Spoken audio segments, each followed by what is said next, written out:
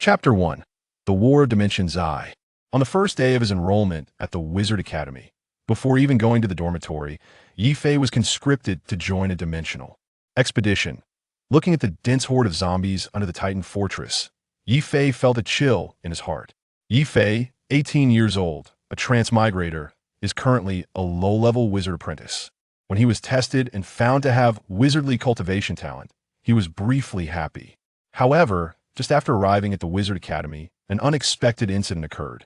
Due to the Vice Dean being engaged in a dimensional development project and being extremely short on personnel, Ye Fei and his fellow new students were taken to fight in another dimension under the guise of a new student trial. New students, no combat power useless. However, wizard apprentices, wizard units, identifiable pilots. Ye Fei was piloting a Gundam. Yes, a Gundam. The Destroyer Type 1 War Golem, a 35-meter-tall war mecha made of a mix of magic and machinery. Its right arm was a massive chainsaw blade, while its left arm was a Hellfire Gatling gun enhanced with sorcery, shooting high-explosive Hellfire orbs. The shoulder-mounted Hive Destruction missiles came with tracking magic, more powerful than tech-guided missiles. This thing is fierce. On the battlefield, it's comparable to a harvester, but it has a flaw. That is, it can only be piloted by wizards. No one else can start it.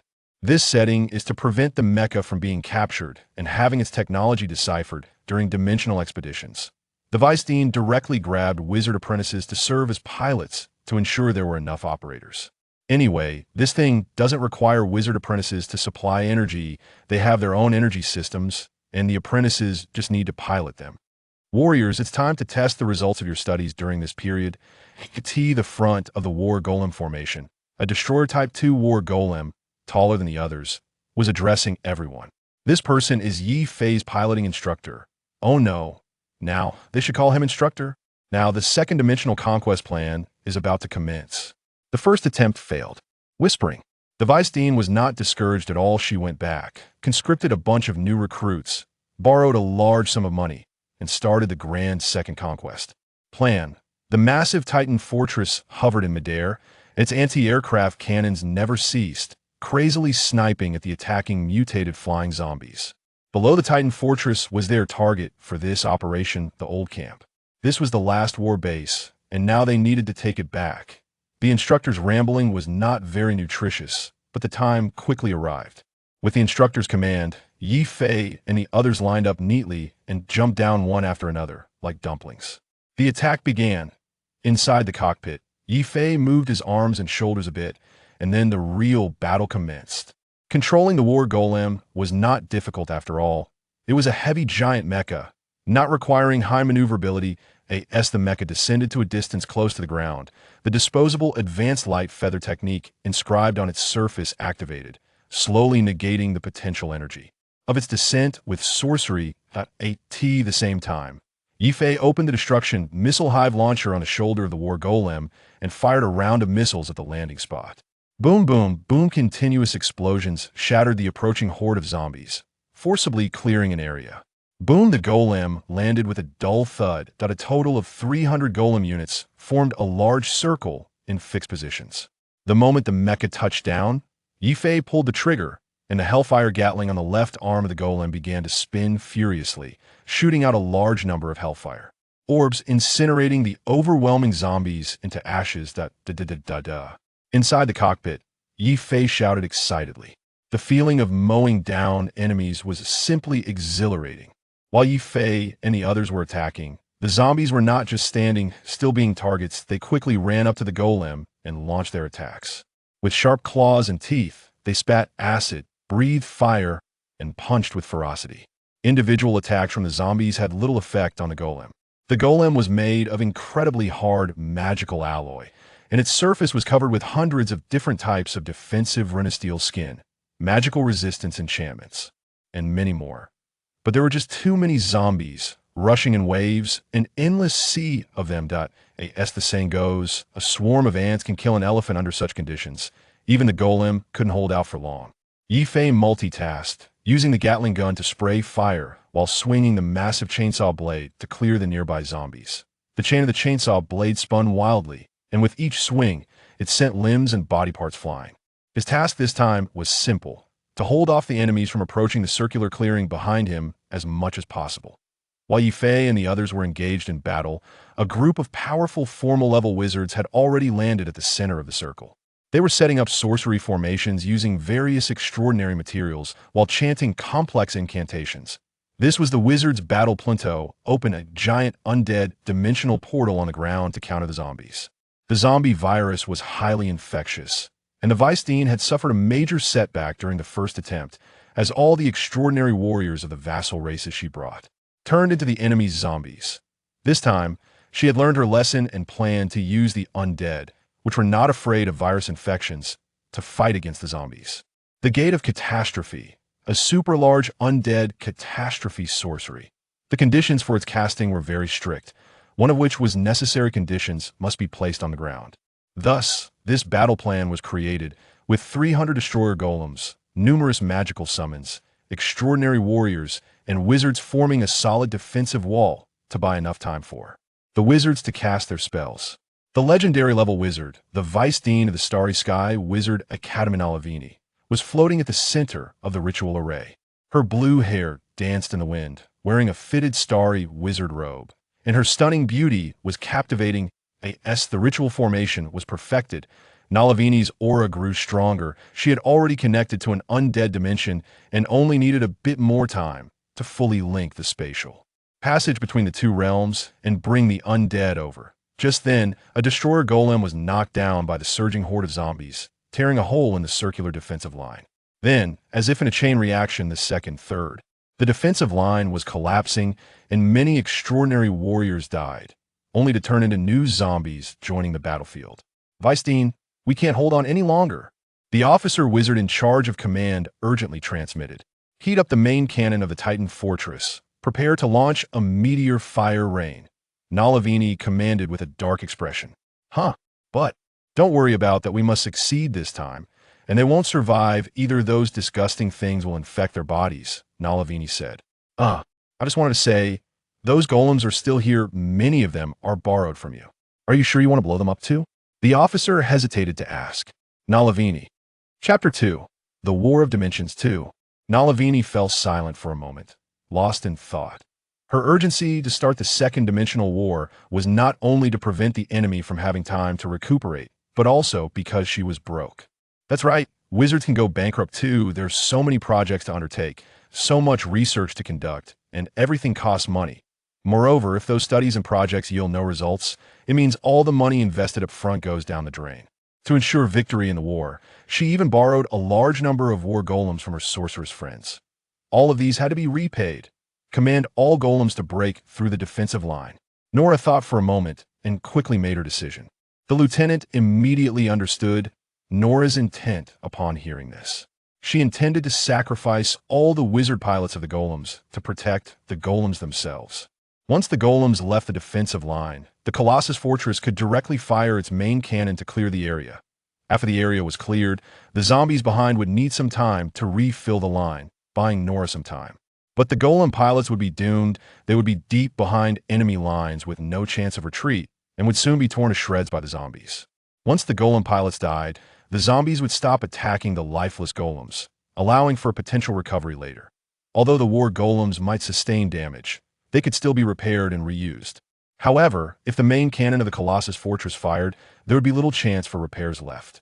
Understood, the lieutenant responded and then ordered the golems, all units, obey orders, launch an attack, and leave the defensive line. Immediately, Ye Fei listened to the commander's order, shocked, and then looked up at the Colossus fortress in the sky. Damn it, they want to treat us as pawns, Ye Fei cursed angrily. But he still obeyed the order, maneuvering the golem to charge forward. Whether to follow the command or not was irrelevant. The fact that the commander could issue such an order meant that the bombardment was already a foregone conclusion. If Ye Fei and the others charged forward, they might be lucky enough to escape the zombies. If they stayed, they would be waiting to be annihilated by the main cannon. Other wizard pilots of the golems or apprentice wizards also realized this point. Charging out offered a chance to survive, while staying behind meant certain death. In an instant, all the golems began to move, reluctantly launching an attack toward the horde of corpses. 117, 119, come over here, let's escape together. Ye Fei shouted to the two nearby war golems using a magical communicator. Ye Fei's golem was numbered 118, while the two adjacent mechs corresponded to the sequential numbers. Okay, let's escape together. A male voice came from the communicator of Golem 117. Got it, responded a cold female voice from Golem 119. Ye Fei said, I'll use the hive destruction missile to clear a safe zone 300 meters to the left. You all move towards that area. Okay, do you still have missiles? Asked Golem 117. Save them, I have a few left. Ye Fei replied, in fact, Ye Fei had deliberately saved 20 of the powerful and costly destruction missiles, planning to secretly keep them for himself after the battle. After all, they could not keep track of how many missiles and ammunition were used, as these were magical creations, not mechas with mounted systems. There were loopholes to exploit. Greed had its advantages. At least now, there was a greater chance of survival. Ye Fei opened the missile control panel, and a magical auxiliary screen appeared before him. He quickly locked onto the target location and launched the destruction missiles to clear the area. Whoosh, whoosh, whoosh. A volley of 20 destruction missiles precisely covered that area, clearing the zombies there. The three golem mechas tacitly covered each other, successfully regrouping at the target location, back to back, ready to face the returning zombies. Warning, Hellfire Gatling weapon energy has been fully depleted. Warning, defense enchantment runes remaining below 5. Warning, the warnings from the golem's armor continue to pop up frantically before Ye Fei's eyes. How much ammo do you have left? Ye Fei asked. None, bro. We're out, came the resigned voice from Golem 117. Me too, the cold female voice from Golem 119 added. We'll have to endure, it's a matter of luck now. Ye Fei gritted his teeth. The three operated their golems, the chainsaw blades in their hands, almost leaving afterimages as countless zombie corpses piled at their feet. On the other side, the main cannon of the Colossus fortress delivered the meteor shower as promised. The fiery meteor shower rained down, like the wrath of a deity, engulfing the entire defensive line along with the rear positions. The explosive flames surged, the earth collapsed and shattered amidst the roaring, ultimately transforming into a searing hell. When the smoke cleared, a stunning sight emerged on the scorched earth. An explosion had forcibly created an island-like rock formation, surrounded by a deep circular pit. At the center, a magical rail appeared due to a small land island buzz. A massive magical halo emanated from the rail, causing countless materials to float and then begin assembling in a fixed pattern to form a giant circular teleportation. Portal, Gate of Calamity, successfully summoned. Nora watched the Gate of Calamity with excitement. Her pale face, due to excessive exertion, had regained some color. Order a retreat. Yes, all troops retreat. The Colossus fortress cast a guiding beam down to the surviving warriors on the inner defensive line, who were the second line of defense and the last survivors. Ye Fei and the others had to retreat to the inner circle to be taken back by the guiding beam. Charge! Ye Fei shouted, maneuvering the war golem to retreat. The other two closely followed, the three fighting side by side, quickly rushing toward the evacuation point. Other surviving golem armors were also retreating inward. Ye Fei used the chainsaw blade of his golem to dispatch a giant zombie blocking their way. Watching as the guiding beam grew fainter and closer, Ye Fei felt anxious. Time was running out, and if they didn't hurry back, they would likely miss the chance to escape. Check the golem's energy. Current remaining energy, 3. After continuous high-intensity combat, the golem's energy was nearly depleted. The heavy body moved slower, and this couldn't continue. With little distance left, the zombies behind seemed to have gone mad, dragging at the legs of the golem. Ye Fei quickly thought of a solution and ultimately came up with a clever idea. 117, 119, watch me operate. Ye Fei shouted into the magical communicator. Ye Fei quickly maneuvered the golem, setting a delayed action. Then he suddenly activated the escape device, launching himself out of the golem. At that moment, the delayed action activated the Gatling gun on the golem's left arm, suddenly raised, and in the instant following Ye Fei's ejection, it flung him towards the inner evacuation point. In midair, Ye Fei activated the flight spell on his combat suit, soaring quickly like a bird toward the inner circle. He was successfully taken by the guiding beam. 117 and 119 followed suit, using the same method to be flung into the air and then activating their flight spells to escape. Behind them, The golem was engulfed by the horde of zombies. Chapter 3 Celebration Banquet and Alliances in the outer space of a zombie planet. A magnificent war fortress quietly floats here. The battle plan has succeeded perfectly, and the gate of calamity has been opened. All that's left is to wait. Wait for the zombies and the undead to fight to the death. The undead will crazily corrupt other planes, turning living planes into undead worlds. The zombie queen will not allow the undead to corrode her world into an undead realm. A fierce battle between the two is inevitable. What the wizards need to do is wait. Wait for them to inflict mutual destruction, and then step in to reap the benefits. When the time comes, they will close the plane passage, and the remaining undead and zombies will be like fish on a chopping board in the giant god fortress banquet hall. To celebrate the strategic victory and quell the dissatisfaction of the surviving wizards, Vice Dean Nora Vanette specially held a grand celebration banquet for everyone. In a corner of the banquet, Ye Fei and two other wizards happily conversed. One was a young man like Ye Fei, with blood-red hair, slightly pale skin, and an enchanting appearance. His name was William, a new apprentice wizard this year, but he was not human. He was a vampire. In the wizarding plane, being a wizard is a very prestigious profession that requires immense talent. This talent is not merely about having strong mental power, as in novels, but rather a special rule-based talent.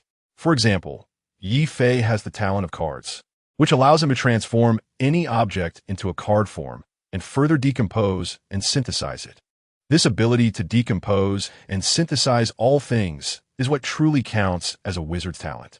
On the other side sat an elegant elf, beautiful, graceful, with pale skin and an excellent figure. She was a high-level wizard apprentice named Silver Alice, with a particularly long name. The two of them were comrades who had shared hardships with Ye Fei before. William was number 117, and Silver Alice was the aloof girl with the number 119. The three gathered to chat, thus getting to know each other a bit. By the way, Ye Fei, what do you plan to do next? William asked gracefully as he took a sip of blood.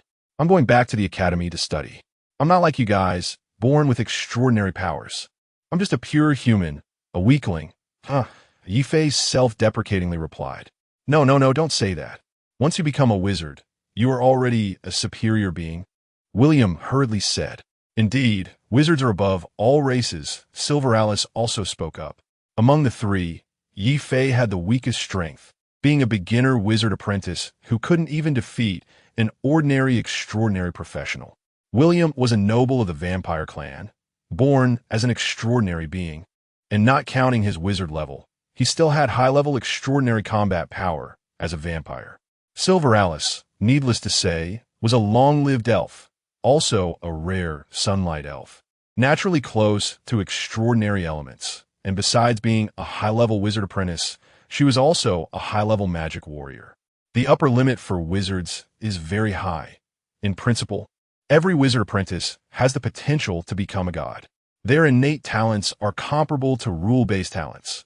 As long as they grow, they can become the next generation of deities.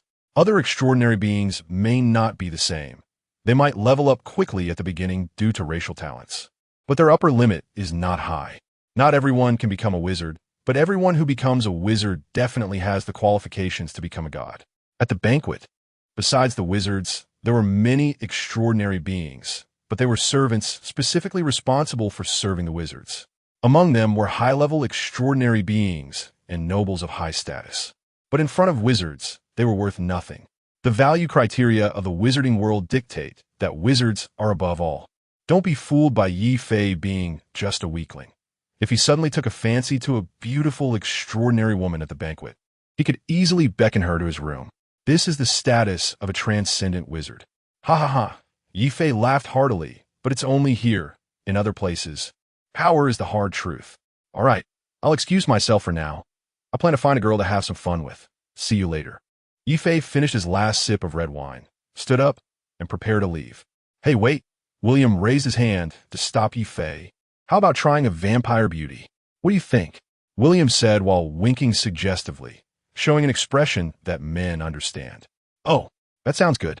But I need to see the version first. Ye Fei became interested and sat back down to discuss with William.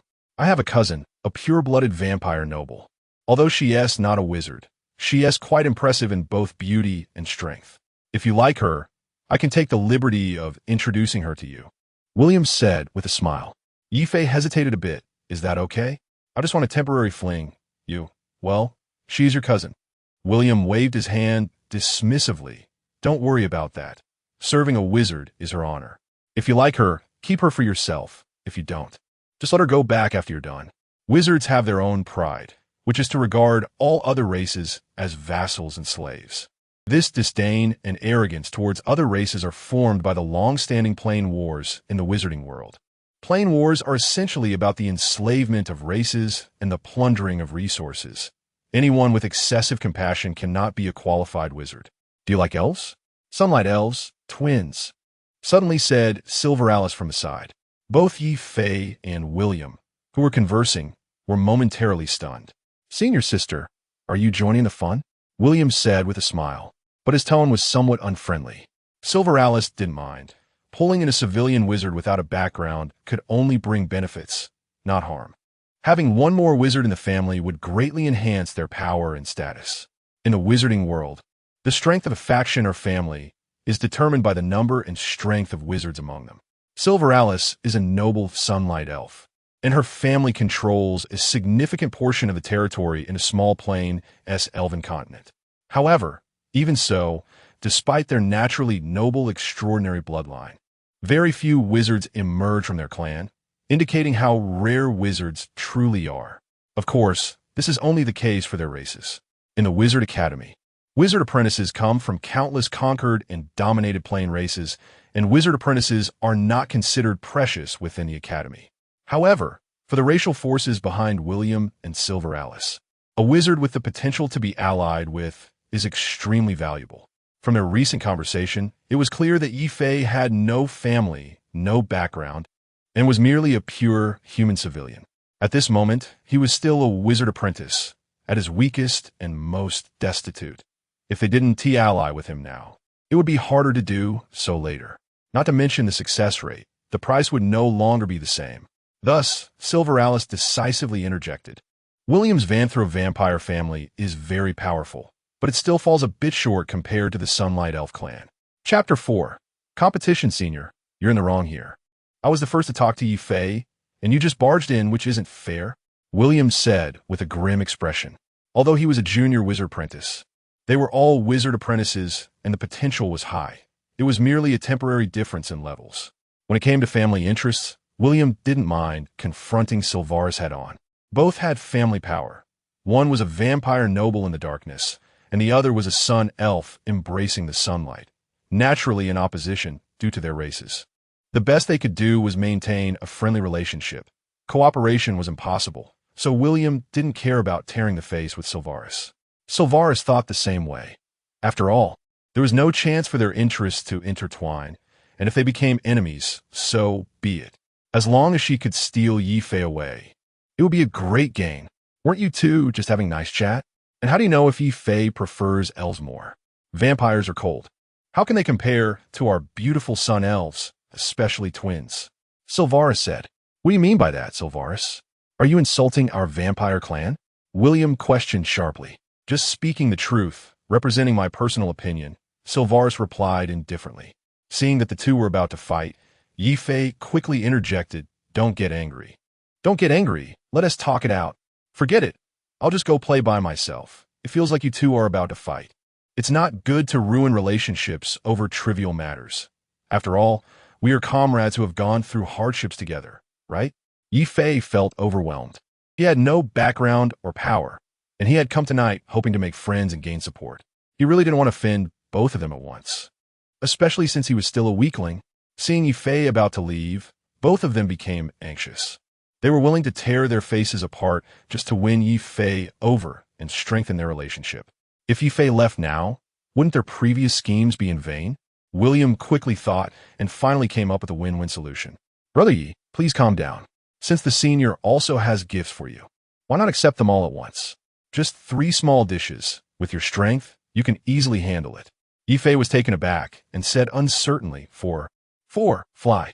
Upon hearing this, Silveralis thought for a moment and realized this was the only option left. After all, She had to send 2 women to Ye Fei's room tonight. If she could make Ye Fei happy and win him over, the first step in her plan would be successful. No man could resist the allure of a whispering companion, and if those twins could persuade him, it was very likely he would join her camp. That's right, it's just 3 women after all. Besides, our son Elf Clan produces all kinds of potions.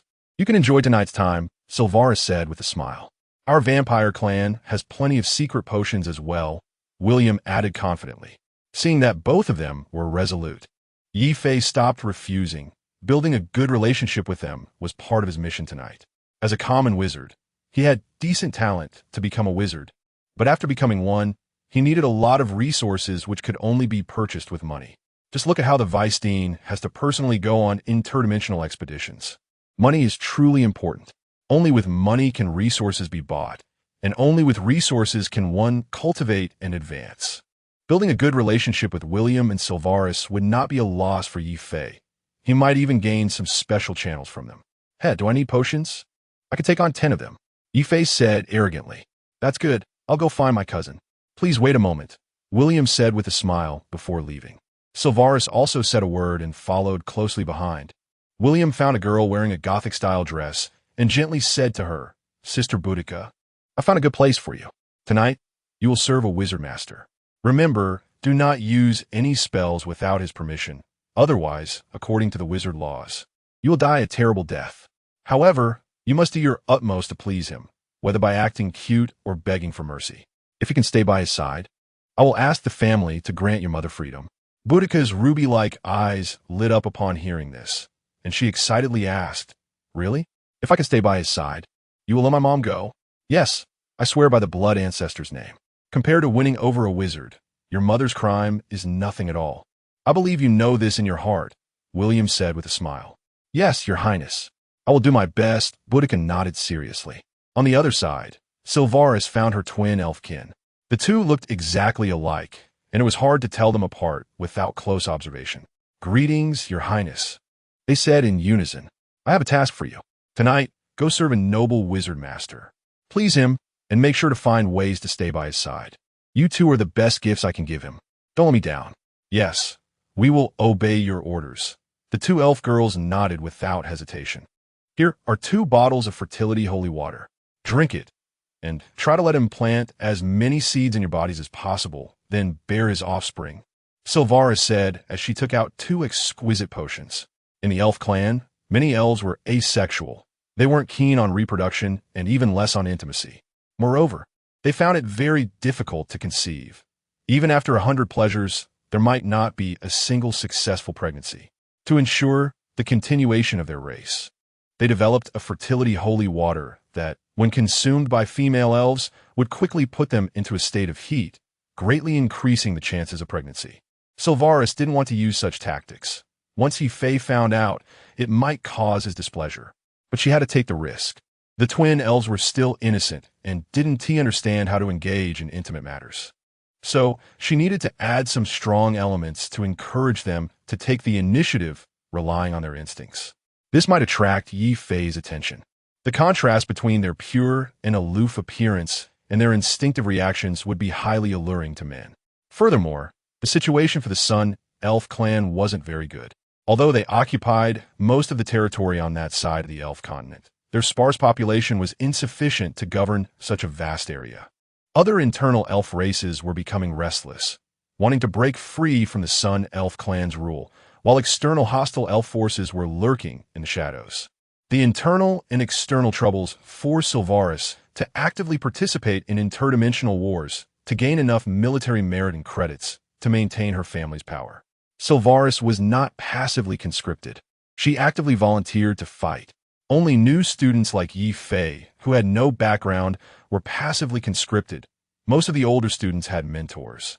The Vice Dean didn't dare to use them as cannon fodder because offending other wizard mentors would be unwise and counterproductive. Chapter 5, Boudica in the room. Ye Fei was taking in the 3 beautiful girls in front of him. The vampire lowly, around 1.55 meters tall, had dark red hair and cold porcelain-like pale skin that was almost transparent, with faint bluish veins visible beneath. Her large, round eyes had deep red pupils that shimmered with a blood crystal-like allure. A small smile revealed two adorable canine teeth, and the corners of her mouth carried a hint of a pleasing smile. She wore a gothic lace dress in black and dark red, which seemed dark and oppressive, but looked very cute on her.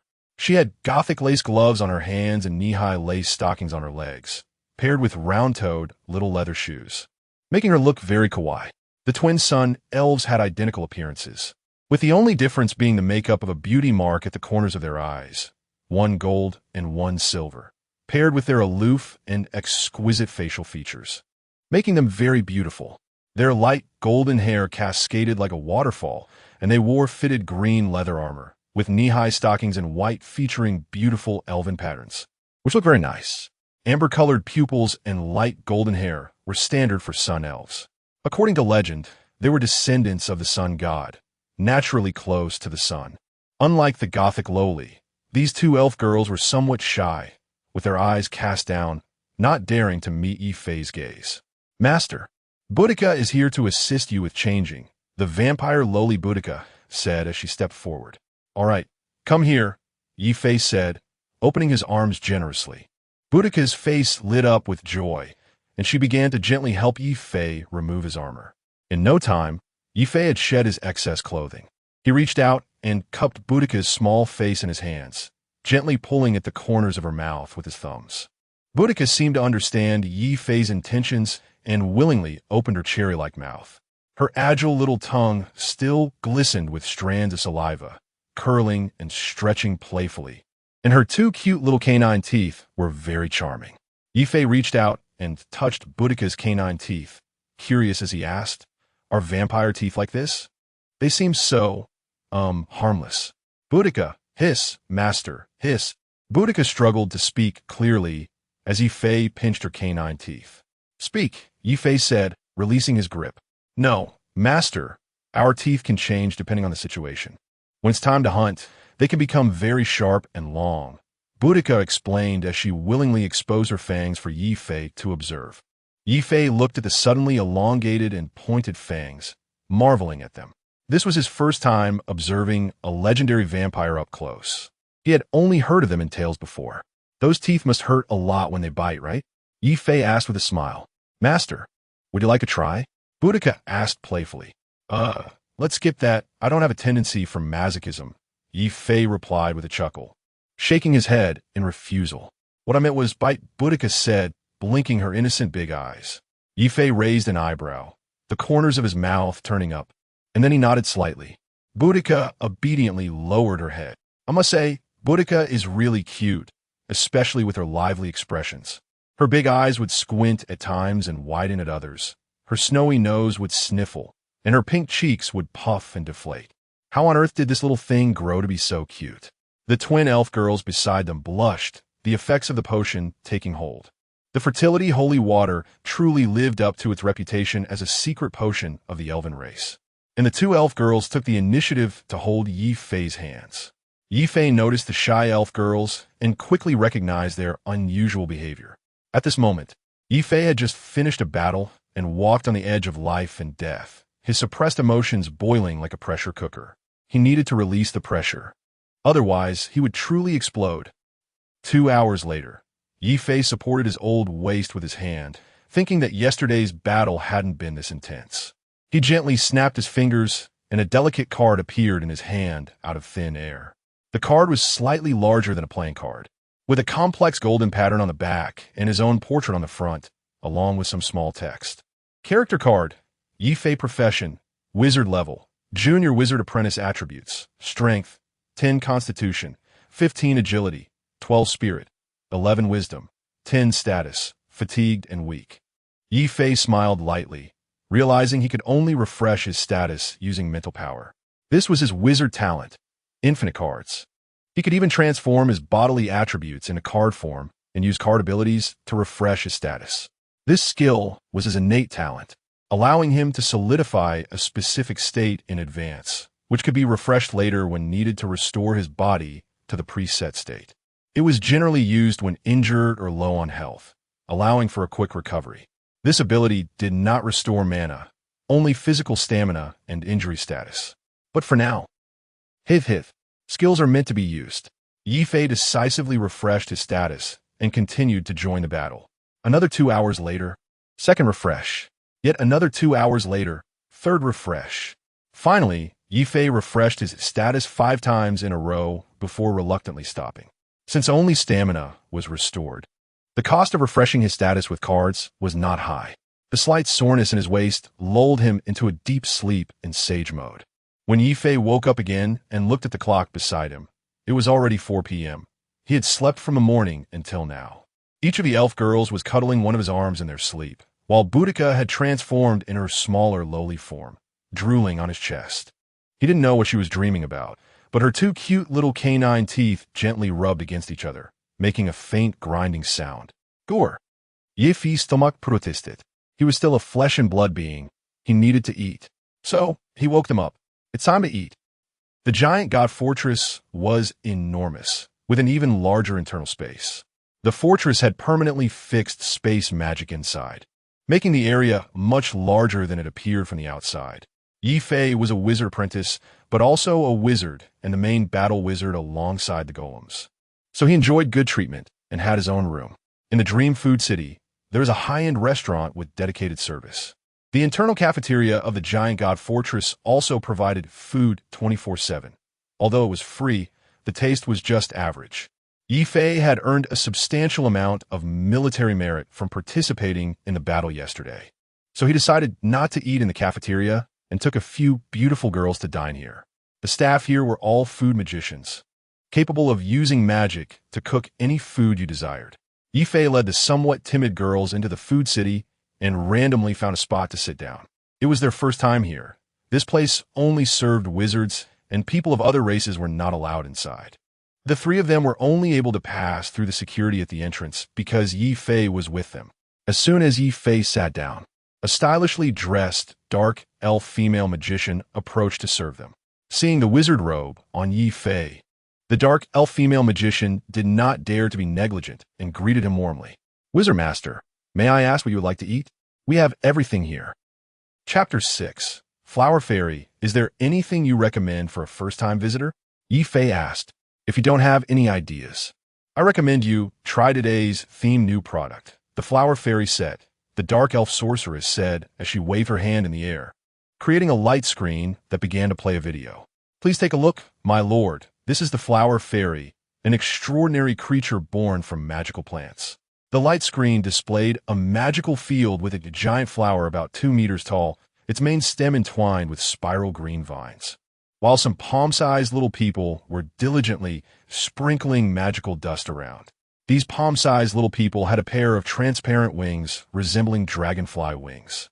They had the typical appearance of elven females, with pointed ears and a petite, cute figure, looking as exquisite and beautiful as Barbie dolls.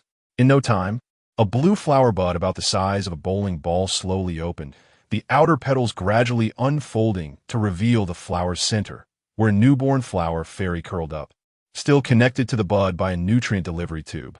My lord, this is the Flower Fairy. They are born from plants, feeding on petals and drinking dew, naturally exuding a floral fragrance. The dark elf sorceress changed the content on the light screen to show scenes from the kitchen slaughterhouse. The culinary sorcerers grabbed the flower fairies from their cages, magically securing them on the chopping board, raising a shiny silver meat cleaver. Snap. Ye Fei watched the slaughter scene, feeling a mix of enjoyment and regret, reminiscent of watching videos of Pokemon being slaughtered in his previous life. Forget it, I can't eat this. Just give me a menu. Ye Fei ultimately refused. Although these little creatures were not human, eating humanoid beings felt a bit off. Ye Fei quickly ordered over a dozen dishes and even specially ordered a blood banquet for Boudica. That'll be it. By the way, do you have any live flower fairies? I want to buy one to study. Of course, my lord. Please wait a moment while I bring a live one for you to choose from. Before long, the dark elf sorceress returned with a huge cage filled with numerous flower fairies. These flower fairies had different appearances based on their flower varieties. Jasmine's freshness, rose's thorns, lily's purity. My lord, 500 battle merits each. Pick as you like. Ye Fei took out his identity badge from his clothes. This badge belonged to the Sorcerer's Academy and recorded his battle merits and credits. Starry Skies Sorcerers Academy student. Ye Fei department. None credits. 500 battle merits. 31237 from the battle 2 days ago. Ye Fei had accumulated a substantial amount of battle merits by slaughtering zombies using a war golem. Can they reproduce? Ye Fei asked. My lord, they reproduce asexually. You can buy just one, but the conditions for reproduction are very harsh. You need to establish a magical garden for them in your microcosm. They will cultivate magical fairy flowers and breed offspring themselves. Besides that, they are social creatures. If they feel too lonely, they will self-destruct. So, I recommend you buy several. It will be easier when they cultivate magical fairy flowers. Ye Fei looked at the dark elf sorceress's smiling face and felt she had ulterior motives. How long can these little things live? The dark elf sorceress was taken aback and then awkwardly replied, These flower fairies are short-lived, extraordinary beings. They can live up to 7 years at most. I don't want to hear nonsense. What's the average lifespan? Ye Fei rolled his eyes and asked. 3 years. The dark elf sorceress said sheepishly. TSK, 3 years, what use is that? Starting at 500 battle merits, Ye Fei scoffed. He was curious about buying one to study, but he wasn't a fool. Killing a 0-level zombie only gives 1 battle merit, and a 1-level zombie gives 100 battle merits. God knows how many I've killed to accumulate that little merit. I still need to use these merits to exchange for various spells and training resources. This is a high-level sorcerer's consignment in the culinary city. This is the price he set, and we have no authority to interfere, the dark elf sorceress said apologetically. However, that sorcerer instructed that if a customer buys more than 10 at once, they can get a maximum discount of 50. If you like, I can negotiate a 50 discount for you. Ye Fei looked speechlessly at the dark elf sorceress. This was clearly a bundled sale. Fine, then bring me 10. In the end, Ye Fei chose 5 pairs of different types of flower fairies. Jasmine flower fairies, rose flower fairies, violet flower fairies, carnation flower fairies, and lily flower fairies. Ye Fei spent 2,500 battle merits in one go, a luxurious expenditure that left Boudica and the 2 twin elven girls nearby secretly astonished. Please deliver them to my room. That won't be a problem, right? Rest assured, my lord, we will deliver them to your room safely. Ye Fei nodded and then called the girls to start eating. By the way, last night we got to know each other quite quickly, but I still don't know your names. Ye Fei said with a smile to the 2 twin elven girls. I'm Lucy, the younger sister, said the elven girl with silver tear mole makeup on her face. I'm Luna, the older sister, said the other with golden tear mole makeup. I'm Ye Fei. It's a pleasure to spend a delightful night with you. The food is average. Let us just eat it. After we finish, everyone can go their separate ways. If fate allows, we shall meet again. Ye Fei said politely with a smile. Upon hearing this, the 3 immediately became anxious, forgetting about the delicious food and looking at Ye Fei with pleading eyes. Brother, am I not being good? Please don't chase me away, okay? Boudica pouted. We don't want to leave either. We want to stay by your side and serve you. Yes, yes, my lord. Please take us in. We can serve you. Ye Fei looked at the pitifully pouting Boudica, and the sorrowful twin elven sisters smiled, but did not agree. Indeed, Boudica was very charming, able to switch forms freely, both cute and alluring. The elven sisters were twins, plus the combination of the little white tiger. However, both Boudica and the elven sisters were stronger than Ye Fei. They possessed mid-level extraordinary combat abilities. Sorcerers are ranked from low to high as sorcerer apprentices, junior sorcerers, intermediate sorcerers, senior sorcerers, lord sorcerers, king sorcerers, legendary sorcerers, dominator sorcerers, domain sorcerers, and demigods. This corresponds to extraordinary creatures or extraordinary beings from levels 0 to 9. Boudica and the twin sisters Lucy and Luna were both level 2 extraordinary beings, equivalent to the level of intermediate sorcerers. However, because sorcerers generally have stronger combat abilities, a level 2 mid-level extraordinary being might not be able to defeat a level 1 junior sorcerer. Ye Fei was very clear about his position as a newly joined junior sorcerer apprentice, equivalent to a level 0 extraordinary being. He was not accustomed to having threats he could not fully control around him. A gentleman does not stand under a dangerous wall. Chapter 7. The path of the wizard. Ye Fei stood next to the logistics office, holding his identity card. contemplating what to exchange for. To be honest, he was still a freshman with very limited exposure to wizard knowledge, having not attended a single class yet. The meditation method he was currently using was the most common version. Due to his limited experience, he had yet to consider his promotion path, so he could only start by exchanging for some books on wizard knowledge to study and reference. Soon, Ye Fei exchanged several books related to wizard knowledge from the logistics office, including the Wizard's Calendar, the 5 Paths of the Wizard, and the book every freshman should read. The Wizard's Calendar was similar to a history book documenting the origins of wizards. Originally, wizards were called truth scholars. They pursued truth, dissected it, and mastered it, possessing an unimaginable understanding of the rules governing the world. Truth was equivalent to law. The lifelong pursuit of truth scholars was to deconstruct the laws of the universe and gain insight into cosmic truths.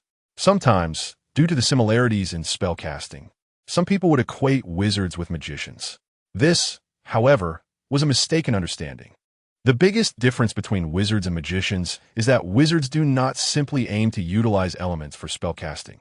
Instead, they seek to understand the essence of elements and then control them. Magicians are more about communicating with elements, using spells to please them and have them assist in casting spells. To some extent, wizards are more like scholars, passionate about research and eager to open new classrooms. They're extremely enthusiastic about the unknown knowledge in their paths. In the world of wizards, the principles of equivalent exchange and the pricelessness of knowledge are very important. From this book, Ye Fei learned an important principle for interacting with other wizards: respect for knowledge. Later, a powerful figure emerged among the truth scholars. He comprehended the truth and became a deity, calling himself the wizard god. Gradually, the title of truth scholar was changed to wizard. After countless years of evolution, wizards became a powerful profession combining scholars and magicians. However, wizards are essentially still scholars, scholars in pursuit of truth. Ye Fei opened the next book, The 5 Paths of the Wizard. The 5 paths of wizards are element, soul, flesh and blood, mystery, and abyss. Element. Wizards who are keen on exploring the rules of elements, human-shaped artillery. The most lethal type of wizards are closer to magicians. Soul. Wizards who major in soul studies, abandon their physical forms, and focus on the realm of the soul. Flesh and blood. Wizards who are passionate about modifying bodies and creating forbidden creatures. Their image is somewhat similar to the mad scientists shouting evolution supremacy in certain sci-fi movies. Mystery. Curses, toxins, corruption, machinery. This is a garbage bin category where all research not belonging to the other 4 paths is thrown. Abyss. An emerging path that did not exist before, associated with elements from the abyss world, also known as apocalypse, demons, descent, etc. The professions that stem from the 5 paths are countless: elemental wizard, abyss wizard, mechanical wizard, cursing wizard, undead wizard, warlock wizard. Ye Fei closed the book, marveling. Amazing. The wizarding world is indeed wondrous. He had a pretty good understanding of the advancement paths of wizards and had an impression of the 5 paths. Next, he looked at the book every freshman should read. This book was quite magical. It was a biography written by a wizard based on his personal experiences, detailing all the pitfalls he encountered during his freshman period for the reference of other freshmen. The summarized advice included the following points. First, if unsure which path to choose, try learning all of them and focus on the one you like. There is no superiority among the 5 paths. The strength depends entirely on personal comprehension. Second, find a mentor, find a mentor, find a mentor.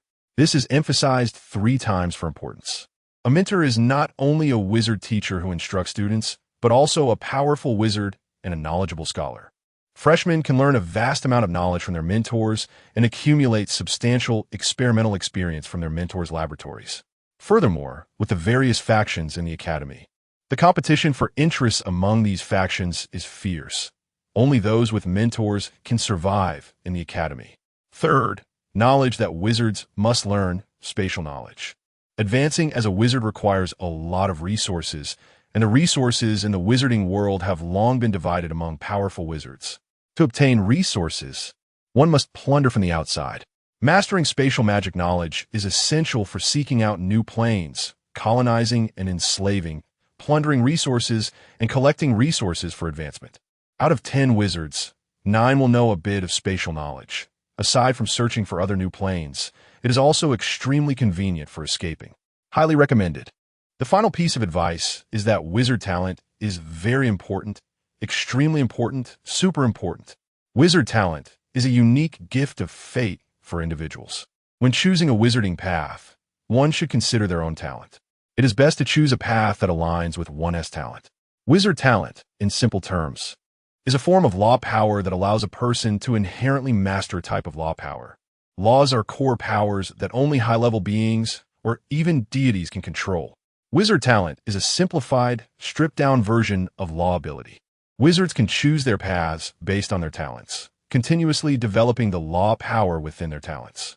This is a direct path to becoming a deity. This is also a crucial reason why wizards hold such high status.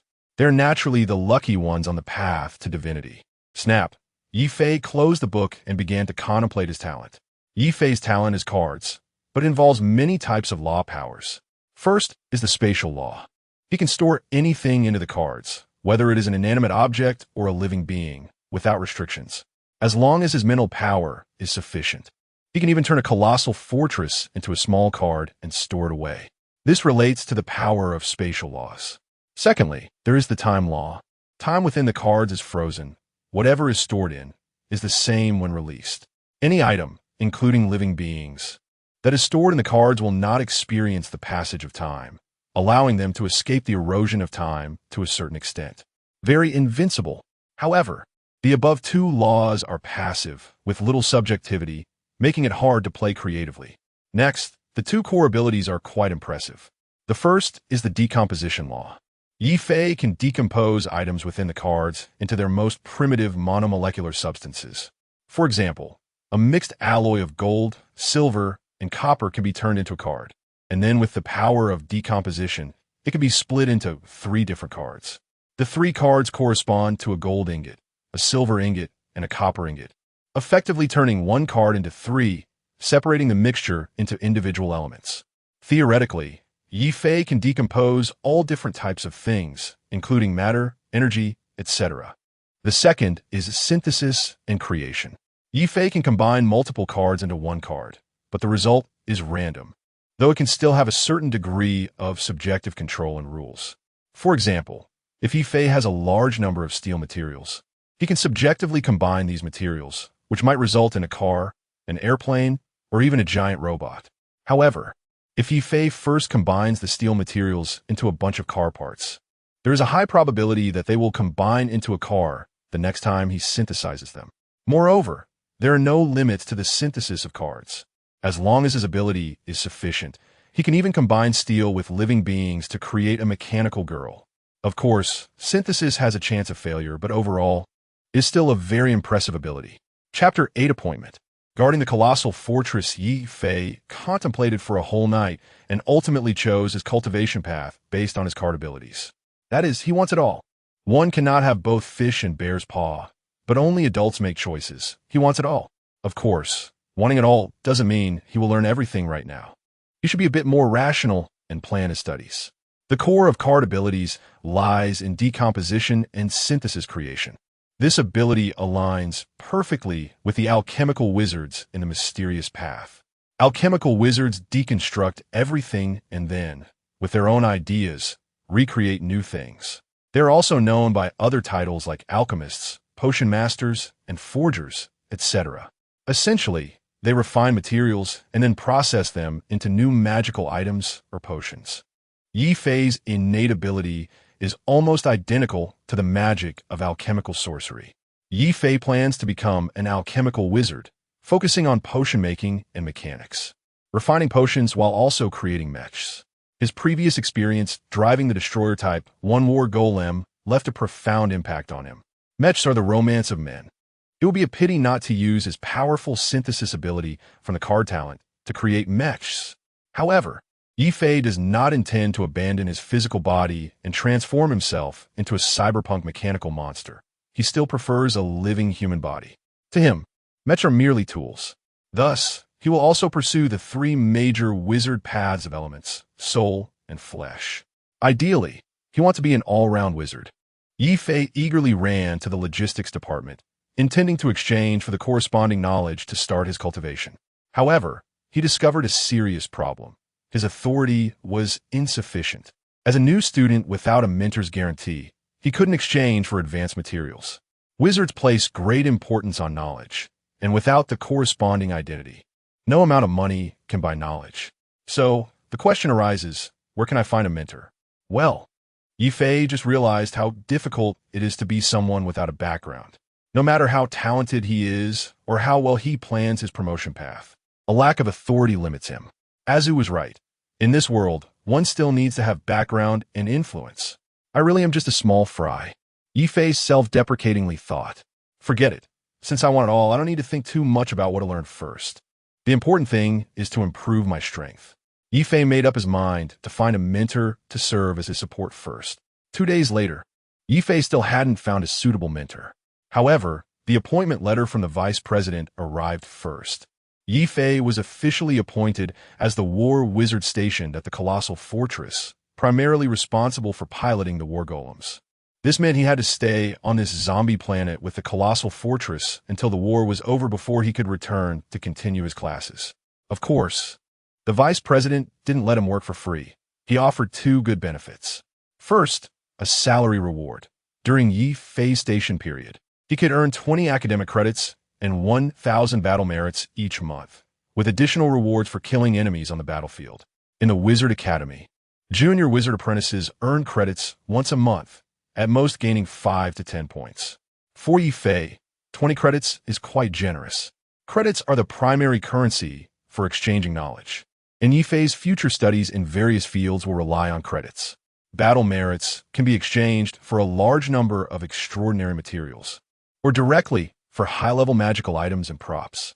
Second, the vice president directly assigned Ye Fei a wizard mentor. From then on, Ye Fei would study under that mentor, which effectively forced him into a specific cultivation direction against his will. However, Ye Fei was not dissatisfied. In fact, he was somewhat happy, because his mentor was an alchemical wizard proficient in alchemy and mechanics. Ye Fei's main task from now on would be to learn how to repair war golems with that mentor. This aligned perfectly with Ye Fei's own promotion plan. Sorry, Vice President, I misjudged you. You really are a good person. If Ye Fei had to find a mentor on his own, he might not have succeeded, as mentors don't casually accept students. Even if he was lucky enough to be accepted, Ye Fei would have to work in the mentor's laboratory for years as an assistant while learning. Now, he could directly learn the most professional knowledge right from the start. It was simply fantastic. In the dreamy food city, Ye Fei met with William and the others again. This was a farewell. Among the 3, only Ye Fei was left behind. The reason was simple. He had no background, and the vice president could command him at will. William came from a powerful vampire family, and his family had a strong wizard who could apply to bring him back. As for Sylvalise, she already had a mentor. She came to earn credits and could leave freely now that she had earned enough. In the zombie dimension, zombies and undead were engaged in a fierce battle, and it was hard to determine a winner for the time being. The colossal fortress still needed to remain stationed there, waiting for the right opportunity to launch another attack. The war between dimensions is not something that can be resolved overnight. It often takes a long time. Brother Yi, I'm going back. I don't have much to leave you, but I'll leave Boudica with you. At least she can warm your bed, William said with a smile, pulling out Boudica from behind him. Ye Fei hesitated for a moment before agreeing to this proposal. He had thought he could return to the Wizard Academy, but the situation there was still uncertain, and he didn't want to leave a potential threat by his side. However, he was now destined to serve at the colossal fortress, where his identity and status would be secured, and he wouldn't fear Boudica being detrimental to him. Then, thank you, Brother William, for your generosity. If you need my help in the future, just ask. I will definitely assist you, Ye Fei said earnestly. This was actually a polite remark. Whether he would help later was still uncertain. Ye Fei was not someone who could be easily bought with a woman. William was waiting for Ye Fei's words and was overjoyed immediately. He knew this was just a polite remark, but relationships are built little by little. Owing a little favor this time, another next time, accumulating bit by bit, and eventually one becomes part of their circle. As for the cost, it was just a family member of little value. Being able to win over a wizard was a huge profit. On the other side, Sylvalise was not to be outdone. She pulled out her twin elven girlkin, glaring fiercely at Ye Fei, as if to say he either accept her or they would fall out. Ye Fei happily accepted them all, while also assuring Sylvalise that if he needed his help in the future, she could just ask. After this meal, everyone was very happy. Ye Fei received gifts, while William and Sylvalise gained favor. Chapter 9. Half a year later, inside the Colossus Fortress. Teacher, how do you feel? Is it comfortable? Ye Fei attentively massaged the shoulders of a voluptuous red-haired beauty. Not bad. Sindel closed her eyes and said, enjoying the moment. Sindel, a high-level wizard who specialized in alchemy and mechanics, was the mentor assigned to Ye Fei by the Vice Dean. Sindel was a stunning beauty, standing at 178 meters with a fiery figure and a head of curly red hair, radiating an explosive charm like a red chili pepper. How much have you learned from the zero-ring sorcery compendium I gave you? Sindel asked. Reporting to the teacher, I've completed it all. Please give me your guidance. Ye Fei replied respectfully. Learned it all? Sindel opened her eyes in surprise and looked at him. I remember you've only been studying for less than half a year, right? You've learned all 1,000 spells? Well, although it's been half a year, I really did my best. After all, there are too many spell model circuits, and learning them one by one takes time, Ye Fei said, scratching his head awkwardly. Sindel, show me a spell. Acidic liquid. Ye Fei raised his hand and instantly cast acidic liquid. A ball of green acidic liquid the size of a bowling ball condensed in his hand and was quickly flung towards the nearby destroyer type, one war golem, hitting its shell accurately. Sizzle the acidic liquid was met with the magical resistance runes on the shell, producing a sizzling sound. Sindel was stunned. The difficulty of acidic liquid wasn't high. It was considered a medium difficulty spell in the zero-ring sorcery. But casting it instantly was a bit outrageous. Teacher, how was it? Did I do well? Ye Fei asked eagerly. How did you manage to cast it instantly? Sindel asked in astonishment. It's not difficult. You just need to practice a few times, Ye Fei said nonchalantly. Sindel, LLL, with your talent for learning sorcery, it would be a pity not to become an elemental wizard. Ye Fei, oh no, I want to stay by your side to learn. Sindel was pleased with Ye Fei's attitude and decided to give him a sweet deal. Since you now have a certain level of self-defense ability, I'll take you to see the world in a few days. Ye Fei was overjoyed and quickly asked, Teacher, what good thing is it? Well, I discussed an opportunity to earn some extra money with 2 other wizard friends. I'll take you with me in a few days, Sindel replied. What opportunity? What opportunity? Ye Fei asked excitedly. He had spent half a year at the fortress, learning every day, and he was almost going crazy. His biggest entertainment each day was going home to ask Boudica and the others for hugs and kisses. Sindel explained the situation briefly. The zombie planet was vast and not a single complete continental plate. It was divided into 4 large continental plates and many large islands. One of Sindel's wizard friends, a fire element wizard, had found a live volcano on a large island using the Colossus Fortress's space probe. In the volcano, he unexpectedly discovered a lava crystal mine. Lava crystal mines, formed under high-temperature volcanic environments, are high-density fire energy crystals with various uses and significant value.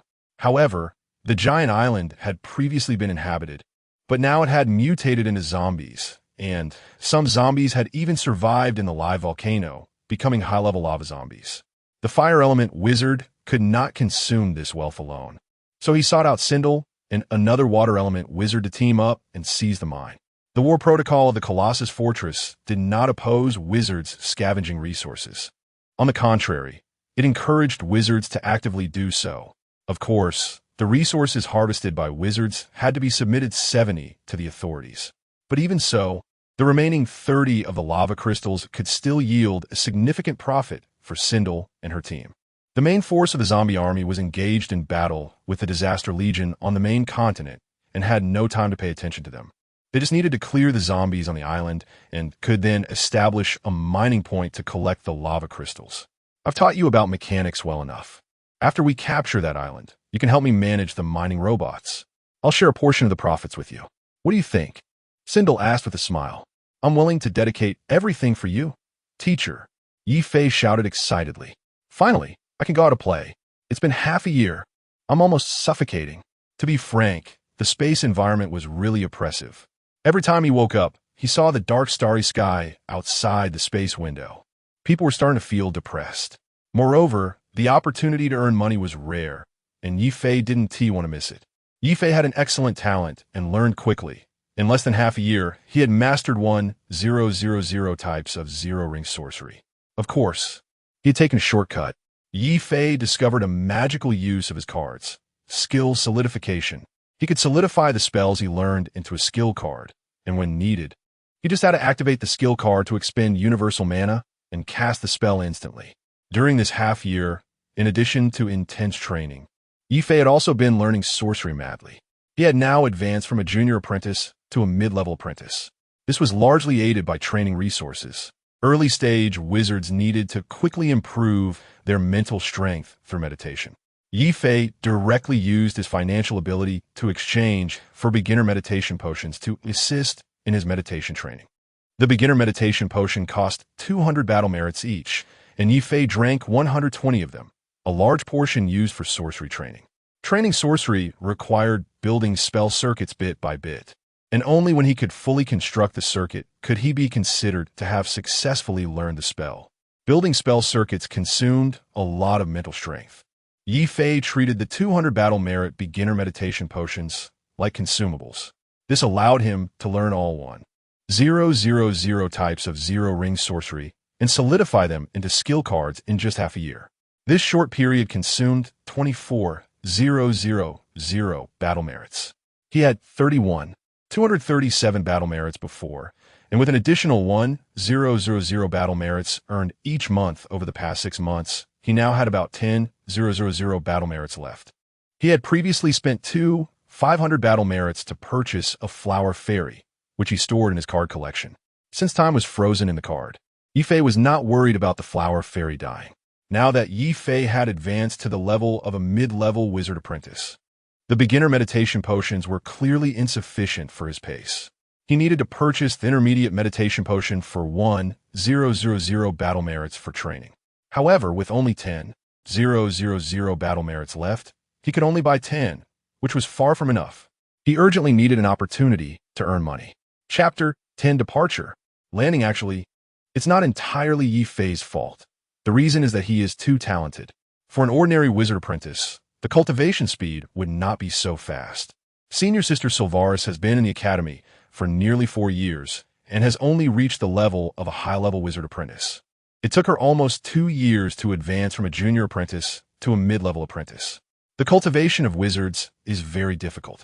They need to spend a lot of time meditating, constantly using meditation techniques to strengthen their mental power. The process of upgrading from a junior apprentice to a high-level apprentice is essentially a process of continuously enhancing mental power. Once they reach the high-level apprentice stage, they need to start constructing their own mental world system until they forcibly open up a mental space with powerful mental power. Only then can they become an official wizard. After becoming an official wizard, mental power remains the primary cultivation goal, but it is not the only one. Wizards also need to refine their own wizard systems based on their circumstances. For example, Sindel, who practices alchemical magic, needs to continuously improve her mental power and strengthen her soul, but she also needs to cultivate powerful alchemical power. This power is an external energy, similar to a magician's mana, and does not belong to mental power. Alchemical power has strong decomposition and synthesis abilities, assisting wizards in breaking down and synthesizing materials. Ye Fei's card talent ability is quite similar to this power, but Ye Fei's ability is stronger and more abnormal, as it is his innate law. 1 level higher than ordinary alchemical power. Mental power is the core strength of wizards, but it is not the only power. Ye Fei's current situation is that his extraordinary talent has led to an overly fast cultivation speed, but his resources cannot keep up with his cultivation consumption. Therefore, he needs to make money. 5 days later, a small magical shuttle flew out of the giant god fortress and headed towards the zombie planet. After 2 hours of flight, the magical shuttle finally found a suitable landing spot after flying a long circle. As soon as the shuttle landed, a large group of people walked down from the spaceship. Leading the group were 2 women and 1 man, followed by dozens of others. Among them were Ye Fei, Boudica, and the two sisters, Lucy Luna. Boudica and her two companions were all mid-level extraordinary beings, so Ye Fei brought them along as bodyguards against the second-tier zombies. After half a year of getting along, Ye Fei had developed a bit of trust in the three women. The three leaders were the main combat force for this mission: the high-level fire element wizard, Jihu, the high-level water element wizard, Zhao Feishue, and lastly, the high-level alchemical wizard Sindel. What surprised Ye Fei was that the high-level water element wizard was also an Eastern person with yellow skin. From her name, Ye Fei deduced that she came from a plane with Eastern culture. This universe is vast, and there are many planes conquered by wizards, including some small planes resembling Eastern cultures. Zhao Feishue clearly came from a plane where Eastern culture was prevalent. There is nothing surprising about this. Ye Fei himself is an Eastern person from an Eastern cultural plane. The two could be considered half hometowns. Wizards are not necessarily Westerners. They might not even be human. Their inclusiveness is strong. As long as you have talent, they don't care which race you come from. Elves, orcs, vampires, demons, and even goblins, all are welcome as long as you have talent. As soon as they landed, Wizard Ji, who unleashed his full power, killing zombies left and right, turning them into ashes. Ji, who is a wizard specialized in fire elements and flesh transformation. He has transformed himself into a furry humanoid tiger emitting flames, hence the name Jihu. Ye Fei looked at the 3-meter-tall, flaming tiger man with a sense of admiration. This is a ruthless person who managed to transform himself into a non-human form to gain powerful strength. Sindel casually stored the magical shuttle behind her into her portable miniature plane. Sindel is an expert in alchemy and mechanics, responsible for piloting and maintaining the magical shuttle. After Jihu eliminated the surrounding zombies, everyone gathered to discuss tactics. Sindel raised her hand to create a giant projection of a map of the island. The island is neither too big nor too small, resembling the cherry blossom country of his previous life, in an irregular elongated shape running east to west. Their current position is near the western part, with an active volcano containing lava crystal mines located at the far west of the island. According to the previously agreed plan, I will lead my people to the west, while you two go east to clear the zombies on the island. After killing all the zombies, we will meet at the volcano, Sindel said. Her main task is to establish a mining point and then create mining robots for mining.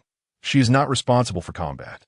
The cities in the east will be handled by Jihu and Zhao Feishue, while the scattered zombies in the west will be dealt with by Sindel. I have no objections, Zhao Feishue nodded. Okay, it's settled. Let us set off and kill those zombies, Jihu shouted excitedly, full of fighting spirit. Be careful. Don't be careless. With so many zombies, there may be special individuals. Don't let your guard down, Sindel reminded. Rest assured, if I can't fight back, can I run away? Jihu said nonchalantly. Sindel rolled her eyes at this and didn't say anything further. After the task distribution was complete, everyone dispersed to carry out their missions.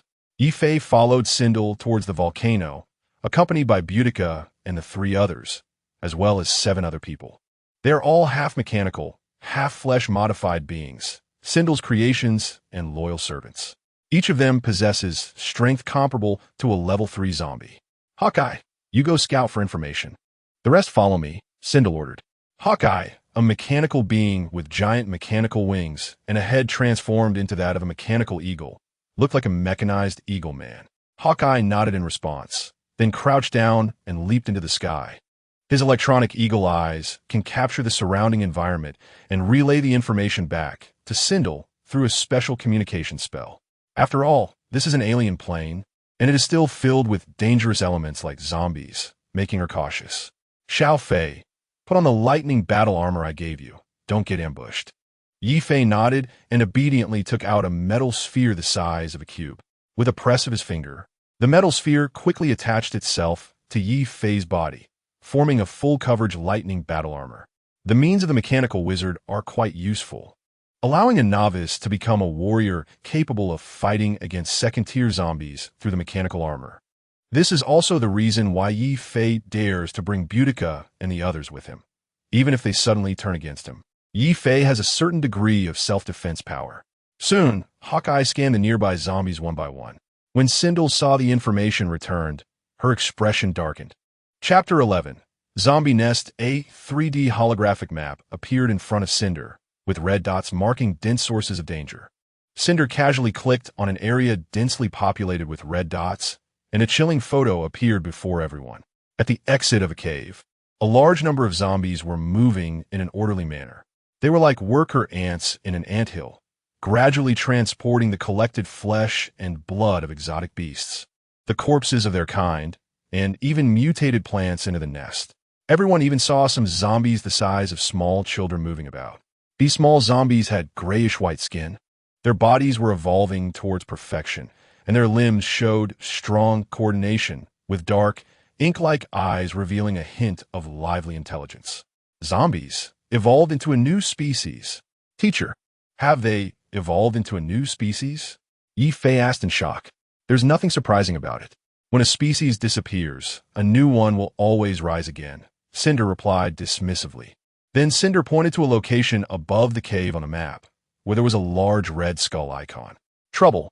A nest has appeared here, with at least one mother zombie whose strength is close to that of a high-level wizard.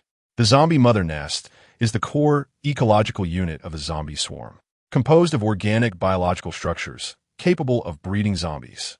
Inside every zombie mother nest, there's a zombie king and a zombie queen. The zombie queen assists in breeding zombies, is large in size, and excels in mental control to manipulate zombies. She is also the highest authority in the zombie nest, possessing the ability to command the zombie swarm. The zombie king, a pure warrior, possesses strength above level 3, is powerful and highly intelligent. Born to protect the zombie queen, he is usually carefully nurtured by her, and they share a deep bond as both mother and child as well as partners.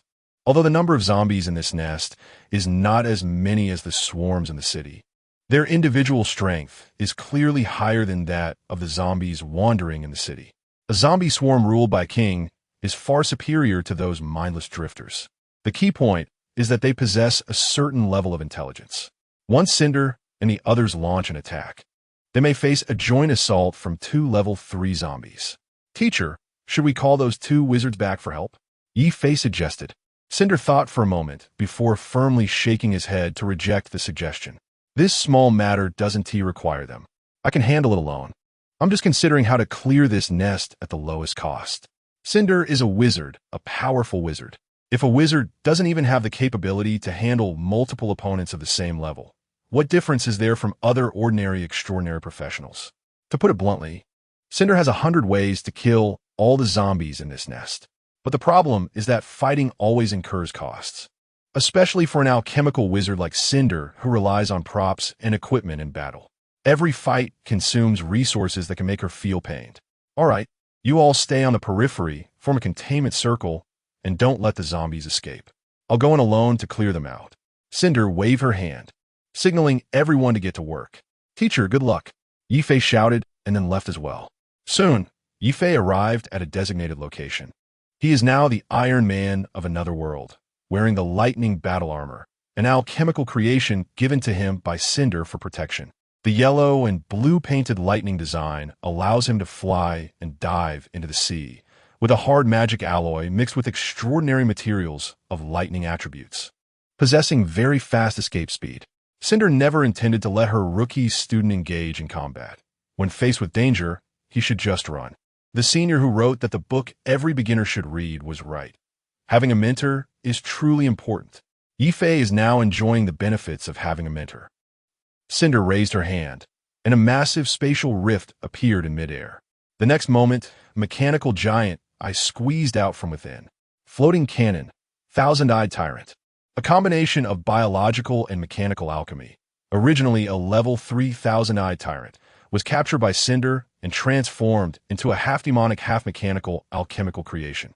The thousand-eyed tyrant is enormous, with a round body, a pupil at the front, and several giant mechanical tentacles at the back. The extensive mechanical modifications give it a rather ferocious appearance, with rolling gear mechanisms faintly visible within its pupil. Aim there and fire a death ray, Cinder instructed, pointing at the zombies. The thousand-eyed tyrant took to the air, its giant eye fixated on the zombie nest, Calculating the shooting distance. Calculating distance. Approximately 10 kilometers. Adjusting shooting position. Locking on. Lock complete. Charging up 1-2. Suddenly, the thousand-eyed tyrant's eye widened, the sinister patterns within its pupils spinning wildly, and the metallic patterns on its surface began to glow. Its eyes became brighter, the momentum rising rapidly, as the surrounding air was involuntarily drawn into its eye socket. Finally, at the moment when the charge reached its limit, a red death ray shot out from its eye, instantly tearing through the sky and striking down on the zombie nest with devastating force. Boom! A mushroom cloud rose from the location of the zombie nest, and the explosive shock wave swept out, raising a cloud of dust. One shot, large caliber. Precise, this is a sniper. No, this is a sniper cannon. A roar mixed with anger echoed from the nest. The thousand-eyed tyrant's ultra-long-range sniper cannon directly obliterated more than half of the zombie nest, annihilating over 90 of the zombies. However, the two strongest, the zombie queen and the zombie king, were still alive, and the battle continued. Cinder recalled the exhausted giant eye back to her microdimension, then cast a spell to summon her battle machine. A mechanical body 10 meters tall was summoned, covered in fire-red alloy armor, with a streamlined body design, and a giant mechanical disc hovering behind it, with precisely designed gears making a clicking sound as the disc turned. This is Cinder's alchemical battle armor, Crimson Moon, War Queen. Giant mechanical wings materialized behind the War Queen, with blue flames shooting out as she quickly flew towards the zombie nest. Amidst the ruins of the zombie nest, a pitch-black figure emerged from the dust. Standing about 3 meters tall, it was covered in dense, hard black scales, with sharp bone blades growing at its joints, and a row of neatly arranged bone spurs extending from its spine to its tail. Its massive, thick lizard tail measured over 4 meters long, ending in a black glowing bone spur. The zombie king fixed its crimson eyes on the rapidly approaching War Queen. With a roar of anger, the War Queen and the zombie king clashed in battle. Chapter 12. Zombie Girl Roar. The zombie king roared loudly, but was being severely beaten. The War Queen completely crushed the zombie king. Her alloy armor was harder than its scales, and her mechanical fists hit harder than its own. The combat instincts that it prided itself on were quickly deciphered and countered by the armor's learning system. Now, the zombie king was being pressed to the ground without any chance of resistance. After being knocked down once more, the zombie king let out a mournful cry. Meanwhile, inside the half-collapsed underground lair, a massive blood cocoon was writhing rhythmically, with bloody, fleshy tentacles crazily piercing into the bodies of the zombies, absorbing their nutrients. Inside the blood cocoon, the outline of a fetus slowly became visible. Nature is so miraculous. When the last beam of light of human civilization extinguishes, a new race will emerge to take the place of humanity. The life form being nurtured in the lair is a new generation of zombies, a new intelligent race. The zombies mutated from humans carry the decay of the old era and cannot evolve towards rebirth. Only the newly born race can break free from the shackles of fate and cultivate a new civilization on this land. The zombie king struggled, buying time to give the new seed a chance to survive. The zombie queen felt completely abandoned in her resistance, transferring all her nutrients to the new life to accelerate its gestation. Cinder had had enough and found it somewhat boring. She didn't plan to continue playing wrestling games with the zombie king. The War Queen raised her hand and drew a circle in front of her, casting a spell to summon a circular magical matrix. She reached in and pulled out a magical light blade. The red glowing magical light blade traced an elegant arc and swiftly severed the zombie king's head. Bang! The gigantic headless body of the zombie king fell to the ground. The fallen head rolled aside, its eyes wide open, looking towards the lair. In the gradually dimming fierce gaze, a hint of tenderness emerged. Roar, roar, roar. The lair echoed with the roars of zombies as a large number of them surged to the surface, launching an attack on the War Queen. Their goal was not to attack, but to provide cover. In a corner unnoticed, a small figure quickly darted away in another direction. Above the sky, the soaring eagle eye was monitoring the entire scene. He soon spotted the escaping figure and quickly descended towards it. This was a zombie girl about 2 meters tall, with a skeletal frame, looking malnourished. Her gray-white zombie skin had some blood-like patterns on her neck, arms, thighs, and navel. Her golden snake-like pupils exuded a hint of nobility. Her long black hair bore nanoscale biological sensory organs, capable of detecting the movements of enemies through air scents and vibrations. She began to run through the woods, glancing up at the pursuing Eagle Eye, her expression showing a hint of panic. Eagle Eye revealed his metallic claws, transformed into eagle talons, and viciously lunged at the zombie girl, aiming to tear her apart in one strike. Sensing danger, the zombie girl gritted her teeth, turned around, and looked directly at Eagle Eye with her golden pupils, releasing a powerful burst of psychic energy. Eagle Eye was caught off guard by the zombie girl's psychic attack, causing him to stumble and fall clumsily. Damn it! Eagle Eye scrambled to get up, covered in dirt. The girl's psychic attack was weak and couldn't cause him harm, but it momentarily affected his mind, leading to his uncontrollable fall. Eagle Eye had his pride. Before being subdued by Cinder, he was the chief of the Eagle Man tribe, a mid-tier extraordinary being of level 2. He was a great warrior and would not allow himself to be mocked by a mere zombie. He flew back up into the sky, quickly relocking onto the zombie girl's figure. This time, he did not attempt to get close for a physical attack, but pulled out a golden spear from his spatial equipment.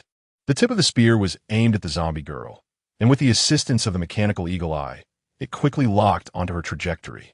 The next moment, a golden beam shot out from the spear tip, racing towards the zombie girl at lightning speed.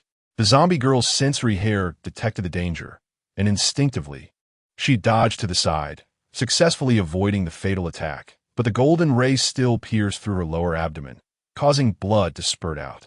The zombie girl let out a tragic scream due to the pain.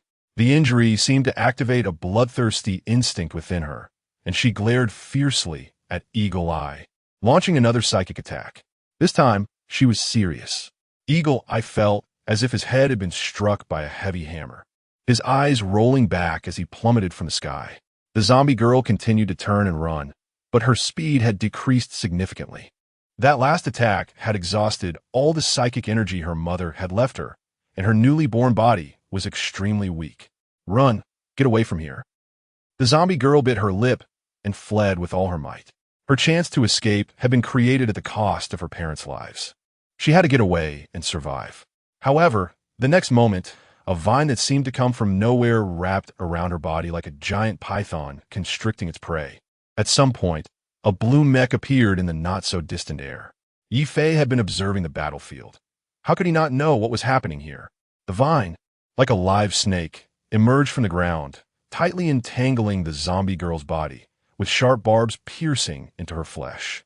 The zombie girl struggled wildly, the barbs leaving deep wounds on her bloodied flesh.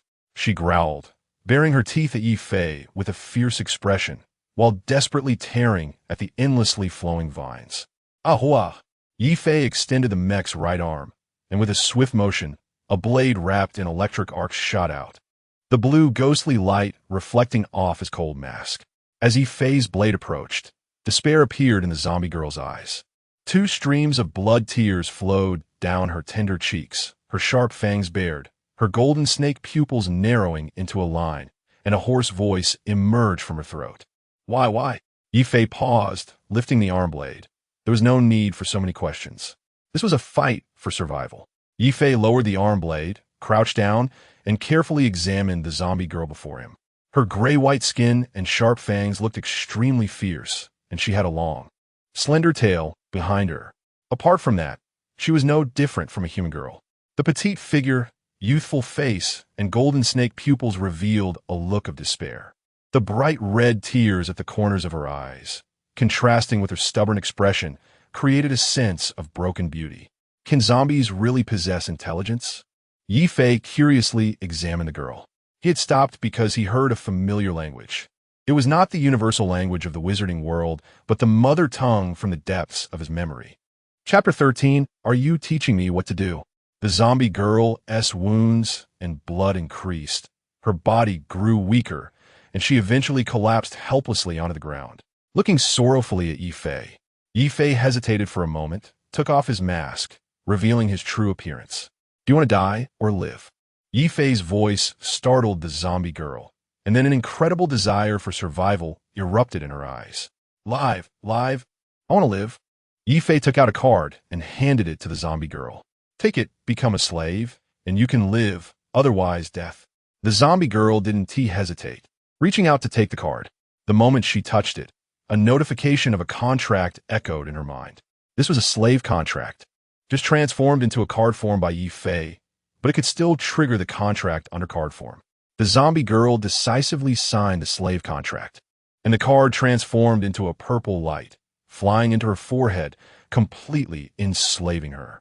Ye Fei casually untangled the vines binding her, his eyes showing a complex expression. He was certain that this planet was not his home world. However, the girl's southwords were too close to his mother tongue, causing him to doubt for a moment. The wandering traveler always misses their hometown. Sigh, forget it. Let us keep her as a pet. Ye Fei sighed and said. At that moment, the stunned eagle I stood up again. Having fallen twice in one day, his inner anger was close to exploding. He quickly soared into the sky, his keen eyes scanning the surroundings, soon realizing the zombie girl next to Ye Fei, and rapidly flew towards them. A furious roar echoed as a golden spear shot towards the zombie girl with immense force. Sizzle, the spear plunged into the ground, and at the last moment, Ye Fei turned the zombie girl into a card and stored her away. What are you doing? Eagle Eye angrily questioned. The master has ordered, kill all zombies without exception. Leave none alive. Why did you save her? Hearing this, Ye Fei narrowed his eyes, revealing a dangerous glint. Who do you think you are? Are you teaching me what to do? Eagle Eye was taken aback, then showed an angry expression. He was the leader of the Eagle clan, a subordinate of a high-level wizard, a powerful, mid-tier, extraordinary being, to be reprimanded by a wizard apprentice of less than level 1. His anger was hard to suppress, and a hint of killing intent appeared in his eyes. I don't care what you want to do. I only execute the master's orders. Now, hand over that ant and leave. Immediately, as Eagle Eye spoke, he raised the spear in his hand, clearly ready to attack at any disagreement. Huh? Do you really think you're something? Do you think you have the right to order me? Ye Fei sneered. If you're brave enough, make a move. If you're not, get out of my way, Ye Fei taunted. That's right. He was still a wizard apprentice, still a rookie, but he had a set of level 2 lightning battle armor. He was a student of Sindiel, a prestigious wizard.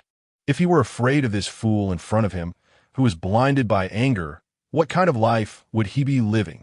In the wizarding world, his status was equivalent to that of a celestial dragon. He was not afraid of anyone except other celestial dragon wizards. He was determined to protect that zombie girl. How dare a mere servant demand someone from him? Did he not care about his face? Eagle Eye's expression changed, hesitating for a long time before reluctantly putting down his weapon. Although Ye Fei was weak, his noble status was not something he could provoke. However, he was also unwilling to give up easily. After thinking for a moment, he soared into the sky and left. Ye Fei looked at the departing Eagle Eye, his eyes filled with helplessness. He was still too weak. Logically, he should be spending his novice period in an ivory tower-like academy, at least training to the level of a junior wizard before having the right to participate in interdimensional wars. But fate played tricks on him. He was drafted at the start, resulting in his current strength not keeping up with the environment. Still too weak. Ye Fei sighed. Fortunately, Eagle Eye was Sindiel's servant. If it were someone from Ji, Hu, or Zhao Fei Xue, a fight would have already broken out. No, this is too passive. I need to quickly improve my combat power. Maybe I can try other methods, like recruiting a group of powerful servants to protect myself. While Ye Fei was contemplating, Eagle Eye had already returned to Sindiel's side. Master, I have important news to report. Soon, Ye Fei received a message from his teacher Sindiel, temporarily halting his thoughts and hurrying toward Sindiel's location. At this moment, Sindiel had already cleaned up the lair, except for the zombie girl. All the other zombies were dead. None were left. Teacher, you've worked hard. Ye Fei eagerly ran to Sindiel's side, then magically pulled out a cup of frozen juice and handed it to Sindiel. Teacher, have some juice and take a break. Sindiel smiled and took the juice, taking a sip before leisurely asking, I heard from Eagle Eye that you took in a zombie girl? Ye Fei was taken aback and then bashfully scratched his head. Well, I saw that the little thing looked quite cute, so I kept her as a toy. Saying this, Ye Fei released the zombie girl from the card for Cindial to see. Cindial merely glanced at the somewhat miserable zombie girl on the ground, then did not pay her any further attention. I heard that, Eagle. I just had a conflict with you? Cindial asked with a smile that was not quite a smile. Ye Fei's heart skipped a beat, feeling a bit nervous. He had only known Cindial for half a year. On the surface, their teacher-student relationship was harmonious. But in reality, their feelings had not developed much. Ye Fei felt more like he was trying to please and respect Cindial. He did not know whom Cindial would help next. Would it be him, this student? Or would it be her subordinate, who had fought alongside her for many years? Ye Fei hesitated for a moment and nodded. Cindial looked at her suddenly submissive student, feeling a bit exasperated. Come here. Cindial suddenly called out sternly. Ye Fei obediently walked over, lowering his head and not daring to speak. He sensed seriousness and disappointment in Cindial's tone. The next moment, Ye Fei was pulled into Cindial's embrace, a strange fragrance rushing into his nostrils. Silly boy, you're my student. How can I not help you? What are you afraid of? Afraid that I would help her and not you? Cindial affectionately cupped Ye Fei's face. I am your teacher. I will always stand by your side. Saying this, she gently kissed Ye Fei's forehead. Listening to Cindial's gentle voice and their warm interaction, Ye Fei felt a wave of emotions rise within him. Teacher, Ye Fei blushed and leaned against Cindial's embrace, his lips moving but unable to speak. Cindial softly stroked Ye Fei's soft hair, gently comforting him. You are my student, my only student. I will not let you suffer. Chapter 14. Eye of the Sky. Hawkeye was dead, torn apart in front of Ye Fei by Cindial. In his final moments, his eyes were wide open, filled with disbelief. He may have misjudged his own position. He had always been a servant, and how could a servant dare to defecate on the head of their master? In Cindial's eyes, no. In the eyes of all wizards, only wizards were their own kind. The others were merely inferior tools. Their only purpose was to create value for the wizards. And when it no longer held value, it was time to be discarded. Hawkeye might not have been able to see his own place, thinking that after all these years of risking his life for Cindial, he could hold some weight with her. In the end, Cindial killed him just to vent her anger for her student, without even giving him a chance to plead for mercy. Here, this is for you. Consider it a gift from your teacher, Cindial said with a smile, handing Ye Fei an eyeball. Ye Fei took the eyeball, looking at Cindial with eyes that were almost sparkling. Teacher, your student will follow you for a lifetime, Ye Fei exclaimed, emotionally clinging to Cindial's leg. Ha ha ha. Cindial laughed happily. Ye Fei had feelings for Cindial, and Cindial felt the same. Cindial was a third-tier wizard, having seen many storms in her life. She had 3 students before, all of whom were excellent, smart, sensible, and deeply bonded. Unfortunately, they all died. Wizards are not immortal. They are human, and being human means they will die. Over the long passage of time, one by one, Cindial's 3 students left her. The continuous news of their deaths had made Cindial give up on taking in new students. At most, during classes at the academy, she would give some guidance to apprentices, but they could not be considered students. Ye Fei was an exception. He was not a student that Cindial had actively taken in. In fact, Cindial was initially just Ye Fei's instructor, his superior. She was only responsible for teaching Ye Fei knowledge and nothing else. Meanwhile, Ye Fei thought of Cindial as his mentor, trying to please her with all sorts of flattery. Cindial, as a wizard and a woman, also enjoyed hearing Ye Fei's sweet words. Ye Fei's clever actions unintentionally reopened the sealed door of Cindial's heart. After half a year of interaction, Ye Fei could even stand next to her and massage her shoulders. It should be noted that Cindial hated men the most. All her 3 students were female. Over the years, she had not even looked for a partner. But Ye Fei could be close to her, even massaging her shoulders, which said something significant. Cindial really liked this clever student Ye Fei, who had great talent, good comprehension, and was diligent in his studies. The alchemical knowledge that Cindial had shared, Ye Fei could recite word for word. When she taught him spells, Ye Fei could complete the entire basic spellbook. From the first day they interacted until now, Ye Fei had strictly followed her commands without missing a word. Most importantly, this student was considerate.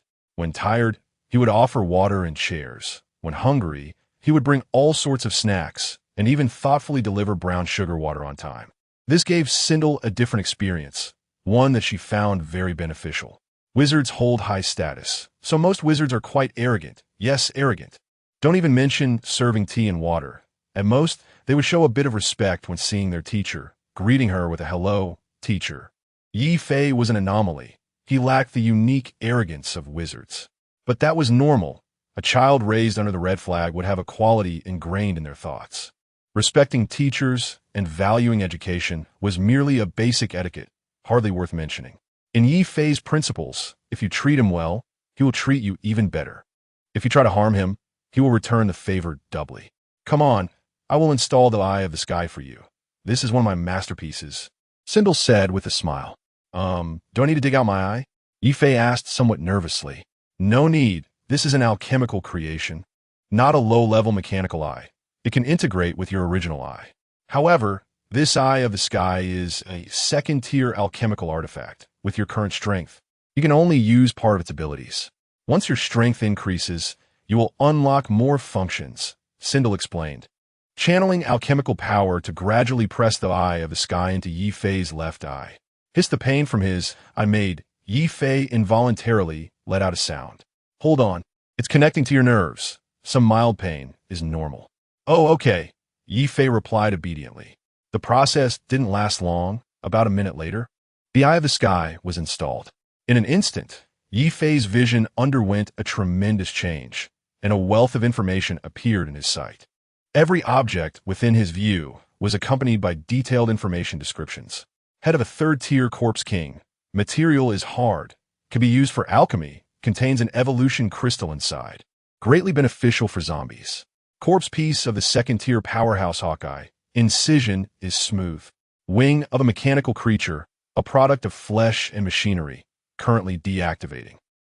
The overwhelming amount of information nearly caused Ye Fei's brain to crash. It not only analyzed visible objects, but even the air, analyzing wind speed, humidity, and so on. After a while, Ye Fei finally found a way to control this alchemical magic eye, changing the automatic detection function to active detection. Not bad. You found a control method so quickly, Sindel praised with a smile. Haha, just luck. Ye Fei humbly laughed. By the way, teacher, can I take these things with me? Ye Fei pointed at Hawkeye's corpse piece and asked, What? Still not vented? Do you want me to resurrect him so you can kill him a few more times? No, I just want to see the structure of his body and learn a bit of your technique, teacher, Ye Fei quickly explained. Ha, that's fine, but you can't make such precise alchemical mechanical creations right now. You should focus on your training first. Later, when your strength increases, I will teach you. For now, you can reference it to gain a general understanding. Okay, teacher, Ye Fei nodded quickly. Due to an active volcano in the western part of the island, human residents lived far away, and apart from this zombie nest, the rest were scattered zombies. A few second-tier powerhouses under Sindel quickly cleared out most of the zombies. This area was already considered a safe zone. Sindel soon found the location of the lava crystal mine, and then chose a relatively dangerous place, close to the mining area, to establish a complete mining factory. A total of 100 mining robots worked around the clock without rest. They were tireless and worked diligently. Heat-resistant fire runes allowed them to delve deep into the magma to extract lava crystals. Their energy came from the thermal energy conversion device created by Sindel, which transformed the volcanic heat into magical energy to supply the robots' work. Everything proceeded according to plan in an orderly manner. Chapter 15. Mechanical dog. Bruce, stretch out your hand. Right hand. Good dog again. Stretch out your left hand. Not bad, good dog. Ye Fei squatted on the ground, interacting passionately with the mechanical dog. The mechanical dog, made entirely of steel, stood 2 meters tall and was 8 meters long, with a structure similar to that of a dog. The only difference being that it had a single eye. This was Ye Fei's latest creation, the mechanical hunting dog, Bruce. 3 high-level wizards had worked together for half a year, scouring the entire island and clearing out almost all the zombies before they went their separate ways. Sindel left a space coordinate anchor point in the factory before entering his miniature plane to continue his research. The miniature plane was equivalent to a wizard's personal abode, where leaving an anchor point would ensure he appeared at that location the next time he came out. Before leaving, Sindel had given Ye Fei some homework, and the mechanical hunting dog was one of them. Ye Fei's current job involved maintaining mining robots while attempting to develop his own mechanical creations. The Blaze Tiger Wizard returned to the giant god fortress, while the water mage Zhao Feishue went off to adventure in the depths of the sea. Now, Ye Fei could be considered the boss of this island, with no one to oversee him. The mechanical hunting dog, Bruce, was a scout-type mechanical dog that Ye Fei took half a month to develop. Its sole purpose was reconnaissance. The technical structure of Bruce was fairly average, without any particularly powerful functions. The only technical aspect was its mechanical single eye. This was a simplified version of Ye Fei's sky eye, essentially an accessory to it. Ye Fei could use the sky eye as the main body and connect to Bruce's vision at any time. The signal range wasn't large, currently limited to communication within 10 kilometers. Beyond that range, Ye Fei's sky eye could no longer control Bruce. Ye Fei was quite satisfied with his creation. After all, it was his first work. Although its function wasn't significant, it held extraordinary meaning. While Ye Fei was happily training the dog, a sneaky figure approached from a distance. Seizing the opportunity when Ye Fei wasn't paying attention, she stealthily crept up to his feet, and when Ye Fei moved, he accidentally stepped on her foot. Ye Fei felt something was off and turned to look down, discovering that Alice had come over to cause trouble again. Alice, the zombie girl, had been given a new name by Ye Fei. The name was inspired by the main character in Resident Evil, Alice, hoping she could be strong like the protagonist. However, Alice had a pure little puppy personality. She was very clingy to Ye Fei, basically following him wherever he went. Moreover, she loved to cause trouble, often deliberately running to Ye Fei's feet, and after he accidentally stepped on her lightly, she would whimper in a pitiful manner.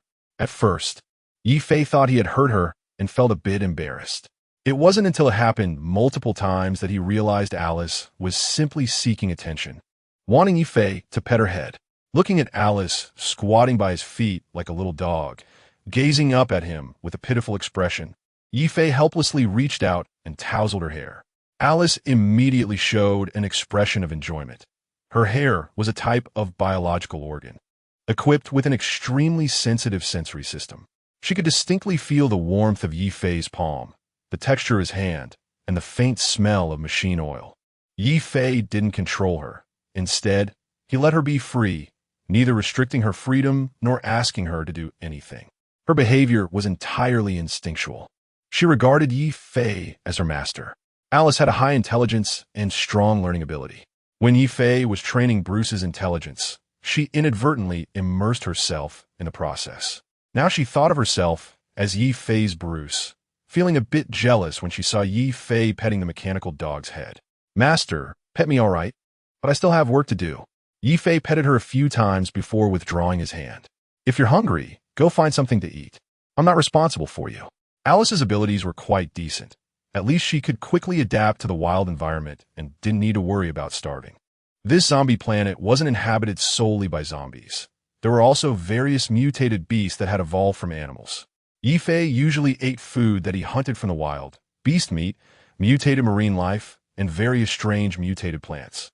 One of Ye Fei's biggest mistakes was not preparing food in advance. The giant god fortress was in orbit in space, and Ye Fei couldn't return there to eat. Sindel was busy with research in the miniature plane and couldn't attend to him either. He had to find food for himself. Fortunately, he had the Sky Eye, which contained an advanced scouting ability. As long as the items and creatures didn't exceed a second-tier level, it could analyze them accurately. After finding a few edible mutated beasts and plants, Ye Fei brought the samples back, showed them to Boudica and the others, and then assigned them the task of finding food.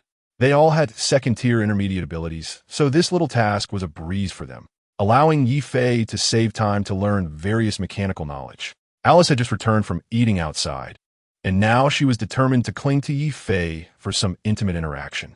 She tightly wrapped her arms around Ye Fei's thigh, refusing to leave, insisting on a hug. Alice was still quite small, about the size of a 6 or 7-year-old girl, with a corresponding mental age, perfectly at the age of clinging to adults. Ye Fei, feeling helpless, could only pick Alice up, pinch her little face, and then casually place her on Bruce's back, letting Bruce carry her. You can follow along, but don't cause any trouble, or I'll throw you out, Ye Fei said, pretending to be fierce. Alice nodded obediently, her expression lively. Ye Fei lightly snapped his fingers, and a card appeared in his hand. Mechanical hunting dog, Bruce race, alchemical mechanical creation strength, apprentice wizard ability, rapid movement, alter-in adaptation, reconnaissance, simple intelligence, steel structure, manufacturing materials, steel, magic crystals, and various rare metals. This was a blueprint Ye Fei constructed through his card ability. After gathering enough materials, he could mass-produce Bruce. Ye Fei planned to create a mechanical dog scout team, approximately 50 in number, which would be sufficient to cover a 10-kilometer radius. Everyone had their tasks, and Ye Fei didn't plan to be idle either. He intended to take advantage of his free time to explore the main continent and see if there were any unexpected gains. In such a large apocalyptic planet, there must be some valuable items. This island was not far from one of the main continents of the zombie planet, and afterwards, Ye Fei could easily fly over with a flying device. Bruce would be his most important assistant during his exploration of the main continent, helping him find supplies, scout for enemies, and avoid dangers, truly invaluable. The cost of producing a Bruce was very low, as the main material, steel, was readily available on this planet. Ye Fei could easily dismantle some abandoned cars in the city on this island, open a bank vault, and break down cables to gather precious metals. As long as Ye Fei was willing, he could quickly create a large number of Bruce. Ye Fei was already considering whether to add an alchemical bomb inside Bruce's body. Chapter 16. Clingy Subordinates. Just as Ye Fei was contemplating how to attach an alchemical bomb to Bruce, a dark figure fell from the sky, accompanied by a crisp shout. Master Ye Fei looked up and, upon recognizing what it was, quickly reached out to catch it. Boudica glided into Ye Fei's arms, causing Alice, who was nearby, to bare her teeth in annoyance. Boudica had the ability to change her size at will, and now she had transformed into a tiny, vampire version of Paimon. You're doing it again. Next time I won't catch you, Ye Fei said irritably. In terms of clinginess, Boudica was no less than Alice, and perhaps even more so. Having spent a long time with Boudica, Ye Fei had learned about her background. She was a rare half-vampire, half-werewolf hybrid. It is known that vampires and werewolves have been enemies since their ancestors' times, engaged in an almost eternal conflict. However, Boudica's mother, a blood princess of the Vander clan, fell in love with a prince from the rival Silver Moon werewolf clan, resulting in the birth of Boudica, a unique hybrid of vampire and werewolf. Boudica had a tragic childhood, with a father she could never meet and a mother who was imprisoned and punished by the family. Due to her bloodline, she was also oppressed by her own kind. If it weren't for her cousin William protecting her, she might not have lived to adulthood. Her miserable background left her deeply lacking in love, with insecurity and loneliness becoming the predominant tones of her inner world. Later, she was gifted to Ye Fei by William, receiving affection she had never experienced before. Ye Fei lacked the arrogance and prejudice of a wizard. He treated other races equally, especially someone as beautiful as Boudica. For the first time, Boudica felt warmth and love in Ye Fei's presence, a feeling akin to honey laced with deadly poison. She felt completely and utterly without resistance. Now, if Ye Fei told her to die, she would do so without hesitation, purely lost in her feelings. Moreover, perhaps influenced by her werewolf blood, she became a bit like a dog in her clinginess. Ye Fei even suspected that Alice's clinginess might have been learned from Boudica. Master, she bared her teeth at me. Boudica affectionately rubbed her face against Ye Fei's neck, then pointed at Alice to report. Ye Fei glanced over, and Alice quickly turned her head, looking elsewhere with a guilty expression. Ye Fei raised his hand and gave her a light knock on the head. How many times have I told you? That's your sister. You can't bare your teeth at her. If you do it again, I'll throw you out.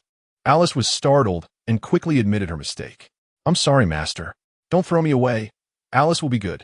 Then Alice jumped down from Bruce and clung to Ye Fei's leg, pouting with a pitiful expression. She looked like a little abandoned beast, dirty all over, with a bit of grimy dust on her face, easily evoking a man's protective instincts. Alice's behavior was wild and primitive. She enjoyed rolling around and particularly disliked wearing clothes. Alice was a zombie, a new breed of highly evolved zombie. Aside from her highly sensitive nano-level neural hair, her skin was also very sensitive and could sense external information. Wearing clothes was torture for her. However, children do not understand, and as an adult, Ye Fei had to teach her. The principle of modesty needed to be taught from a young age, so Ye Fei specially made her a set of clothes, a bodysuit with a biological texture. He insisted that she wear it, particularly to prevent her from exposing her private parts to others. Looking at the pitiful Alice, Ye Fei sighed helplessly and stopped being overly harsh. What a misfortune. Other wizards either have powerful, extraordinary beings or fierce and tough monsters at their disposal. But here, he only had either a soft and cute girl or a low IQ artificial intelligence dog. This seriously lowered his grand image as a wizard. However, cute girls are indeed very appealing. All right, pay attention next time and don't start fighting when I'm not looking. I really dislike that. Ye Fei seriously warned the two. Yes, Master, Boudica obediently replied. Alice's expression changed, revealing a happy smile. What do you need from me? Ye Fei asked Boudica. Master, this is the blood crystals I just collected. Can you please help me store them? Boudica swiftly pulled out a large number of blood-red crystals the size of glass balls from the spatial ring on her hand. These were highly condensed blood crystals, a special method for blood clans to preserve food. They could condense blood into small crystals for long-term storage and take them out in times of food scarcity. Boudica had long been oppressed in her family and didn't even have a dedicated blood servant, often going hungry. So she developed the habit of stockpiling food, frequently going out to hunt exotic beasts and collecting their blood to condense into blood crystals. Blood crystals can be stored for a long time, but that doesn't mean they last forever. The energy will still dissipate over time. However, Ye Fei's cards could preserve them permanently without any energy loss. Therefore, Boudica liked to bring her stored food back to Ye Fei and ask him for help in storing it. Ye Fei affectionately ruffled Boudica's soft hair and then helped her store the blood crystals using his card. They are all stored. Ye Fei handed the card containing the blood crystals back to Boudica. Once the card is damaged, the items inside will spill out, so Boudica could use it herself. She just needed to crush the card when she needed something inside. Thank you. Master, you're the best. Boudica happily pecked Ye Fei on the lips, her face full of bliss. Where are Lucy and Luna? Where did they go? Ye Fei asked with a smile. They're at the coast. They said they found something and are investigating, Boudica replied after thinking for a moment. Something happened? Is there danger? Ye Fei raised an eyebrow, somewhat surprised. After all, they were on an alien planet, and Ye Fei and the others were invaders. The worlds could not possibly have a favorable impression of them. The fact that it hadn't arranged for zombies to besiege them right away was likely due to two reasons.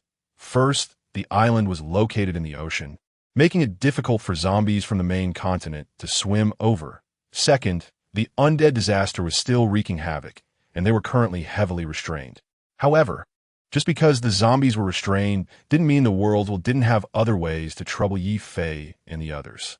In recent days, there had already been several large-scale attacks by groups of exotic beasts on mining factories, but they were all resolved by Ye Fei and his team without any significant losses. When Ye Fei heard that there was an issue at the coastline, he immediately thought that the world was up to something. I need to go take a look and prepare countermeasures. Chapter 17. Mutant marine iguana. The long coastline was currently covered with a dense layer of black creatures on the beach. They measured about 1.7 to 2 meters in length, their bodies covered with a layer of rock-like black keratin scales, resembling the wedge-shaped head of a marine iguana, with sharp and densely packed teeth. They were drifting ashore with the waves from the depths of the ocean, essentially covering the entire beach, in numbers that were at least enormous. Ye Fei, wearing lightning armor, flew down from the sky and, upon seeing this densely packed scene, couldn't help but get goosebumps. What the hell? Ye Fei exclaimed, looking at the unknown creatures that nearly filled the entire coastline, unable to suppress a gasp. Before long, Lucy and Luna rushed to Ye Fei's side upon hearing the commotion. Master, Master! The two respectfully bowed, acting like guards. They were from the Sun Elf tribe, inherently cold in demeanor, and trained as guard from a young age, so their attitude was more about loyalty and respect. Ye Fei nodded in response, and then asked, "What's going on?" "We don't know for now. These creatures were discovered this morning.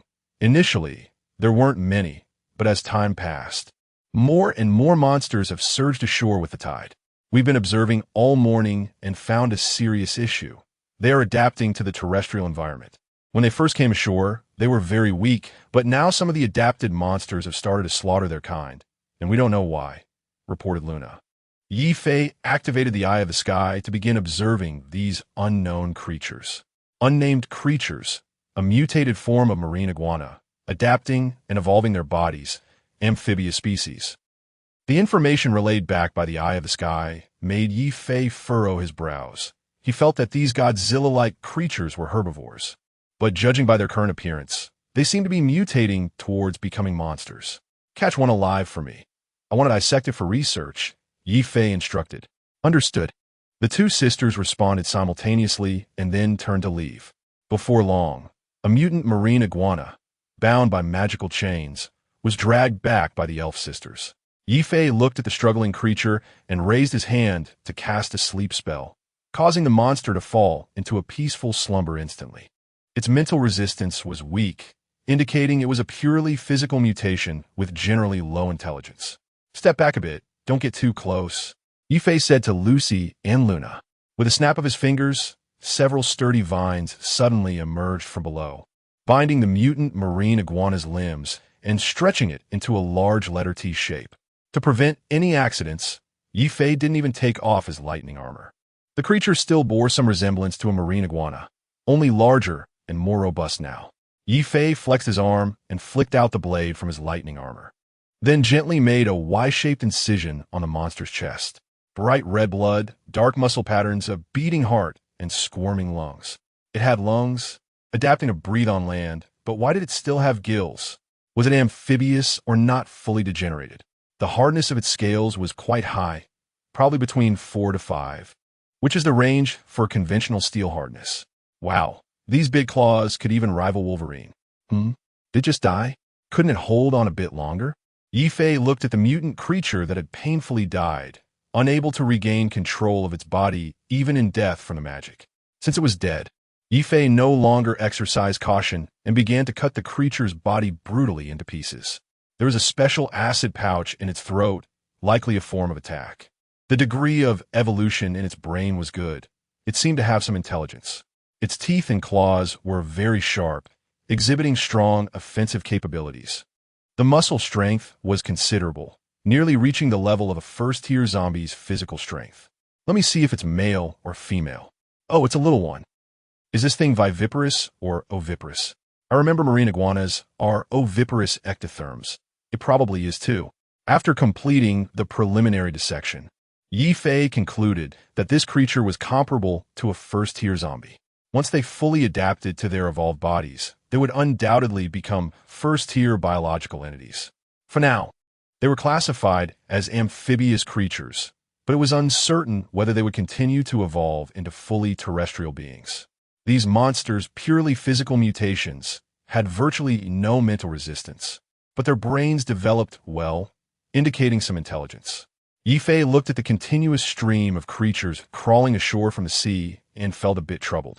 He initially thought this would be a farming development game, but it turned out to be a tower defense game. Given this trend, more and more monsters would be crawling ashore. Cleaning them out was impossible. Who knows how many more were still in the sea? Moreover, dealing with average first-tier biological entities was quite troublesome.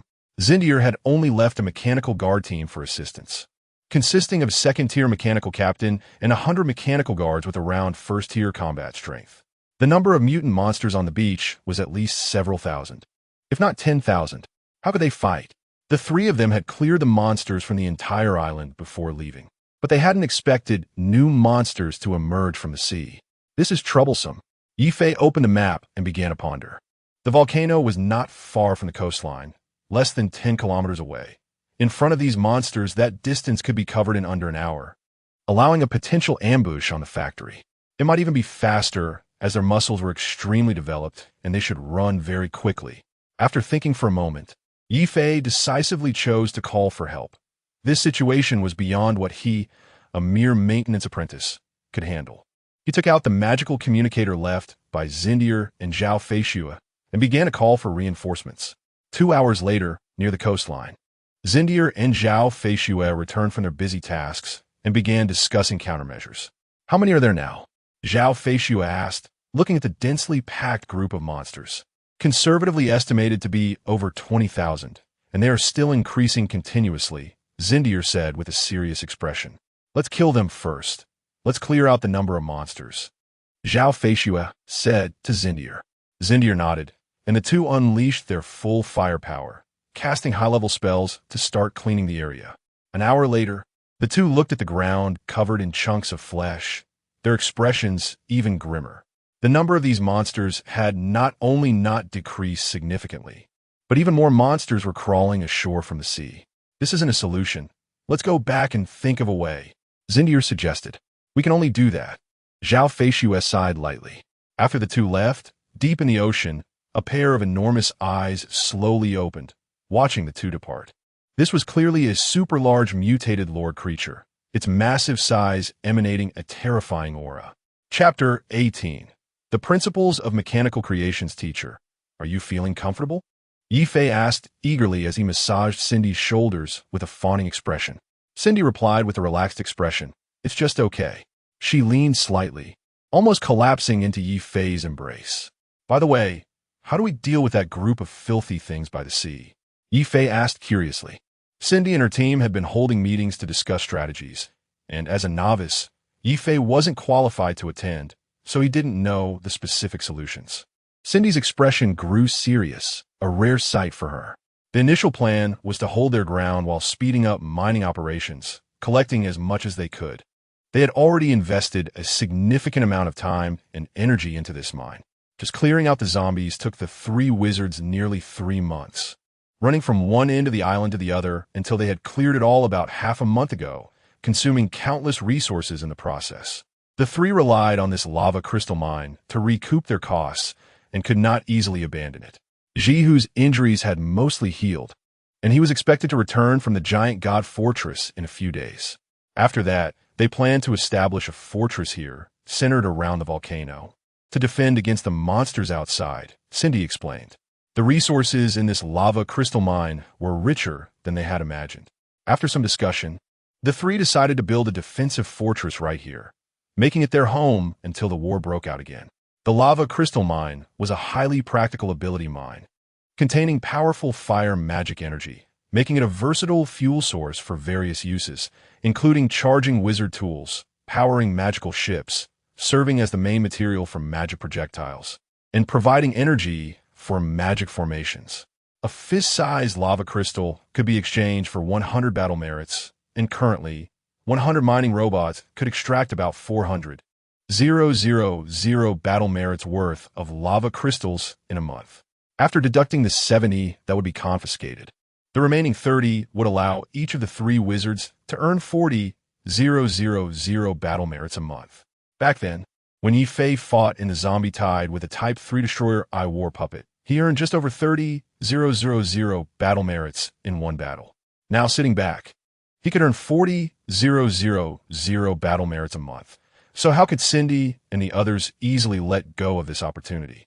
After some deliberation, the three high-level wizards decided to reinvest a large amount of resources to build a military fortress directly on the active volcano. Determined to hold onto this gold mine, Ye Fei's expression showed understanding. So, teacher, are you going to continue with your experiments? Cindy shook her head, saying she wouldn't for now and that the mine was more important. Then let me show you my recent masterpiece, and you can give me some advice. Ye Fei said with a grin, then shouted towards the door, Bruce. A series of clattering sounds came from the entrance, and Alice dashed in like a shadow, running to Ye Fei's feet like a little dog seeking praise, her eyes filled with anticipation. Ye Fei's expression froze, completely dumbfounded. Cindy looked at Alice, who resembled a puppy, and asked with a smile, Is this your masterpiece? You've trained her quite well. Cindy's teasing tone made Ye Fei's face flush, and he hurriedly explained, It's a misunderstanding. Completely a misunderstanding. Cindy waved her hand, signaling that Ye Fei didn't need to explain. She understood. Ye Fei muttered to himself, You don't understand anything. It's purely a misunderstanding. He helplessly tapped Alice on the head and summoned the mechanical dog Bruce using Sky. After a while, A mechanical dog the size of a buffalo walked in. The mechanical dog stood over 8 meters tall, about 3 meters long, with a pair of spiral-shaped giant mechanical horns on its head and covered in heavy steel armor, its black paint job creating a strong visual impact. This was Ye Fei's newly developed second-generation mechanical dog, named Mechanical Hound 2, Heavy Assault Bulldog, Bruce 2, during the past few days. While Cindy and the others were in meetings discussing strategies, Ye Fei had been busy making adjustments and creating the second-generation mechanical dog aimed at the mutated sea iguanas by the seaside. Weighing several tons, it could charge like a small truck at full speed, and no mutated sea iguana could withstand a single impact without being knocked down. Cindy walked around Bruce 2 and gave a fair assessment. It's average. Ye Fei was taken aback and asked, unconvinced, how could it be that bad? I think it's quite good and has strong combat power. Then what's the cost of making it? Cindy asked with a smile. Ye Fei hesitated before replying. It's a bit expensive, but still acceptable. The exterior of Bruce 2 wasn't worth much, but the internal components were costly. With its heavy weight, it needed a suitable power source to operate. Ye Fei had to use relatively expensive materials to create a high-power energy core to support its full power operation. You're such a silly boy, Cindy chuckled, rubbing Ye Fei's head. Do you know why there are so few mechanical wizards? Ye Fei shook his head, indicating he didn't know. Because the cost-performance ratio is too low, Cindy explained. There are very few pure mechanical wizards now. I'm also a minor in mechanics, as my main path is alchemy. Mechanical wizards often require a lot of expensive materials to create their unique mechanical creations, which are not only costly but also have high consumption rates. A high-level mechanical wizard could go bankrupt after just one battle due to the costs of energy core consumption, mechanical parts maintenance, and the time spent repairing machines, which could drive an ordinary wizard to despair. This is a very money-consuming wizard path. Cindy smiled as she pointed out the key issues. Ye Fei nodded, half understanding. Cindy's hand continued to rub Ye Fei's head, thoroughly enjoying this interaction. This kid feels so good to rub. Do you know what the two main principles of mechanical wizards in creating mechanical creations are? Cindy asked with a smile. I don't know, Ye Fei replied. They are extreme cost-performance ratio and extreme perfectionism. Cindy smiled as she explained. The first principle, extreme cost-performance ratio, is used in the context of battlefield creations, focusing on being cheap yet useful, treating these mechanical creations as consumables. War is very costly. You can't come out of battle without earning anything. That certainly won't work, Ye Fei replied earnestly. So, the first principle for creating mechanical creations in other areas is extreme cost-performance ratio. Just make sure the function is sufficient, keep the cost as low as possible, and create as cheaply as possible. Treat them as consumables, so if they break, it won't be a big deal. You are being too luxurious, Cindy pointed at Bruce 2 with a smile. I see. I've learned something from you, teacher, Ye Fei replied earnestly. But what about extreme perfectionism? Chapter 19, The Path of Mechanical Ascension. So what is extreme perfectionism? It's simple. Anything applied to oneself must be perfect. Do you know that the path of the mechanical wizard is a path of mechanical ascension? In this process, you need to gradually transform your body into a perfect mechanical creation, from the heart to various organs, from flesh cells to nanobots, slowly transforming your body from the inside out into a perfect mechanical creation. You need to fill your body with the most luxurious and extravagant alchemical mechanical creations. And that is extreme perfectionism. As soon as Ye Fei heard this, he immediately understood. Isn't this just the poor relying on mutations and the rich relying on technology? Gradually hollowing out and transforming one's body, and then filling it with high-end mechanical creations. Isn't this the so-called frail flesh and mechanical ascension? After all, this is a path that is inhuman, but it seems there's nothing strange about it. High-dimensional beings are often inhuman. Not only mechanical wizards, but all other wizard paths lead to inhuman beings in the end. Elemental wizards pursue elemental incarnations. Soul wizards completely abandon their bodies. Blood and flesh wizards, the low-cost, extraordinary genetic hybrids. And the abyss, which goes without saying, completely falls into the abyss, becoming demons. How could gods possibly bleed? Don't you think so? I see now, I understand, teacher. Ye Fei acclimate in realization. Well, it's good that you understand, Cindy said with relief. Can you let me up first, teacher? Ye Fei asked awkwardly. He was currently being held and rubbed by Cindy, his hair almost being pulled out. What's wrong? Can't the teacher touch a bit? Cindy huffed in displeasure, then rubbed even harder. For some reason, Cindy really enjoyed the feeling of rubbing Ye Fei's head, just like petting her own cat. Poor Ye Fei was being treated like a hairless cat by Cindy. I'm a bit dizzy. Teacher, please, be gentle.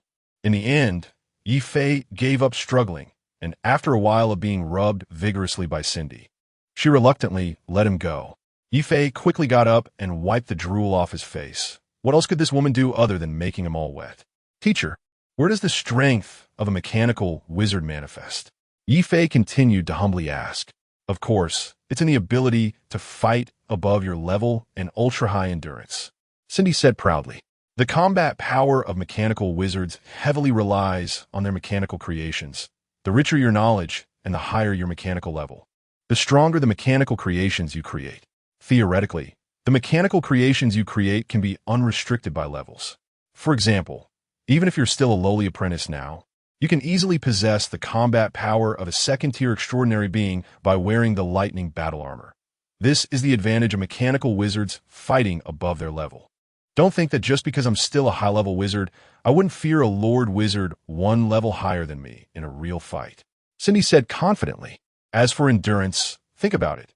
When you're in a fierce battle with a wizard of the same tier, when everyone's energy is exhausted, while he spends time meditating to recover mental energy, you can change a battery in front of him and instantly restore your condition, Cindy said meaningfully. I understand. I get it. Ye Fei was greatly shocked. So this is the might of mechanical wizards? So mechanical wizards are this strong? Ye Fei's eyes were filled with excitement, already imagining how to beat others up later. But don't get too happy too early. Mechanical wizards are notoriously expensive. Whether it's the core of a perfect mechanical creation or the disposable creations you make, it all requires money. Cindy appropriately let Ye Fei calm down. The reason I had you learn those zero-ring spells is that they're the most useful and the cheapest in the early stages. If you want to become a qualified mechanical wizard, you first need to learn how to make money. Cindy guided. So, teacher, how can I earn it? Ye Fei calmed down a bit and continued to ask. There are many ways, but they can be divided into two types. The first type, order. Like me, I am an alchemical wizard on the path of alchemy. Besides my expertise in mechanical creations, I am also quite famous in alchemy, including potion making, artifact crafting, and even species genetic research. I can earn money by helping other wizards make potions, artifacts, and so on. This is the peaceful path of order. The other path is what you and I are doing right now, plain wars and resource plundering. This is the chaotic method, but surprisingly, it makes money quickly. So which one should I choose? Fool. Only children make choices, Ye Fei suddenly realized, revealing a meaningful smile. The expressions of the two were exactly like the meme of Sun, Tzu, and Zhou. Cindy, Ye Fei, the two exchanged smiles. Have you learned enough from the mechanical body structure design I gave you last time? Cindy asked. I see your big dog design is quite good. Well, I've gotten through it enough to barely consider it an entry-level understanding, Ye Fei said modestly.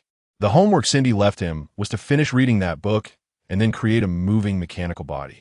Ye Fei had now exceeded expectations. In that case, let's not study that for now. I'll start teaching you energy conversion science next. Energy conversion refers to converting one form of energy into another. Have you seen the great furnace at the mining factory? That's an application of energy conversion science. It converts the thermal energy inside a volcano into usable fire magic energy through specific methods or tools. Now read these books thoroughly, Cindy said as she took out a mechanical book locked with mechanical gears. This is the most common method of confidentiality used by mechanical wizards, storing knowledge in a mechanical book that only those recognized by the owner can read. Ye Fei was finally about to access advanced knowledge. What he had learned before was all basic and not valuable, so it didn't need extra confidentiality. Teacher, how many words are in this? Ye Fei took the mechanical book seriously and asked curiously. Not much, just 5 million words. Ye Fei, is this even human language? I might not even be able to finish a 5 million word novel, honestly. And you're throwing a 5 million word textbook at me? Teacher, this might take a bit of time. No worries, I'll be here teaching you. Just ask if you have any questions. Cindy said as she pulled Ye Fei back, starting to rub his head again. Ye Fei. Chapter 20 Evolutionary Law on the Battlefield, Slaughtering, and the Clash of Flesh and Blood. The Zombie Legion and the Undead Legion are engaged in battle, both being fearless races, exchanging blows with great enthusiasm. This has been going on for a long time since the summoning from the Gate of Calamity, and both sides have been in conflict. The Zombie Legion is fighting on its home turf, with numerical superiority, but the Undead Legion is continuously replenished, quickly occupying an area near the Gate of Calamity. Then comes the Undead's most adept trick, corruption. The land is being corrupted by the power of the Undead, turning into fertile ground for nurturing the Undead. The dead Undead rise again from this corrupted land, swaying and joining the battlefield. The deceased zombies rise from the corrupted ground, transformed into new Undead, then mercilessly tearing at their own kin. Gradually, an inexplicable force envelopes the war. The dead zombies rise again from the corrupted soil, as usual. But this time, they do not continue to obey their beast-like instincts. A spark of vitality flickers in their eyes. Soon, as this special new species increases, both the zombie queen on the zombie side and the undead lord on the undead side sense something is amiss. A new faction has emerged on the battlefield. Wow! A giant baby zombie over 100 meters tall shouts. All the zombies seem to hear some command, slowly retreating from the battlefield. The undead lord stands atop a massive skeletal war chariot, sounding the horn to call off the troops. As both the zombie and undead sides retreat simultaneously, a vast number of corpses are revealed in the center of the war, along with a large group of new faction entities that do not belong to either side. They have the bodies of zombies, with all sorts of bizarre forms, but they have long been dead, then reborn from the corrupted soil under the power of the undead. Their eye sockets flicker with the unique soul fire of undead creatures. The zombie queen and the undead lord exchange a glance across the battlefield, both sensing confusion in each other's eyes. Which side do these creatures belong to? Zombies and undead both belong to a type of necromancy, but they fundamentally differ greatly. Zombies are the failed products of the evolutionary process. Their brains were damaged in the failure of evolution, and their souls lost their attachments, resulting in soulless flesh bodies. The undead, on the other hand, are quite the opposite. They have long been dead, and their bones, under the corruption of the undead power, have given birth to new soul fires. Undead are special necromantic beings sustained by soul fire, which is their essence. Now, under some unknown influence, a new species has appeared on the battlefield. They are undead evolved from zombies, as well as new zombies nurtured by the power of the undead. They possess the continuously evolving flesh bodies of zombies, yet carry the new wisdom brought by the soul fire. A contradictory combination of zombies and undead. Perhaps they could be given a new name, the Corpse Soul Clan, a new race formed by the combination of zombies and undead souls. In the unknown deep sea, numerous deep-sea fish are engaged in mutual slaughter, blood staining the entire sea area. They seem to have received some special signal and are frantically fighting, devouring, and then evolving. Slowly, some powerful races begin to undergo unknown evolution. The enormous blue whale is the first to accumulate enough nutrients through massive consumption.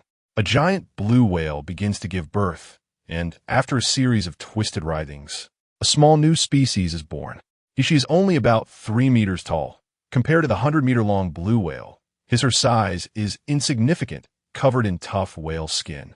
With deep blue skin, humanoid shape, a dorsal fin on the back, webbed hands and feet, facial features evolving toward human likeness but retaining fish-like traits, such as gills. With the first one, then comes the second, third.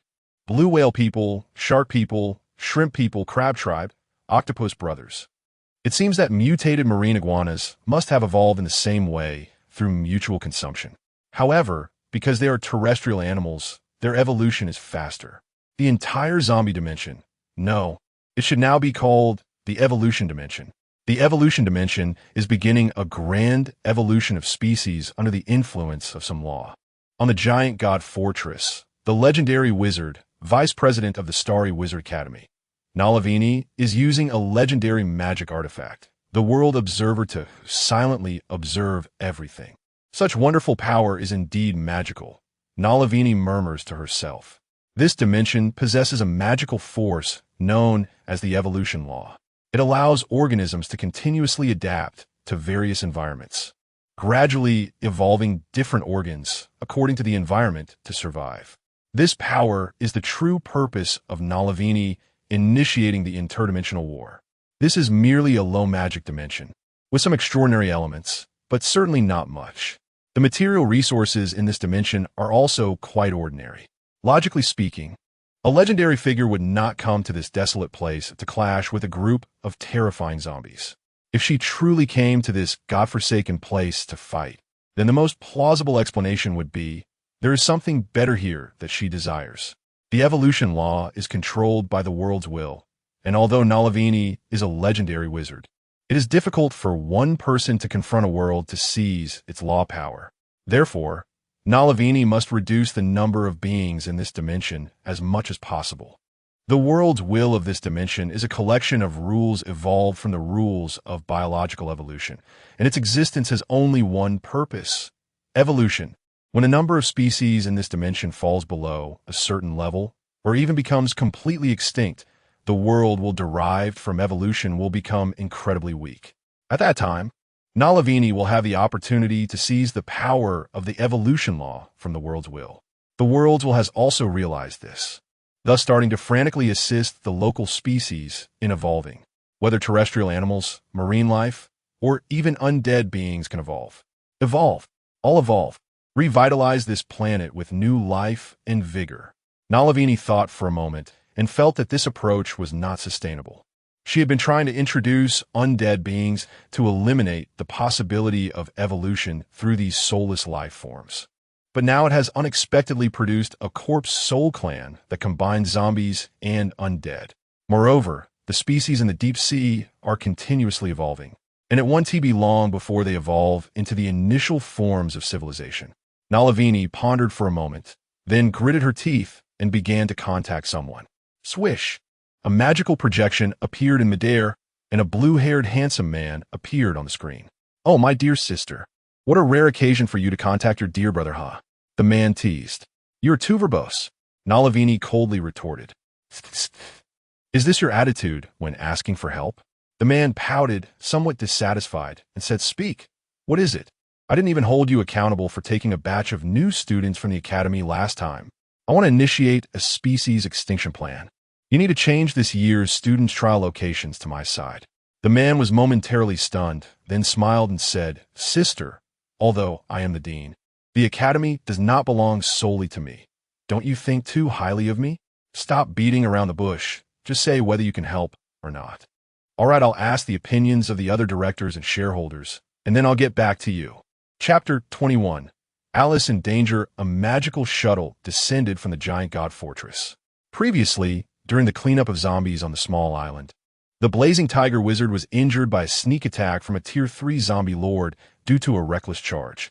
Now, after treatment, the injured Blazing Tiger Wizard has regained his strength and brought a large number of helpers to assist in the defense of the mining factory. The once quiet island has become lively again due to the presence of numerous mutated sea iguana monsters and wizard servants. In a clearing on the island, Alice was hunting.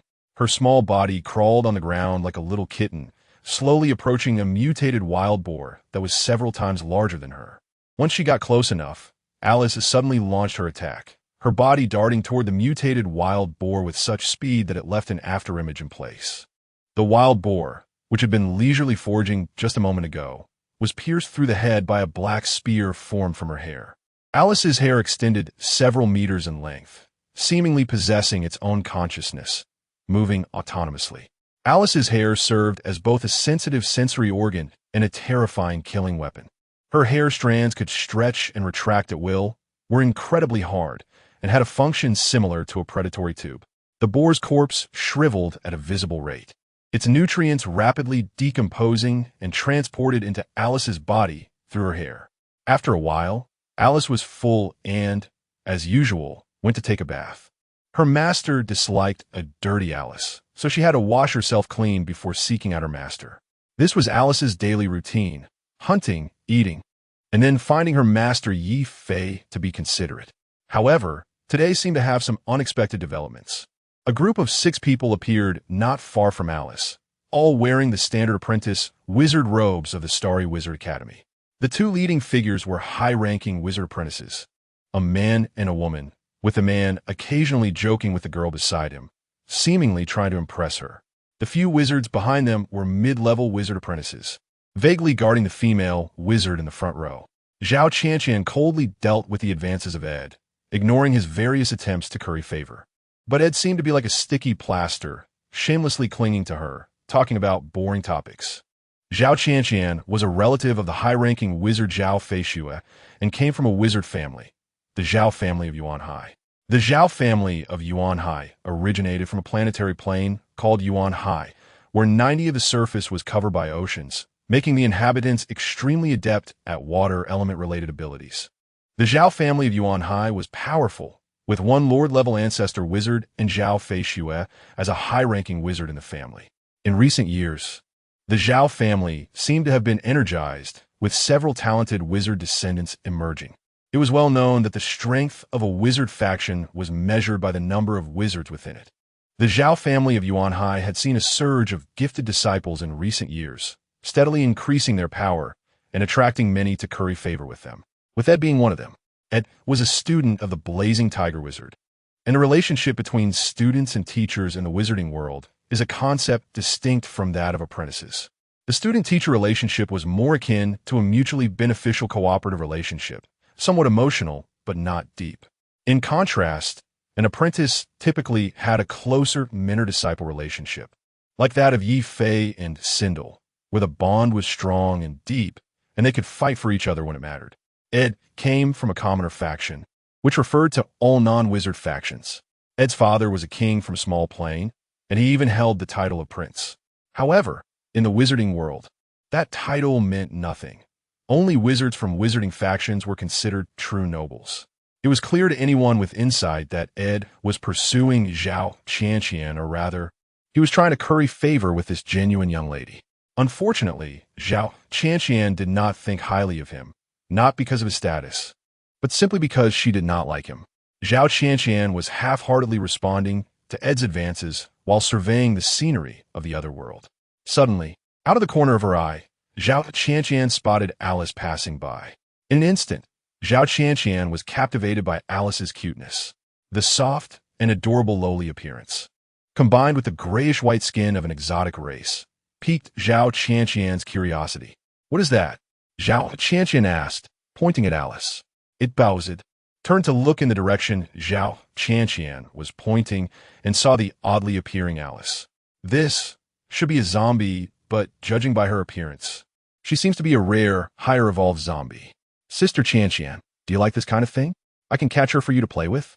Ed naturally would not miss the opportunity to please the young lady and proactively offered. "This, isn't it bad?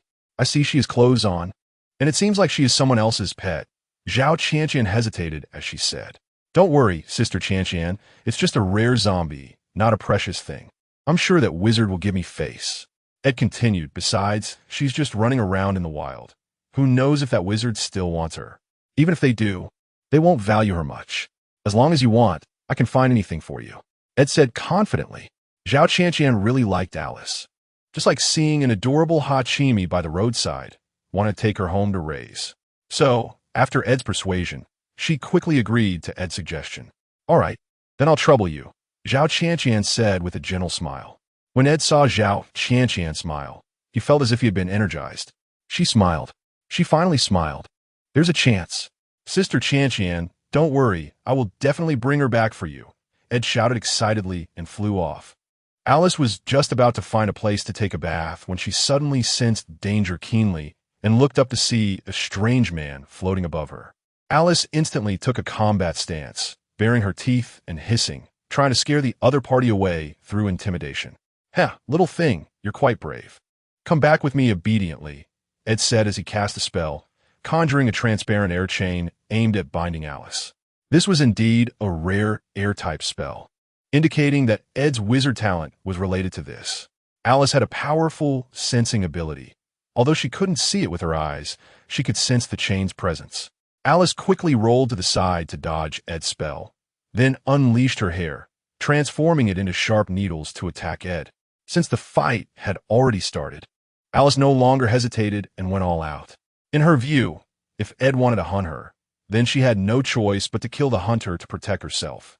Unfortunately, Ed was a wizard, and his strength was formidable. Wizards generally had strong combat power when compared to other extraordinary beings. They required an additional level up for combat reference. For instance, a wizard apprentice who corresponds to a 0-tier being can match a first-tier extraordinary being in combat. A first-tier junior wizard can match a second-tier extraordinary being, and so on. Alice's combat power was not weak, barely reaching the level of a first-tier being, but in front of Ed, she was far from it. Alice was quickly wounded by the spell and could only desperately flee. "Master, where are you?"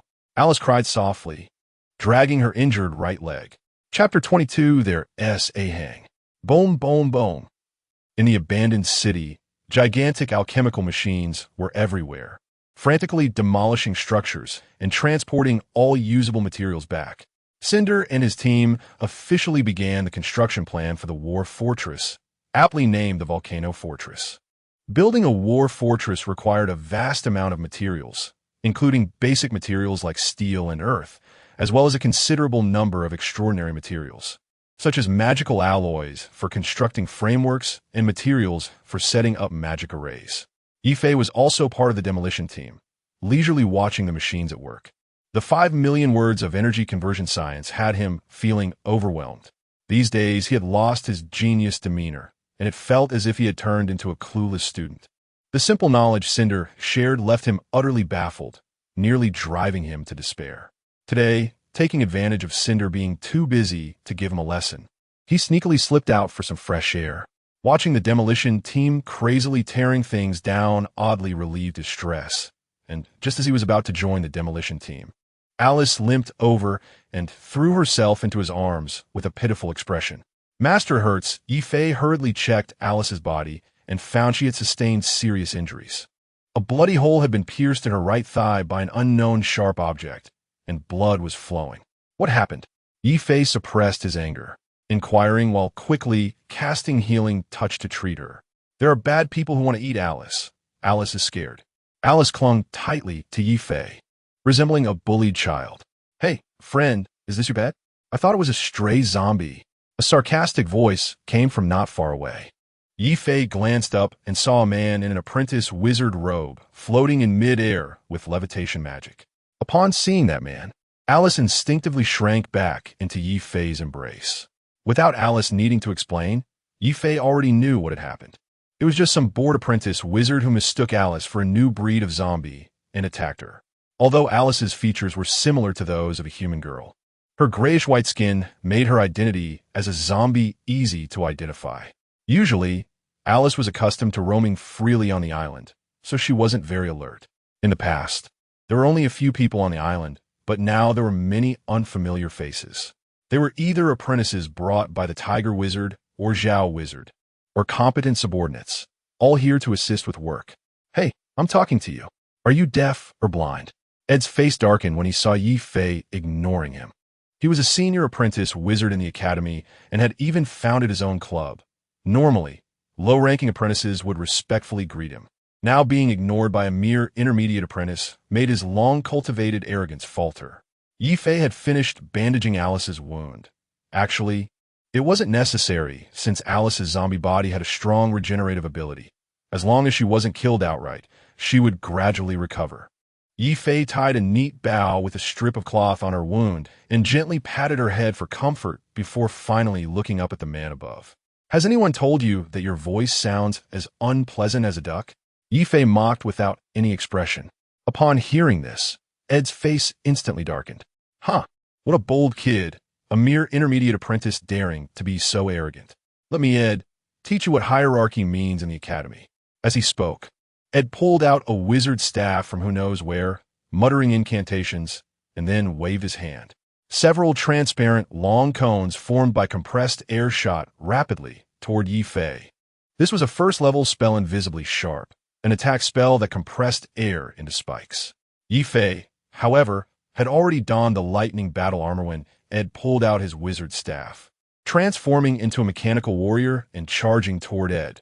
Clang, clang, clang, the invisibly sharp struck the lightning battle armor, producing a clanging sound but failing to leave a scratch. Ed's pupils constricted in shock. Why, you're a mechanical wizard? It was well known that many wizards could fight above their rank, and they all shared a common nickname, Genius. But there was one exception, the mechanical wizard, whose nickname was Cheat. As Ed stood stunned, Ye Fei appeared right in front of him, the armor less than 10 centimeters away. Startled, Ed stepped back in fear, about to say something. Ye Fei delivered a massive steel slap, enhanced by the armor's arc, to Ed's face. Ed was sent spinning like a top, blood mixed with shattered teeth spraying from his mouth after several rotations in the air. Ed rolled his eyes and fainted. With his unconsciousness, the levitation spell holding him up failed, and he crashed to the ground. With a loud thud, Ed broke his bones, and the intense pain jolted him awake. "Ah, it's broken, my waist," Ed screamed in agony. Fortunately, his teacher, the Tiger Wizard, was also a blood and flesh wizard who had modified and strengthened his body, so he didn't die from the fall. Ed looked at Ye Fei, who was slowly approaching, and saw the electric blade emerging from his arm, filling him with terror. "Don't. Let's talk this over. I'm a student of Lord Tiger. You can't touch me. I'm not someone you can afford to provoke." However, Ye Fei completely ignored Ed's threats, walked over, raised his hand, and cleanly severed Ed's right forearm. The electric blade was razor-sharp and carried a paralyzing attribute. Ed was stunned, as if he hadn't realized what just happened. How dare he? He wants to kill me. He is definitely going to kill me." Ed then let out a horrific wail, no longer able to threaten. He activated his wizard talent and vanished in a gust of wind. Ye Fei stared at the suddenly disappearing Ed in shock for a moment before bursting into laughter. "Interesting. Really interesting. I wonder who will run faster, you or I." With that, Ye Fei manipulated the lightning battle armor to fly into the sky, fully activating Sky Eye to survey the surroundings. Soon, Ye Fei locked onto a figure fleeing in disarray. "Heh, found you." The lightning battle armor on Ye Fei transformed into a blue electric flash, disappearing from its spot and heading towards Ed's direction. Chapter 23. Come find me after you figured out Ed was fleeing in a panic. Although he was already seriously injured, the wizard had many life-saving methods. After drinking a potion, Ed temporarily regained some strength. Suddenly, Ed's danger sense detected something, and he decisively dodged to the side. The next moment, a bolt of lightning struck where Ed had just been. The lightning battle armor was a high-speed, high-attack alchemical battlesuit, inscribed with lightning magic runes that could transform the wearer into a lightning wizard. It was a high-speed, high-attack assassin-type battle armor. Ye Fei also activated the combat mode of the battle armor for the first time. The surface of the armor crackled with electricity, looking extremely powerful. While the second-tier battle armor was indeed strong, it also had the drawbacks of mechanical creations, high energy consumption. Usually, Ye Fei was reluctant to use this battle armor. Most of the time, he just wore it to fly around, relying on its hard magical alloy surface as a defensive armor. But Ed had angered him, and he had to teach Ed a lesson.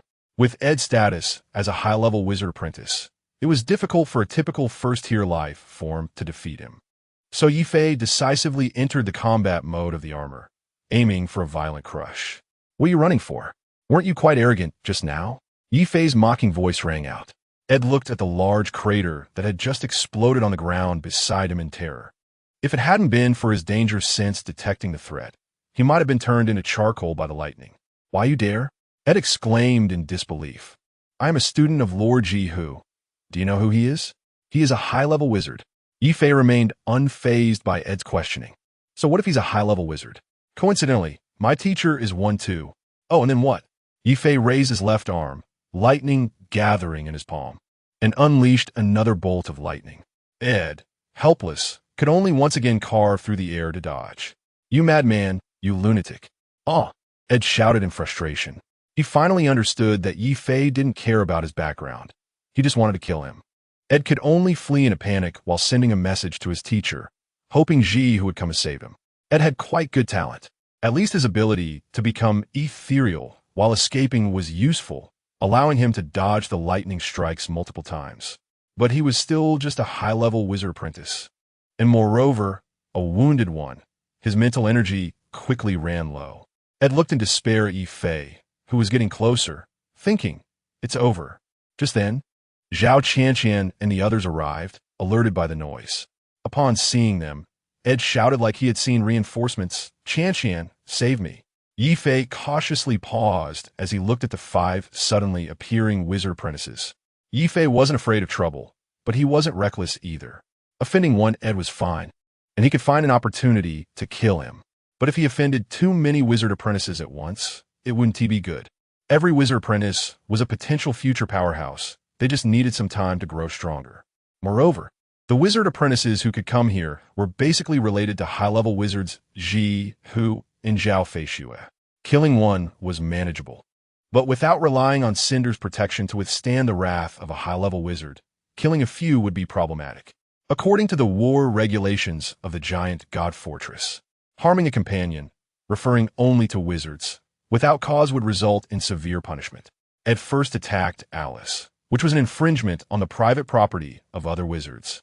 So Ye Fei had the right to retaliate against Ed. However, he had no reasonable grounds to attack the other 5 wizard apprentices. This was the battlefield, and wizards were comrades. There were rules against harming each other, and violators had to be handed over to the wizard court. Thinking of this, Ye Fei decisively chose to accelerate. Activate Extreme Mode. Extreme Mode activated Ye Fei's lightning battle armor instantly entered a higher combat mode, with the energy core fully operational. Thunderous fury, Ye Fei shouted, and dense lightning strikes covered the area where Ed was located. Ed's eyes widened in horror as he once again chose to become ethereal to escape. However, this time the range of the thunderous strikes was too large, directly forcing him out of his elemental state. Ed let out a scream, charred from the lightning, emitting the smell of roasting meat. Ye Fei's figure flashed and appeared beside Ed, stepping on him. Oh, you have helpers? Ye Fei lifted the visor of the battle armor, smiling at Zhao Qianqian and the others. Zhao Qianqian and the others were stunned for a moment. They hadn't figured out what was happening, and when they arrived, they saw Ed being pressed down and rubbed into the ground by Ye Fei. Ed was not dead yet. At this moment, he was just paralyzed by the electricity, quickly regaining his ability to speak. And no, don't kill me. I'm a high-level wizard apprentice. You can't kill me. My teacher is Ji Hu. He is a high-level wizard. If you kill me, he won't let you go. Save me. Qianqian, quickly save me. Ed shouted at Ye Fei while pleading with Zhao Qianqian for help. However, Zhao Qianqian and the others only showed hesitation on their faces, having no intention of coming to his rescue. Ye Fei chuckled, and a blade of electric energy extended from his right arm, slowly approaching Ed. Ed looked at the approaching blade tip, disregarding his dignity and pride. His arrogance was completely shattered. No, I was wrong. Woo-woo, I was wrong. Don't kill me. Sorry. I should have touched your people. Spare me. I don't want to die. Ed began to plead desperately. At this moment, Ye Fei also received a message from Cinder. That's enough. Don't really kill him. It's troublesome. Ye Fei thought for a moment, and then put away his weapon. Killing Ed was fine, but it couldn't be done overtly. Otherwise, it would be very troublesome. Ye Fei looked at Ed, who was crying and begging like a dog on the ground, and then glanced at Zhao Qianqian and the others across from him. Are you his girlfriend? Ye Fei asked Zhao Qianqian with a smile. Zhao Qianqian's lips moved as if she wanted to explain something, but in the end, she didn't say anything. Seeing Zhao Qianqian as silent acquiescence, Ye Fei suddenly had a mischievous thought. Then everyone watched as Ye Fei, in front of everyone, removed the battle armor and rudely pulled down his pants. Splash! A stream of water splashed onto Ed's head. In such a humiliating situation, Ed surprisingly did not resist. Instead, he closed his eyes in despair, silently enduring Ye Fei's humiliation. Ha ha ha! You, a high-level wizard apprentice, are just like a dog, Ye Fei said, shaking his little dragon with a wicked sense of humor, then turned to the dumbfounded Zhao Qianqian and said, What good is being a high-level apprentice? What good is having a teacher who is a high-level wizard? Aren't you just a complete waste? I think you shouldn't be with him. You want to find happiness. My name is Ye Fei. Whenever you figure it out, you can come find me after breaking up. I'll show you what a real man is like, ha! After saying this, Ye Fei arrogantly left, leaving behind a group of bewildered people. Chapter 24. Are you a student? Zhao Qianqian and the others looked at the audacious Ye Fei, momentarily dumbfounded and exchanging glances. Interesting man, Zhao Qianqian remarked with a smile as she recalled the earlier scene. In the wizarding world, wizards considered themselves nobles, arrogant and stubborn, feeling superior to others. Regardless of their origins, whether from noble wizarding families or common folk, they maintained enough elegance and demeanor on the surface. Zhao Qianqian had never encountered someone as unruly as Ye Fei, who would provoke someone in front of their girlfriend. The other wizard apprentices behind her also looked shocked, wondering how a wizard could be so barbaric. The 2 male and 2 female wizard apprentices were members of the organization Zhao Qianqian had formed. They came from common backgrounds and had been brought together by her kindness. Ye Fei's actions were tantamount to provoking Zhao Qianqian, making some male apprentices who admired her quite unhappy, but they didn't dare to speak out. After all, the high-level wizard apprentice Ed had just been beaten into a coward. So how could these mid-level apprentices from humble beginnings dare to voice their opinions? He's so brave, one girl said, her eyes sparkling as she watched Ye Fei's departing figure. Don't fangirl, he's the closed-door student of high-level wizard Sindel, and a genius at that. He just enrolled this year, and in less than a year, he survived the gate of calamity battle and advanced to a mid-level wizard apprentice in just half a year. Wow, that's even more impressive. The girl felt Ye Fei looked even cooler after her friend said that. Are you a student? Jihu looked at the projection with great interest. Sindel's face darkened, hesitating to speak, wanting to say something but ultimately unable to voice it. It was awkward for her to see her student behaving in such a rogue and vulgar manner. She had an urge to shout, "He's not my student. I'm not familiar with him," but couldn't bring herself to say it. That's quite interesting. Zhao Feishua commented from the side. When Ed called for help from Jihu, the 3 high-level wizards on the island stopped their work and gathered to watch. To Jihu, Ed was merely a handy apprentice. His life or death didn't matter much, particularly since Ye Fei was Sindel's cherished student. Jihu wouldn't make it difficult for his friend's precious student over a mere tool. They had been students together, sharing hundreds of years of friendship, from their weak beginnings to their current shared struggles, deepening their bond. Wizards are known for their strong emotions. They're arrogant but value relationships, whether friendship, master-student bonds, or love. As for familial ties, it's not always the case. If the relatives are also wizards, then there can be familial bonds. If not, in a proud wizard community, blood relations become somewhat irrelevant. So when Jihu received news confirming that Ed posed no threat to Ye Fei, he called Sindel and the others to watch the drama unfold. The scene of Ye Fei rudely pulling out his weapon was witnessed by the 3 of them, leaving them quite moved. So vulgar. Sindel felt an impulse to hit someone. It was too embarrassing. Your student is about to die. Aren't you going to save him? Zhao Feishua asked Jihu. He won't die. I've modified his body. He's quite durable, Jihu replied nonchalantly. He didn't care about Ed's fate. Apprentices were plentiful in the academy, all eager to be his tool, so losing Ed wasn't a loss. Moreover, Ed's cowardly performance earlier disappointed Jihu. If Ed had been a bit braver and put up a fight, even if he got killed, Jihu would have given him a thumbs up. Your relative has good talent. He seems young, but is already a mid-level wizard apprentice, Jihu praised. He's just benefiting from his elders. There's nothing special about his talent. Zhao Feishua shook her head. But Sindel added, your apprentice has quite good talent. I remember he just came in as a freshman, and he's not even 19 yet. Yet he's already a mid-level wizard apprentice. Upon hearing this, Sindel's earlier embarrassment eased considerably. That's true. I've been letting him fend for himself. He relied on his battle achievements to exchange for meditation potions to train. Reaching mid-level wizard apprentice status in just half a year is indeed impressive. Sindel appeared calm, but inside she was elated, proudly raising her head, waiting for her friends to compliment her. Jihu and Zhao Feishua, who had known Sindel for many years, could easily read her expressions, so they casually praised her a bit. Not bad. This kid has legendary potential. Impressive, impressive. Sindel, you've struck gold. They exchanged a few perfunctory compliments. Aha! whereas the praise coming from Sin to laugh happily, even a bit smug, causing Ji Hu and Zhao Feishue to roll their eyes in exasperation. That night, in Ye Fei's room, Ye Fei was sitting at his desk, flipping through the 10-centimeter thick book Energy Transformation, which contained too much knowledge that required him to absorb it little by little. Meanwhile, on the big bed beside him, Alice was bouncing around like a playful puppy, occasionally hugging Ye Fei's pillow and blanket to sniff vigorously. Due to her injuries, Ye Fei allowed her to rest on his bed. Previously, Alice was not allowed on Ye Fei's bed. Her room was next door. Ye Fei had parties with Boudica and the others every night, and Alice, being a young child, was not qualified to join. So Ye Fei arranged for her to sleep alone next door. Alice rolled around wildly on Ye Fei's bed, showing extreme excitement. In her mind, Ye Fei was the most important person to her, even more so than her previous parents. He had rescued her from the bad guy, Eagle Eye, and he cared for her and protected her, making her extremely attached to him. For her, being able to sleep close to Ye Fei was the happiest thing, signifying that Ye Fei had fully accepted her identity.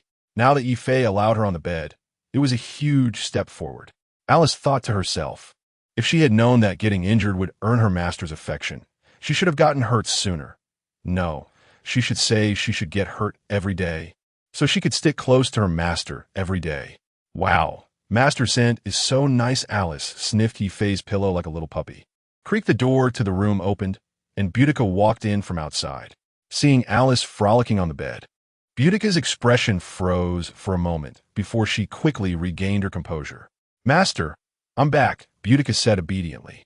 Ye Fei put down the book in his hand, smiling at the gothic lowly in front of him. You've worked hard. How did the task I assigned go? Reporting to the master. I followed your orders and patrolled the entire island, marking all the monster tribes. Please take a look. Boudica respectfully handed a map to Ye Fei for review. Chapter 25. Deep-sea lizardmen. Ye Fei looked at the dozen or so red dots marked on the map, his expression somewhat grave. The group of mutated marine iguanas along the coast had completed their evolution and now had a brand new name, the deep-sea lizardmen. The deep-sea lizardmen are an amphibious species that can build nests and reproduce on land, as well as hunt and prey in the deep sea. They have gradually evolved some intelligence and have begun to gather in tribal forms. Because Cinder and her group had violently cleared the coastline near the volcano, the lizardmen had become somewhat fearful. Now they had changed their landing point, coming ashore from the eastern coastline, slowly adapting to their new bodies and the new terrestrial environment, then building nests and reproducing. It can be predicted that these deep-sea lizardmen will reproduce in large numbers, with their population increasing exponentially. Cinder and her group built the volcanic fortress to prepare for the upcoming large-scale attacks from the deep-sea lizardmen. Killing them off completely is impossible, and they have no valuable spoils on them, making it hardly worth the effort to hunt them down. Cinder and her group only want to secure this gold mine, extract all the minerals inside, and then leave quickly. The number of mining robots has already reached the limit that the volcano can accommodate, operating around the clock without interruption. However, even so, it will take more than a year to extract the lava crystal mines inside. Such a vast mineral source has shocked Cinder and her companions, who are willing to expend resources to build a volcanic fortress just to finish mining the lava crystals inside. I'm going to find the teacher. You rest here for now, Ye Fei said before leaving the room, leaving Boudica and Alice behind. As soon as Ye Fei left, Boudica revealed her true nature. Hey, little brat, I knew you had bad intentions. Get down here, Boudica said fiercely to Alice. This zombie brat, who only knows how to act cute, has always drawn Boudica's attention. When it comes to competing for affection, Boudica is quite serious. The sisters Lucy and Luna are just two wooden sticks, lying in bed without moving, unable to do anything. Ye Fei even let them live separately, while Boudica is the only one who can share a bedroom with him. That's right, Boudica and Ye Fei's relationship is the closest, and Boudica even sleeps in the same room as Ye Fei, sharing sweet moments every night. Boudica can ignore the elf sisters, but cannot ignore Alice. Alice's cutesy personality is very appealing to Ye Fei, and Boudica feels that if Alice weren't so young, Ye Fei might spoil her even more. This is a formidable rival.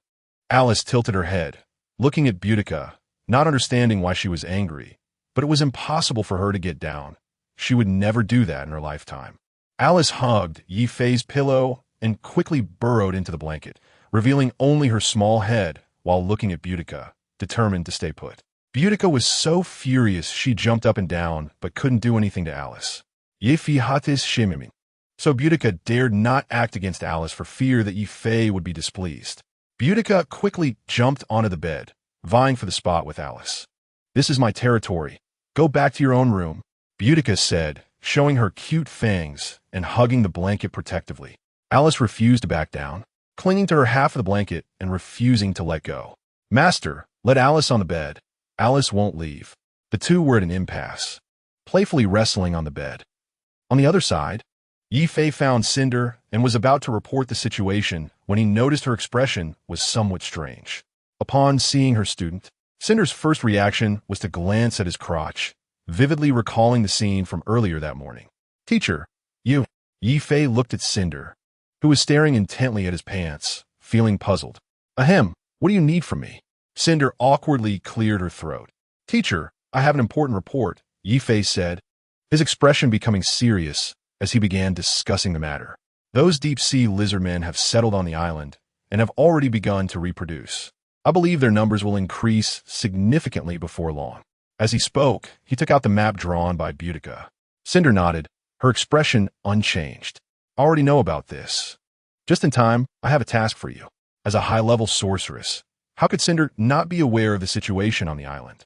The number of deep-sea lizardmen is vast, not only on this island, but also on several smaller islands. To slow their growth rate, starting tomorrow, you will lead a team to eradicate their nests and prevent them from developing too smoothly." Ye Fei nodded in agreement. He had the same plan. "Okay, teacher, how many people can you give me?" Ye Fei asked. "Follow me," Cinder said, opening a circular space passage about a person's height in a nearby open area. Cinder stepped in first, and Ye Fei followed closely behind. Upon entering the space passage, Ye Fei was shocked by the environment inside. It was a massive, floating mechanical island, disc-shaped, resembling a giant flying saucer. Above the mechanical disc, countless semi-mechanical warriors were on guard. Werewolves, orcs, eagle people. These were all Cinder's subordinates, transformed into extraordinary mechanical warriors from extraordinary beings. Beneath the giant disc were factories that worked day and night, with numerous extraordinary species employees busy at work. Smelting, forging, processing, assembling. "Welcome to my world, the Queen's City," Cinder proudly declared. Ye Fei quickly knelt on one knee. "Long live the Queen." "Ha ha, rise my subject." Cinder was very pleased. "Your Majesty, please accept my loyalty." Ye Fei feigned a flattering expression. "Ha ha ha, very well. I hereby appoint you as the general. You can choose any of these extraordinary legions," Cinder said generously. Isn't that inappropriate? How about you choose one for me, teacher?" Ye Fei hesitated, fearing he might choose Cinder's core troops, which would be awkward. "Go ahead. Cinder might not be willing to part with them." "Don't," would make her seem stingy. Ye Fei had observed Cinder for a long time and understood her character, a Sorcerer princess personality, generally mature and stable, but secretly a proud little princess. To deal with Cinder, one needs to coax her. She responds better to softness than toughness. If Ye Fei accidentally took away her queen's troops, she would likely throw a little tantrum. Moreover, he wouldn't know what to choose, as these troops were somewhat beyond his learning level.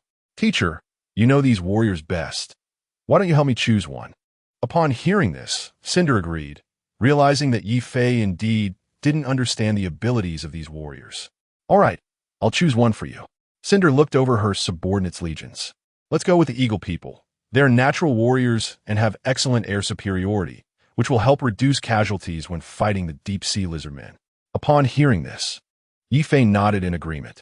The essence of war is to seek greater benefits. Those deep-sea lizardmen have no spoils. If the casualties are too great, it would be a loss. "Okay, I will listen to the teacher." Chapter 26. The Eagle Warrior Sindel is an undeniable little rich woman. Creating a portable micro-dimensional world requires a large amount of money and resources, something generally only attainable by a lord-level wizard. Jihu and Zhao Fei Shui do not have such things. A lord wizard, as the name suggests, is a powerful existence that becomes the lord of a territory. They usually possess their own independent spatial dimension, where they raise loyal subordinates of their own race, becoming lords of their own worlds. Sindel is still a high-level wizard, yet she possesses the wealth of a lord wizard. No wonder she told Ye Fei before that she wouldn't be afraid if she encountered a lord-level wizard. Is this the confidence of the rich? Sindel's micro-world is vast, almost 1 million square kilometers in area, inhabited by a large number of intelligent races. The Queen City is the center and core of this world. Other places are also home to a multitude of creatures, the exact number unclear, but certainly in the 8-digit range. With a command from Queen Sindel, almost all the mechanical eagle warriors gathered around. They generally stand between 2, 5, and 3. 2 meters tall with large bodies, eagle heads, human bodies, eagle claws for feet, and double wings on their backs. They are extraordinary beings with considerable power. Reaching near first-tier life forms status upon maturity. After being modified by Sindel into half-flesh and half-mechanical creations, their hearts were replaced with alchemical mechanical hearts, providing them with an excess of extraordinary power, greatly enhancing their strength. Coupled with their mechanized wings, metallic bones, and the support of combat assistance ships, they possess peak first-tier extraordinary combat power. 300 eagle warriors were neatly arranged in the open space, standing tall and proud, accepting the inspection of their queen, Sindel. Look, this is my elite force, the Sky Hunter warriors. They are the strongest sky warriors, capable of both range strikes and close combat, Sindel said proudly. Wow, teacher, you're amazing. Ye Fei complimented. Sindel smiled with satisfaction. Lan, step forward, Sindel said to a female eagle warrior standing at the front of the line. At your command, my queen. Lan quickly stepped forward, kneeling on one knee in respect. This is the commander of the Sky Hunter Eagles, Lan, with a strength of second tier. She will lead the remaining 300 eagle warriors to follow you on missions, Sindel told Ye Fei. Lan, stand up and greet your young master, Sindel said. His name is Ye Fei, my most beloved student, and you will follow him from now on, ensuring his safety. Yes, I vow with my life. No one shall harm the young master before I fall, Lan swore. Ye Fei examined the eagle commander before him, who stood 7 meters tall, making Ye Fei appear like a child beside her. Unlike the other eagle warriors, her feathers were pure white, without any mixed colors. Her mechanical wings glimmered silver, and her physique was robust, yet elegantly streamlined. She wore blue and white armor, with 2 protruding grooves on her chest, and held a sharp spear in her left hand. The spearhead wide like a long knife. It's a pity she has an eagle head, otherwise she wouldn't be a bad catch, but it's not impossible. Hello, my name is Ye Fei. Please take care of me, Ye Fei said politely. Young master need not be polite. Lan will serve you with her life. Lan ziplit zet pet fun. Show me your combat style. I need a comprehensive understanding of your strength. Yes. Next, Lan explained and demonstrated the unique combat techniques of the mechanical eagle warriors. The most prominent ability was flight. Their flying speed was very fast, and with their innate talent, eagle eye, they were born excellent range shooters. They were equipped with a sniper rifle capable of striking enemies at extreme distances, using energy bullets. Besides the built-in energy magazine, they could also recharge the sniper rifle with their own extraordinary power. The sniper rifle had immense power and strong penetration, capable of effectively piercing the innate body armor of second-tier life forms, posing a threat to their lives. Their alchemical mechanical hearts could store and release extraordinary energy, providing them with prolonged combat endurance. Strong muscles and alloy bones gave them formidable close combat abilities. Sindel also equipped them with a set of alchemical battle armor and enchanted weapons. The alchemical battle armor functioned as exoskeleton equipment, perfectly fitting their alien physique, providing excellent defense and somewhat enhancing their strength. The enchanted weapon was an alchemical spear made of special magical glass alloy, excelling in both hardness and sharpness. And most importantly, it was very light, reducing the flying burden of the eagle warriors. The spear was inscribed with several magical runes: sharp, hard, armor-piercing, swift. This eagle warrior unit is among the top-ranked warrior units under Sindel, showcasing her high regard for Ye Fei. How about it? Is it okay? Sindel asked with a smile. Ye Fei replied with a smile, of course. These are warriors carefully selected by my dear teacher. They're super powerful. Seeing Ye Fei's satisfied expression, Sindel felt a bit mischievous. Then she casually pulled Ye Fei in her arms and began to rub his little head. Teacher, not again, wow wow wow. Ye Fei exclaimed helplessly. For some reason, Sindel really liked to ruffle Ye Fei's hair like petting a kitten, and the more she did it, the more comfortable it became. Ye Fei leaned helplessly against Sindel, being casually played with, regarding it as a reward for her.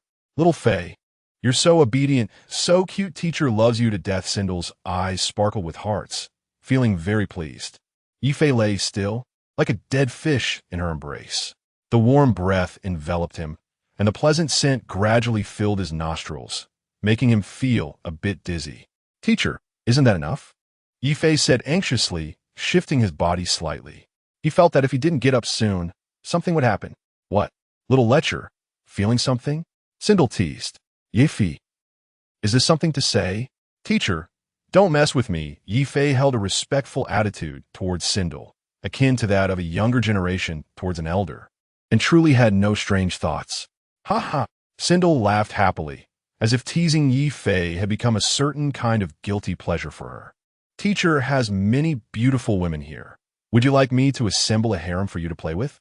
Ahem, that's not necessary. Teacher, please let me up. There's so many people watching, it's not good. Ye Fei said awkwardly, pointing at the eagle warriors in front of him. Sindel looked up and found them all with their heads down, not daring to look as honest as could be. Don't be afraid, I am the queen here. I have the final say. Chapter 27. The war begins after a long time. Ye Fei finally escaped from Cindy's clutches. It was terrifying. He almost lost his scalp. Why does this woman enjoy pulling people's hair so much? However, this trip was fruitful. Not only did he gain command over a formidable army of eagle warriors, but Cindy also promised to hand over all the spoils of war for Ye Fei to manage as he pleased. At the same time, to assist Ye Fei in his training, Cindy generously gave him 20 intermediate meditation potions, enough for him to train for a long time. Previously, Ye Fei had been exchanging his military achievements and credits for training resources, but now Cindy provided them directly, saving him a significant amount of money. The Eagle Warriors had completed their review, and next they needed to tidy up their marching supplies and equipment. In a couple of days, they would emerge from Cindy's miniature plane to gather with Ye Fei. When Ye Fei returned to his room, he found Alice and Boudica playfully wrestling. Rather than playing, it looked more like dog training. Boudica had transformed into a dog trainer, making Alice obediently follow commands. Come on, raise your hand, good doggy, Boudica said with a mischievous tone. Alice was squatting on the bed like a little puppy, sticking out her tiny pink tongue, playing the dog training game with Boudica. Ye Fei, what are you two doing? Upon hearing his voice, Boudica turned her head and, seeing Ye Fei had returned, felt a bit guilty. Sister said the master likes obedient doggies. Alice is being good. Woof woof, Alice cutely barked. Ye Fei slapped his forehead. Now he finally understood why Alice loved to put on a little puppy expression. It turned out she had been guided by a strategist behind the scenes. Only, this strategist was a bit unconventional, even somewhat mischievous. Boudica! Ye Fei shouted loudly. I was wrong. I know I was wrong. Master Boudica immediately surrendered, running over to cling to Ye Fei's arm, begging for mercy. Slap. Ye Fei smacked her on the backside. This is all your fault. Look, you've spoiled Alice. She is already small, and doesn't he understand anything, and now she thinks she is a dog. Alice tilted her head, looking at Ye Fei reprimanding Boudica, her eyes clear and innocent, as if she were about to say something adorably silly. Boudica covered her backside, looking pitiful, almost on the verge of tears. Boudica knew Ye Fei well and understood he had a soft heart, so she deliberately put on a pitiful expression, trying to charm her way out of trouble. Looking at the sorry side of Boudica, Ye Fei found himself unable to scold her further and could only reluctantly say, I'll let it go this time. But don't teach her these bad things again, or else. Humph. Yes, master, Boudica understands. I won't dare again. Boudica quickly accepted the reprieve. Ye Fei looked at Alice, still squatting like a puppy, and for a moment was speechless. The two of them were like two willing participants. Alice truly experienced Ye Fei's affection through her puppy role and was thus quite happy. Ye Fei rubbed Alice's head, then held her little face seriously and said, "From now on, don't think of yourself as a dog. You're a human. A human. Stand up, look up, chest out, stand at attention." Ye Fei positioned Alice straight, instructing her to stand like this in the future. If she squatted down like a dog again, he would go easy on her. Alice still tilted her head at Ye Fei, but this time she nodded very seriously. "Whatever master likes, Alice will do." "Good, cough cough. That is how it should be," Ye Fei said with satisfaction. "Master, tonight I want to sleep with you." Alice took the opportunity to express her thoughts. Ye Fei agreed without a second thought. Alice had just been spanked and was feeling uneasy, so comforting her was good. "All right, since you've been so obedient. Tonight master allows you to sleep in my room." "Yay, thank you, master," Alice exclaimed joyfully and immediately dove into the blankets, her big eyes sparkling as she stared at Ye Fei, seemingly inviting him to sleep. "Let us sleep. We have to be busy tomorrow." Ye Fei picked up Boudica beside him. With nothing to do that night, the three of them embraced and slept together. 2 days later, the cleanup operation officially began. Ye Fei set out with Boudica, Alice, the elf sisters, and a grand total of 300 eagle warriors, all at the peak of level 1. Along with Ye Fei, there were also other wizard apprentices and armed personnel. They had also received orders from Ji Hu and Zhao Feishue to jointly eliminate the deep-sea lizardmen forces on the island. At this moment, the difference between the academic and practical schools became apparent. Ye Fei was a representative of the practical school, directly bringing troops to sweep through, killing gods if they encountered them and killing Buddhas if they appeared. In contrast, those wizard apprentices set out more in team formations, using tactics like baiting and ambushing to clear out the deep-sea lizardmen, giving a feel of teaming up to fight monsters. Separate according to the ranks, and wait for my artillery fire as the signal. Ye Fei waved his hand, directing the eagle warriors to take their positions. The 300 eagle warriors were divided into 60 small teams, with 5 members each, assigned to both ranged and melee positions. In each 5-member team, 3 members would engage in melee, while 2 would serve as aerial ranged units. The 2 snipers' main task was to assist the other 3 melee teammates in killing enemies.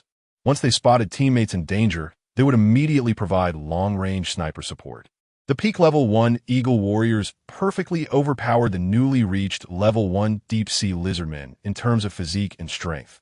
The only thing to be cautious about was their numbers. After all, in war, aside from comparing strength, the most important factor is still the quantity of troops. However, this was not a concern. This was on land, and the Eagle Men could fly. As long as they weren't instantly killed, they could rely on their wings to escape the enemy's encirclement. Ye Fei piloted his lightning battle armor into the sky and used the eye of the sky to scan the deep-sea lizardman tribe ahead. Found it. Ye Fei quickly located a stronger unit in a larger nest. This should be the tribe's leader, a level 2 deep-sea lizardman. Ye Fei civifti ardangit positions. Upon receiving the orders, the other eagle warriors took their places, waiting for Ye Fei's command to dive down from the sky. Ye Fei descended onto a hill where a cannon platform had been set up. This was an enchanted alchemical cannon he built himself, resembling an ordinary cannon platform, but with a giant cannon shimmering with magical light. The cannon had undergone mechanical modifications for longer range and higher accuracy, and its power relied entirely on the damage of the shells. The shells were a combination of highly concentrated gunpowder and explosive enchantment runes. Once detonated, even a level 2 creature would be severely injured, if not killed. Ye Fei quickly adjusted the cannon's angle, loaded it, calibrated it, and then, with a loud boom, fired. The enchanted shell, blazing with fire, shot out rapidly toward the leader's nest. With a massive explosion, the island defense battle officially commenced. "Kill!" The Eagle Warriors shouted as they dove down from the sky, starting the bloody massacre. Chapter 28. Loot and plans. The loud explosion woke up the other deep-sea lizardmen, who quickly put down their work to investigate the source of the noise. At that moment, a large group of elite Eagle Warriors swooped down, with each Eagleman averaging over 2 meters tall, able to impale a deep-sea lizardman in a single dive.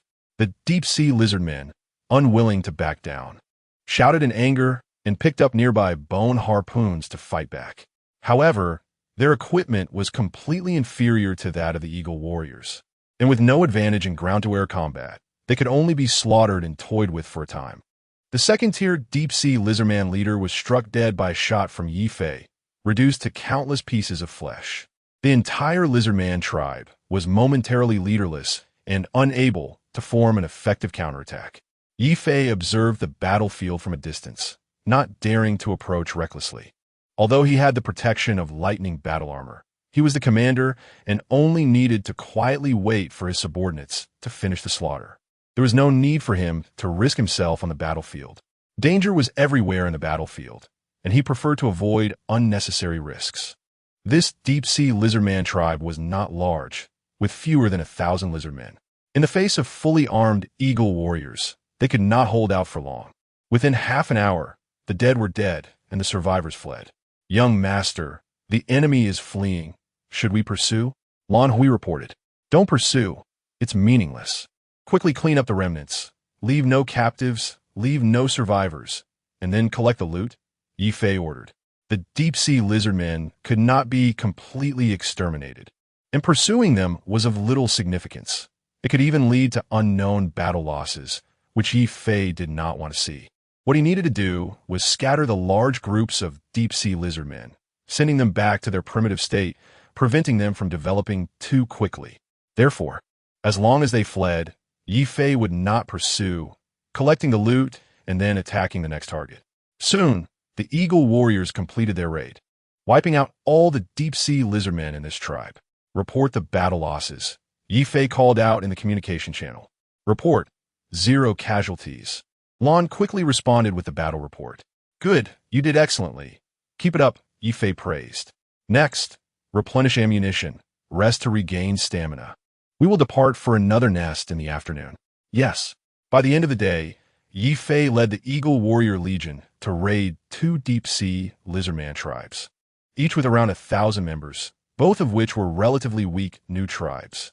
On the first day of training his troops, it was impossible for Ye Fei to immediately attack large tribes with over 10,000 members. It had to be a gradual process. However, although these 2 tribes were small, the loot was very rich. As standard first-tier life forms, the materials from the deep-sea lizardmen were still quite valuable. Their scales and bones could be used to make armor and weapons, and the rare substances contained in their blood could serve as raw materials for crafting potions, such as underwater breathing potions and fishman potions, all of which could fetch a good price.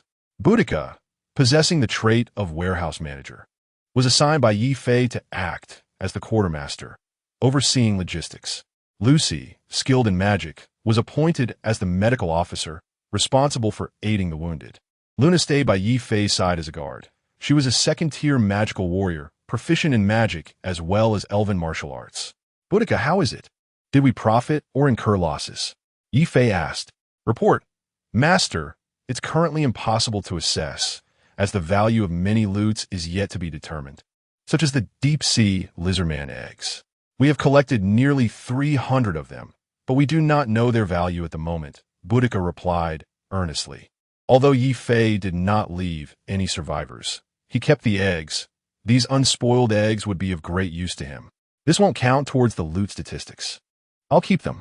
You tally the rest and see if we profited or lost," Ye Fei instructed. "Understood, Master. Please wait a moment." Boudica quickly calculated the value of the various loots, then deducted the ammunition consumed today, the damage to weapons and armor, and the injuries sustained by the personnel. "Master, calculations are complete. We fought 2 battles today and incurred losses in both. How much did we lose?" "According to the battle merit value, we lost approximately 1,390 points worth of supplies today." Ye Fei nodded upon hearing this. It was within expectations. Fighting the deep-sea lizardmen would definitely lead to losses. The damage to the Eagle Warriors' weapons, the ammunition consumed, and the daily food expenses all added up to a considerable amount. Eagle Warriors were half biological and half mechanical soldiers. Their bodies needed nutritional supplements. With their towering heights of close to 3 meters, their energy consumption was significant. The deep-sea lizardmen contained an unknown toxin that even the highly efficient Eagle Warriors dared not consume in large quantities, forcing them to hunt other exotic beasts for food. Cinder was indifferent to this. She had already provided the army to Ye Fei, and he needed to solve the supply issues himself. Since they didn't share the loot with him, how could he have the nerve to ask them for supplies? Due to the evolutionary nature of this world, with weaker extraordinary attributes, deep-sea lizardmen were not considered extraordinary life forms in principle. They did not possess magic cores. The value of magic cores was the highest. And since deep-sea lizardmen lacked magic cores, relying solely on their low-value flesh and bones meant they could not break even. Therefore, Cinder and others were unwilling to provoke these creatures. It was just not worth it. They would rather build a volcanic fortress for defense than actively clean up the countless monsters, as it was a case of not worth the effort. Cinder allowed Ye Fei to lead the cleanup, wanting to give him a chance to gain experience. Those who had never fought before found it difficult to survive on the battlefield of different planes. Now, Ye Fei was essentially paying for lessons. Ye Fei looked at the neatly arranged deep blue giant eggs in the warehouse, a glimmer of excitement flashing in his eyes. These were the eggs of deep-sea lizardmen, standing 40 to 50 centimeters tall and 18 to 25 centimeters wide, with a deep blue surface and thick shells. Ye Fei planned to hatch these little guys and train them to become his loyal subordinates. Ever since witnessing the splendor of Cinder's miniature plane, Ye Fei had conceived the idea of building his own army. He may not have a miniature plane, but he had card talents. He could turn all warriors into character cards, and when needed, throw out the cards like scattering flowers, transforming them into an army. Moreover, the most important thing was that time within the cards was frozen, meaning his warriors would only die in battle and would not age. They would fight for Ye Fei their entire lives until they fell on the battlefield. Ye Fei also did not need to bear the usual daily consumption. He only needed to ensure their condition was intact before battles. He alone was equivalent to an entire legion. With such an excellent talent, it would be a pity for Ye Fei not to exploit the mass troop strategy. Thus, Ye Fei set his sights on the deep-sea lizardmen, which was one of the reasons he was so proactive in waging war. He aimed to collect deep-sea lizardmen eggs, enslave them, and turn them into his soldiers. In the end, he sought the opportunity to govern lizardmen with lizardmen. Chapter 29. The enslavement and cultivation program of deep-sea lizardmen. Are deep-sea lizardmen strong? Yes, they're quite strong. The extraordinary race, the eagle people, have adult forms that are close to the first tier. Here, adult refers to civilians, while some extraordinary eagle people who have received combat training can reach the combat power level of Tier 1. However, deep-sea lizardmen reach the beginner level of Tier 1 in their adult form, meaning they have an initial strength superior to that of the eagle people. In combat, using primitive weapons and their physical qualities, they can pose a vague threat to fully armed eagle warriors, demonstrating their formidable strength. Moreover, deep-sea lizardmen are an amphibious race, with their main battlefield being the ocean, particularly in deep-sea environments. Their naturally excellent physical attributes allow them to withstand the immense pressure of the deep sea, making them born soldiers of the water. Previously, they were beaten down by eagle warriors, partly because their leadership was lost and they were left without direction, and partly due to their rudimentary equipment, primitive people fighting against a modern army. Additionally, the battlefield environment was controlled, with the eagle people holding air superiority. If the deep-sea lizardmen had better equipment and leadership, the eagle warriors would at least have to pay a price to defeat them. 1 month later, Ye Fei, having occupied a suitable deep-sea lizardman nest, began artificially hatching the collected deep-sea lizardman eggs. There were a total of 300 eggs, each marked with a slave mark in advance by Ye Fei, meaning they would be born as his slaves and must obey his commands. Ye Fei no longer actively attacked the deep-sea lizardman nests because it was no longer worth it. The small nests had been mostly cleared out, and what remained were large nests, some even guarded by Tier 3 leaders. These were no longer forces that Ye Fei could handle alone. He needed to call on Cinder and the others for assistance. During this month, not only Ye Fei took action, but also other wizard apprentices and extraordinary legions under the command of other senior wizards. After a month of war, the deep-sea lizardmen suffered heavy casualties, and the wizards did not fare much better. There were even casualties among some wizard apprentices. Ye Fei's 300 eagle troops were down to 270, having lost 30 excellent eagle warriors. Even the semi-mechanized elite eagle warriors suffered casualties, and it goes without saying that the extraordinary forces of other wizards faced similar fates. This battle resulted in a sort of killing 1,000 of the enemy, while losing 800 of our own. The most frustrating part was that these indigenous deep-sea lizard men had no decent loot, leaving the soldiers' morale very low. The wizards were part of an invading faction. They had come for profit, and now, after tallying up the results of the battle, they found themselves at a loss. This was unacceptable. Now everyone started a strike.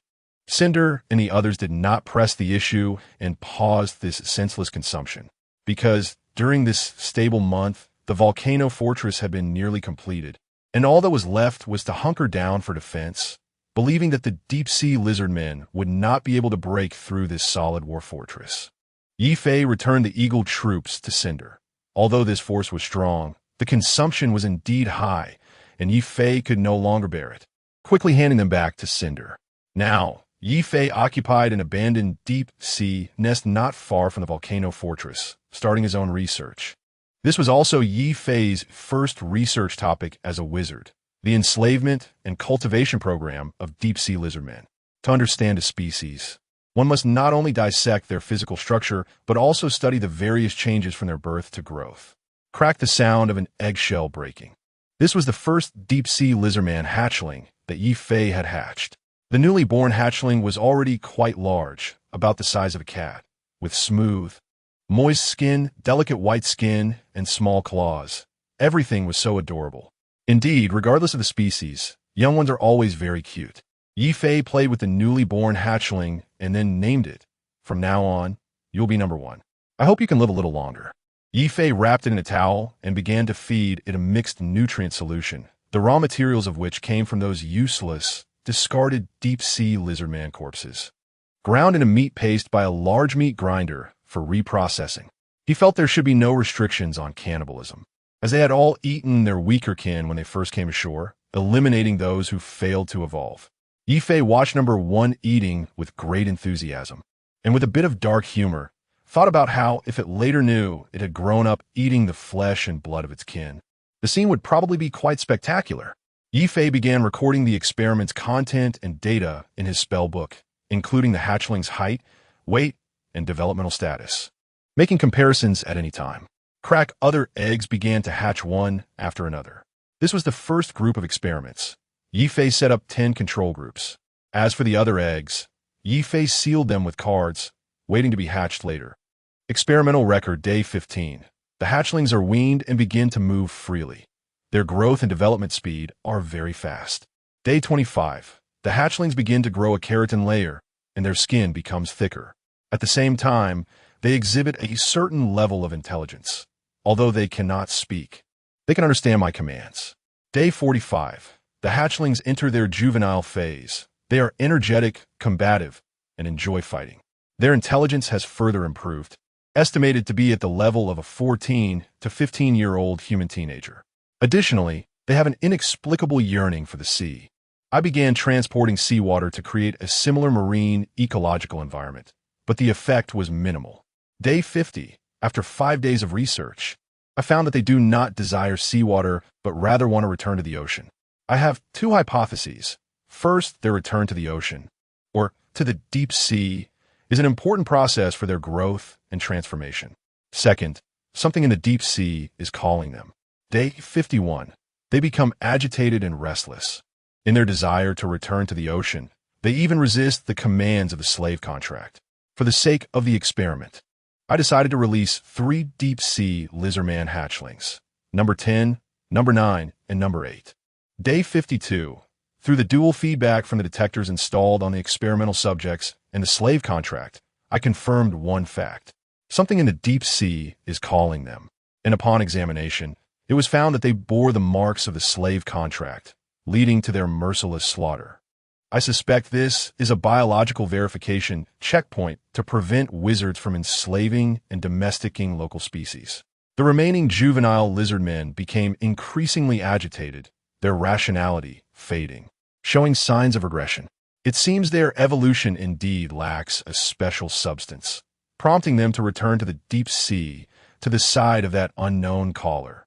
to absorb this substance that aids their evolution. Without this substance, the evolution and development of deep-sea lizardmen will be incomplete. I seem to understand the significance of their amphibious nature. Their evolutionary growth requires returning to that unknown existence in the deep sea. Note, danger level of the deep sea 10086. Chapter 30. Unknown evolutionary substance, day 60. The remaining 7 deep-sea lizardman larvae have all devolved, their intelligence rapidly disappearing, replaced instead by a beast-like instinct. Ye Fei closed his notebook, looking at the completely beastified deep-sea lizardman larvae in front of him, feeling somewhat disappointed. This won't do. I need to find the substance they need for evolution, otherwise I won't be able to cultivate them into complete deep-sea lizardmen. But the deep sea is too dangerous.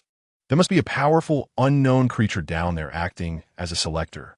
Ye Fei had also tried to tame adult deep-sea lizardmen, but they seemed to harbor an inexplicable hostility towards wizards, a hostility that was relentless.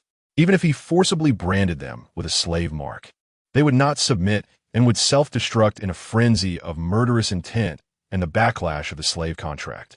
This is also why Ye Fei needed to start with the deep-sea lizardman eggs. Initially, he thought it was an instinct engraved in their genes, but during the experiments, the undeveloped larvae did not show strong hostility towards him. So the answer became clear. It was that existence in the deep sea that granted the deep-sea lizardmen their evolution and forcibly instilled in them a hostility towards outsiders from the wizarding world.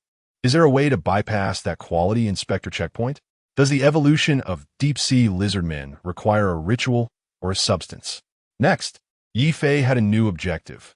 If the evolution of deep-sea lizardmen required a substance, does that mean adult lizardmen also possess this substance? Ye Fei summoned Boudica and Lucilona, instructing them to capture live deep-sea lizardmen. He began to re-incubate the eggs, hatching 100 at once, leaving 10 as test subjects, while sealing the rest just before their evolutionary stage. The blood and flesh of the previously raised deep-sea lizardmen had been processed, and their blood had been drained. So Ye Fei could not determine whether it was a certain substance in the blood that was effective or if the processing caused some evolutionary substance to lose its efficacy. Therefore, this time Ye Fei chose to feed them fresh blood and flesh. Once the larvae were hungry, he randomly slaughtered a live deep-sea lizardman to feed them its blood and flesh. These larvae had a certain level of intelligence and initially resisted consuming the flesh of their own kind. Ye Fei did not indulge them. The blood and flesh were just there, and if they didn't eat, they could starve. Eventually, the larvae could not withstand their instinctive hunger and began to devour the flesh of their kin. The results of this experiment quickly emerged. Adult deep-sea lizardmen indeed contained a certain evolutionary substance, which was present in their blood. Ye Fei conducted a control experiment, allowing some larvae to eat only blood and flesh, while others could not drink blood. The larvae that could not drink blood quickly reached their adolescent evolutionary stage, just like the first batch. Meanwhile, those that drank blood had a delayed evolutionary period by a few days. However, a few days later, they also evolved into a frenzied state of returning to the sea. No matter how Ye Fei fed them fresh blood, this frenzy could not be alleviated. It was as if their instincts compelled them to revert to deep-sea evolution. Otherwise, they would devolve into primitive beasts. Ye Fei requested a lot of biological research data from Cinder and began to study while researching. Previously, he had been following a path of mechanical creation and had learned related knowledge. His initial plan was to raise the larvae and then mechanize them, turning them into excellent warriors. However, now they were not growing at all, so Ye Fei needed to relearn related knowledge and find new solutions. Late at night, Ye Fei was still working late in the laboratory. Cinder appeared behind him at some point, watching Ye Fei's serious face with a somewhat fascinated gaze. It is indeed true that a man is most handsome when he is serious. Ye Fei's looks were extremely righteous, and with his serious expression, he added a touch of composure. Sometimes Cinder even wondered if he had the bloodline of a succubus. How could someone be so good-looking? "Little Fei, what are you doing?" Cinder called softly, then embraced Ye Fei, gently rubbing his head.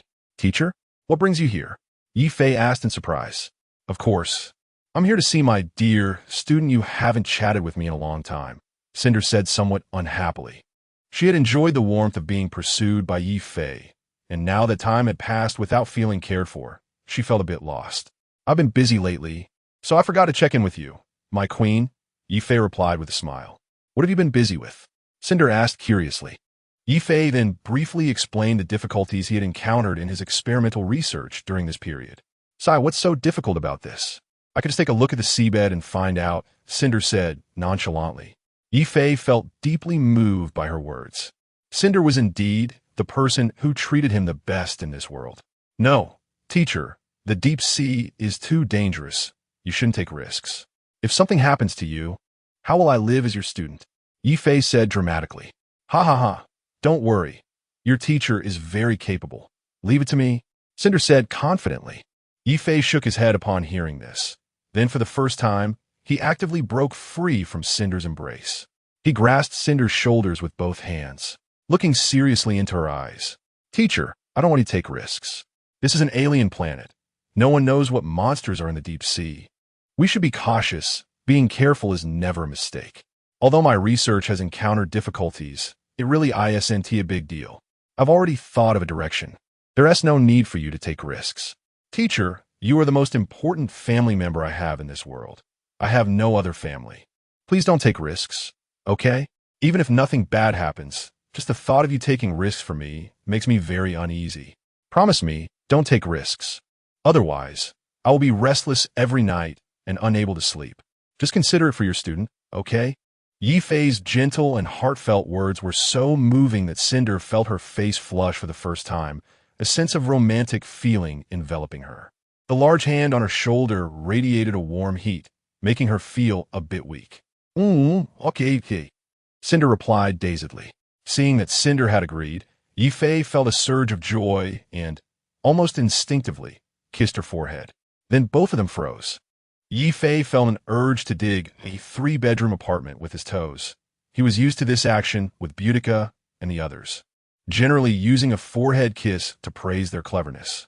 Cinder's face instantly turned as red as a boiled shrimp, from her head down to her neck. Teacher, if I say this is a misunderstanding, would you believe me? Ye Fei said awkwardly. Cinder huffed playfully and quickly turned to leave. Chapter 31 Emotions. Cinder returned to her residence in a state of confusion, feeling dazed for the first time. She raised her hand to touch her forehead, and her lips inadvertently curled up. Feier kissed me. What does this mean? Does he like me? But I'm his teacher, however. It doesn't seem that strange. Many teacher-student relationships turn romantic. Oh no, Feier must like me. He just advised me not to take risks. Is he worried about me? He said I'm the closest person to him in this world. Wow. Ha ha hee hee. My face is so hot. This feels strange. I can't be getting sick, right? Impossible. I'm a wizard. How can a wizard get sick? In her thoughts, Cinder raised her hand to cast a spell on herself to check for any abnormalities in her body. There were no problems at all. Why do I feel my heart racing and my face burning? Cinder said in confusion. Xiao Hong, quickly help me analyze. Cinder summoned her war queen and asked the superintelligence Crimson Moon inside. Based on your situation, I have matched the most accurate result. You are in love. Cinder's pupils dilated in disbelief as she asked, I am in love. With whom? You know the answer already. Cinder exploded with anger. Steam seemed to rise from her head, as if her mind had overloaded. No, it can't be. Is Ye Fei handsome? Yes, he is. Is it pleasant to cuddle? Very pleasant, like a big pet, soft, cute, and fragrant. Cinder became excited when talking about this. Do you want to be with him? The Crimson Eye Intelligence suddenly asked. Yes. Cinder instinctively replied, then suddenly realized.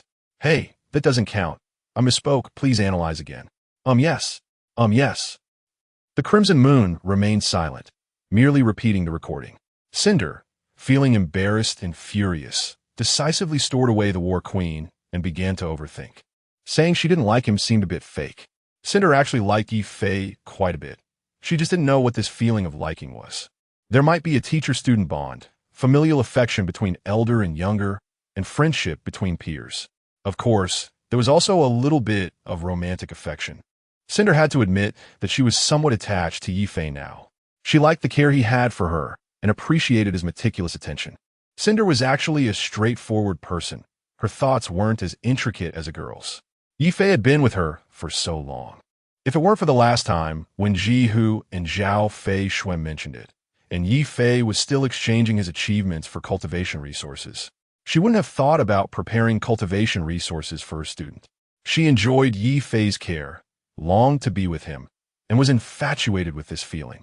It was an inexplicable emotion. Perhaps she couldn't clearly define this feeling. It might just be what Xiao Hong said, falling in love. For a moment, Cinder was in a state of turmoil, her mind racing with thoughts. The next day, Cinder found Ji Hu.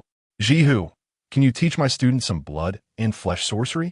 Ji Hu was taken aback. He indeed was an expert in this area, with profound research on blood, genes, and modifications. However, that's your student. You want me to teach my secret skills to your student? Isn't he learning alchemy knowledge from you? Why suddenly does he want to learn about blood modification? Ji Hu asked in confusion. He's encountered difficulties in his research related to your field of knowledge. I thought you were the expert. Just teach him some basic knowledge. Cinder looked at Ji Hu hopefully.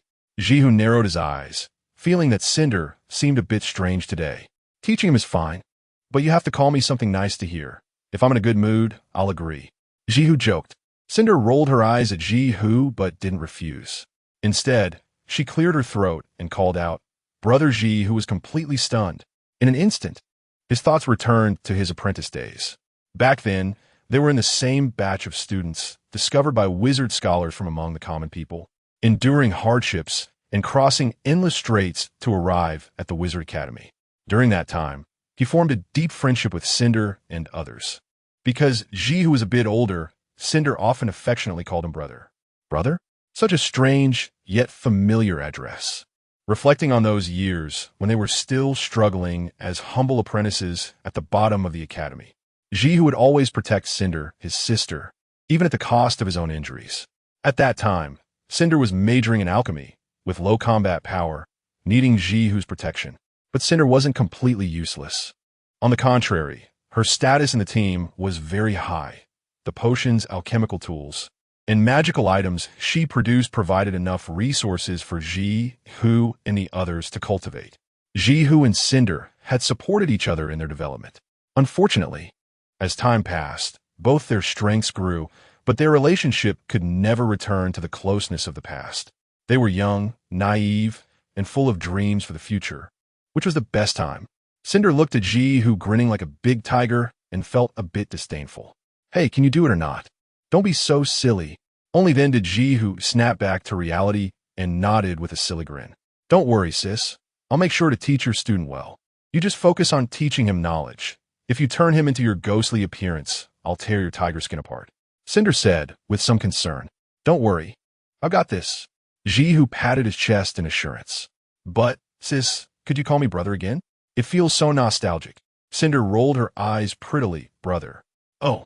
Ji Hu clutched his heart and fell to the ground. His modified wizard body that could bathe in magma was softened by Cinder's single brother. Oh, Ji Hu lay on the ground, grinning like a fool. What's wrong with Ji Hu? Zhao Fei Shui walked in from outside and saw Ji Hu lying on the ground without any grace, grinning foolishly, and asked curiously. Not sure. Maybe he didn't modify his brain properly during the process, so he is acting foolish. Cinder shrugged. Zhao Fei Shui exclaimed in confusion. Cinder recounted what had just happened, and Zhao Fei Shui nodded thoughtfully after hearing it. No way, you both have it, so I want it too. Let Ye Fei learn something with me. Zhao Fei Shui suddenly felt a bit out of place and spoke up. My water element sorcery and life sorcery are pretty powerful. Add me to the mix, Cinder thought for a moment and nodded in agreement. All right, I'll go talk to him and let him learn something with you. Chapter 32. Minter the Blaze, Tiger good friends, of course, share things together. Cinder, Blaze Tiger, and Zhao Fei Shui formed an inseparable trio. Originally, their topics of conversation were few, as they practiced different systems, and their relationship relied on their previous friendship. Now that they had a rare, common topic, how could Zhao Fei Shui not join in? Unbeknownst to them, Ye Fei seemed to have become a bond connecting their gradually fading friendship. By the way, are there any dangers in the deep sea? Cinder asked Zhao Fei Shui. The deep sea? Yes. Zhao Fei Shui nodded solemnly. I went to the deep sea once before, and it was very dangerous. I could vaguely sense the aura of a king-level creature. Ye Fei was a water element sorceress, proficient in life sciences, and had a keen sense of life detection in biological entities. Her main purpose for exploring the deep sea was to find water attribute treasures. But she inadvertently discovered a mysterious underwater pit that led directly to the Earth's core. As she approached, she felt an overwhelming pressure and threat, and, in the end, she had to return empty-handed. Not to mention the depths of the sea. Even the seabed near our island has the aura fluctuations of a lord-level creature. Why do you ask? Ye Fei inquired curiously. Cinder then shared Ye Fei's speculation. If that's the case, it is indeed very possible. Blaze Tiger spoke up, stating that the evolution of creatures requires time and process, and that group of deep-sea lizard men is evolving too quickly. Thinking this way, there might indeed be a lord-level creature catalyzing this evolutionary process. There are two types of biological evolution. One is natural evolution, which requires organisms to evolve over a long period of adaptation. The other is artificial interference, similar to catalysis, pushing a certain organism to evolve in the desired direction. The current deep-sea lizardmen clearly belong to the latter. Their evolutionary intent is too obvious. They are not evolving to adapt to the environment and survive, but to attack the sorcerer faction. They are still adapting and reproducing. But it won't be long before they launch an attack on the volcanic fortress with a large population. Should we go together and slay that lord-level creature? Cinder was eager to try. She was still conflicted about what Ye Fei had said to her. Ye Fei didn't want her to take risks, but she wanted to help him. It's difficult. Ye Fei shook her head. The lord-level creature is very strong. The three of us together may not have an advantage. And it's in its deep-sea environment, which is its home ground. Exactly, my fire-based sorcery is difficult to deal effective damage in that environment. Blaze Tiger nodded in agreement. Moreover, what you said makes sense. He doesn't want you to take risks, which also reflects a sense of self-reliance. Blaze Tiger continued. He takes you as a mentor, and you must also regard him as a man. His clear desire not to rely on women is a matter of male pride. As a man, Blaze Tiger naturally understands men. Ye Fei's pride was something he had experienced during his apprenticeship. At that time, all his training resources depended on Cinder as an alchemist, and he sometimes worried that he was too useless. Blaze Tiger is right, Cinder. It's not good to overly pamper your students. Have you forgotten your previous 3 students? Ye Fei couldn't help but remind her.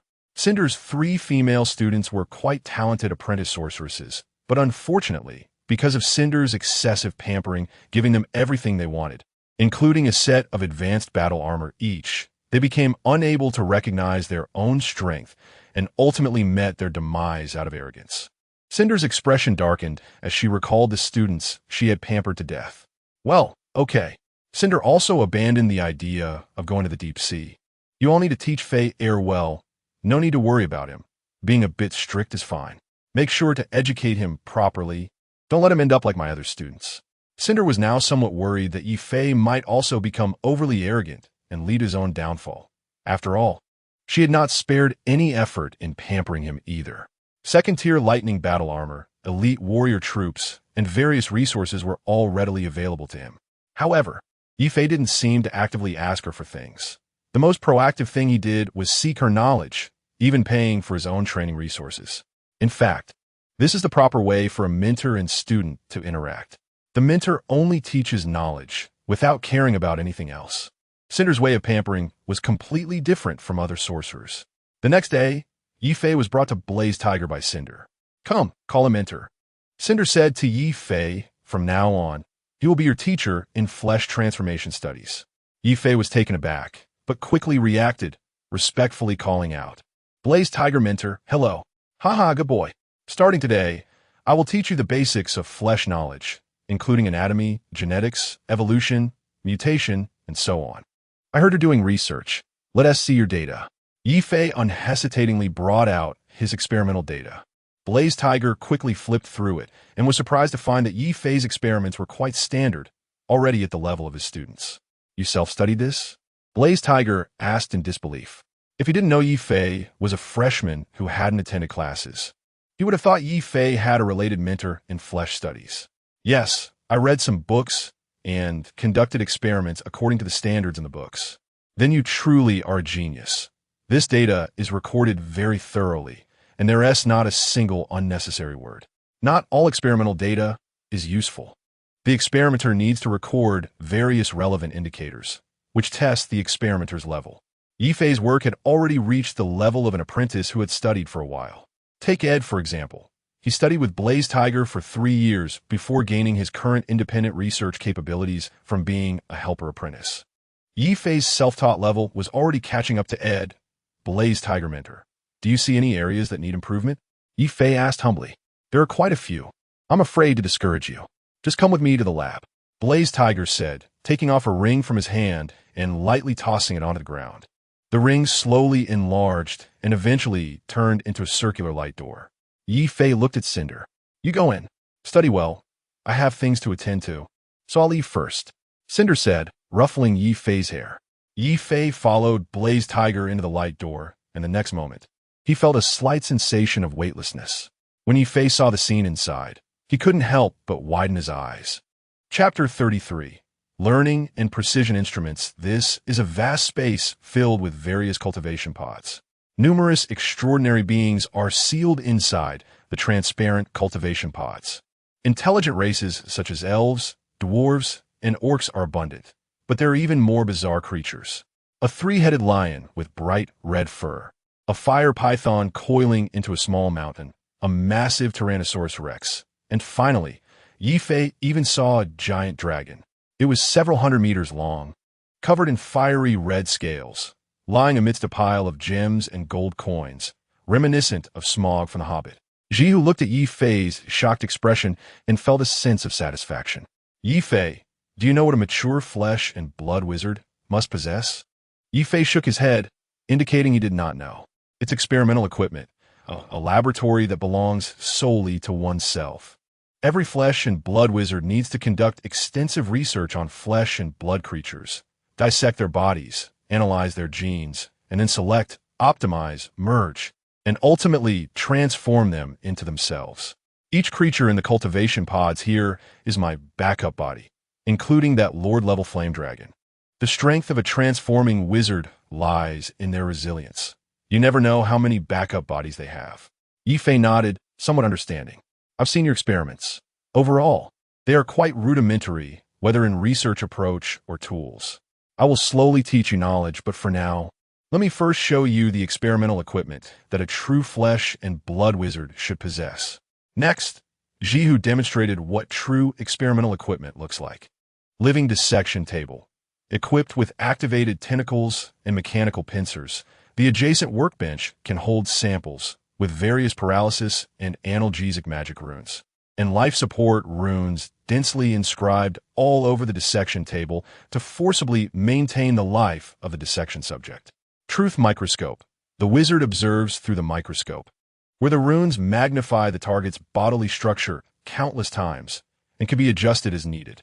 It has a built-in X-ray function, allowing the observer to see inside the creature directly through flesh and blood. Organ life support tanks. Individual transparent tanks, each responsible for containing life support liquid, with unique life support magical devices at the bottom, allowing dissected live organs to survive for a long time. Biological cloning pod, flesh synthesis device, gene extractor, gene reconstructor, soul extractor. Ye Fei looked at these marvelous devices he had never heard of, exclaiming in awe. Kid, remember, a qualified wizard is also an excellent researcher. A researcher without precise instruments is like a warrior without a suitable weapon. To seek truth through the essence of biology requires the aid of precision instruments.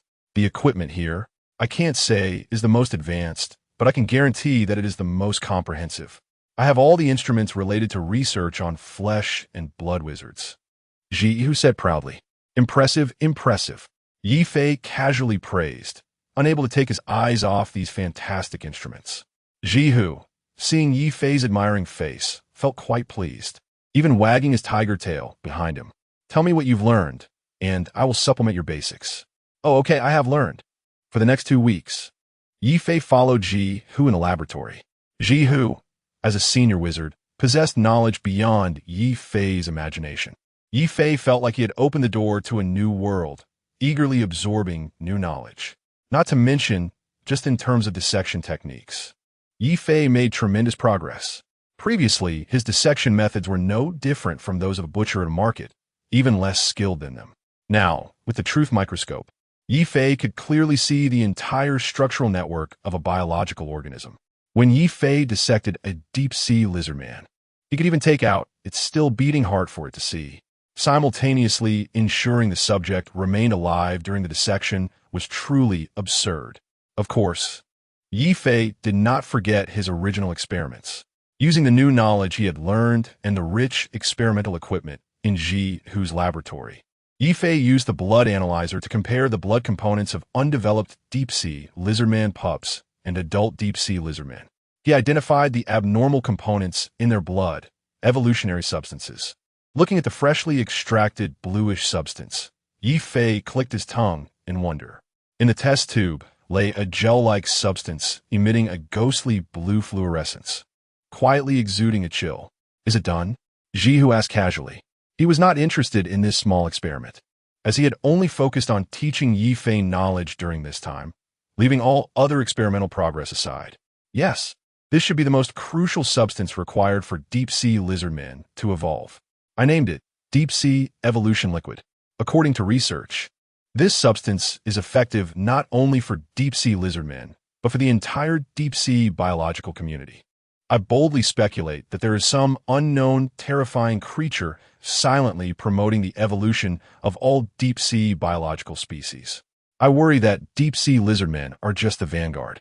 More advanced creatures may soon crawl up from the deep sea, occupy the land, become the new rulers of the land, and even replace humans as the new rulers of the planet.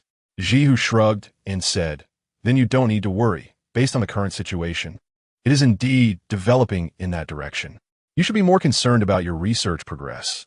These matters are not something a rookie like you should worry about." Ye Fei: "Okay, Mentor Ji Hu, I might need to go out for practical experience, so I want to continue learning with you. Go ahead. You've learned enough for now, and we can discuss the rest later when there's time. I have things to attend to." Ji Hu waved his hand, signaling Ye Fei to hurry and leave. Ye Fei sincerely thanked Ji Hu for his guidance, which he would never forget, and then turned to leave. Ji Hu watched Ye Fei's departing figure, nodding thoughtfully. No wonder Cinder valued him so much. He indeed knows how to handle himself. Ji Hu inexplicably recalled his own students, each as wooden as logs, barely moving when called, and having to be taught the same things multiple times without learning. Every day, they complained about this being too difficult and that too tiring, showing no gratitude at all. Sigh. Comparing people really is infuriating. Chapter 34. The Sea God Tribe Deep-Sea Evolution Liquid Pseudo Attribute Catalyst Evolution Function forcefully catalyzes the evolution process of marine creatures. Ye Fei looked at the card in his hand, his expression invigorated. The card was not the deep-sea evolution liquid extracted from the laboratory of the Blazing Tiger, but rather the deep-sea evolution liquid that Ye Fei had just forcefully refined from the blood of deep-sea lizardmen using the card's ability decompose all things. This meant that Ye Fei could extract the deep-sea evolution liquid solely relying on his innate card ability without the need for precision instruments. The cost of extracting deep-sea evolution liquid using precision instruments was very high. In addition to the initial consumption, extra magical reagents were required to act as extraction liquids. Ye Fei's innate ability allowed him to eliminate all costs, resulting in almost zero cost after consuming some mental energy. Ye Fei fell into deep thought. Initially, he planned to take the elite route, as the cost of purifying with precision experimental instruments was too high for large-scale use. However, now, his talent had given him a new surprise. Ye Fei's card talent was even stronger than he had thought. He only needed a fixed target, and the card would assist him in the remaining operations. The blood of an adult deep-sea lizardman contained a certain amount of deep-sea evolution liquid. The card only needed to seal the blood of the deep-sea lizardman, and then add a fixed decomposition formula.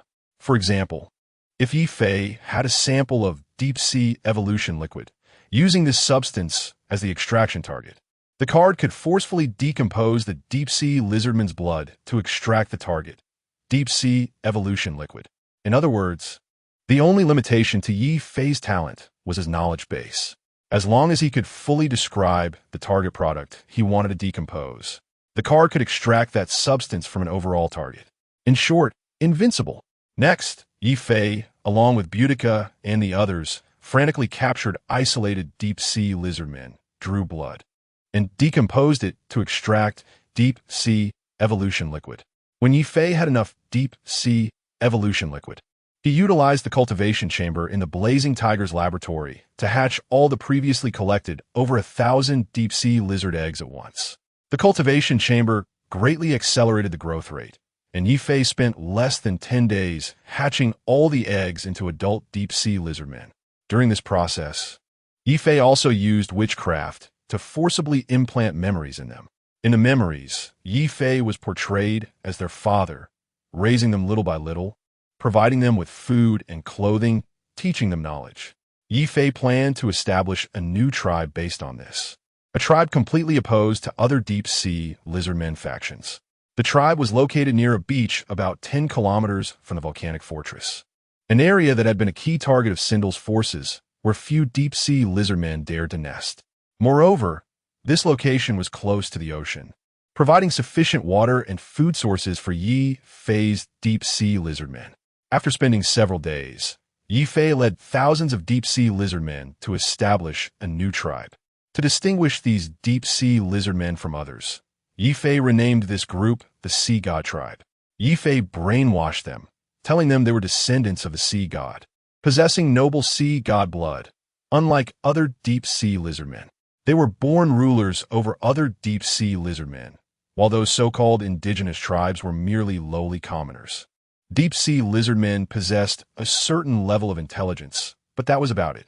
Faced with the subtle influence of the slave mark and the nurturing grace Ye Fei provided from hatching to growth, Ye Fei had become their only god. Whatever Ye Fei said was absolute.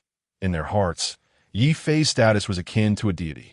These deep-sea lizardmen quickly accepted their identity as the Sea God Tribe and firmly believed in Ye Fei's words. To be honest, even if the so-called intelligent beings were not as wise as proper humans, even proper humans who had not received complete quality education would believe Ye Fei's brainwashing. A father who has nurtured you since birth, providing food, clothing, and teaching you literacy in the Wizarding World script, subtly constructing the worldview he created throughout your growth. No intelligent being could withstand such a brainwashing model. They soon regarded themselves as the Sea God Tribe and began to learn martial arts under Ye Fei's leadership. Their physical qualities were strong, regardless of gender. With just a bit of training, they could become qualified warriors. To better manage them, Ye Fei specifically established a primitive and brutal social system. Might makes right. Ye Fei aimed to forge them into a martial race. In the Sea God Tribe, the hierarchy was divided into 4 levels. The first class, ruling class, the leader of the Sea God Tribe, the Patriarch. The Patriarch was the strongest deep-sea lizardman, ruling over the others. The second class, officer class, held by elite warrior leaders serving in officer roles. The third class, warrior class or soldier class, composed of brave and skilled fighters. The fourth class, civilian class, comprising women, children, and the elderly who had average combat ability, mainly engaged in logistical work.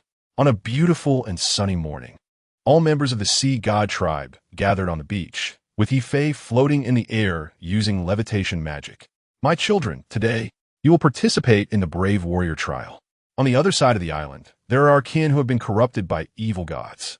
They have been seduced by the evil god Godzilla, abandoning the trust of the Sea God and opposing you, descendants of the Sea God. I need you to eliminate these traitors and heretics and restore the glory of the Sea God. Ye Fei shouted loudly, "Restore the glory of the Sea God. Eliminate them all. Kill the heretics. Let the traitors pay the price." The warriors of the Sea God Tribe were fired up. Ye Fei looked at the excited warriors of the Sea God Tribe, the corners of his mouth lifting. "Silence." Ye Fei raised his hand to signal. "Each of you holds a special container."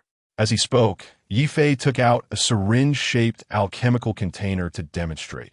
When you pierce it into the body of a heretic, it will automatically absorb their blood, kill the heretics, collect their blood, and offer it to the great sea god to receive divine blessings. This is your mission and the rules of this warrior trial. For every 10 heretics you kill and fill a container with their blood, you can be promoted to Sea God Warrior. Sea God Warriors enjoy higher status, more powerful weapons and armor, priority in mate selection, and blessings from the Sea God. You are the descendants of the Sea God, with noble divine blood flowing in your veins. For glory, cleanse the heretics. The emotions of the deep-sea lizard men of the Sea God tribe were instantly stirred, vowing to eliminate the group of heretics. Set off. Ye Fei waved his hand, and the deep-sea lizard men of the Sea God tribe rushed into the ocean with weapons in hand. Ye Fei had spent a full month training them, teaching them stronger martial skills and providing them with more advanced weapons. Of course, the weapons here were only steel spears and armor. Ye Fei was not foolish enough to give them firearms. However, this was sufficient. Other deep-sea lizardmen tribes were still in a barbaric period. Not to mention armor. They didn't even have clothes, their bodies still exposed in a primitive state. Most of the weapons they held were bone or stone harpoons, and their smelting technology had not yet been developed. If they couldn't even handle this, then they deserved to be eliminated as the Sea God tribe. Chapter 35. Hunting. Heretics. Traitors. Haigu is a deep-sea warrior of the Sea God clan, tall and skilled in combat. He early unlocked onto his hunting target, 3 heretical deep-sea lizard men hunting in pairs. The 3 heretics were fishing at the bottom of the near sea, completely unaware of Haigu's stealthy approach. Haigu's tail gently swayed as he slowly neared one of the relaxed lizard men, and when he reached an appropriate attack range, he suddenly thrust his harpoon. Puff! The sharp steel spear, thrown with immense force, precisely pierced the chest of one deep-sea lizard man, instantly staining the seawater blue with its blood. The other 2 lizard men reacted quickly and hurried over. Haigu no longer hid. He swam out from the coral, his face fierce as he approached the remaining 2 lizard men. The other 2 lizard men, seeing that the attacker was an unfamiliar member of their own kind, were filled with confusion. Their intelligence was still at a relatively primitive stage, comparable to early primitive humans. They did not understand why one of their kind would attack them, but seeing Haigu's aggressive approach, they did not dare to be careless and charge forward with their harpoons. As a result, Haigu, fighting against 2, easily overpowered them. Haigu's combat skills were specially trained. With a solid foundation in martial arts, both his attacking angles and evasive maneuvers were superior to those primitive deep-sea lizard men who relied solely on brute strength. Moreover, Haigu's physique was even stronger than these 2 primitives. Ye Fei, to cultivate this batch of warriors, had specifically consulted Master Ji, who learned some dietary secrets for strengthening the body from him. Ye Fei added these special formulas to their meals at every meal, making their bodies grow stronger with each training session. The battle was without suspense. Haigu quickly dealt with the last heretic. Just before dying, the heretic shouted in frustration, "Why?" This communication was purely a racial gift, and surprisingly, Haigu could understand the other's language. Heretics, this is the punishment for your betrayal. The glory of the Sea God will once again descend upon this sea. After saying this, Haigu thrust his spear again, cleanly finishing off the heretic, and then quickly took out a syringe container to extract blood. The syringe container was an alchemical creation capable of storing approximately the total blood volume of 10 adult deep-sea lizard men. According to the trial rules set by Ye Fei, the warriors were assessed based on the amount of blood they collected. Filling one container, killing about 10, would allow them to rise from the civilian class to the warrior class. Filling 10 containers, killing about 100, would make them officers. Under Ye Fei's intense ideological indoctrination and crazy brainwashing, the deep-sea lizardmen of the Sea God clan had come to see themselves as descendants of the Sea God, believing in martial power and hating heretics. Even if other deep-sea lizardmen's languages interfered, they remained fiercely loyal to the Sea God, dismissing the words of heretics as the lies of evil gods. Slaughter was everywhere. Nearly 1,000 warriors of the Sea God clan surged out, crazily hunting other deep-sea lizardmen. In just 3 days of trial time, nearly 500 Sea God warriors had returned with syringe containers, advancing to become official Sea God warriors. This meant that over 5,000 deep-sea lizardmen had tragically died at the hands of their own kind. And it was not over. Under the supremacy of martial power, this portion of sea god warriors were far from satisfied, setting out again with new empty syringe containers, vowing to kill more heretics and rise to the officer class, the sea god guards. Ye Fei looked at the fervent deep-sea lizardmen of the sea god clan and almost laughed, but managed to hold it in. The world is foolish indeed, he thought. Whether deep-sea lizardmen or humans, the lies woven by the ruling class could always control them well. What sea god? What noble bloodline? They were all just the same kind. However, this so-called descendant of the sea god was merely a lie woven by invaders. In terms of legitimacy, the other deep-sea lizardmen tribes were the indigenous inhabitants of this planet, warriors evolved by nature to resist invaders. Yet the deep-sea lizardmen of the sea god clan believed, until death, that killing their own kind was a very honorable act. It was both sad and laughable, but this was also good, as it aligned with Ye Fei's interests. Soon, the 7-day warrior trial came to an end. Of the 1,069 participating deep-sea lizardmen warriors, 59 were lost. The remaining 1,010 deep-sea lizardmen warriors all advanced to the warrior class of sea god warriors. Among them, 45 outstanding elite warriors, through their efforts, killed over 100 heretics in 7 days and were promoted to sea god guards. Meanwhile, other deep-sea lizardmen tribes noticed something unusual and began to be on alert. The sudden mass deaths had caught their attention. Since Ye Fei and his group had previously attacked them, they were aware of the existence of a group of invaders. At the same time, some survivors who had escaped from sea god warriors returned to their tribes with news.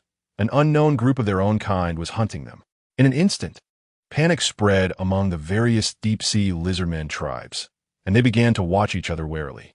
Their social structure was very primitive. Aside from undergoing evolution rituals in the deep sea, they bore a hate aura against the outsiders of the wizarding world, making them not much different from newly formed primitive tribes. They originally only had a simple concept of kinship, but they leaned more towards the interests of their own tribes. Now impacted by Ye Fei's sea god warriors, even this simple concept of kinship began to deteriorate. They now only trusted their own kind within their tribes and started to harbor suspicion towards kin from other tribes. Some deep-sea lizardmen tribes that had developed a bit more civilization even created primitive totem symbols to distinguish between different tribes of deep-sea lizardmen. The hunting of sea god warriors continued, and the trust among the deep-sea lizardmen began to erode. Ye Fei kept a close watch on the changes in the various deep-sea lizardmen tribes, keenly sensing this shift. It seems I've inadvertently completed a stratagem of sowing discord, he thought. Since you don't have the guts to fight back, don't blame me for playing the game of alliances. Ye Fei grinned widely. The next day, Ye Fei issued orders for some sea god warriors to take the flags of other tribes' totems, disguising themselves as deep-sea lizardmen from other tribes, and began to wildly harass and attack other tribes. Here they killed a group of people. There they burned some land, completely disrupting the deep-sea lizardmen tribal forces on the entire island. Deep-sea lizardmen were originally warriors evolved to resist the invasion of the wizarding world, naturally hot-tempered and combative. When the disguised sea god warriors attacked their tribes under the banners of other tribes, they immediately retaliated in rage. In an instant, the various deep-sea lizardmen tribes ceased to develop peacefully and became tense, on the brink of war. The strategy of alliances. A great success.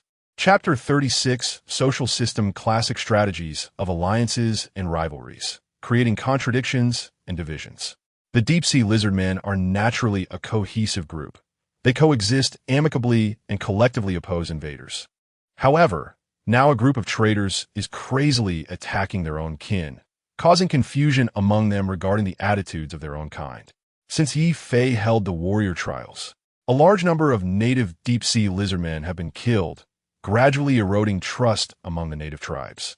They begin to be on guard against each other, fearing that their own kind from other tribes might strike at any disagreement. Later, Ye Fei sends the sea god warriors disguised as fighters from other tribes to attack them, causing the last remnants of trust among them to completely collapse. The continuous killings and provocations instantly ignite their repressed emotions and volatile natures. Being beaten and killed by outsiders is already enough humiliation. However, they have been unable to determine the source of the enemy. Now the enemy appears at their doorstep waving flags. They all know who the enemy is, so how can they not fight back? Thus war begins.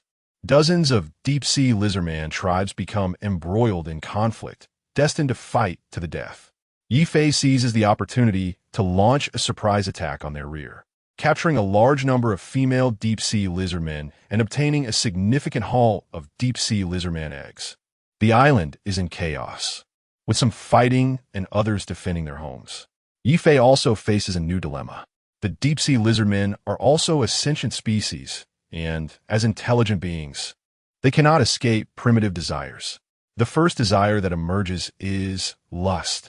Due to genetic influences, the male-to-female ratio among deep-sea lizardmen is very unbalanced, approximately 8:2. After all, this is a species evolved purely to serve as warriors, facing the invaders from the wizarding world. Females need to become pregnant and give birth, so their proportion cannot be too high, which helps maintain the combat effectiveness of the entire race.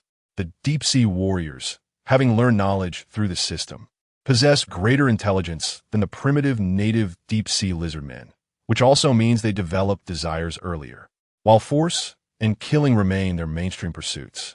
The instinct to reproduce is an unavoidable biological drive that all creatures possess.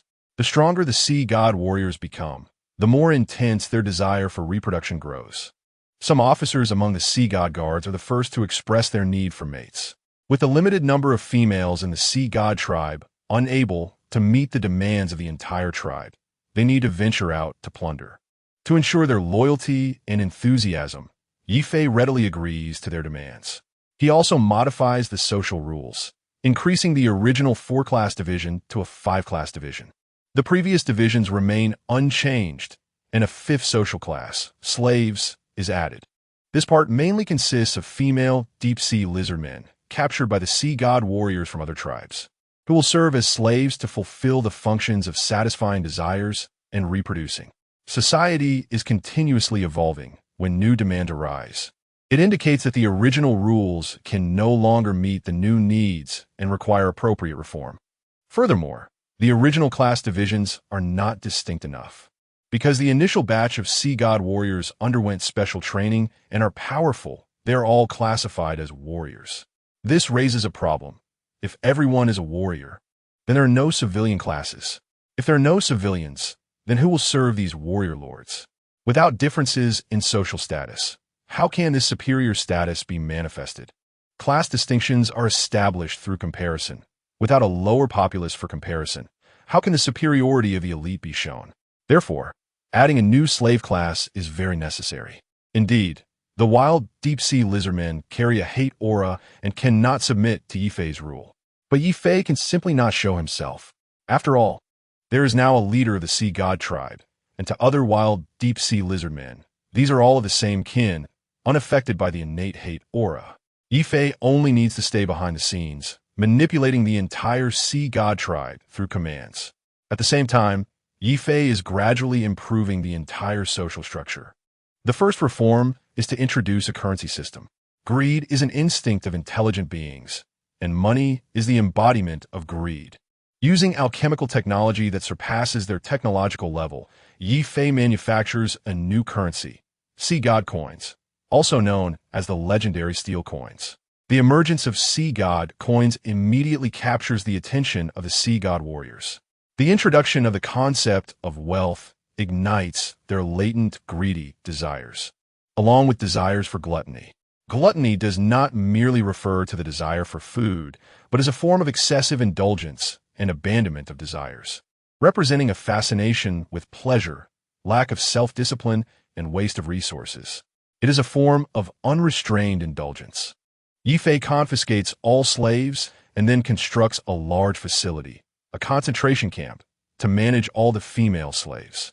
Warriors who capture slaves can receive a substantial subsidy of sea god coins, but if they want to spend it, they still have to pay. Imagine, after hunting all day, you return home to find a captivating beauty beckoning you from a brightly lit building. Can you resist? No, you cannot. Thus, the hard-earned money from the day is handed back to Ye Fei.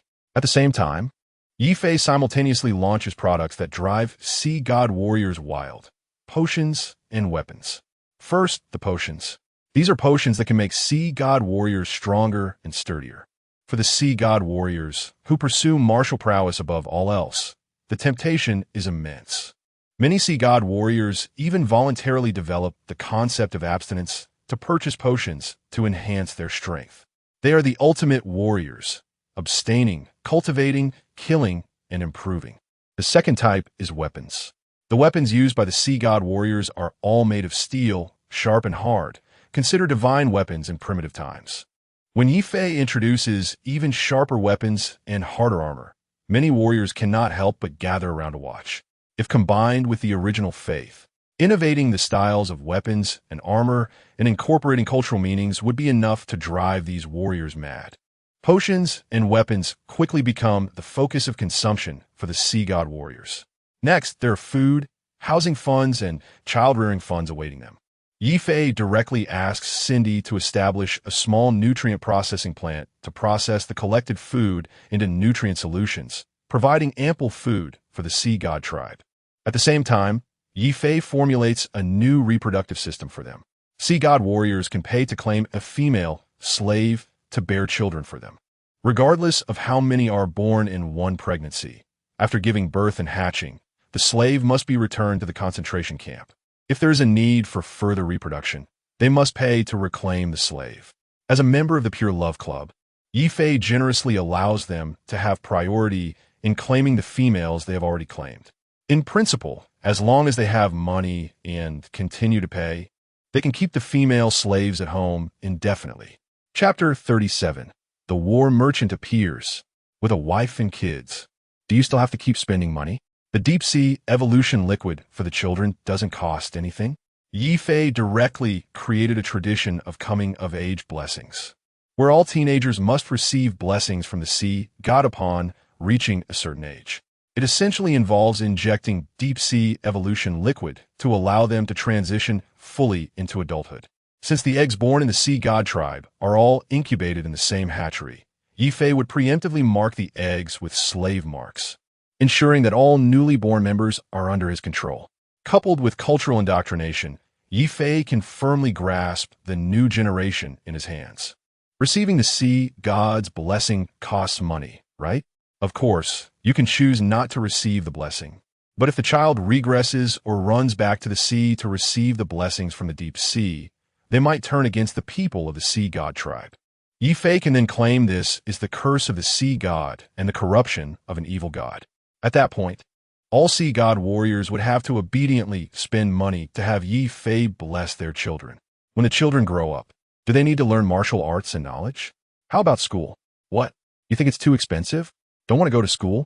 If you don't go to school, there won't be any graduation trials at that time. The warrior trials will be directly changed to graduation trials, binding literacy, learning martial arts, and class promotion assessments together. If you don't go to school, you'll be a commoner for life, and will never be able to pass the assessment to rise to the warrior class or officer class. The moment the currency system appears, it signifies the beginning of wealth disparity. To maintain their status and livelihood, these sea god warriors will crazily hunt their indigenous kin, treating them as walking money bags. They don't even need Ye Fei to emphasize any beliefs or heretical concepts. Life will force them to keep moving forward. In the end, they won't even consider the concept of justice. And even if they uncover Ye Fei's identity, it will be hard for them to return to their original indigenous camp. It is easy to go from frugality to luxury, but hard to go from luxury to frugality. Having become accustomed to civilization, can they return to that primitive tribal society? Low-level rule, slavery. High-level rule, enslavement. The social system constructed by Ye Fei is enough to make them gradually sink into the camp of the sorcerers, unable to extricate themselves. As for what racial righteousness and camp opposition, are they still important? Life will teach them how to be human. The 7 deadly sins: pride, greed, lust, envy, gluttony, wrath, sloth. These are the inevitable evil thoughts born from intelligent species. As the social system is further perfected, The warriors of the sea god tribe will gradually give birth to such desires. Those in high positions will develop desires for pride and laziness, while those in low positions will envy those in higher status. The aggressive genes will instinctively maintain their anger, and their genetics will fill them with lust and gluttonous desires. With desires come ease of control. Ye Fei only needs to satisfy their desires, and they will actively support him, this foreign invader. Division has begun. The entire deep-sea lizardman tribe on the island has fallen into war, but not against invaders, rather against their own kin. Under Ye Fei's scheme, they quickly fell into a war of mutual slaughter. Among them, there are wise individuals who have long sensed that something is amiss. But they cannot stop the enraged kin. In fact, based on time estimates, these indigenous tribes have developed to a strength capable of threatening the volcanic fortress, if nothing unexpected happens. The first wave of deep-sea lizardman attacks will appear soon, uniting to jointly assault the volcanic fortress and drive out the foreign invaders. However, an unexpected situation has arisen. The sea god warriors led by Ye Fei have shattered their kinship trust. After some instigation, they turn against each other, which is tantamount to fighting among themselves. While these indigenous people are immersed in the war of hatred, they automatically overlook the peaceful invaders. On average, a large indigenous tribe has just over 50,000 deep-sea lizardmen. With a total of 17 large tribes, plus other small indigenous tribes, totaling close to 900,000 people at most. This is already the limit that these indigenous tribes can accommodate. Beyond that, survival becomes difficult. Such a large number, if gathered to attack the volcanic fortress, even the 3 high-level sorcerers, Sindel and the others, would have to retreat. But now, thanks to Ye Fei's manipulations, they have become mortal enemies, attacking their kin in a frenzy every day while being on guard against each other. The intensity of conflict and war between the indigenous tribes is very high, with thousands dying every day.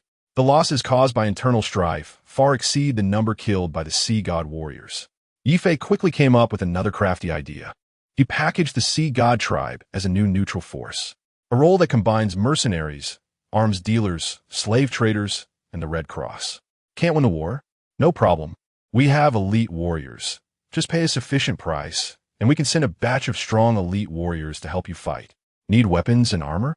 Made from pure steel materials, far superior to your bone spears and armor. Won the battle, but what about the captured slaves? Can you afford to feed so many? The indigenous people's food source relies entirely on fishing in the ocean, but now everyone is obsessed with fighting, leading to fewer fishermen. It's not that they don't want to go, but that they don't dare to.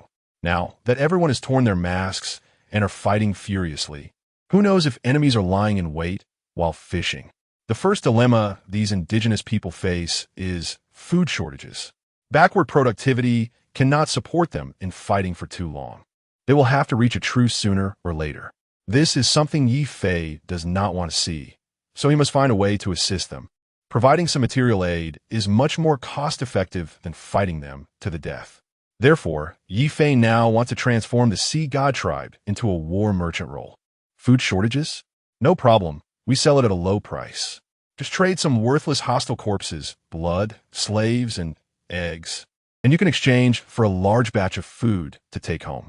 Nutritional liquid produced by high-tech food processing plants. Delicious and filling. You deserve it. Weapons are too outdated? Can't defeat them? No problem. We sell weapons at a high price. All made of steel, quality guaranteed. Of course, if you think it's too expensive, you don't have to buy it. Other tribes will buy it. Once you suffer losses from the weapons, you'll be crying and begging to buy. Finally, the sea god warriors donned eye-catching blue and white coats, instantly transforming into battlefield medics. Injured? No problem. We have advanced medical technology.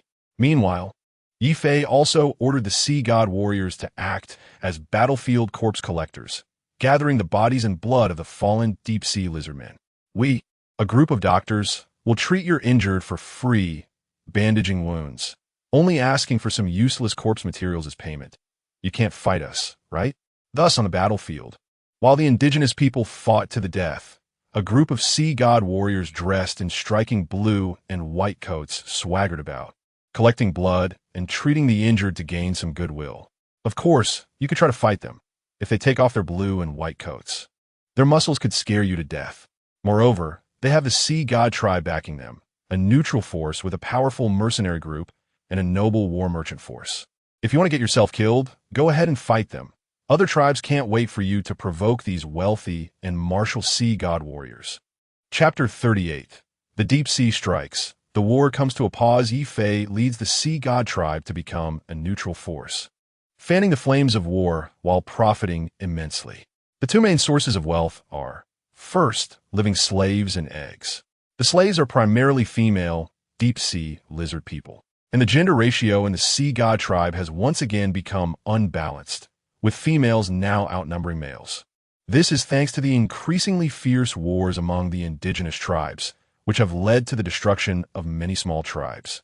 And the females of these tribes have become slaves. Ye Fei has exchanged a large number of female slaves and eggs for food and weapons at low prices, causing the population of the Sea God tribe to grow rapidly. The population has now increased from an initial 1,000 to over 3,000. However, most of these are females and younglings, with the combat-capable members still being the original batch of Sea God warriors. Over time, the remaining population will gradually be transformed into labor and combat power. The second source of wealth is corpses. The bodies of deep-sea lizard people have certain value. Apart from their sharp claws, tough scales, and bones, the most valuable part is their blood. Their blood contains a miraculous substance, deep-sea evolution liquid. As Ye Fei collects more and more of this liquid, he has made new research breakthroughs. After processing, the deep-sea evolution liquid can significantly accelerate the growth rate of organisms. A deep-sea lizard egg can go from hatching to adulthood in just 6 months. This rapid growth rate is due to the effects of the deep-sea evolution liquid, which speeds up biological development. Once this research result was released, the deep-sea evolution liquid instantly became a high-level material, with its value skyrocketing. According to Ye Fei's estimates, the value of this deep-sea evolution liquid is comparable to second-tier magical materials, with effects only slightly weaker than that of the elf race's life liquid. The only drawback is that the deep-sea evolution liquid is only effective for marine organisms. With such rapid breeding speed, it is not much weaker than the second-tier life liquid. Ye Fei inquired about the logistics department's pricing at the Giant God Fortress, and a 50 milliliters bottle of deep-sea evolution liquid could be exchanged for 3,000 military merits, equivalent to 3 bottles of intermediate meditation potions. Ye Fei was instantly ecstatic. He began to collect deep-sea lizard people's blood with all his might, using his talent to extract the deep-sea evolution liquid. However, a new problem arose. He couldn't handle it all by himself. The intensity of the wars among the indigenous tribes was too high, resulting in at least thousands of deaths every day. With such a massive number of corpses, even collecting a portion would be overwhelming for Ye Fei. Therefore, Ye Fei had to ask Cinder to create a large-capacity blood storage tank for him to store the blood he couldn't process in time. Every day, Ye Fei was busy purifying the deep-sea evolution liquid, and he could harvest at least 50 portions in a day without sleep or rest, which was already the limit of a mid-level sorcerer's mental power. Ye Fei decisively returned to his previous method of practicing sorcery by using potions, extracting the deep-sea evolution liquid while consuming his mental power. When his mental power was exhausted, he would consume intermediate meditation potions to recover while continuing to practice. Ye Fei's mental power rapidly grew in the cycle of exhaustion, recovery, exhaustion, recovery. Based on this progress, he estimated that he could be promoted to a high-level sorcerer apprentice in no more than 3 months. Unfortunately, this lucrative state did not last long. In the second month of the war, one morning, an invisible howl echoed from the deep sea. The deep-sea lizard people, who were in the midst of battle, instantly froze in place, then slowly put down their weapons. An unknown signal was emitted from the depths of the sea, and many deep-sea lizard people, upon receiving this signal, understood their race's mission to resist the invaders. Thus, under Ye Fei's horrified gaze, they reconciled and set their sights on the volcanic fortress. Fortunately, the ongoing internal strife had caused heavy casualties among the deep-sea lizard people.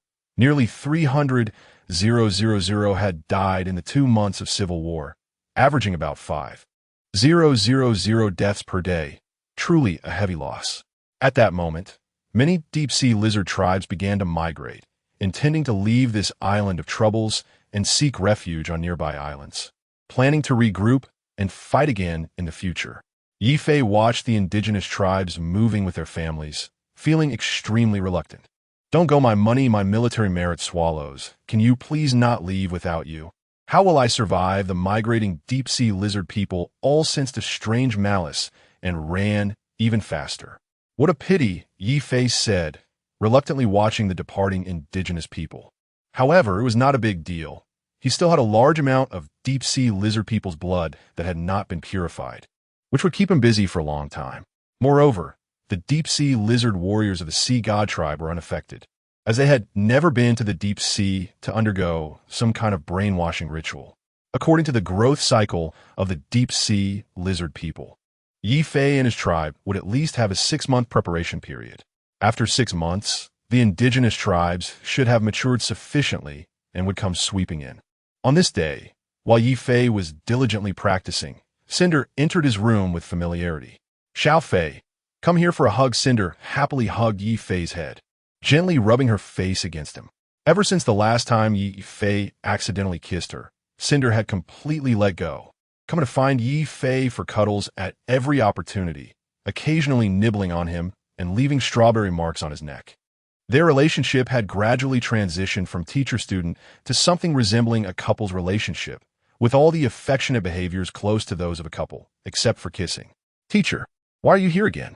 Ye Fei asked helplessly. Cinder had come to see him twice in 3 days, an absurdly high frequency compared to their previous meetings, which had only been once every 10 days or so. "What? You dislike me now?" Cinder's temper flared upon hearing Ye Fei's tone. "Wow, you dislike me so quickly." As expected, Xiao Fei is a heartless person, boo-hoo. Ye Fei rolled his eyes. "Heartless, my foot. We're teacher and student, okay? Don't mess with romantic relationships." I was wrong, I misspoke, I'll slap myself," Ye Fei said, giving himself 2 loud slaps.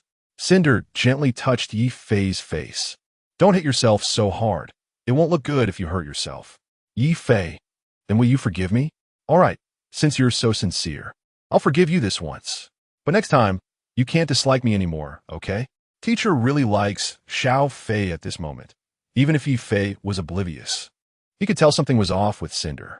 "Teacher, you don't really like me, do you?" Ye Fei, the straightforward guy, directly asked. Cinder was taken aback by Ye Fei's bluntness, her face turning red. "And no. How could that be? You misunderstood. I didn't tea." Ye Fei looked at the flustered Cinder, tilting his head and showing a "I don't believe you" expression. Chapter 39. Good news and bad news. Cindy was now as red as a ripe red apple, unable to articulate a word. "You're blushing like a bubble teapot." Ye Fei silently moquette. Why don't you go ahead and tell me what you need?" Ye Fei offered a way out for Cindy. "All right, almost forgot. Little Fei, I have good news and bad news. Which one do you want to hear first?" Cindy asked with a smile. "Let's hear the bad news first." Ye Fei casually replied. Since he had to hear both anyway, the order didn't really matter. "The bad news is that war is about to start again," Cindy said, projecting an image using magic. It was a world map of this planet, which had 4 large land masses, the largest of which was called the Central Plains. The gate of natural disasters opened there, where the undead and the zombie queen were in fierce battle. Then there were the other 3 large continents, the northern lands, the southern sands, and the western marshes. The northern lands, located at a high latitude, had a cold climate and connected to the polar region at its northernmost point. The southern sands, a drought-prone area in the southern hemisphere, had many deserts alternating between dry and rainy seasons. The western marshes featured extensive wetland areas, numerous lakes, and a special rainforest region. "Our volcanic island is located near the southern sands." Cindy pointed out its location. "The Vice Dean has spoken. We are to prepare for war and then land on the southern sands to build a ground base." Ye Fei looked at the map and nodded, continuing to ask, "That's not too bad. So what's the good news?" "The good news is that you won't have to participate in the battle. The mining factory in the volcanic fortress still needs someone to maintain it, and I've applied for personnel to stay here. When the time comes, you just need to guard this place. No need to participate in the landing battle. Upon hearing this, Ye Fei fell into deep thought. War was indeed brutal. As a junior apprentice, without the protection of a war golem, he wouldn't even be considered cannon fodder. The upcoming landing battle was clearly not as large in scale as the previous natural disaster war, and they would surely avoid using war golems if possible. The destroyer type 1 war golem was as powerful as a high-level wizard, but its defense reached the 4th level, even approaching the 5th level. Its shell, forged from special magical steel, along with countless defensive runes, granted it formidable defensive power. This was also why Ye Fei was able to drive the war golem to wreak havoc among the undead last time. It was simply that tough.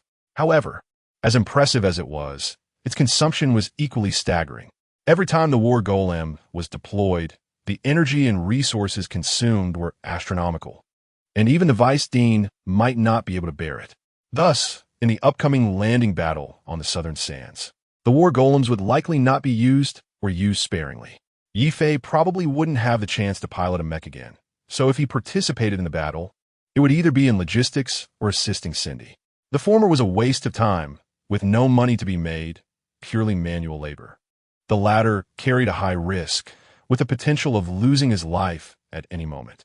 Considering all this, staying on the volcanic island was indeed good news for him. His sea god tribe was still in the developmental stage, and the massive spoils from the previous indigenous civil war still needed time to digest. This is indeed good news. Thank you, teacher, for fighting for this opportunity for me, Ye Fei said with a smile. Is thanking just about saying it? Cindy looked at him with a strange expression. Ye Fei. Fine, go ahead, but be gentle. Ye Fei shrugged, then allowed Cindy to do as she pleased. Once given permission, Cindy excitedly pushed Ye Fei down into her embrace and began ruffling his hair like a madwoman. Hajime he, so cute Cindy displayed a perverted smile, treating Ye Fei like a pet. Teacher, why do you like ruffling my hair so much? Is this some kind of strange fetish? You don't understand. This face, this texture. It's invincible. I suggest you get a magical pet. That way, you can pet all the time. That won't do. Magical pets are too troublesome. You're more sentient, so it's more fun to pet you. Sentient? Me? Humanity? Ye Fei looked utterly defeated. I'm already human, okay? Are you saying I'm not human? Teacher, how many guards will be left at the volcanic fortress? Ye Fei asked. Aside from the Eagle Legion you led before, I will also leave a Steel Guard Legion to assist you in defending the volcanic fortress. The Steel Guards are purely alchemical creations, resembling hard armor, with a core of soul fire inside, similar to magical puppets. There will be about 200 Steel Guards. Afterward, I will teach you how to repair them, and you can take this opportunity to learn alchemy. Previously, I taught you most of the mechanical knowledge, but I taught you little about alchemy. However, alchemy is my specialty. You must learn it, Cindy said playfully.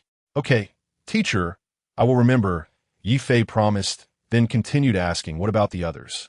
Will anyone be left behind? No one will be left. All the magic apprentices are in the recruitment queue and cannot stay. The other vassals and attendants must also go to the battlefield, so there won't be many left for you. Moreover, once the war starts, all living beings in this area will be drawn to it, which means the pressure on your side will be much less. Also, on the walls of the volcanic fortress, there are not only numerous automatic machine gun towers, but also 5 alchemical flame cannons, enough for you to handle other dangers. So there's no need to worry too much about safety here. If by chance it truly falls, we can abandon it and retake it when we have a chance later. You must prioritize your safety, understand? Cindy said very seriously. Ye Fei nodded. His life was definitely the most important. He would do this without Cindy reminding him. However, hearing Cindy say this also moved him a bit. Teacher, in this war, are you part of the main force? Ye Fei continued to ask. Cindy paused for a moment, then said uncertainly, maybe, after all, I am a high-level wizard. All high-level wizards are core combat forces, so there's a high possibility I'll be in the vanguard. But then again, I am still an alchemical wizard.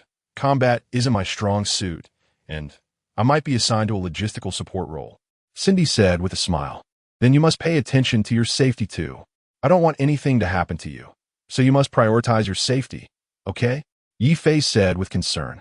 Upon hearing this, Cindy nodded appreciatively, then pressed her face against Ye Fei's, their faces touching.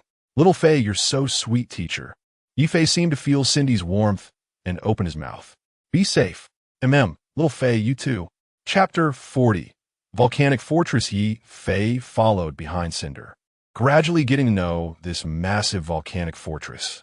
Above the volcano, an ancient and enormous magical barrier enveloped the entire crater. The diameter of the crater was about 750 meters, while the amber-colored glass bowl-shaped magical barrier, which seemed to be inverted over the crater, was even larger. This was the super-large magical barrier, glass melting fire realm, set up by Cinder, Jihu, and Zhao Feishue, 3 high-level sorcerers. Countless magical runes floated on the barrier, flickering in and out like small fish with life. This was the core of the entire volcanic fortress, possessing multiple functions such as defense, energy charging, and resource production. Function 1. Defense function. This was the core function of the barrier. The glass melting fire realm had 2 powerful defensive capabilities. The first was an absolute defense barrier. The barrier continuously drew energy from the vast interior of the volcano, forming a hard magical defense that could withstand attacks from up to Tier 4 Lord-level creatures without breaking. The second was the Fire Element Guardian. The barrier would automatically summon and maintain powerful Fire Element Guardians, which would train near the energy nodes of the barrier, eliminating any intruders. The Fire Element Guardians possessed only low-level intelligence, similar to fixed respawning monsters in online games, remaining near the energy nodes and not taking the initiative to attack. Ye Fei could not control their activities and could only regard them as part of the defense. Function 2. Energy Core Device Function. Maintaining the massive barrier required a large amount of energy support. Cinder and the others took a different approach, extracting thermal energy from the vast interior of the volcano and converting it into magical energy through an energy transformation magic array to sustain the operation of the barrier. This had 2 benefits. First, the continuous energy extraction could weaken the volcano's internal energy and prevent eruptions. Second, the excess energy could be stored and, after being compressed by a certain energy storage magic array, condensed into a stable fire element energy crystal.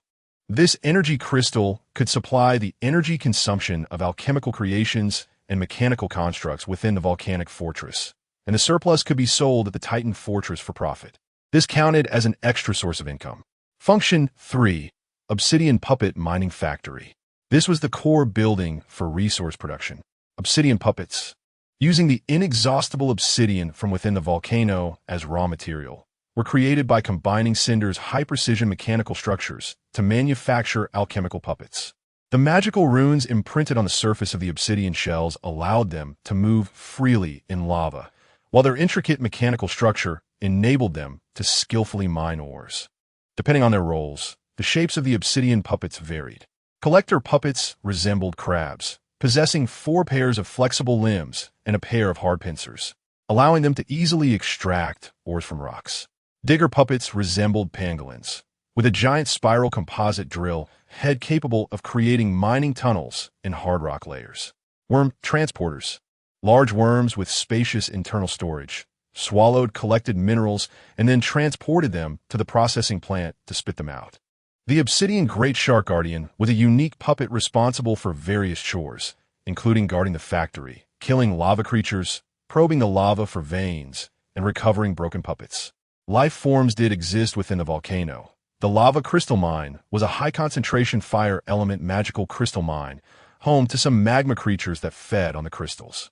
The Great Shark Guardian had duties that included probing for veins and clearing magma creatures guarding the veins. Inside the mining factory, there were mainly humanoid mechanical creations responsible for sorting raw ores, refining, packaging, and inventory management. Here, there was also a very important role, the factory manager, Lady Red.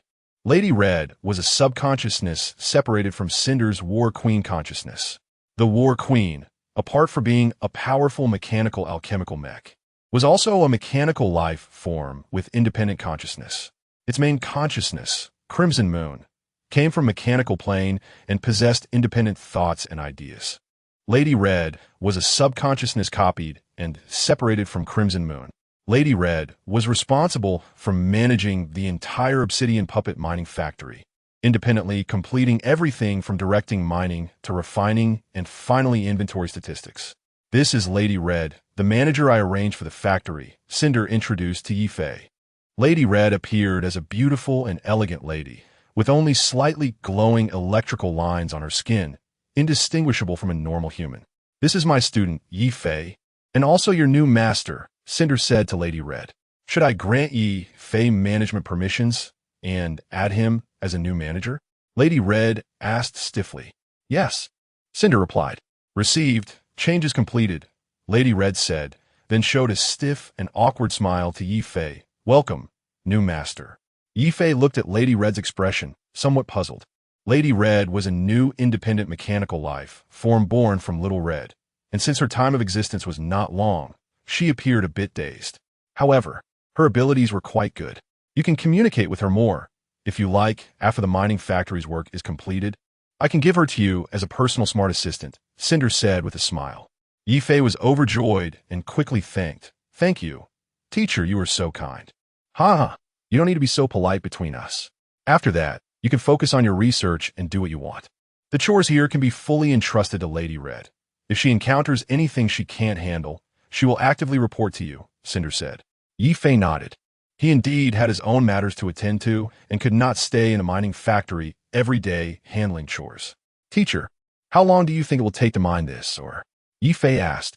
Until we leave this planetary plane, Cinder said, then explained the reason to Ye Fei. At first, we only planned to collect the precious minerals inside the lava crystal mine and leave, but then the incident with the deep-sea lizardmen happened. The three of us considered it carefully. Since we were going to do it, we might as well go all out. We spent a large amount of resources and effort to set up a super large magical barrier, the glass melting fire realm. This barrier is very powerful. Not only does it provide super safe defense, but it can also produce energy crystals by itself. The barrier will draw energy from the volcano's interior and then convert it into compressed crystal-form energy crystals. The value of these crystals is not much lower than that of lava crystals. They are also a type of precious universal resource. The cost is that it will exhaust the volcano, making it unable to produce lava crystals forever, even plunging it into eternal silence. But who cares? We'll leave after we're done, Cinder shrugged and said. In the wizard plane, we can't do this because these are renewable resource fields and have power affiliations. But this isn't our plane, so whatever Chapter 41, Farewell the Teacher, is right. Ye Fei complimented sincerely. Zindir covered her mouth and chuckled before continuing. In addition to the lava crystal mines and fire energy crystals, there are also rich ancillary minerals in the volcano, including obsidian, sulfur crystals, and so on. In summary, this is a treasure trove that can be mined continuously for a long time until the volcano extinguishes. So we need to keep it, allowing it to continuously produce resources for us. Ye Fei nodded at her words. This truly was a significant treasure. Before the barrier was established, this place was merely a rudimentary mining factory, so it wasn't that important, and they would just mine and leave. But after the massive, glazed, melting fire realm was constructed, along with the grand volcanic fortress, this place became valuable, not to mention other mineral deposits. Just the continuously produced fire energy crystals alone were enough for Zindir and the others to make a fortune. All right, there are too many harmful gases here. Let's go outside and look at other things. Next time you come by yourself, remember to wear the lightning battle armor if I'm not here to cast a magical barrier for you, Zindir reminded. Okay, got it, teacher, Ye Fei nodded in response. A large, sturdy wall made of obsidian surrounded the upper half of the entire volcano. This was the external defense of the volcanic fortress, the obsidian wall. This massive obsidian wall was the masterpiece of Jihu, reinforced with magic for added strength, making it extremely hard. It was also enhanced with the fire breath of a Lord-level red dragon. With the support of the glazed, melting fire realm, it could emit extremely high temperatures to fend off enemy invasions. Enemies wouldn't just get burned by touching the wall, they would be scalded. On the wall, there were alchemical arrow towers at intervals, each equipped with a flamethrower turret capable of instantly melting steel. Meanwhile, 5 giant lava meteor cannons, each over 10 meters tall, were positioned in a star shape along the circular wall, with a striking range covering the entire island. They had strong firepower and long range, with minimal drawbacks aside from high energy consumption and slow cooling. On the obsidian wall, patrolling were squads of armored guards, remarkable creations of alchemical magic. They resembled knights clad in heavy plate armor, made of a special magically forged hard alloy, adorned with various amplification runes, standing 3 meters tall and wielding massive greatswords. They were like iron giants. They could easily cleave through the elite warriors of the sea god tribe, and dealing with the under-equipped indigenous deep-sea lizardmen was a piece of cake. These armor guards were once Zindir's former royal guards, with exceptional combat abilities. Later, when Zindir advanced from second-tier intermediate wizard to a third-tier advanced wizard, these guards became obsolete. However, their strength remained formidable, with individual power nearing that of second-tier life forms. When combined, they formed a military formation that was only stronger. Zindir kept this unit out of concern for Ye Fei's safety. If it weren't for the numerous dangers on the front lines, even Zindir wouldn't have complete confidence. She would have wanted to keep Ye Fei by her side for protection. But this was a plainer battlefield, a war for the survival of races, with explosive levels of intensity. Leaving Ye Fei in the volcanic fortress was, in fact, the safest option. The entire situation of the volcanic fortress has been explained to you. Is there any problem? Ye Fei shook his head. No, teacher. That's good, Zindir said with a smile as she ruffled Ye Fei's hair. I've already given you the key to the barrier. Explore it when you have time and master it as soon as possible. It's good that you want to study, but be careful. Don't stay outside the fortress for too long. Try to stay inside where it's safe. This is a different plane, and danger lurks everywhere. Once I leave, without the protection of strong beings, some sneaky dangers may approach, so pay extra attention to your safety. Zindir was right. The reason it had been so easy earlier was that there were 3 high-level wizards guarding the volcanic island. As long as the local indigenous creatures weren't foolish, they wouldn't waste effort attacking this place. Once a battle broke out, not only would it be hard to cause damage, but they would also suffer losses, making it not worth the effort. Despite this, the will of the plains still sent a large number of cannon fodder, deep-sea lizardmen, to test the defenses. If Ye Fei hadn't played a series of clever maneuvers to break the indigenous deep-sea lizardmen's forces, a massive wave of monsters might have formed to besiege the fortress. Once Zindir and the others left, the lack of high-end combat power would reduce the fortress's deterrent effect. The deep-sea lizardmen were only afraid of the combat power of high-level wizards like Zindir, not just a mere fortress. All right, teacher, I understand. Ye Fei obediently nodded. He also harbored thoughts of remote control over the sea god tribe. The system was already in place. All that was left was to wait for improvements when new issues arose, or let them develop on their own if there were none. Soon, the day of departure arrived. Zindir and the others were to leave the volcanic fortress and return to the giant god fortress to regroup for the next round of attacks. At the moment of parting, Zindir took out a ring. Xiao Fei, wear this. It's a safety device I specially made for you. Make sure not to take it off for 24 hours. It was an unremarkable ring, without any flashy gems, looking merely like a circular band with some strange patterns on it. Okay, I understand. Ye Fei obediently accepted it, knowing that Zindir wouldn't harm him. He put it on without asking about its function. Teacher, take care and stay safe, Ye Fei said with concern. Zindir nodded, touched. Kid, I've been your mentor for quite a while. Before I leave, let me give you a big gift, Jihu said with a smile as he walked over. This is a dragon beast egg, a modified life form I created by combining the genes of a fire dragon and a third-tier magical beast, the explosive flame tiger. It is expected to reach the level of a third-tier life form when it grows. Place it in a magical barrier to absorb fire elemental energy, and it will hatch soon. Thank you, Teacher Jihu. You take care too. Be cautious of enemy dangers. Ye Fei happily accepted the warm dragon beast egg. This was a third-tier life form. Once hatched, it would be a valuable helper in mount. Ha! You should take care of yourself.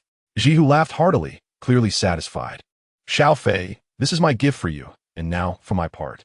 Zhao Feishui also stepped in, unwilling to be outdone, taking out a bottle of blue liquid. This is concentrated life essence. Just 1 drop can revive a second-tier life form. Keep it for emergencies.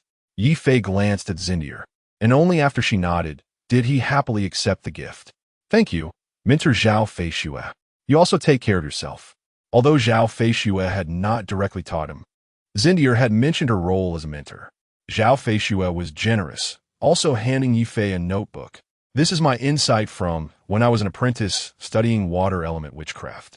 Take a good look. I hope you find it helpful. Ye Fei solemnly accepted the notebook, expressing his gratitude once more.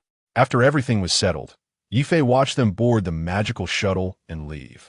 Chapter 42 Promotion. Advanced Wizard Apprentice. After Cinder and the others left, Ye Fei comfortably stayed in the volcanic fortress, practicing while developing his abilities. During the previous indigenous civil war, nearly 300,000 indigenous deep-sea lizardmen were killed, and even if Ye Fei only collected a small portion of that, it would be enough for him to refine for a long time. In Ye Fei's blood storage tank, at least half of the blood had not been refined yet. Ye Fei's efficiency alone was still too low. No matter how busy he was, he couldn't keep up with the speed of death in the war. Moreover, besides the large amount of blood that could be refined into deep-sea evolution liquid, there were also tens of thousands of corpses that needed to be dealt with. These corpses could be processed into delicious nutrient liquid and then fed back to the Sea God Tribe's warriors, forming a perfect resource closed loop. The Sea God Tribe was still steadily developing, and after absorbing a large number of members, their numbers were continuously growing, in addition to a large number of female slaves. Many new offspring were also added. The Sea God Tribe's group of simpletons, aside from enjoying combat and the comforts of the bed, either fought or reproduced, with no other hobbies. Now that there were no indigenous tribes on the island, some berserkers even formed teams to go out to sea and hunt indigenous deep-sea lizardmen on other islands. This was unavoidable, as Ye Fei had already opened the school, the Sea God Hall, a force similar to both an academy and a religion. Ye Fei used it as an important tool to control the Sea God Tribe. In the future, all resources would be distributed and exchanged by the Sea God Hall, along with related trials, assessments, and so on. Ye Fei appointed Boudica to manage it, making her the first hall master of the Sea God Hall, while Lucy and Luna were responsible for sharing tasks as the Great Elders. Under the strong suppression of second-tier combat power, and with Ye Fei, the pseudo-godfather, supporting them from behind, even if the three of them were not deep-sea lizardmen, no one dared to question their status and identity. The Sea God Hall controlled most of the precious resources, becoming the unquestionable authority in the Sea God Tribe. All newborns must undergo the enlightenment of the Sea God Hall during their youth, injection of evolution liquid, to gain wisdom. Then they would be forcibly enrolled in the Sea God Hall to learn everything from knowledge to combat skills. After reaching adulthood, they would be organized to participate in special adult trials. Success would elevate them to the honorable status of Sea God warriors, granting them a superior position. Failure would leave them as commoners, responsible for other logistical tasks. Ye Fei was implementing social division of labor, assigning different jobs based on their strengths. Among them, most female deep-sea lizard men became logistical support, organized into the Sea God Hall to distribute supplies, tally harvests, and manage logistics. Male deep-sea lizard men, on the other hand, were responsible for combat, and more combat. They were created by some entity in the deep sea for the purpose of war. They were warriors created to resist the invaders from the wizard plane, and fighting was their instinct and nature. They would become the sharpest blades in Ye Fei's hands, aimed at their own kin. 1 month later, after madly consuming mental energy to extract deep-sea evolution liquid and using meditation potions to recover and practice, Ye Fei successfully broke through to the level of advanced wizard apprentice. Transitioning from wizard apprentice to official junior wizard was a transformation, a metamorphosis from mortal to wizard. With the help of immense mental energy and the guidance of meditation methods, the apprentice opened up a vast sea of consciousness. This sea of consciousness was the core foundation of a wizard and a key to the subsequent transition to a wizard profession.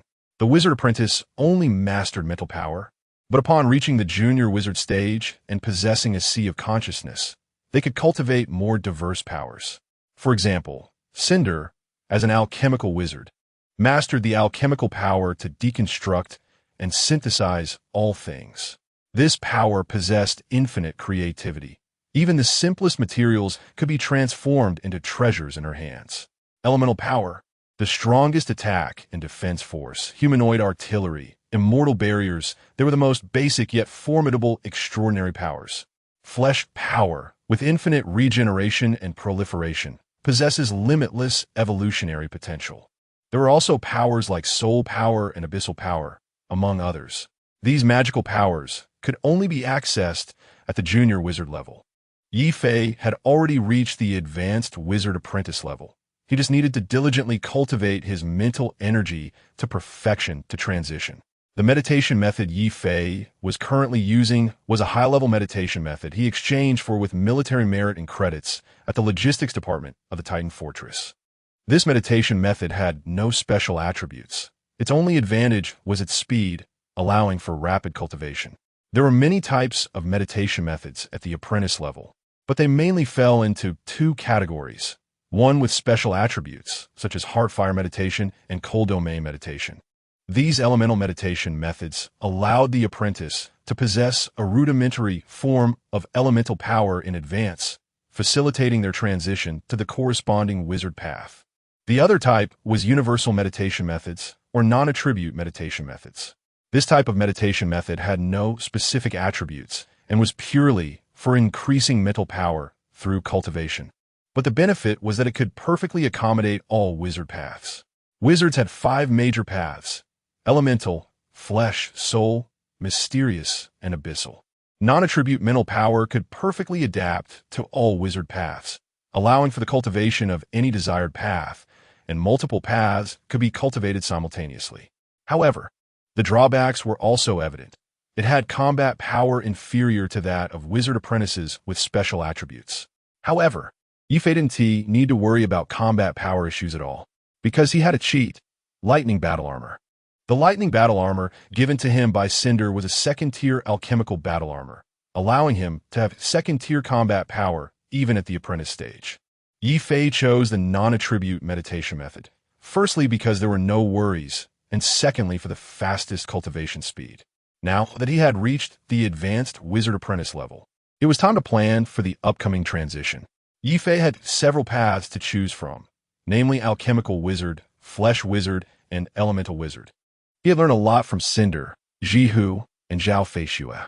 Moreover, based on his relationship with Cinder, he could continue to pursue further studies with them.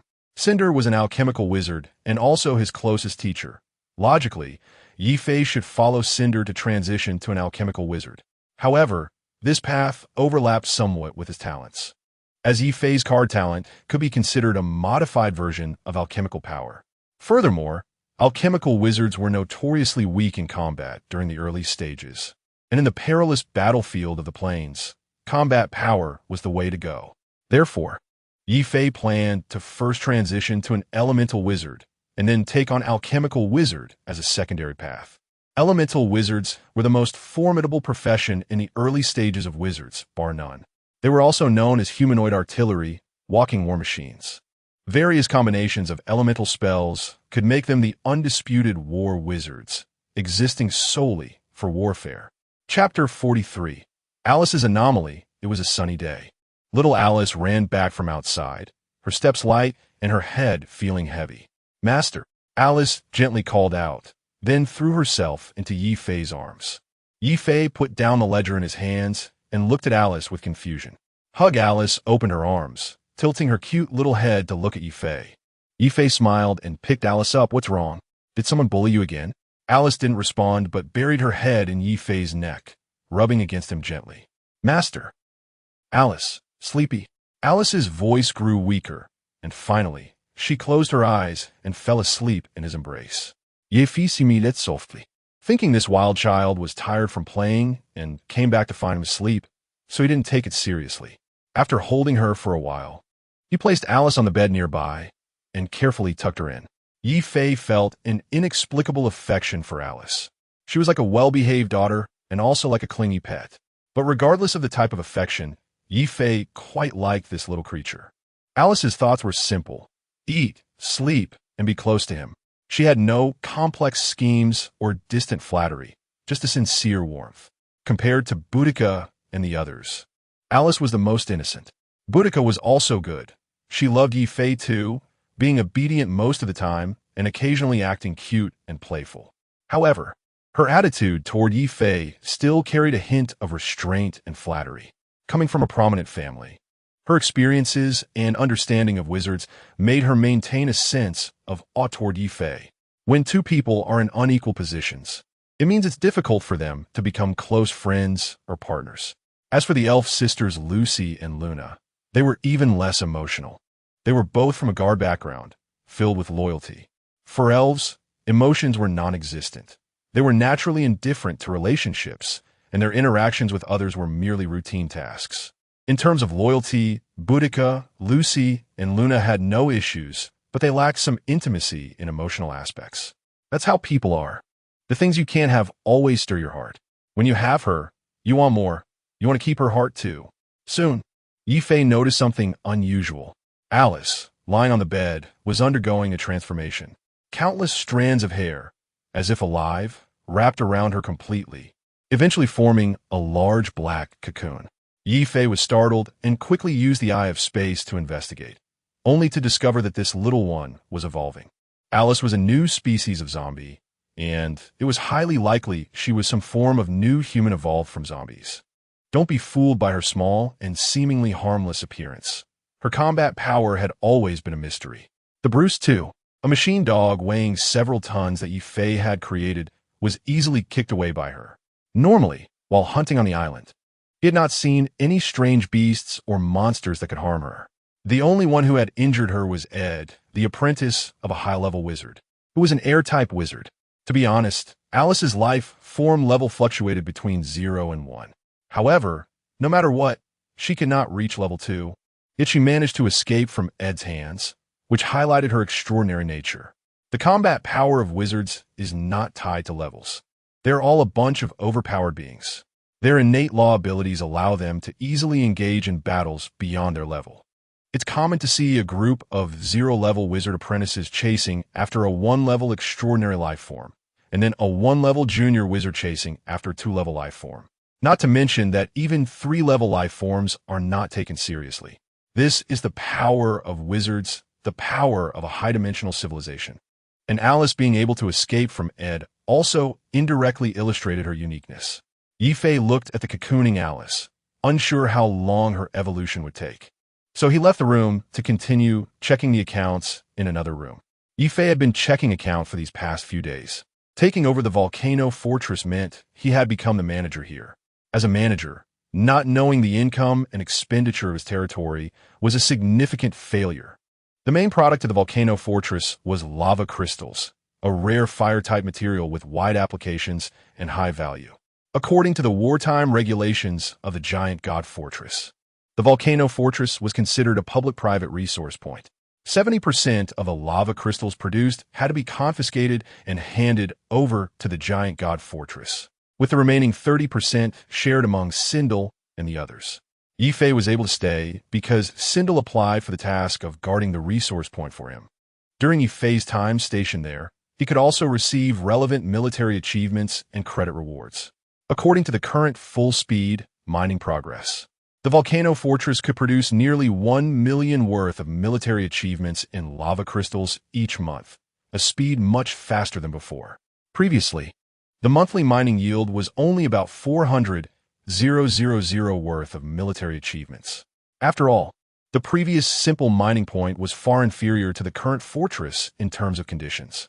Converted, the 3 high-level wizards, Sindel, could harvest nearly 100,000 worth of military achievements in lava crystals each month. Of course, this was only a small part. With the assistance of the glazed lava realm, this super-large magical barrier, there were many subsidiary products in the volcano fortress. For example, flames crystals purely formed from energy concentration, ordinary ores including sulfur ores, obsidian, and so on, biological materials, drops from strange creatures that coexisted with the lava crystal mines, etc.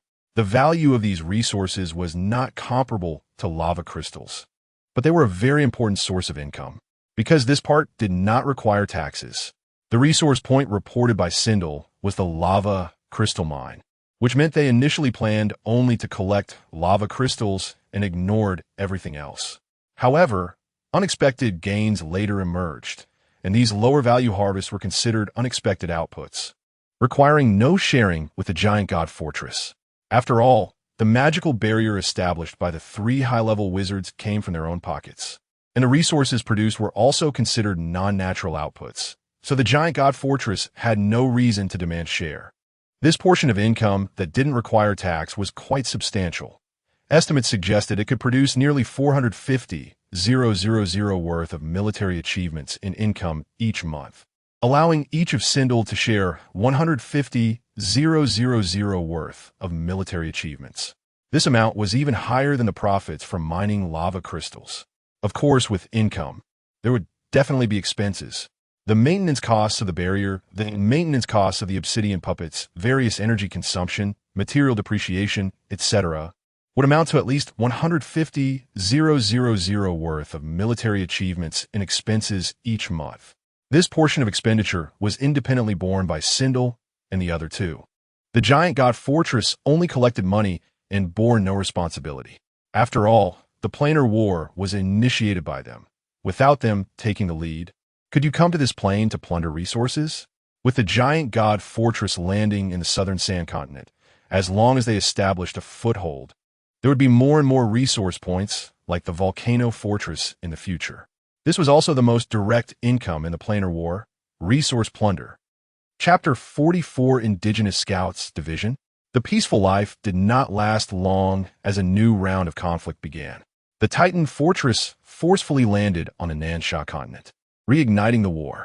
The volcanic island, lacking high-end combat power for suppression, saw the previously retreating indigenous deep-sea lizardman tribe stirring restlessly.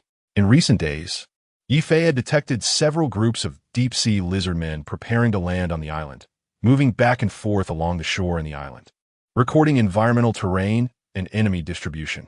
However, with the sky eye at his disposal and secret monitors set up at various locations on the island, the movements of the indigenous scouts could not escape his gaze. Yet, Ye Fei chose not to alarm them. Instead, he openly displayed his arrangements to the deep-sea lizardmen.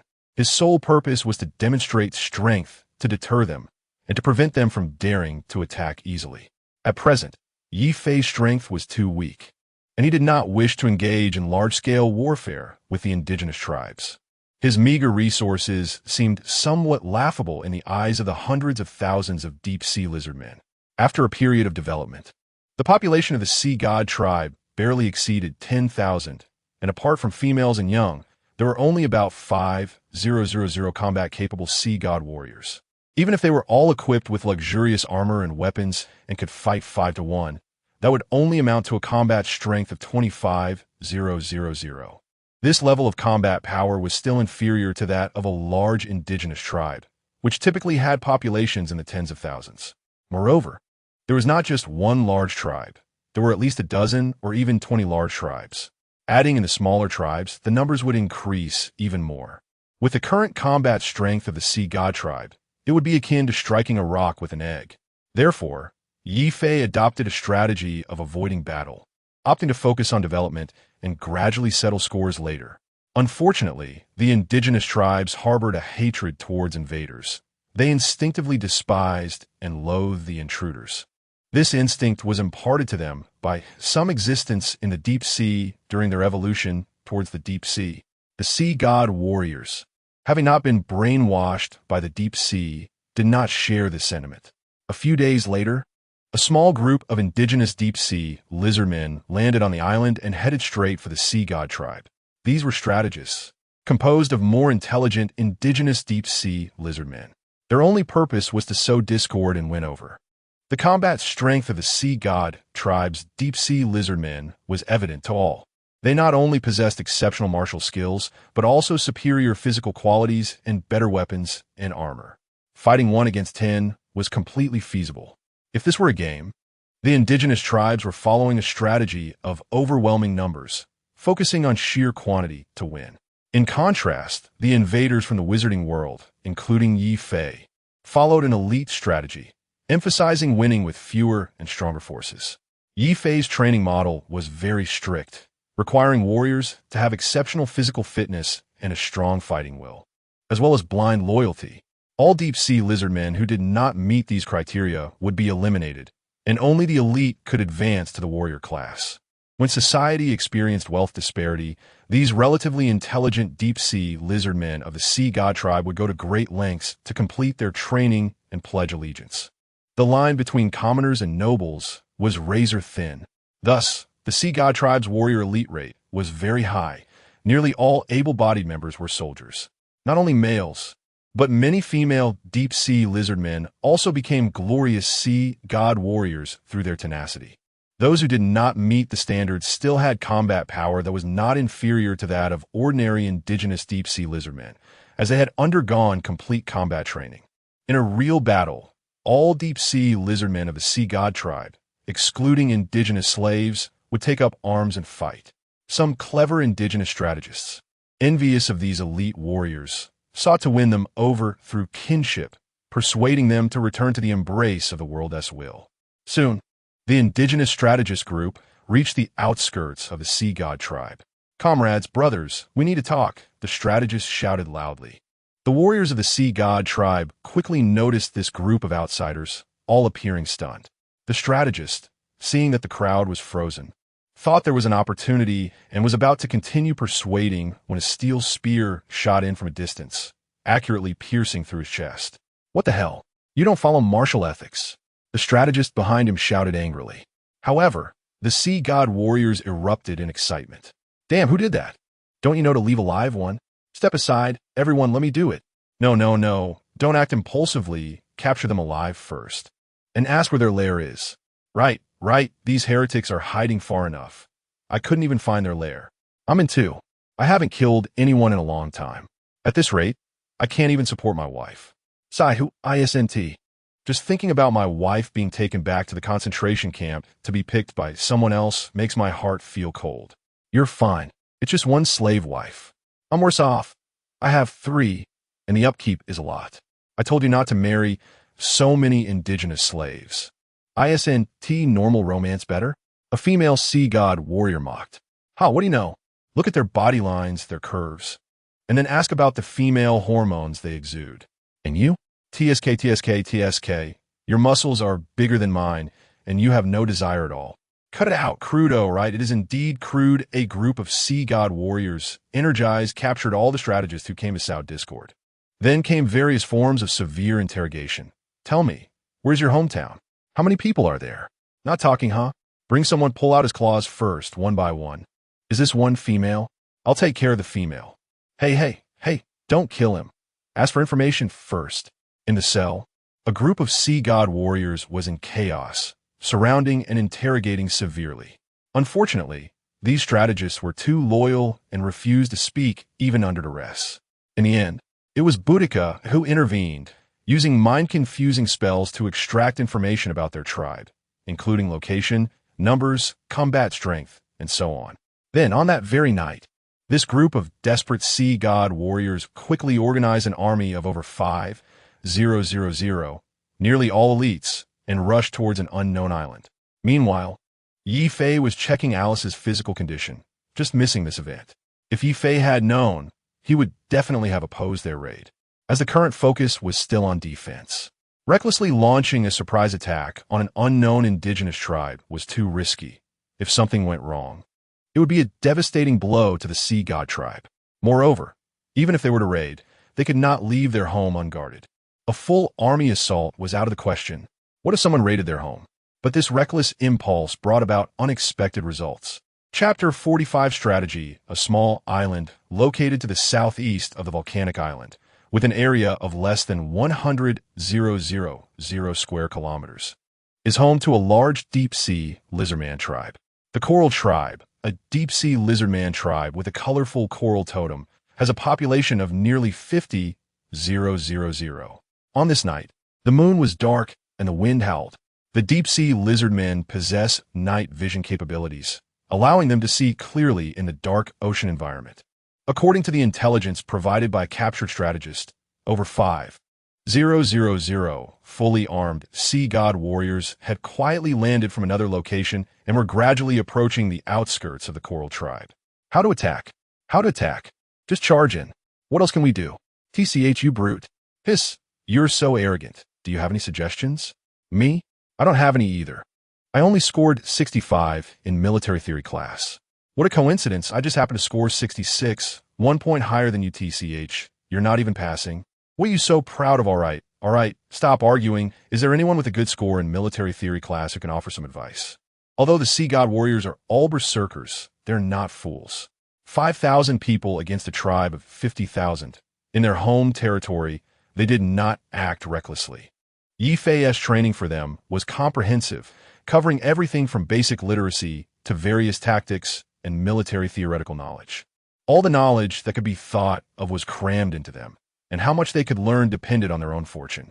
In any case, all members of the Sea God tribe bore Ye Fei's slave mark.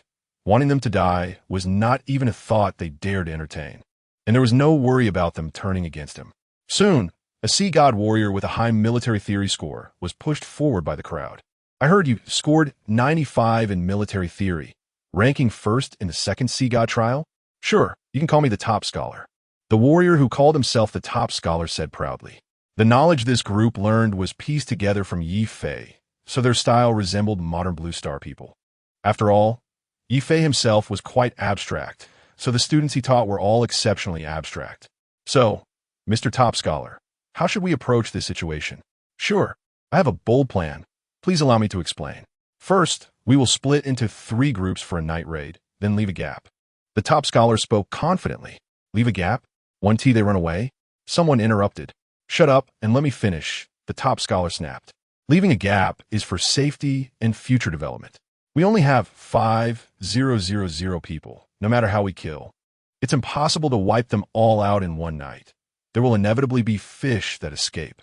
Moreover, we must be wary of the enemy's desperate measures. If they realize they can't escape, what if they get desperate and fight back? You need to understand one thing. We snuck out to attack. And while achieving results is good, if too many of us die, how will you face the Master's wrath? The Master is a respectful title the Sea God warriors use for Ye Fei, implying both master and father, indicating respect and submission. Upon hearing this, the other Sea God warriors nodded in agreement, deeply convinced. The top scholar looked satisfied at the responses of his companions. Great! No fools here is wonderful. Moreover, if we kill so many at once, how will we transport the spoils back? It's at least an hour's journey from here to the tribe. It will be a hassle to swim back with the goods and then return. Do you have enough syringes? What about the blood that will be wasted? The crowd exchanged glances. They had made this decision on a whim and hadn't reported it to the Sea God Hall, so they didn't have enough collection containers. Therefore, we can't kill them all at once. We should systematically eliminate them in batches. I don't understand. Just tell us directly what we should do. Attack from 3 sides, leaving one side for them to escape to avoid a desperate fight. Then this time, we only loot and don't focus on killing. Drive them away and take the eggs and females with us. Once we return with a large amount of supplies, the Master will surely be pleased. And then we can go to the Sea God Hall for more supplies and return regularly to hunt. Don't kill them all at once. Let them have time to develop so we can keep killing every day and keep making money. Are you suggesting we raise them like fish? Bingo. You're right. Great. Let's do it this way. I have 3 wives to support and my kids are growing up fast, so I need money right now. Me too. I need money too. The other Sea God warriors responded enthusiastically. Under the system set by Ye Fei, everyone had no worries about food and drink. But it was impossible to have extra money. Ye Fei would squeeze them dry, ensuring they remained diligent and combat-ready, preventing laziness. Then it's settled. Pass the message down. Leave the gap toward the inner island, let them run toward the island, and don't let them go out to sea, or it will be troublesome to transport supplies later. Okay, understood. The military quality of the Sea God warriors was high, and they quickly completed the orders throughout the army, then formed groups of 3 to 5 with great tacit understanding. Kill! Someone shouted the first battle cry, and all the lurking Sea God warriors responded and launched their attack. In an instant, shouts erupted, waking the deep-sea lizard men of the coral tribe. Before they could react to what was happening, the Sea God warriors had already broken into the tribe, killing and setting fires everywhere. The indigenous people of the tribe had no habit of building walls. They usually gathered in large groups, forming a tribe. due to the surprise attack, combined with the fact that the sea god warriors had explosive individual combat power. Covered in steel armor and wielding sharp weapons, they caused the deep-sea lizardmen of the indigenous tribe to panic and flee. At that moment, a gigantic, muscular deep-sea lizardman emerged from a large burrow. The indigenous deep-sea lizardmen mostly built semi-buried wooden houses, possibly due to their habits. The leader of the coral tribe looked at the sea of enemies and the flames soaring into the sky, his eyes filled with anger. What the hell is happening? Report to the leader. It's those traitors who have invaded. The exact number is unclear, but there are a lot of enemies. Damn it. It must be the strategist who betrayed us and led the enemy to the tribe. The leader immediately thought of the strategists they had sent out to sow discord. So, what should we do? Gather the people and find a way to break out. The leader made a decision. In the face of unknown enemy conditions, they had already lost the initiative. The most important thing now was to take the females and eggs from the tribe and preserve their strength for future battles. Little did they know that the sea god warriors, with just over 5,000 people, if they could make up their minds to fight to the death, might still be able to drive the enemy away. Chapter 46. Girls change 18 times. The leader of the coral tribe chose a cautious approach, gathering most of the indigenous warriors to retreat with important personnel. This decision was precisely what the sea god warriors were hoping for. After a display of inept fury, they happily returned to collect their spoils. Truly remarkable. It's frightening how much culture can impact things. I used to think that sheer strength was the way to go, but it seems that's not necessarily the case. Yes, I need to read more in the future as well. As the sea god warriors gathered their loot, they talked, expressing more admiration for the top scholar. They had fought in battles before and enjoyed the benefits that wisdom brought. Previously, Ye Fei's strategies of alliances and sowing discord had opened their eyes. However, due to Ye Fei's high status in the sea god tribe, his reputation overshadowed the wisdom he displayed. Therefore, this group of fools always took it for granted. The Lord Father is the messenger of the sea god and the smartest person in the world. Whatever he says is right, and whatever he does is the best. Thus, instead of thinking about learning, these fools believed that combat power was the most important, as it would help the Lord Father in battle. Until now, this group of fools finally realized the importance of having a brain. If it weren't for the strategies proposed by the top scholar, their most likely course of action would have been to swagger into another tribe, engage in a bloody battle, and come away with wounds and a Pyrrhic victory. Don't doubt their combat ability. It's basic for them to take on 10 opponents at once. 5,000 of them could indeed break through the coral tribe of 50,000. Although the results were not impressive, you can't deny the breakthrough. And now, under the leadership of the top scholar, they not only successfully repelled the coral tribe, but also returned unscathed with a large haul of loot.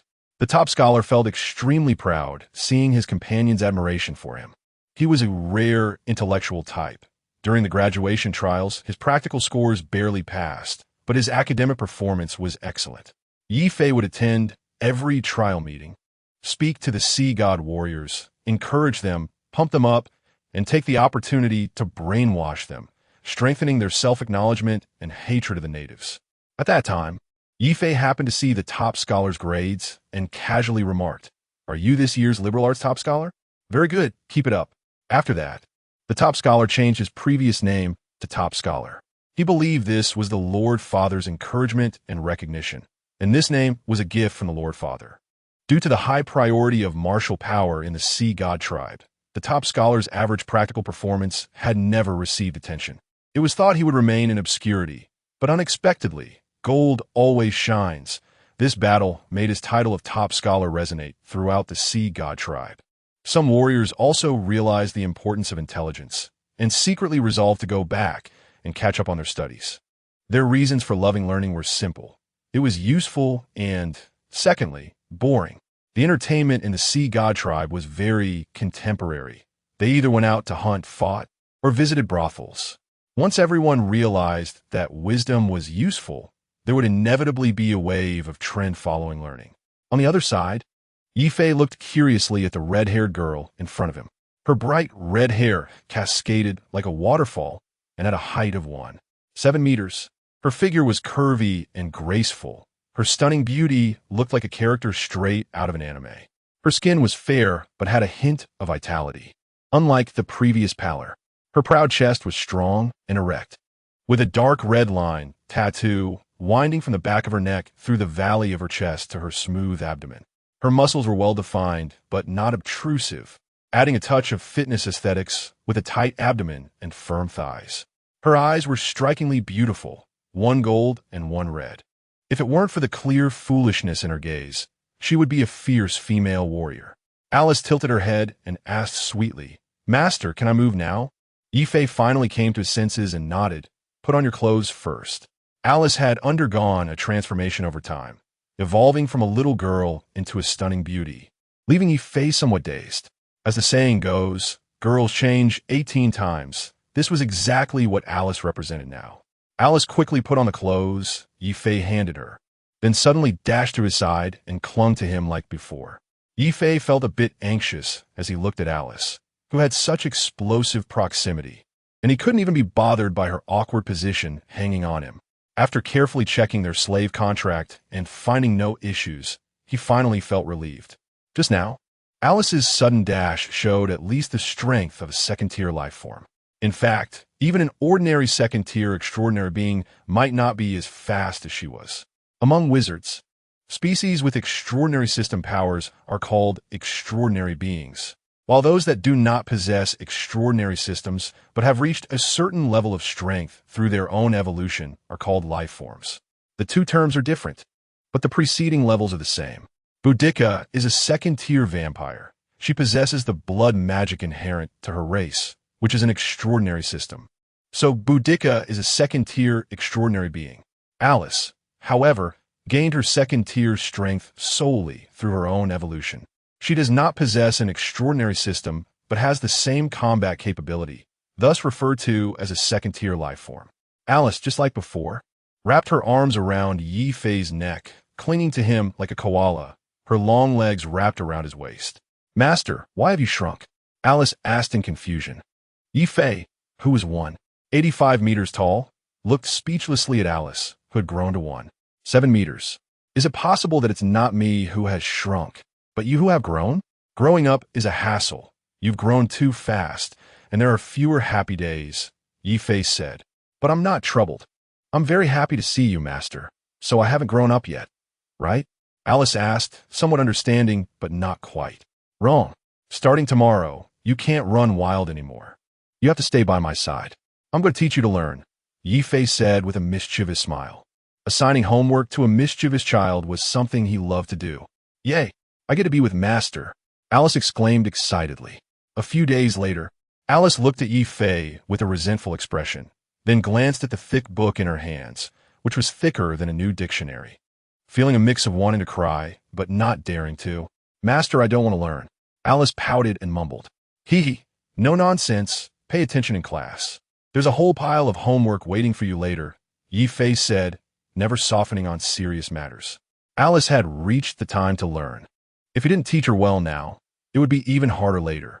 The key was that Ye Fei hadn't anticipated her rapid growth. In the blink of an eye, she had transformed from a little kid into a college girl.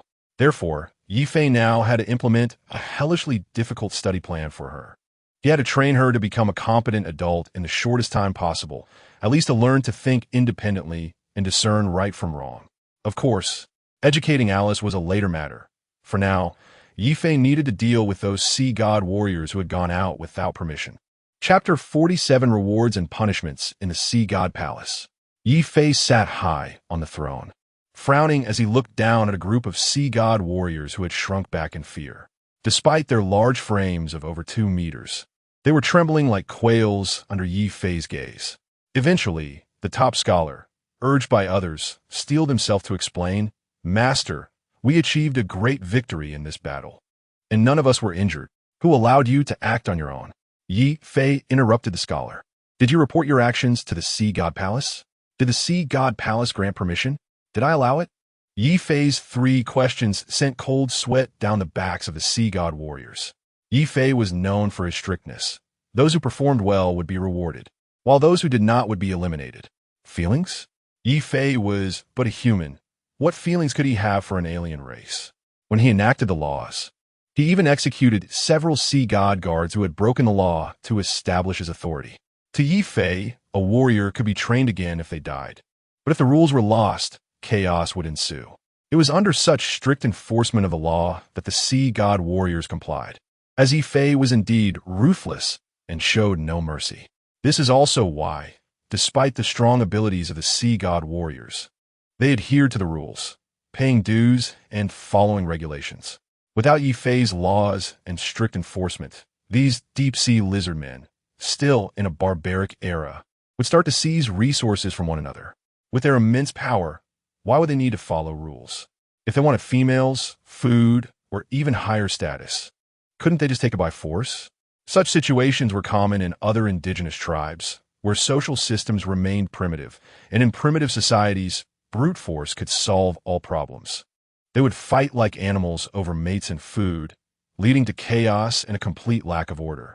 This is why Ye Fei gradually improved the rules. At the very least, internal peace was necessary.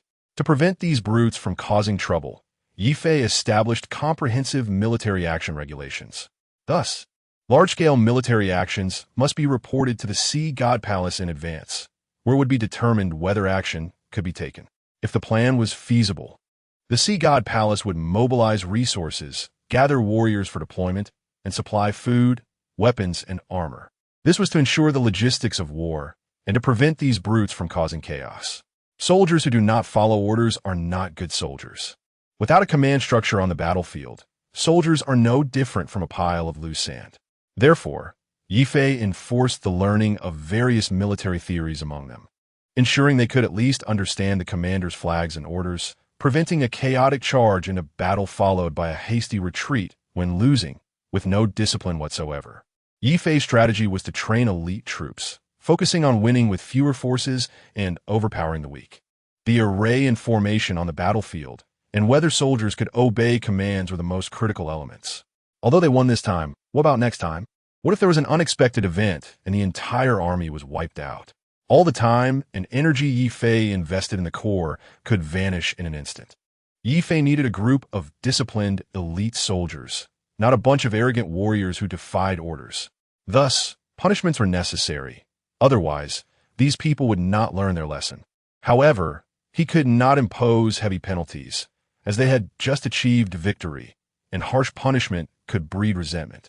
According to military regulations, all of you who led this action, one by one, would face execution.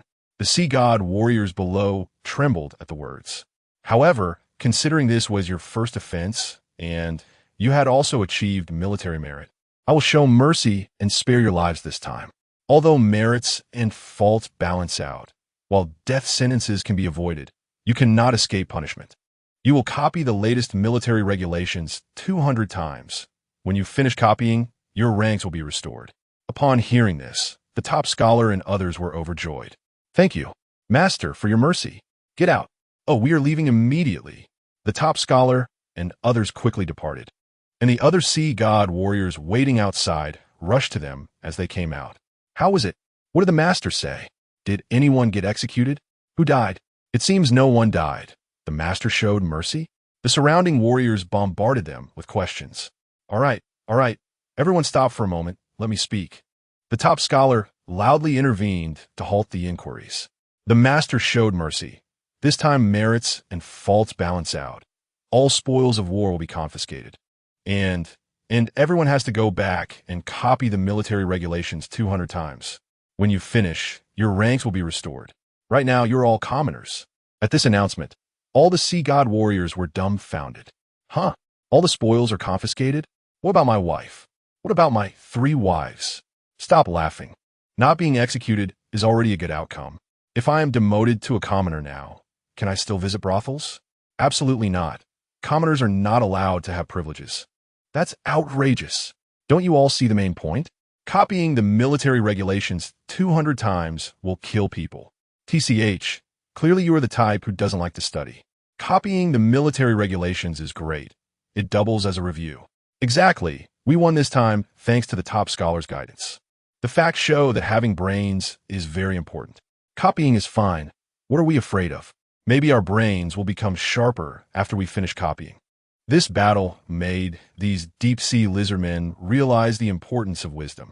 When a group of primitive races begins to pursue wisdom, it marks the beginning of civilization's development. The progress of civilization often manifests in seemingly trivial matters. Under Ye Fei's leadership, the Sea God tribe had already reached a level of civilization akin to the transition from primitive society to feudal society. On the other side, Ye Fei was reviewing the battle report. The waters near the volcanic island still had many islands like the Coral tribe, which were likely inhabited by indigenous tribes. Unfortunately, due to the distance, Ye Fei was unable to assess the situation in the nearby waters, leaving him somewhat passive. Initially, Cinder had suggested keeping the previous group of Eagle warriors. However, Ye Fei rejected this for two reasons. First, while this troop type was strong and had powerful air superiority, the maintenance costs were exorbitant. The benefits of war did not outweigh the expenses of these high-maintenance warriors, which Ye Fei could not bear. Second, this was an island terrain, and the enemies faced were also deep-sea creatures. Naval warfare was the only theme here. Even the strong Eagle warriors, with their air superiority, will be helpless if the enemy dove into the deep sea. These two reasons led Ye Fei to abandon this troop type. I should have kept a few as scouts, Ye Fei said with a headache. Chapter 48 Mechanical Seagull and the True Royalty Obsidian Puppet Mining Factory Workshop. Ye Fei held a magical engraving knife, carving within a mechanical creation resembling a seagull. Flight runes, light feather technique, color disguise technique, that should be about right. Adjust the internal energy core, remove the stability rune, and add an explosion activation rune. Soon, a realistic seagull was completed. It was slightly larger than a normal seagull, and its appearance was entirely modeled after a seagull. Without a close look, one could hardly tell the difference. The only difference was its eyes, which contained a mechanical eye structure that occasionally flickered with a faint red light. Flying Scout Seagull Experimental Type Eye Race, Alchemical Mechanical Creation Function, Reconnaissance, Disguise, Self-Detonation Description, Lightweight Flying Unit, Fast Flight Speed, equipped with Color Disguise Function, synchronized with the Sky Eye system for real-time image transmission, capable of self-detonation attacks when necessary. This was the reconnaissance unit Ye Fei had spent several days creating. The mechanical seagull perfectly adhered to the principle of cost-effectiveness, using materials pieced together from various sources. The shell was made of steel. The skeleton utilized bones from previously captured deep-sea lizardmen to reduce weight. An internal energy core device was made from fire energy crystals mass-produced in the glazed melting fire realm. The entire setup was worth less than 50 merit points, but its functionality was indeed very practical. It could scout, disguise, and perform suicide bombings. Go, take a flight, and check your stability. As soon as Ye Fei finished speaking, the mechanical seagull flew out with a whoosh. Ye Fei and Lady Hong then moved to the large screen on the side to observe the images transmitted back by the mechanical seagull. In war, information disparity is crucial. To gain an advantage, Ye Fei sought Lady Hong's help, and together they created a super-large reconnaissance device centered around the Sky Eye system. For this, Ye Fei even specially extracted the Sky Eye from his own eyes. The Sky Eye system was essentially a signal amplification base station, enhancing the Sky Eye to achieve an overhead view of the entire map. In amplification mode, the Sky Eye system could observe any sea area within a radius of 200 kilometers. The mechanical seagull's mechanical eyes followed the design of the Sky Eye, serving as a subsystem of the Sky Eye. The mechanical seagull was a more detailed reconnaissance unit. It could transmit images and sounds. It could listen in on all sound sources within 500 meters, and if used properly, it could even eavesdrop on enemy strategic deployments right over their heads. With the cooperation of both, Ye Fei could ensure that nothing could be concealed from him within his domain. The experiment with the mechanical seagull was very successful, and no new issues have been discovered. Honger, it's your turn now. Make sure to mass-produce the mechanical seagulls as soon as possible. Also, keep an eye on the Sky Eye system's images and report any intelligence to me immediately. Yes, Administrator. Lady Hong replied mechanically, devoid of emotion. Ye Fei looked at Lady Hong's stiff expression with some helplessness. No matter how he tried these days, Lady Hong still maintained her cold demeanor. This newly born mechanical life form needed to learn more about emotions, so Ye Fei gave her a more affectionate name, Hunger. Lady Hong seemed to have developed a particular fondness for red, influenced by who knows what, insisting that her clothing must be red. Meanwhile, on a vast island to the west of the volcanic island, this place was called Moonland Island, shaped like a crescent moon. A gigantic lagoon was enclosed between the island and the deep sea, calm and peaceful, built into a massive dock. This was once a nation with a population of over 100 million, but later the apocalypse struck and its people turned into zombies. Eventually, mutated creatures evolved from the deep sea took over the area. The power dynamics on Moonland Island were complex, with evolved zombie tribes occupying the interior, while various deep-sea creatures dominated the nearby waters. Among them was a native tribe of deep-sea lizardmen, the most powerful and largest tribe, four-armed giant clan.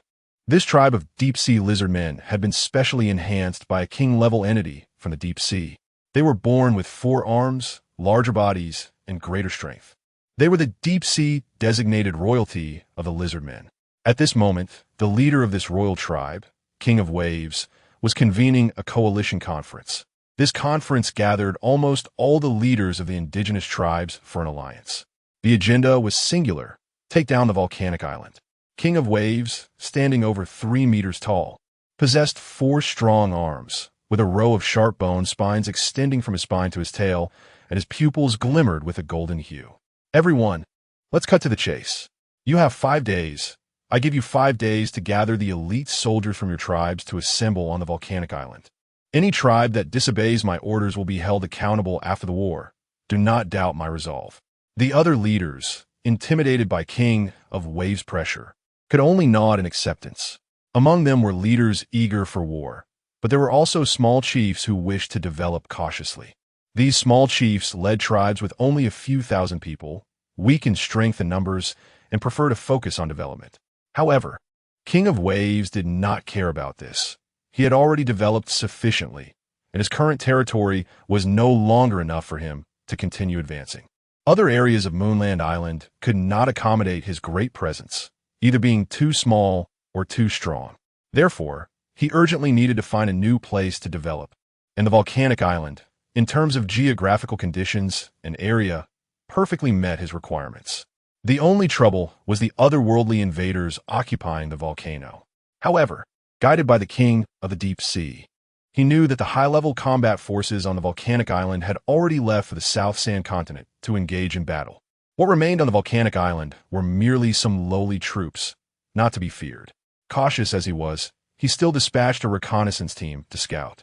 Among the previous reconnaissance teams, Ye Fei observed there were scouts sent by King of Waves. As expected, it was as the King of the Deep Sea had said, though the dark fortress walls remained somewhat tricky. Hence, King of Waves convened this coalition conference. He needed cannon fodder.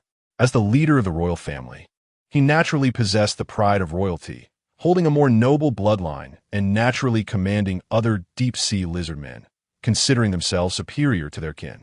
If the warriors of the Sea God clan faced them, it would be like Li Gui meeting Li Kuei, as they were genuine royal nobles.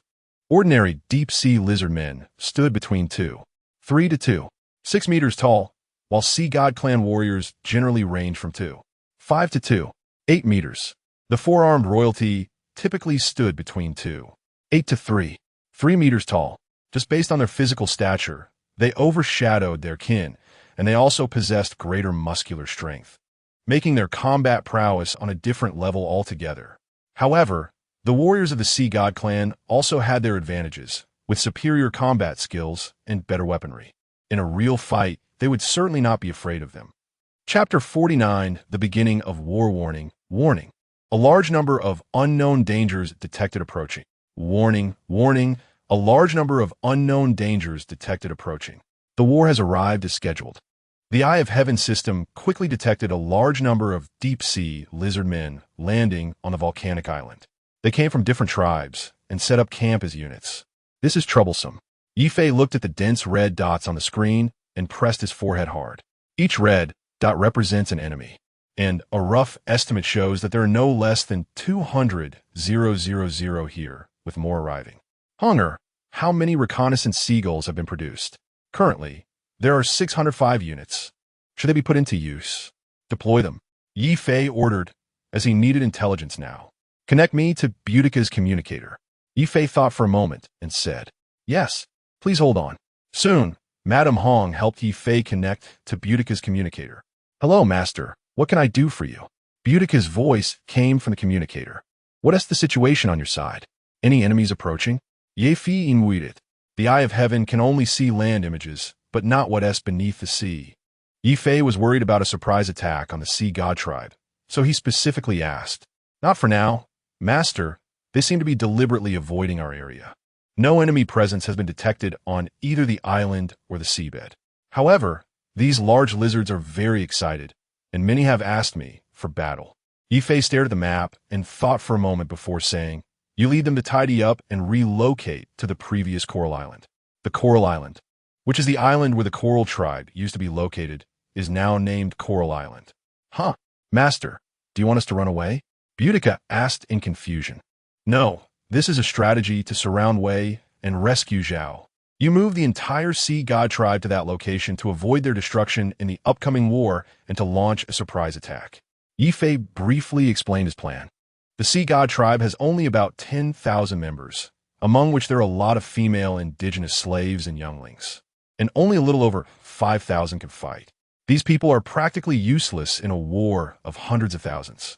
Under absolute numerical superiority, individual strength has no value.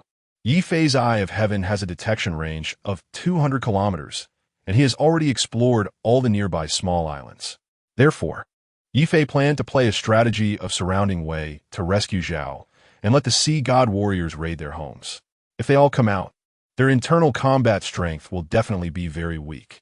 Now, as long as the sea god warriors launch a surprise attack, they will surely be able to take it easily. When these natives realize their homes have been raided, they will have no mood for fighting, and at that time, their hearts will be in turmoil, and their military morale will be shaken. Honger, issue the order to completely halt operations at the mining factory, shut down all equipment that can be turned off, and conserve energy as much as possible. Later, I will fully activate the defensive barrier of the glazed melting fire realm, and we must defend the fortress. Also, bring all combat-capable obsidian puppets to the city walls to assist in defense. Yes, manager. On the walls of the volcanic fortress, there are alchemical machine gun towers with overlapping fire coverage, but the enemy's numbers are too great, and some enemies are bound to break through to the top of the walls. Therefore, Ye Fei arranged for some puppets to assist in guarding the gun towers. As long as the gun towers hold, the enemy cannot breach the volcanic fortress. On the other side, the sea god warriors, following orders, quickly left with the members of their tribe, heading to Coral Island to stand by. Only Boudica accompanied them, while Lucy and Luna were recalled to the volcanic fortress. Boudica is a vampire, a mixed-blood vampire of royal lineage. She possesses a unique life-saving secret technique and handed a second heart, containing source blood, to Ye Fei for safekeeping. If she falls in battle, she can quickly revive from the second heart in Ye Fei's possession. Although she will be weak for a while after reviving, it is better than death. Therefore, Ye Fei entrusted the command task to Boudica, while Lucy and Luna do not have similar life-saving abilities. If they fall, they would truly be dead. Ye Fei couldn't just watch two beautiful women go to their deaths. Although the two of them are wooden and lack any charm, their loyalty is genuine, and they have a close bond. Moreover, the main force of the surprise attack is the deep-sea lizardmen, and it is sufficient for Boudica to command alone. Lucy and Luna would be somewhat redundant. It is better to call them back. The calm sea suddenly stirred up a huge wave, and the Wave King, along with his elite subordinates, made a grand entrance. A total of 20,000 elite four-armed deep-sea lizardmen warriors acted as vanguards, following the Wave King. There were also several support troops behind them that would arrive over the next few days. Gather the troops and establish a headquarters in the ruins of the western city, the Wave King ordered. The volcanic island is elongated east to west. The volcanic fortress is on the eastern volcano, while the western side is the human city that once existed. The Wave King establishing the headquarters in the west perfectly positioned him to confront Ye Fei. The scene suddenly resembled a Warcraft battle. with each side having a main city and a battlefield in between. However, unfortunately, Ye Fei did not intend to take the initiative. His strategy was to hold his ground. This is a tower defense game moment. Soon, the scattered indigenous tribal warriors on the island were gathered. Ye Fei also discovered anomalies from the Eye of Heaven system. A large number of red dots were converging towards the ruins of the western city. Ye Fei controlled the Eye of Heaven system, gradually zooming in on the image. A few minutes later, he saw a group of four-armed deep-sea lizard men directing other natives to work. They were moving debris from the city ruins and slowly stacking it into a rudimentary wall. These four-armed deep-sea lizard men are the leaders? Ye Fei recognized their identity at a glance. No wonder they are so disciplined this time. It turns out there's a boss leading them. Are these deep-sea lizard men special mutations or more perfect, evolved beings? Ye Fei fell into contemplation. Then, Ye Fei redirected all reconnaissance seagulls over to eavesdrop secretly. The 500-meter listening distance exposed the conversations of the deep-sea lizard men below. But the problem arose. Ye Fei couldn't understand. What the hell is this indigenous language? What does this mean and what does sizzle mean?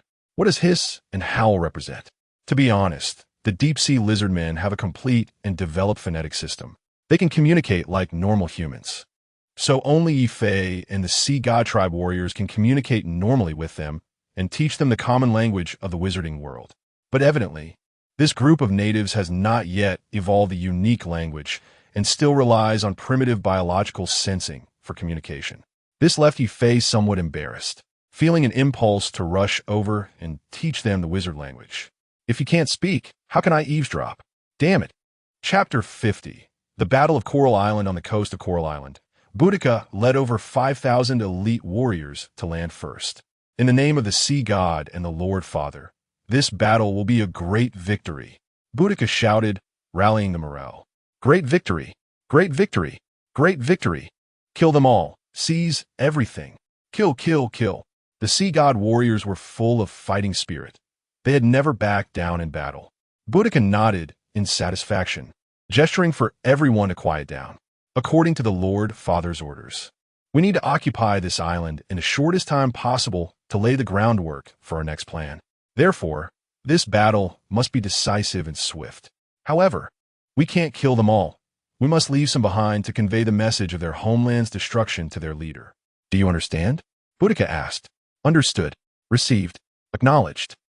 The dozen or so officer-class Sea God Guards responsible for the operation nodded in response, indicating their understanding. Good. As long as you understand, Boudica nodded and continued. Relay the order to rest for 1 hour to replenish our strength. After 1 hour, we will set off. Yes. After issuing the command, Boudica flew into the sky and left. Boudica was also well-versed in Ye Fei's military strategies and understood the importance of information gaps. Therefore, while the Sea God warriors were resting, she went alone to scout the enemy situation. Damn, the sun during the day is really annoying. Boudica complained. Vampires are nocturnal creatures. Although Boudica, being of royal blood, was not afraid of direct sunlight, she still found the sunlit environment very unpleasant. So, she preferred to play with the silly Alice rather than getting too close to Lucy and Luna, as their strong sunlight aura instinctively repelled her.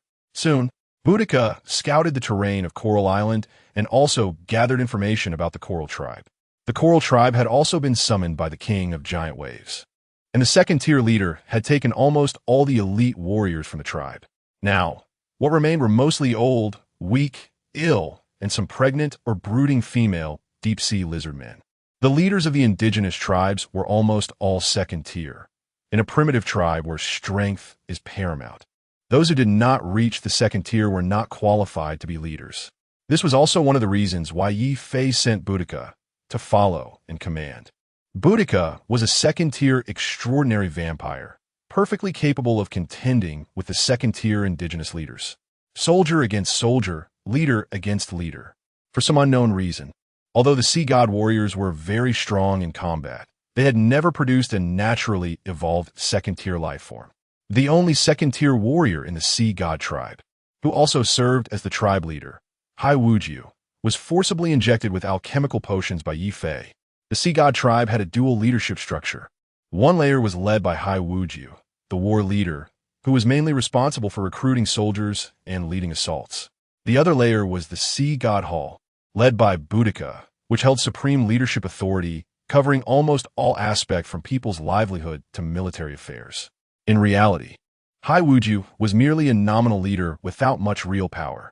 The reason for setting up such a role was to give the indigenous female slaves in the concentration camp the impression that this was the tribe of the deep-sea lizardmen, not a puppet force of invaders, thus keeping them compliant.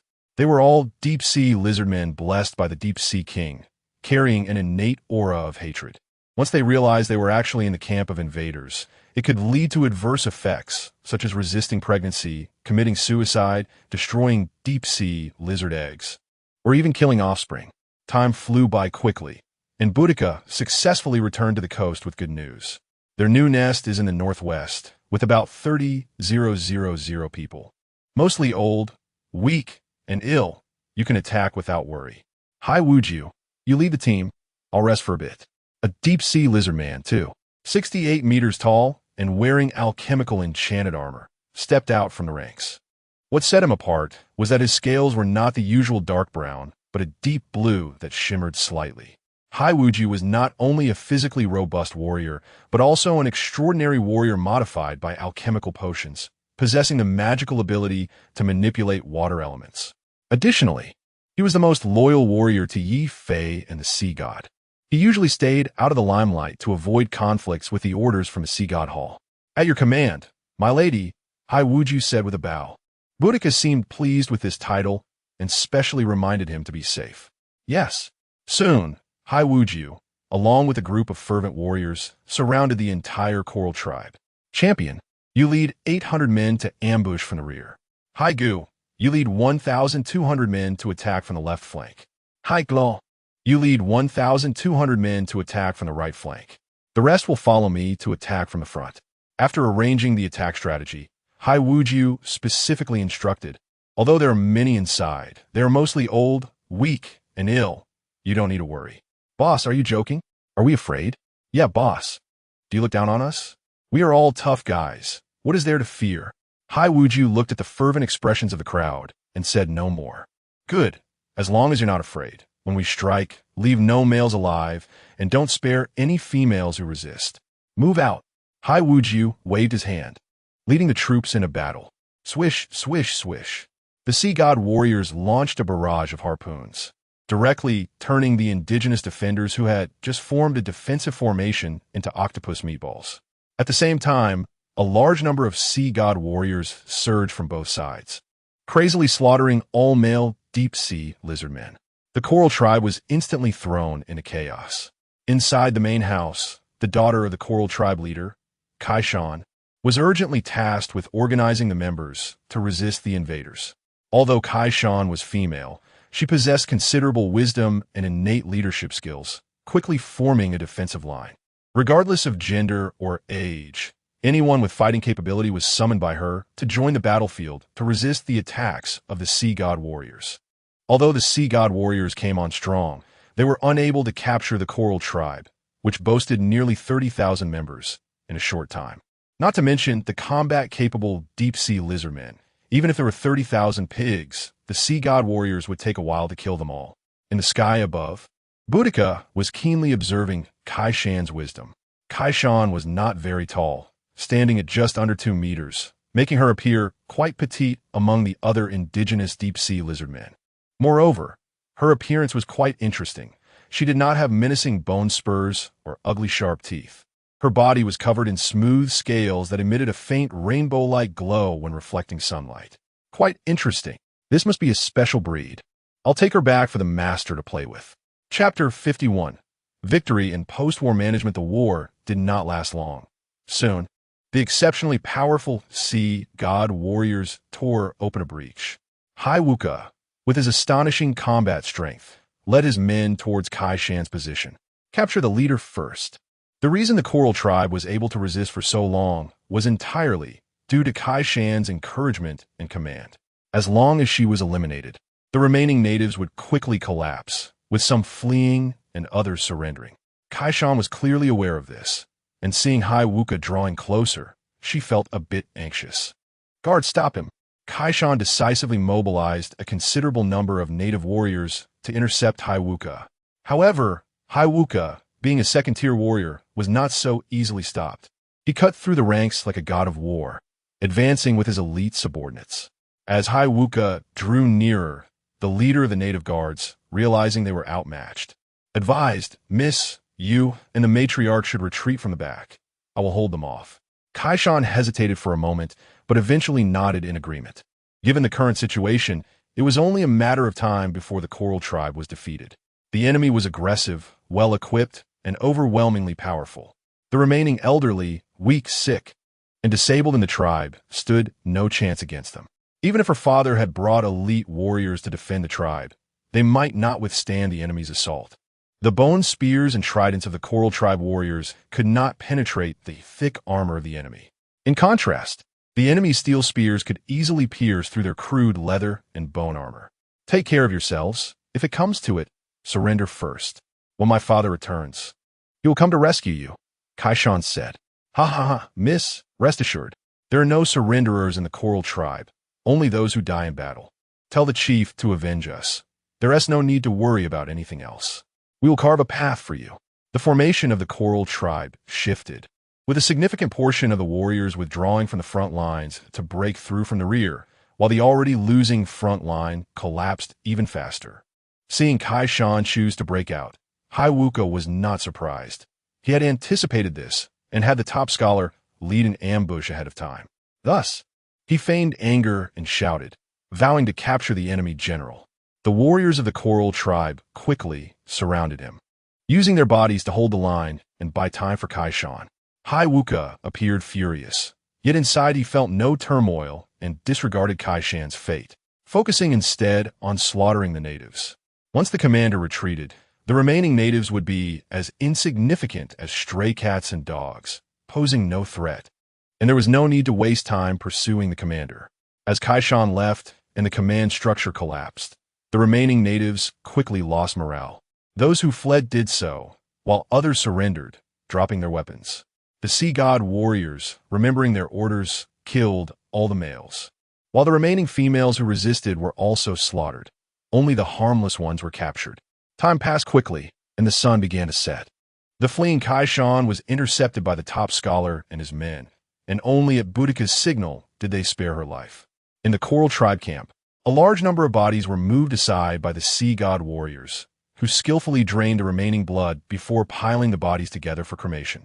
Due to lack of facilities, they could not dissect the materials from the corpses, so Boudica ordered the warriors to burn all the bodies to prevent disease. In war, plagues and diseases are more terrifying than weapons. After the battle, it was time for the post-war report. In this campaign, the sea god warriors suffered over 646 casualties, including 596 injured and 50 killed. The injured were not a concern.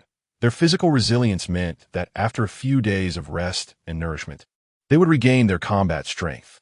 5,000 against 30,000, with only 50 casualties, was already an epic victory. At the same time, they captured a large number of female slaves and collected a vast amount of spoils.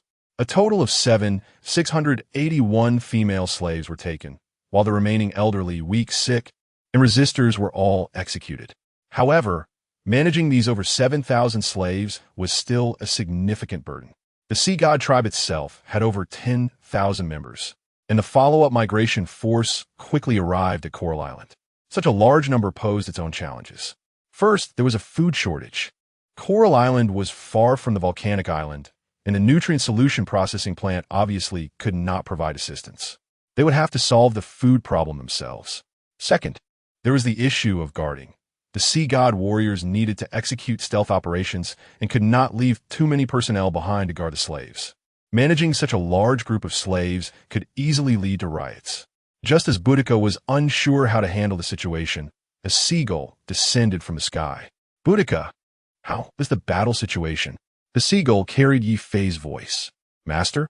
Boudica was startled and immediately began to report the situation.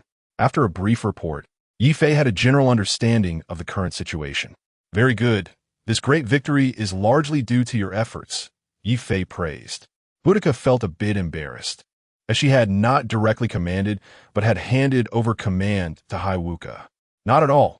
It's just, you flatter me, master. Boudica laughed and said, you don't need to worry about the slave issue. Just take control of them all.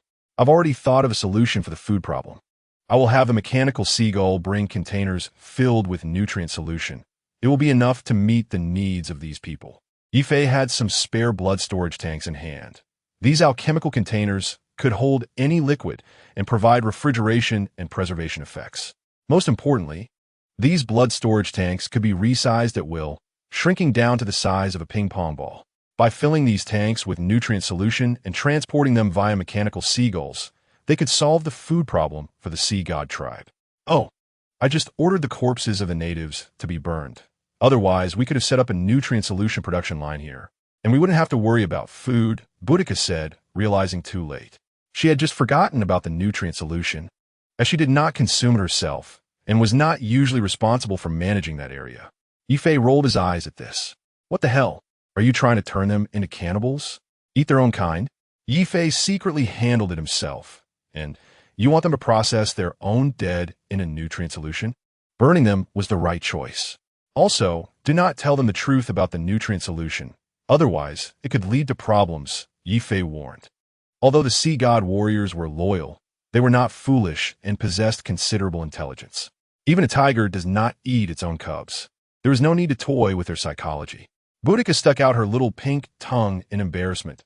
Understood, master. From now on, you will be responsible for coordinating supplies with us, bringing back the blood storage tanks filled with blood, while the seagulls will deliver the tanks filled with nutrient solution to you. Chapter 52, Adaptive Reform and the Redemption Army, regarding the issue of supervision. I have also thought of a countermeasure, Ye Fei said. From now on, let's reform the slave system. Any female slave in the homes of the sea god warriors who has given birth to more than 10 eggs of female deep-sea lizard men can, under the guarantee of the warrior class and by paying a certain amount of deposit, be freed from slavery and join the civilian class. Then you let these female civilians manage the female slaves in the concentration camp and give them some rewards. At the same time, restrict the food of the female deep-sea lizard men in the concentration camp to ensure they survive without having the strength to resist. With this plan, we will have enough manpower to supervise the slaves, and we won't have to worry about their rebellion. Also, inform those simpletons that, during the war, claiming female slaves will only cost 30 of the usual fee, encouraging them to bring more people home. Then, you can establish a new department in the Sea God Temple, Redemption Camp. There are also some talented female natives among the slaves, and it would be a waste to treat them merely as breeding tools, so select some of the females with special talents. Reorganize their roles according to their different talents. Since Ye Fei has allowed some female slaves to leave their status and join the social system, he does not mind a few more people. In any case, as the Sea God tribe grows, more and more native females will join. It is better to open the door for their advancement and take the opportunity to absorb some talent.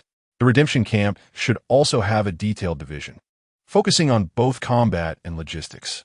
You can handle the logistics as you see fit, while those with good combat talent should join the newly created Redemption Slave Battle Group, allowing them to earn their freedom through military achievements and even promote to the warrior class based on their achievements. But I am afraid that other sea god warriors will have objections. They pride themselves on being the nobility of the deep sea, and if the slave natives have equal status with them, it may lead to conflict. Boudica raised a question. It's fine.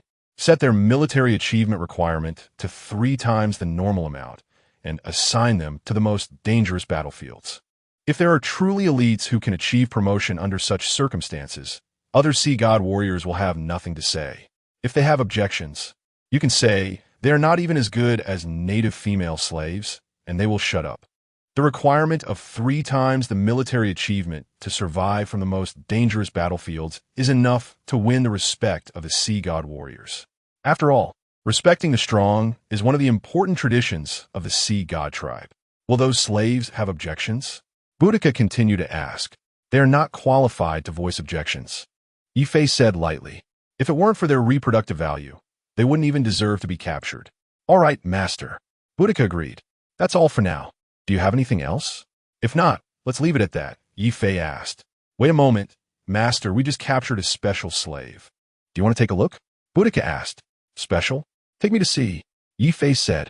Soon, Ye Fei saw through the mechanical seagull a petite female deep-sea lizardman native.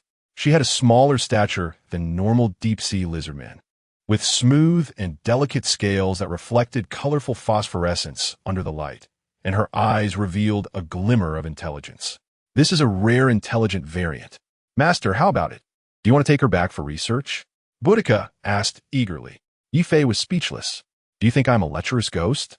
Humans cannot. At least not like this. Forget it. Hand her over to Hai Wujuan. Let him subdue her as soon as possible and pull her into the sea god tribe camp. If that doesn't work, let her lay eggs. If one doesn't work, then 10. If 10 doesn't work, then 100, until she gives birth to an offspring that can compare with her. With such an intelligent variant, her offspring should not be too far off. In the sea god tribe, they're mostly brutes, and there are not many intelligent variants with management abilities. Ye Fei urgently needed a group of management talents to share the pressure. What a pity. Boudica sighed when she saw Ye Fei's disinterest. Soon, news of the reform spread throughout the sea god tribe. Some female slaves were overjoyed and embraced their masters and husbands enthusiastically. They no longer had to return to the fearful concentration camp, and they could now walk on the streets openly as civilians. The happiest were the simpleton warriors.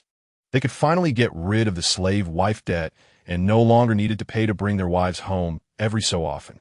However, some people were troubled. Now that they could permanently redeem people, it just happened to be a 30 discount period, and the pretty sisters in the concentration camp only required 30 to take home. This made them a bit tempted. Should they redeem their wives first or adopt pretty sisters at a low price? So conflicted, some female slaves who had already been brought home and had given birth to 10 offspring saw their male's dilemma and decisively switched to the spoiled mode, pressing their males onto the bed and successfully persuading them to redeem themselves. Of course, more sea god warriors chose to have it all. After all, during wartime, there was no shortage of military achievements or money. They only needed to fight bravely, and they could have both wives and concubines. In an instant, the deep-sea lizardmen in the sea god tribe went crazy. Male warriors sharpened their knives, while female slaves spoiled their men, demanding recognition. For the foreseeable future, Ye Fei would not need to worry about the morale of the sea god warriors. Their personal interests were enough to drive them completely crazy. At the same time, in a new concentration camp, a group of female slaves also learned of this news and were ecstatic. Every intelligent species has a longing for freedom. No creature wants to be a slave for life. Ye Fei's reform this time can be said to have given them a chance to choose again. Fight for it. Achieve fame and fortune. Give up and be a dog for life.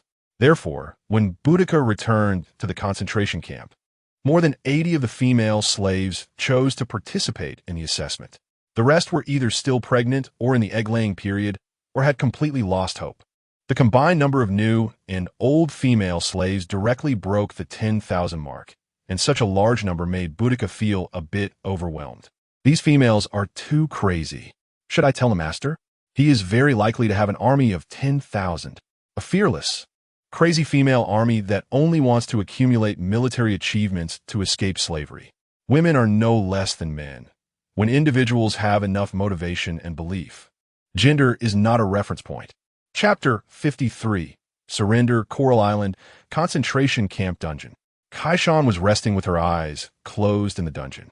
In just one day, she had experienced the tragedy of losing her family, which was truly distressing.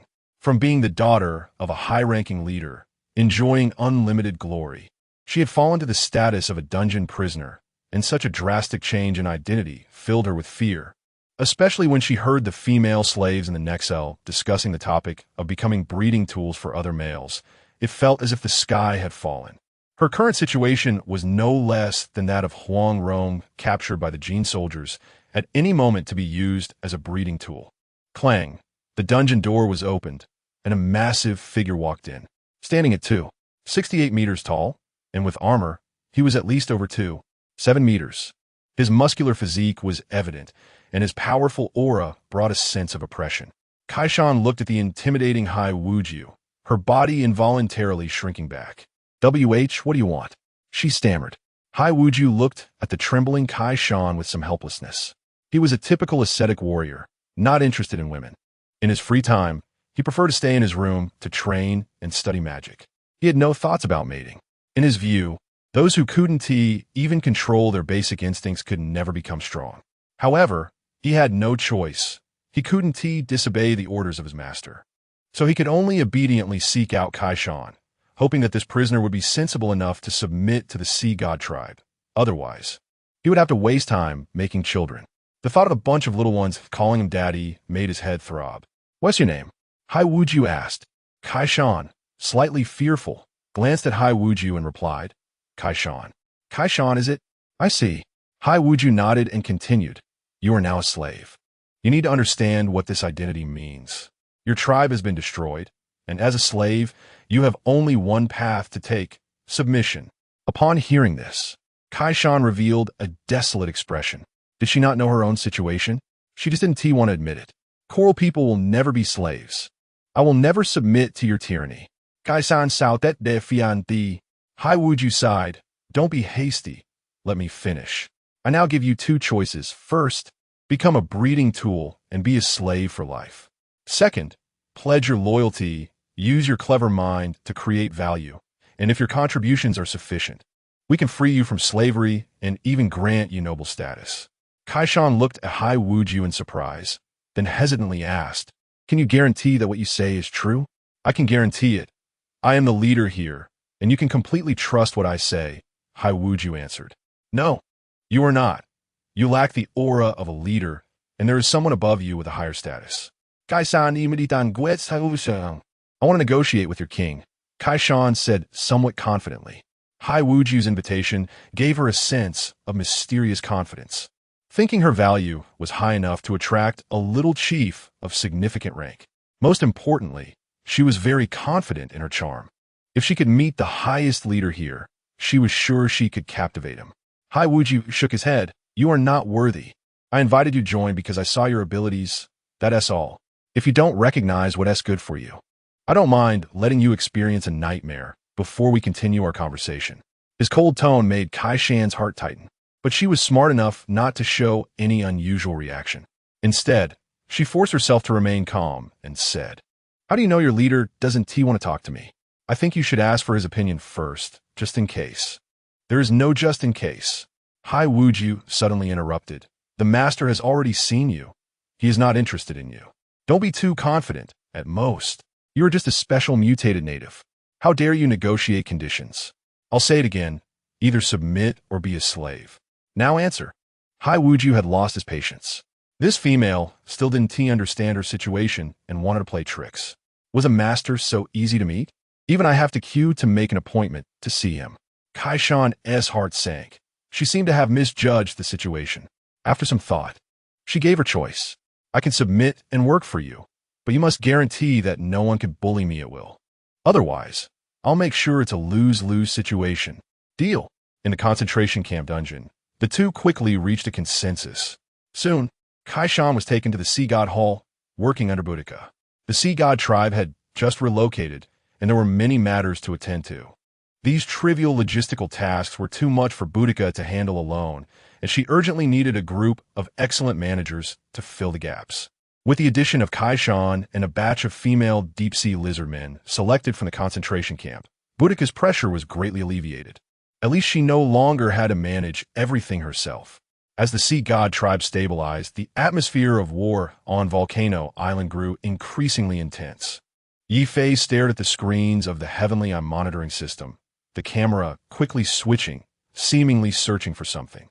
Ultimately, Ye Fei stopped, rubbing his dry eyes. Damn it, is the leader on the other side that cautious? He hasn't shown up at all. The volcano fortress had 5 ultimate molten cannons, with a range covering the entire volcano island. Since the natives landed, Ye Fei had instructed Red Madam to keep an eye on movements from the other side, hoping to find the leader and take a precise shot. However, the leader on the other side was extremely cautious and had not personally appeared, relying solely on his subordinates to relay commands. Should I just bombard the place and clear out? I don't believe I can't take him out by shelling his entire position. Ye Fei pondered while resting his chin on his hand. But that wouldn't work. Exposing his secret weapon too early wasn't a good idea. Only by taking them by surprise could he achieve results. Ye Fei quickly dismissed this thought. With close to hundreds of thousands of troops, the leading figure was at least a third-tier life form. If he couldn't take it down, waiting for the cannon to cool down would make it easy to be caught off guard. Ye Fei rubbed the ring on his finger, hesitating. This was the life-saving ring that Cinder had given him, which also served as a communicator. He could contact Cinder through this ring. Ye Fei was somewhat inclined to seek help from Cinder, as over 200,000 native troops had gathered outside.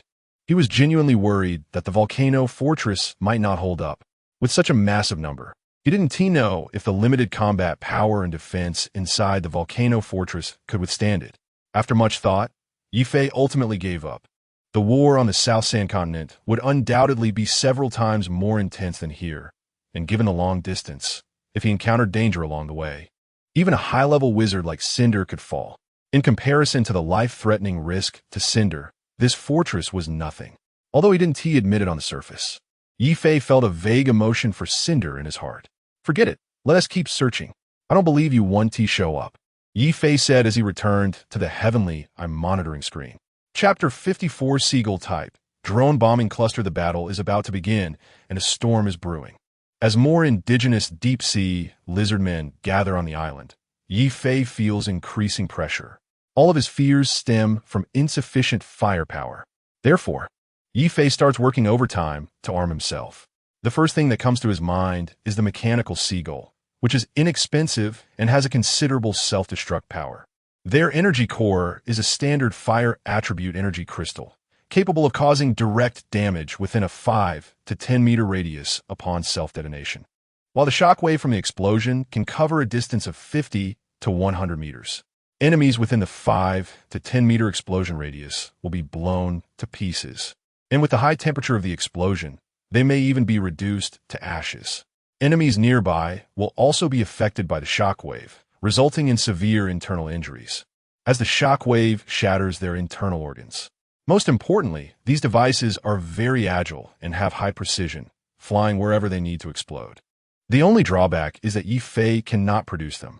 Ye Fei's card talent is, in short, a rudimentary form of supernatural law, possessing various extraordinary powers. He only needs to have enough knowledge to understand what he wants to create, along with sufficient materials for his card talent to skip the forging steps and synthesize the final product. There are 3 important prerequisites. First, he must have sufficient knowledge. Taking the mechanical seagull as an example, he needs to first construct its blueprint in his mind before he can create it. Knowledge is crucial in this process. At this point, his talent is akin to a 3D printer, and he must upload the design before he can manufacture the final product. Second, sufficient raw materials. Without materials, he cannot create substance out of thin air, so he must have enough raw materials to manufacture items. Third, consumption. The law of conservation of energy must be observed in any world. Creating a card consumes energy, decomposing a card consumes energy, and synthesizing a card consumes energy too. For example, when creating a card, he cannot just wave his hand to store items into it. He also needs to consume energy. The larger the volume and mass of the item being stored, the more energy he will consume. Where does the energy come from? The answer is mental power. He is still a wizard apprentice, primarily mastering the extraordinary ability of mental power. Each time he uses his card talent, it requires the consumption of mental power. If his mental power is insufficient, he cannot use his card talent. This is why he needs to ask Cinder to refine an alchemical container capable of storing a large amount of blood, the blood refrigeration tank. He has collected too much blood, and as a wizard apprentice, he cannot exceed what he is capable of handling. The use of card talent, knowledge, raw materials, energy consumption, all 3 are essential. In fact, it's not just Ye Fei. All wizards are the same. The wizard talent is, in essence, a natural form of supernatural law, possessing extraordinary abilities that surpass the current stage. However, similarly, using these talents requires corresponding energy consumption. The more powerful the talent, the higher the consumption. Previously, the high-level wizard apprentice under the Burning Tiger, Ed, had an air attribute talent that not only amplified related spells, but also allowed him to elementalize his body. Is body elementalization strong? Of course. Even Luffy, with his cheats, might not easily defeat a natural fruit user. After elementalizing his body, he can, in principle, be immune to most physical and magical damage, akin to a small, invincible state. But likewise, body elementalization consumes a lot of mental power. This is also why Ed was defeated by Ye Fei in a lightning battle armor. His mental power ran out. Ye Fei was wearing a lightning battle armor comparable to a second-tier life form's combat power, while Ed was just an ordinary high-level wizard apprentice whose life level couldn't even reach the first tier. However, he still managed to escape from Ye Fei for a while thanks to his wizard talent. One could even say that wizards are the celestial dragons of another world. And this statement is not wrong. A powerful individual with a built-in supernatural law talent. What are the celestial dragons? Wizards possess the strength and talent to look down on other races. If they cannot surpass other species, then what qualification do they have to call themselves wizards? What right do they have to invade other planes? Because they are strong enough, so they can disregard rules and even establish rules. However, status is comparative. Between wizards and non-wizards, the former are nobles, and the latter are commoners, with a gap in status. But there are also differences between wizards. High-level wizards do not regard low-level wizards as treasures. The Vice Dean dares to use wizard apprentices as cannon fodder. In her eyes, these so-called low-level apprentices may not even be worth a war golem. The attitude of people of different status and identity toward wizards is also different and should be viewed dialectically. The mechanical seagull was created by Ye Fei himself. There is no need to mention the blueprint, as he already has it in his mind. There is no need to worry about raw materials either, as he has plenty of cheap steel materials along with a fire energy crystal. The steel materials were collected in abundance by Cinder and the others during their city demolition. They have more than enough. Fire energy crystals are a renewable resource. As the super-large magical barrier, glazed melting fire domain, draws heat energy from the volcano every day to produce fire energy crystals. The only limitation to his production of explosive equipment is his own strength. He is currently just a high-level wizard apprentice with limited mental power, unable to produce mechanical seagulls on a large scale without restrictions. In fact, his overall speed is still not as fast as the mechanized production of the Red Lady. Each time he creates a batch of mechanical seagulls, he needs to spend some time meditating to recover his mental power. However, the progress is promising. With Ye Fei working tirelessly and the assistance of the Red Lady, he has acquired a new armed force, the Seagull type drone bombing cluster, a total of over 6,000 mechanical seagulls, equivalent to over 6,000 self-destruct drones forming a bombing cluster, will undoubtedly be useful in the upcoming battle. My lord, I have to remind you that the materials you are currently using belong to other administrators. The Red Lady speaks up. Ye Fei waved his hand to interrupt a reminder. I know, extraordinary times call for extraordinary measures. Once this fortress falls, any resources will belong to the enemy. So it's better to use them now to arm myself. Manufacturing mechanical seagulls requires a large amount of fire energy crystals, which are the gains of Cinder and the other 3 high-level wizards. Ye Fei is merely a caretaker and does not have the right to use these materials. But in extraordinary times, Ye Fei does not have the luxury to inform Cinder and the others. He needs to requisition them first.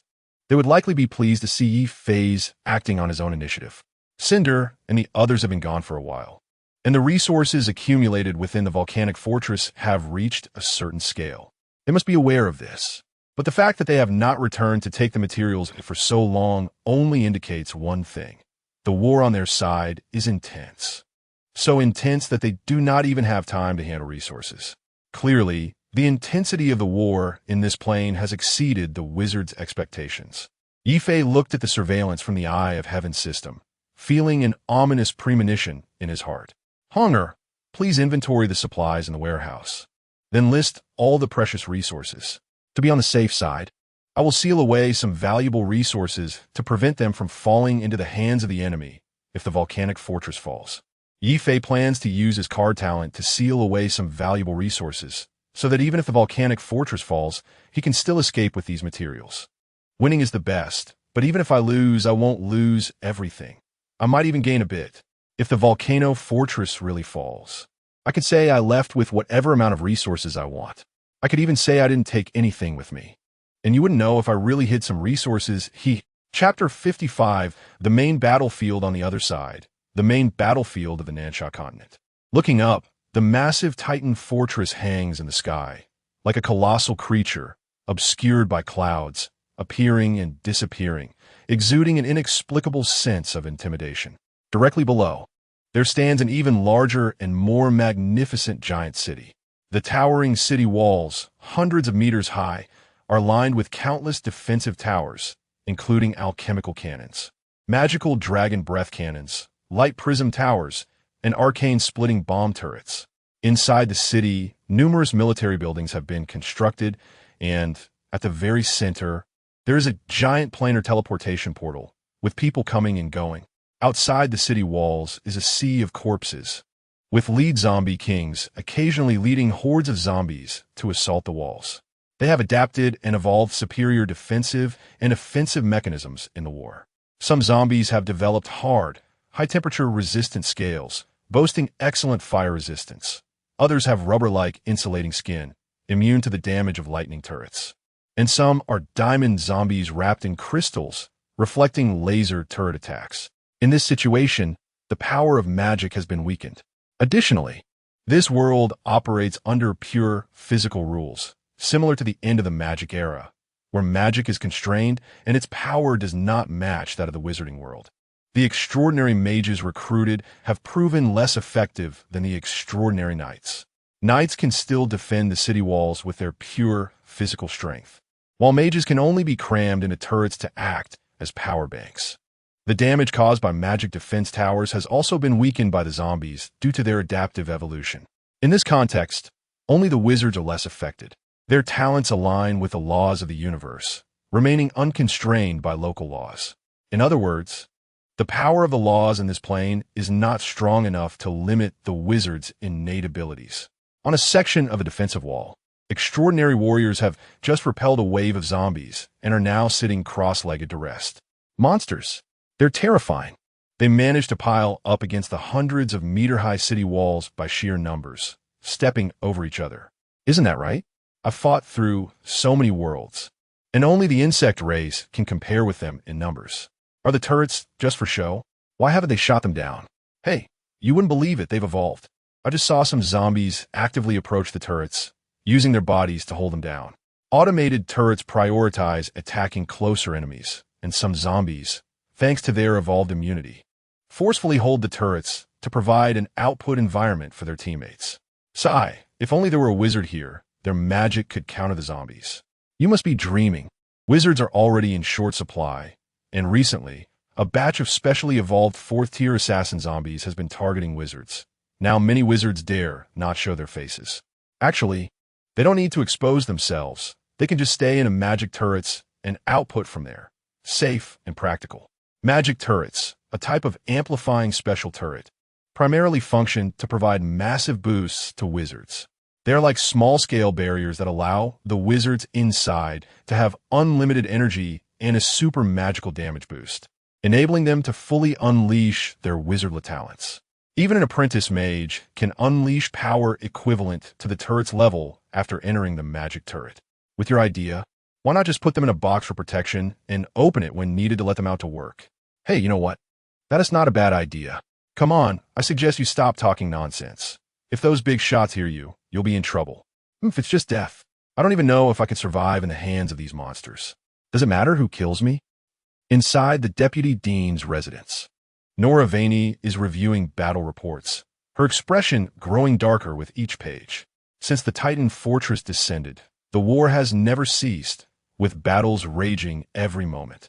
All indigenous creatures of the Nansha continent have been drawn in, including vast hordes of zombies, evolved beast species, and even evolved creatures from the deep sea. The most daunting part is that some giant beasts of unknown origin have also joined the battlefield. Titan apes, mountain-sized giant pythons, ancient dinosaurs, And even some underground behemoths that survive on radiation have crawled out. Even hundreds of meters high solid city walls can be easily torn apart by these equally towering beasts, allowing a raging tide of corpses to surge into the inner city. These giant creatures are generally fourth tier and above lord-level beings, tough-skinned and thick-fleshed, making them resistant to ordinary defensive towers. Only a fourth-tier, lord-level wizard can repel them. The continuous warfare has not only caused massive casualties, but also led to outrageous consumption.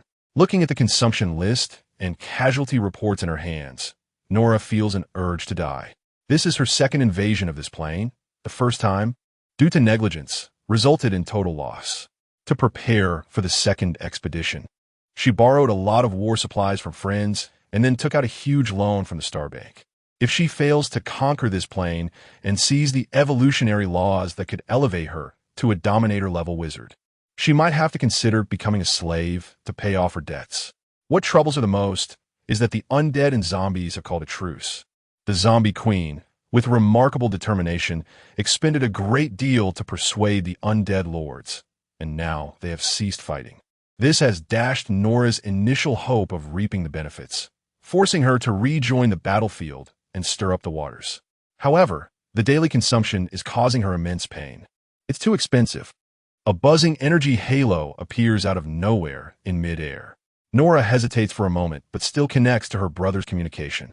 "My dear sister, how have you been lately?" A cheerful voice comes from the other side of the halo. "Not good. Thanks if there is nothing else. Please leave." Nora replies coldly. "Sigh. Girls grow up too fast. You were so cute as a child."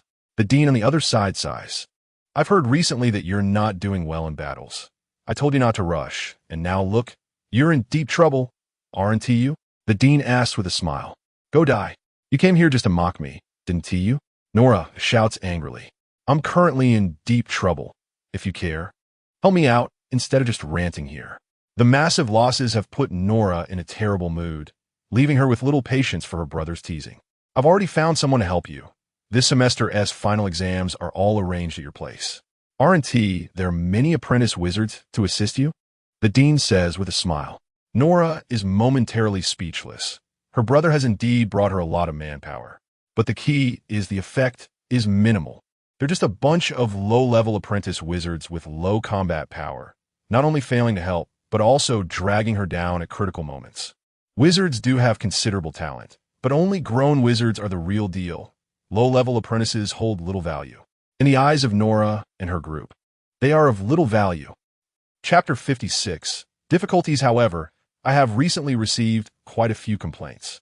Some mentors say you are treating their precious apprentices as cannon fodder, which is not good at all. The dean shifted the topic. "My dear sister, for wizard apprentices without a background, you can waste them as you please. After all, the academy can recruit new apprentices every year. But for those apprentices with mentors and backgrounds, you should arrange for them to stay in logistics as much as possible.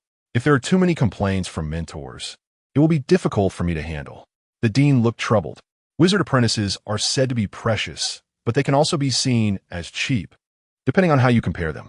Wizard apprentices are quite rare elsewhere because it is hard to find a genius with innate magical talent.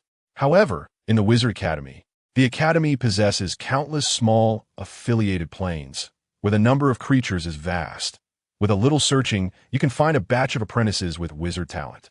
For the academy, apprentices are not considered precious. When needed, they can even be used as cannon fodder.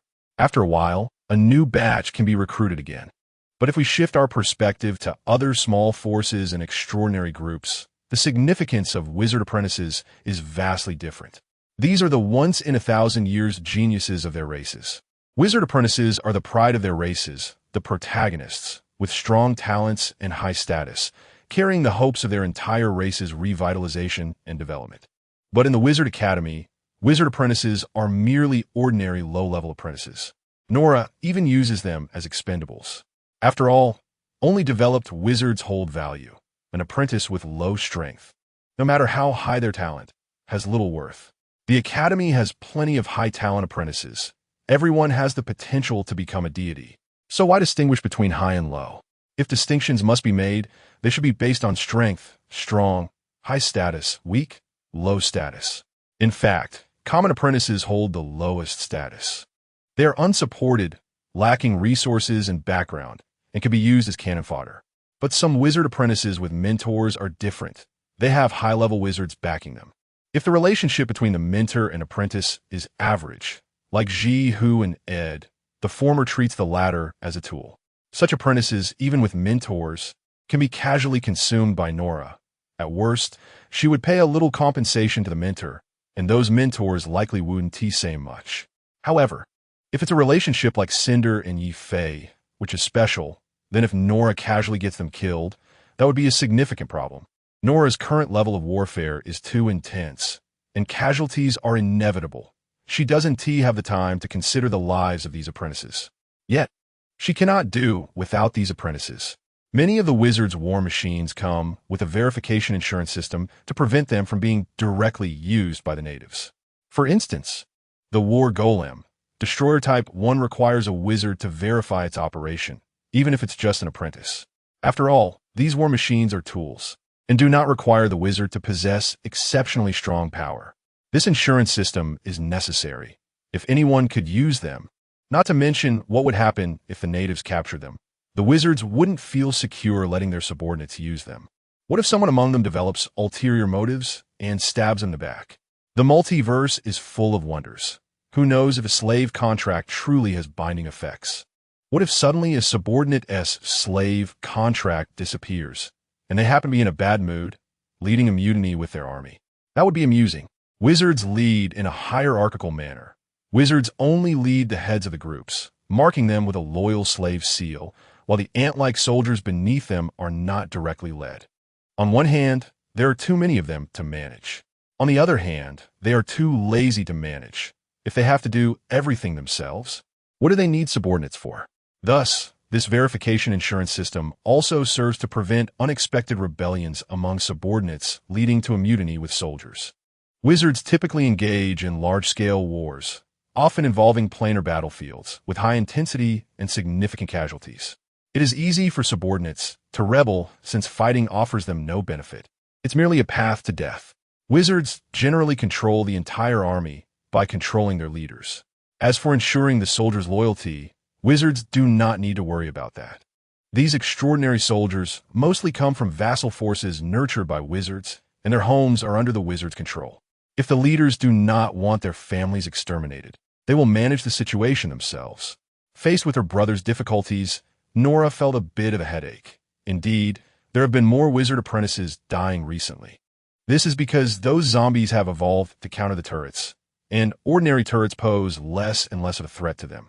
She could only send the wizard apprentices up to assist in defending the city from within the magical turrets. But the opposing side is even more sinister. They directly evolved a batch of specialized assassin zombies, trading lives 1-for-1 with the wizard apprentices. This put Nora in a very passive position. If she withdrew the wizard apprentices, her landing operation would likely fail, and she couldn't bear such a loss. If she continued fighting and allowed the wizard apprentices to suffer casualties, she wouldn't be able to withstand the pressure from other wizard mentors. The Wizard Academy effectively functions as a large wizard force, with a complex internal distribution of interests. And it's not solely the dean who calls the shots. The dean must also consider the interests of other wizards and cannot push people to their deaths, as that would easily offend others. Many high-level wizards can stay at the academy, partly because they have grown here and have special feelings for it. On the other hand, it's because they have the backing of a large force. Being a wild wizard isn't that easy. In fact, many wizards have their private forces, like William's Blood Clan force and Sylvalas's Sun Elf Empire. They develop their forces while relying on the Starry Wizard Academy as a stronghold. Without the Starry Wizard Academy as a backing, their planes would not withstand the invasion of other crazed wizards. The reason their small planes can remain independent and not be invaded is due to their affiliation with the Starry Wizard Academy, which provides support. Without a background, they would have long been swallowed by other wizard forces. The wizarding world is vast, with footprints across the universe, and powerful wizard forces are numerous. The Wizard Academy can be seen as a large force composed of countless small forces. The dean holds significant power, but he cannot disregard the lives of others. This is not a dictatorship. Some major decisions also require the consent of other directors to implement.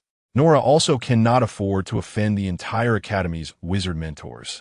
Tarnishing her reputation is one thing, but if she wants to seek help in the future, that would be problematic. Having offended them, would they still be willing to help her? I understand. I will rearrange things, Nora said with a headache. Don't put too much pressure on yourself. I've sent a private army over to help you. You can expend them as you wish, the dean sighed and comforted her. I really am a sister Khan after all. Chapter 57. Little Milk Tiger proud victory in a certain energy node of the Lioli melting fire realm. An egg with strange patterns was radiating extraordinary waves of power. Ye Fei stood not far away, observing the condition of the dragon beast egg. This was the magical pet that Ji, who had sent him, said to be a mix of the bloodlines of a red dragon and a blazing flame tiger. The red dragon goes, without saying, a standard high-level magical creature, capable of reaching the strength of a level 4 lord upon maturity. The blazing flame tiger is a high-level magical beast of the fire attribute, which can also reach the level of a level 3 beast when fully grown. The mixed variant is guaranteed to cultivate at least a level 3 beast, and it has been nurtured by the high-level wizard Ji Hu, so its value is well understood. Wizards are essentially scholars cloaked in the guise of mages, passionate about studying various forms of knowledge while possessing a wealth of information. Ji Hu is a flesh-and-blood wizard, and to him, the modification of creatures is child's play. Anything that comes from his hands is sure to be remarkable. Slowly, an orange-yellow flame ignited on the surface of the dragon beast egg, enveloping the entire egg. The flame seemed to have a life of its own, rhythmically dancing, and from a distance, the dragon beast egg appeared like a pulsating fiery heart. Crack, crack, a fine crack slowly appeared on the shell of the dragon beast egg, expanding until, pop, a fluffy little paw smashed through the eggshell, and then a cute little tiger cub's head peeked out. How the tiger cub yawned, then opened its mouth wide to absorb the flames surrounding the eggshell. It then began munching on the eggshell with great enthusiasm. Before long, the eggshell was completely devoured by the tiger cub. At this moment, with nothing obstructing the view, Ye Fei was finally able to see the full appearance of the tiger cub. The cub was covered in fiery red fur, adorned with strange flame patterns, and its body was plump, resembling a mutated tiger cub. What was different was that it had a horn on its head, small fleshy wings on its back, and a long dragon tail behind it, covered with a layer of fine red phosphorus, the tail being longer than its body. After eating its fill, the tiger cub let out a satisfied burp. Then, as if sensing something, its fluffy little head turned and accurately found Ye Fei not far away. Ow! The tiger cub called out in a babyish voice and excitedly ran towards Ye Fei. When it was still in the egg, Ye Fei had already imprinted a special bloodline mark on it. This bloodline mark, commonly used by wizards, was specifically applied to magical beasts. It not only ensured the loyalty of the magical pet, but also allowed a mental connection between it and its master, making the pet recognize the master as its mother or father. The little milk tiger, just born, already possessed impressive physical qualities, capable of running and jumping. Quickly bouncing over to Ye Fei's side, the little milk tiger leapt gently and pounced towards Ye Fei. Ye Fei extended his hands to catch the little milk tiger, cradling it under its armpits and holding it in front of him for a closer look. Let me see if you're a brother or a sister. Not bad. It's a strong little guy. How the little milk tiger tilted its head in response. Let me think. What should I name you? A creature that is tiger-like but not quite a tiger, with dragon blood, possessing dragon traits, close to the fire element, and a fine young lad. Then, I'll give you two names that suit your identity. How about Changwei and Lai Fu? Changwei means, you are often very impressive, very fitting for the character on your forehead, commanding respect without anger. Lai Fu means, you naturally carry the fortune of a lucky star, able to bring good luck, a blessing from the heavens. One is mighty and imposing. The other brings continuous good fortune. Kulme, choose one. If you choose Changwei, call out once. If you choose Lai Fu, call out twice. The little milk tiger tilted its head, seemingly deep in thought, and then began to call out a few times. Ow, ow, ow. Ye Fei. Wrong, either once or twice. Try again. Ow, ow, ow, ow. The little milk tiger looked displeased, almost rolling its eyes. Between the two, there was a mental connection. Although the little milk tiger didn't understand the specific meanings of these two names, it could sense that they were not great. It even felt that Ye Fei was messing with it. Ye Fei smirked. He didn't expect this little creature to be surprisingly smart. All right, if you don't like it, let's change it. Let me think. Since you love to call out, how about calling you Ao Sheng? It means proud and victorious general. The little milk tiger immediately nodded in agreement. Ah, you little thing are quite picky, Ye Fei teased. You're still small and can't be a victorious general yet. So I'll call you Xiao Ao for now. When you can go into battle and kill enemies, I'll call you Ao Sheng, the great general. Ao Wu Xiao, Ao responded and then yawned. Newborn cubs are very sleepy. Xiao Ao had just eaten and recognized a parent, so was already tired. Sleep well, little one. Ye Fei smiled and stroked its fur a few times. It was soft and smooth, with a wonderfully pleasant feel. No wonder the teacher loves to stroke my hair so much. It turns out petting a cat feels this good. For a moment, Ye Fei found it hard to let go. Xiao Ao also gradually fell asleep under Ye Fei's gentle touch. Ye Fei's fingers gently brushed over the soft fur, and as his fingertips glowed faintly, they slowly enveloped Xiao Ao. Moments latte. The fluffy little creature transformed into a freshly minted card. Variant dragon blood magical beast name. Ao Sheng can be redefined. Gender: male growth cycle. Juvenile bloodline. 30 red dragon bloodline. 69 blazing flame tiger bloodline. 1 unknown. Level: 0 level magical beast juvenile stage. Traits: intermediate fire immunity, fire element affinity, dragon affinity, flame devourer, wisdom aura. Might of the Tiger King, not awakened. Potential: level 3 magical beast binder. Ye Fei evaluation. Awu Awu. The evaluation was added by Ye Fei later, making it look cute. The situation outside the volcano fortress was becoming increasingly severe, and Ye Fei's mood had been somewhat oppressive these days. So far, the indigenous deep-sea lizardmen gathered on the volcanic island had reached nearly 300,000. This was counted bit by the Tianyin system. If the unmonitored indigenous army was included, the number was even more. Now, Ye Fei had to stay on high alert every day, fearing that at any moment they would launch an assault on the volcano fortress. Zhang Sanfeng had to yield when besieged by the 6 major sects. With such a large number, they could really bury a person. Although Ye Fei possessed a heavy defensive fortress, he did not know much about its combat capabilities. Many things he had only heard of, not seen, and he had no idea how effective these weapons would be against the deep-sea lizardmen. Knowing oneself and knowing the enemy is the key to victory in 100 battles. He didn't even understand his side's combat strength. How would he talk about winning a war? Thus, his mood had been heavy recently, and only at the moment of Ao Sheng's birth could he enjoy a long-lost relaxation. To maintain enough energy, he was now abstaining at night, sleeping alone, and he didn't dare to sleep too deeply. The deep-sea lizardmen were a race capable of night vision. If they launched a night raid, the consequences would be unimaginable. Chapter 58. The first battle of stealing home, the black-scale tribe on the other side on Coral Island. Tens of thousands of female deep-sea lizardman slaves were lined up neatly along the coast, accompanied by over 5,000 fully armed sea god warriors. In just a few days, the female deep-sea lizardman slaves completed the most basic military training. The training was simple: understanding commands, obeying orders, and basic offensive and defensive combat techniques. Due to the tight schedule, these female slaves did not have time for comprehensive warrior training, so they only learned one move: forward thrusting in formation. This was the main attack method of the spear phalanx, with troops lined up neatly thrusting forward, retracting their spears, then thrusting again in a continuous cycle.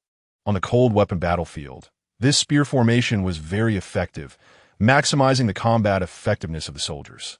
At the same time, under strict selection criteria, they cooperated very well, achieving high learning efficiency.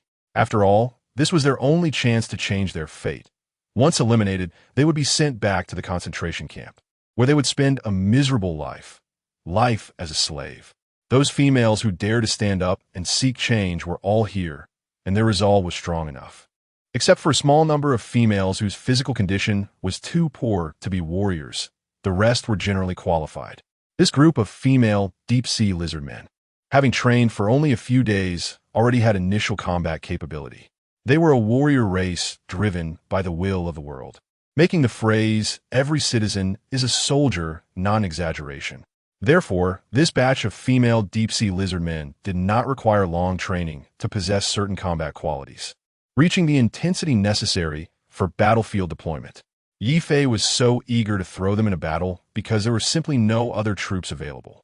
The success of the upcoming strategy of surrounding Wei to rescue Zhao required a large number of troops for support. Soon, after the army was prepared, Boudica gave the order, and everyone leaped into the ocean under the cover of night, swimming toward their destination. A total of 432 sea god warriors and 765 redemption female soldiers, making a total of 197 people. The tactic of stealing home officially began. 16,000 warriors, led by Boudica, swam toward a medium-sized island, which was the strategic target this time, the Black Scale tribe. Ye Fei's Heavenly Eye system could scout a map within a radius of 200 kilometers. Additionally, Ye Fei had mechanical seagulls to assist in reconnaissance, allowing him to gather detailed information about islands within 200 kilometers, including what forces were present and which tribe they belonged to. The Black Scale tribe was a large tribe with a population exceeding 150,000. In such a primitive society with low productivity, having a population of over 100,000 was already quite exaggerated. The leader of the Black Scale tribe was a hawkish figure in the indigenous alliance, and this time he took away most of the elite warriors from the tribe, totaling over 60,000. Nevertheless, there were still a large number of warriors and fishermen remaining in the Black Scale tribe. The main food source for deep-sea lizardmen came from the ocean, and fishing was their primary means of obtaining food. Some large tribes even had special professions, fishermen, who were not only skilled at fishing but also able to tame fish schools. They evolved a form of biological sensing ability to communicate with marine creatures, allowing them to control fish schools within a certain range, thereby forming special food production facilities, fish farms. This was also key to large tribes being able to sustain a large population. These fishermen had extremely strong combat capabilities in the ocean and could manipulate fish schools to attack enemies, including some mutated giant fish species, such as mutated sharks, mutated sea turtles, and mutated crabs.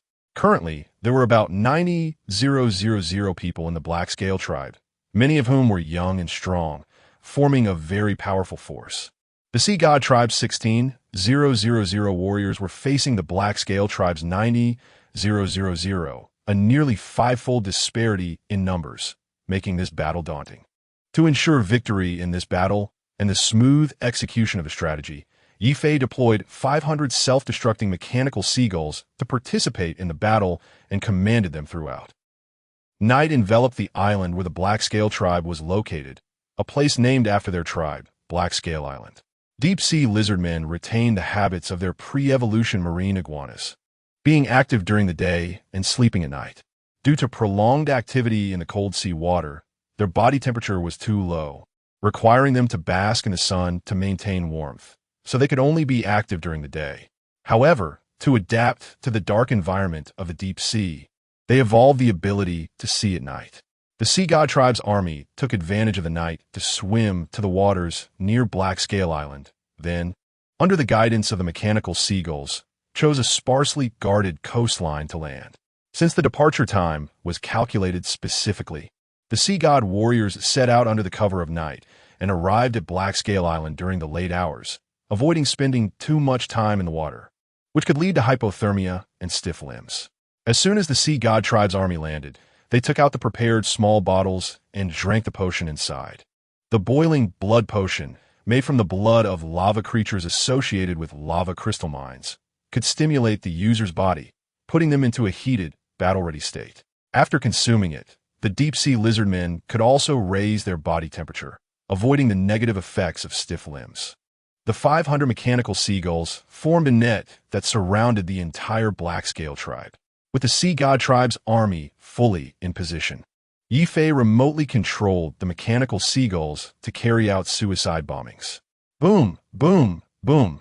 The loud explosions echoed one after another, specifically targeting the densely populated areas predetermined in advance. In an instant, the Black-Scale tribe was thrown into chaos. They witnessed seagulls descending from the sky, crashing into the crowd, followed by violent explosions. To the indigenous people, this scene was akin to divine retribution.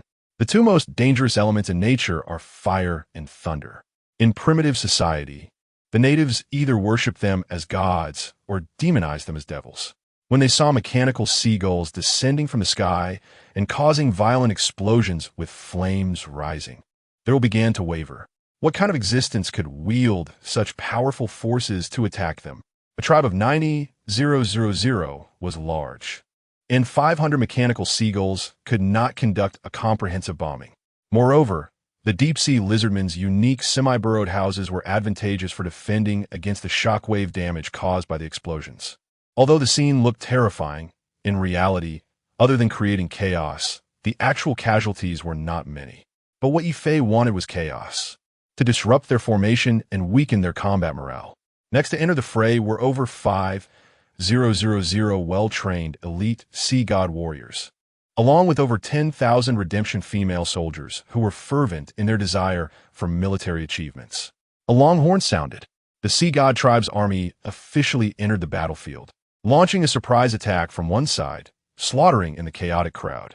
The air filled with smoke gradually carried a hint of blood. Chapter 59. Fierce battle. The sea god warriors and the penitent women's army coordinated with each other, with the former acting as vanguards, focusing on breaking through and disrupting the enemy's formations, while the latter steadily advanced, swiftly claiming the lives of enemies with their spears. The penitent women's legion employed a traditional phalanx formation, with every 100 forming a small array. The frontline women held square heavy shields and 3 5-meter-long metal spears, primarily responsible for blocking while also dealing damage. The backline women used ultra-long spears ranging from 6 to 10 meters, mainly for output.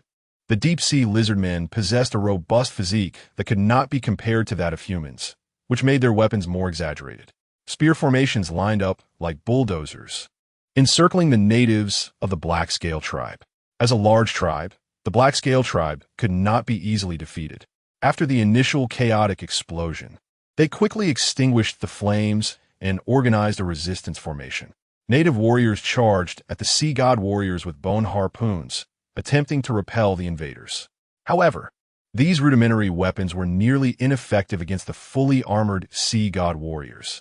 The sea god warriors wore specially designed knightly plate armor tailored to their physique, with hard and heavy steel plates protecting all but the tail and eyes. The natives' bone harpoons could only leave slight dents on the armor and were hard-pressed to cause any real damage. In contrast, the sea god warriors could use their armored defense to charge through the crowd of native warriors. To increase their lethality, the sea god warriors had switched to heavy machetes, which were more advantageous in close combat. Especially when the enemy was unarmored, it felt like cutting through vegetables. However, the natives of the Black-Scale tribe seemed somewhat different. Their black scales were very tough, as if they wore natural armor. Damn, why are their scales so hard? I had to strike twice before breaking through. One sea god warrior complained. Me too. My strikes are throwing sparks. It feels like I'm hitting iron, another sea god warrior replied. Idiot, strike where their scales are thin. The commander shouted angrily. Oh right, the scales of these black-scaled deep-sea lizardmen had been specially reinforced, granting them considerable defensive power. The deep-sea lizardmen warriors found it somewhat challenging to output damage with their machetes. They usually used long spears with specially processed trihedral tips, which had exceptional armor-piercing capabilities and created triangular wounds that bled quickly. These were specifically designed to deal with the scales of the native deep-sea lizardmen. Now, using machetes felt a bit unnatural, but their efficiency was notably high, averaging 2 to 3 strikes to kill a native. Previously, with the length of their spears, they struggled to gain an advantage in close combat. If they were surrounded and their spears were seized, the enemy could easily break through the heavy plate armor of the sea god warriors using the strength of their trihedral armor-piercing spears. Ye Fei had considered this point when allowing them to switch to machetes, knowing that even if the enemy picked up these machetes, they would find it difficult to deal with the heavily armored sea god warriors. On the other hand, the achievements of the penitent women's army were quite impressive. The spear formations wielding armor-piercing spears completely disregarded the black scales on the natives, with each thrust resulting in a fountain of blood. "Forget about those armored monsters. Just take down that group of females," shouted a commanding native warrior. Other natives also realized that the spear formations of the penitent women's army posed a greater threat, as they were killing more than the rampaging sea god warriors. The main task of the sea god warriors this time was to distract and assist. They were responsible for scattering the enemy and disrupting their formations. They then handed these disorganized enemies over to the penitent women's army for efficient harvesting, which improved efficiency and protected the women to a certain extent. The training time for the women was too short. They only knew how to thrust and retract, and once the enemy got close, they could only wait to die. Therefore, they had to remain clustered in formation, relying on the spear array for protection. The sea god warriors' main task was to prevent the enemy from breaking their formation. However, the native enemies were not fools. They quickly noticed this and began organizing their forces to assault the spear formations. As more and more natives joined the battlefield, the offensive of the sea god clan slowed down. The enemy outnumbered them by several times, and under this absolute numerical advantage, the sea god clan found itself in a stalemate. The women's spears continued to output rapidly, and many natives fell before the spear formations. Some native warriors took the opportunity to leap onto the bodies of the fallen, attempting to jump over to the back of the spear formations. The front of the spear formations not only had a sturdy shield wall, but also a continuous barrage of thrusting spears. However, they were thinking too much. How could Ye Fei leave such a big gap? He was well prepared. Before the jumping native warriors could land, sharp spears were already raised, waiting for them to fall like a dense field of spikes. The leaping native warriors were impaled on the spears, meeting a gruesome end. Other native warriors, about to jump, hesitated upon seeing the fate of their comrades. However, there was no time for hesitation on the battlefield. The women's spears quickly thrust out, claiming their lives. The sea god warriors in front were already engaged in a fierce battle, surrounded by numerous native warriors, leaving them unable to attend to the women behind them. With the sea god warriors no longer charging through, some native warriors quickly organized themselves to attack the women's spear formations. The spear formations still held an advantage. In a formation battle, metal spears were superior to bone harpoons. However, the sheer number of natives was overwhelming, and the women struggled to cope. Some reckless native warriors attempted to physically withstand the spears, trying to grab them to prevent the women from retracting. Fortunately, the women's spears were relatively smooth, and with the lubrication from blood, it was difficult for the natives to disarm them. The loud impacts caused the shield wall at the front of the spear formations to emit dull sounds. As the enemy numbers increased, the backline women could no longer output effectively. Many enemies took the chance to break through, using their bodies to slam against the shield wall, try to tear a hole. The frontline women holding shields were the elite among them, with greater strength and physique. Their shields were specially designed, by standing them upright and fitting them together. They formed a solid shield wall. The sides of the shields had several semicircular gaps, allowing them to combine perfectly to create a round hole for the spears to pass through. The length of the backline women's spears was graded. The spears of the back row were longer than those of the front row, allowing them to alternate thrusting through the holes at a certain frequency for continuous attacks. A special round hole was also designed in the middle right position of the shields, serving as the output point for the frontline women, who would hold the shield in one hand and thrust with the spear in the other, balancing offense and defense. Above, a seagull swiftly maneuvered through the battlefield, its eyes flickering with red light. Ye Fei observed the battle situation through the mechanical seagull. Although it seemed intense, the sea god tribe was not showing signs of defeat. Rather, the opposing natives were fighting with their lives. The sea god tribe had also suffered considerable losses, with some sea god warriors being killed in the encirclement, some spear formations being breached by the natives, and the women tragically falling to the enemy's harpoons. However, other sea god warriors and women continued to slaughter the natives rapidly, causing significant casualties on the opposing side. Chapter 60. Gaining the upper hand on the other side. The second-tier Boudica and Hai Wujia also faced off against second-tier powerhouses from the Black-Scale tribe. Soldiers against soldiers, generals against generals. Hai Wujia fought 2 opponents alone, and with the aid of water magic, he was able to hold his ground. Boudica, on the other hand, was even more impressive, taking on 3 opponents at once and crushing the 3 second-tier deep-sea lizardmen to the point of despair. The battlefield was momentarily steeped in a tense atmosphere, as everyone awaited a breakthrough. Among them, the indigenous tribe was the most anxious. They were essentially using lives to fill the front line, suffering heavy losses, with soldiers dying by the minute. If they could not quickly win this war, even if they eventually did, the Black-Scale tribe would be decimated. As time passed, casualties began to mount on both sides, and the battle grew more intense. The casualties among the Sea God Clan's tribe were also increasing, subtly revealing a sense of decline. Just as both sides were locked in a stalemate, a loud explosion reverberated through the air. A large flock of birds swiftly dove down from the sky, and where they landed, violent explosions soon followed. Ye Fei had dispatched another batch of self-destructing seagulls for support. The number of self-destructing seagulls was limited, as many were required to remain on standby in the volcanic fortress to respond to the indigenous army outside the fortress. For the sake of victory in this war, Ye Fei had pulled 500 self-destructing seagulls to provide assistance.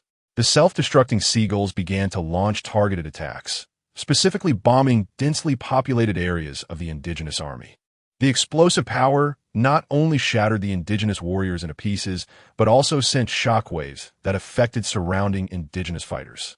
The warriors of the Black-Scale tribe were already engaged in a bitter struggle, and the continuous heavy casualties had dampened their morale. The appearance of the self-destructing seagulls was undoubtedly the last straw, causing some indigenous fighters to retreat, collapse, and flee. On the side of the Sea God clan, morale surged as they were invigorated, shouting and charging at the enemy.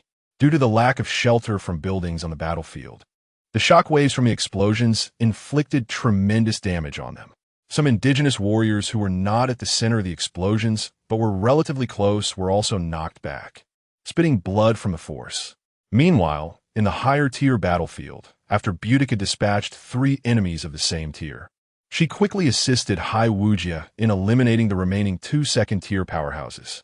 Now, all the high-ranking members of the Black-Scale tribe were dead, and Boudica paraded around the battlefield with the corpses of several indigenous chiefs. Seeing their leaders slain, the indigenous warriors lost the will to fight and began to flee in droves. An hour later, the Sea God clan completely occupied the entire Black-Scale tribe. We won! We won! Long live the Lord Father! Long live the Lord Father! Long live the Sea God! Long live the Lady Mother! The next day, the once glorious hall of the Black-Scale tribe now served as the temporary command center for the Sea God clan. In the command center, aside from Boudica and Hai Wujia, there were also several female deep-sea lizardmen, one of whom was Kaishan. A mechanical seagull flew in from outside and landed steadily on the table. To keep it brief, it began to report on the battle situation. Ye Fei's voice emanated from the mechanical seagull. "Yes, Master," Boudica said with a serious expression. "In this battle on Black-Scale Island, our side suffered significant losses. The Sea God warriors had 649 casualties, while the remaining warriors mostly sustained minor injuries, which will not affect subsequent battles. The Redemption Legion suffered even greater losses, with 633 casualties, and nearly all remaining members are injured, making it difficult to form effective combat power in the short term. The number of enemies slain exceeded 50,000, many of which were due to your mechanical seagull's efforts. Due to the extreme fragmentation, it is hard to count the exact number, but it is certainly over 50,000. As for the spoils of war, we captured approximately 12,000 female deep-sea lizardmen, although many escaped in the chaos. Additionally, we seized a large amount of supplies and unhatched deep-sea lizard eggs. Ye Fei quietly listened to Boudica's report, taking note of the details. The numbers were still too few. No matter how elite the soldiers were, they would be suppressed by sheer numbers on a melee battlefield. However, Ye Fei could only pursue an elite route. He did not have enough resources to mass-produce soldiers. Each deep-sea lizardman required a dose of deep-sea evolution fluid to grow, which posed a challenge for Ye Fei. The amount of deep-sea evolution fluid he could produce alone was limited and could not support too many individuals. This also served as a safeguard mechanism to prevent wizards from mindlessly enslaving the creatures of this dimension. It was similar to how wizards kept heavy war machines under their control. Ye Fei's method of extracting deep-sea evolution fluid from the blood of the indigenous people was akin to a thief stealing from a company. He could never compare to the real owner. Ye Fei's use of card abilities required mental energy, and he was still just a high-level wizard apprentice. Not even a full-fledged wizard with limited daily production. Even if he were locked in a small black room and worked day and night, he could not manage it alone. While he could use wizard experimental instruments to extract deep-sea evolution fluid from blood, Ye Fei's first sample was obtained this way. However, the issue was that this method was too costly. Using experimental instruments not only consumed a large amount of energy, but also required some expensive purifying reagents, making it not worth the cost. Due to these limitations, Ye Fei was unable to mass-produce sea god warriors. The evolution of indigenous deep-sea lizardmen required them to return to the deep sea during their adolescence to accept the evolutionary species granted by a certain entity in the deep sea, along with being marked by a hatred aura directed at invaders. The existence of this aura made it difficult for Ye Fei to enslave the indigenous deep-sea lizardmen. The reason he could enslave the female deep-sea lizardmen was due to several factors. First, the female deep-sea lizardmen were seen as reproductive vessels, and their hatred aura was relatively weak because they did not need to go to battle and only needed to grow the population in the rear. Second, the female deep-sea lizardmen were unaware of the truth. They believed they were loyal to the Sea God clan and did not know that the invaders were behind it. They had only just come out of the concentration camp a few days ago and had no time to think deeply due to their constant training. If they had more time, they would be able to discover the truth. Once they realized it, they might very well turn against Ye Fei. If Ye Fei had such difficulty deceiving and enslaving the female deep-sea lizardmen, it would be even more challenging to enslave the male deep-sea lizardmen. In Ye Fei's eyes, the warriors of the Sea God clan were his own, while the female deep-sea lizardmen of the Redemption Legion were merely disposable tools. They had already killed, possessing the courage and strength to kill, making it impossible for them to return to the concentration camp. In other words, they had lost their qualification to be tools. They could either sacrifice themselves on the battlefield to contribute to Ye Fei's cause or be secretly eliminated later. Female indigenous slaves should be content to be tools. He had other options for warriors.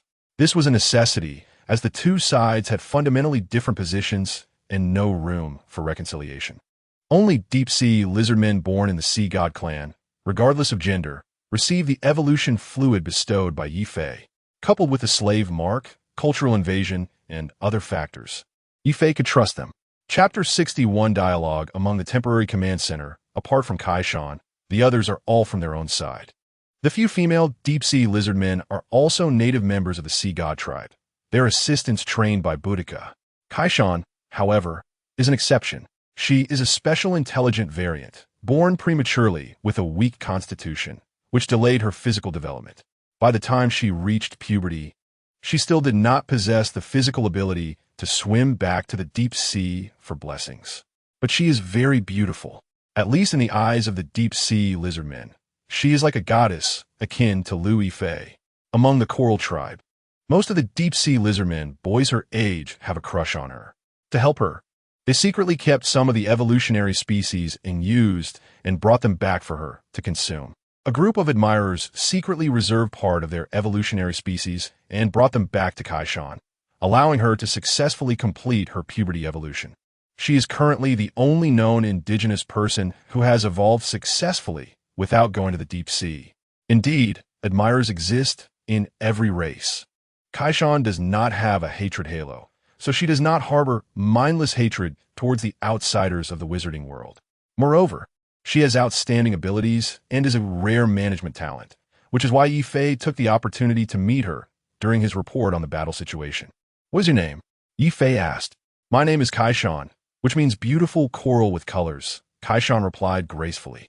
Are you the king of the sea god tribe? Yes and no. I am not a king, but my status is higher than a king, Ye Fei said. Haven't you always wanted to see me? If you have anything to say, just say it now. Kaishan looked at the mechanical seagull with confusion, knowing that this was not Ye Fei's true form, but is what was attached to this strange object. Can I see the real you? Kaishan asked. Not now. As for the future, let's talk about it later. Ye Fei did not close off the conversation completely, leaving room for future discussions. I want to speak to you alone, Kaishan said hesitantly, glancing at the others. No need. Just say what you have to say. They're all our own people, but you are not, Ye Fei said, not indulging Kaishan. Although he currently lacks manpower, it is not to the point of accommodating everything. Well, okay.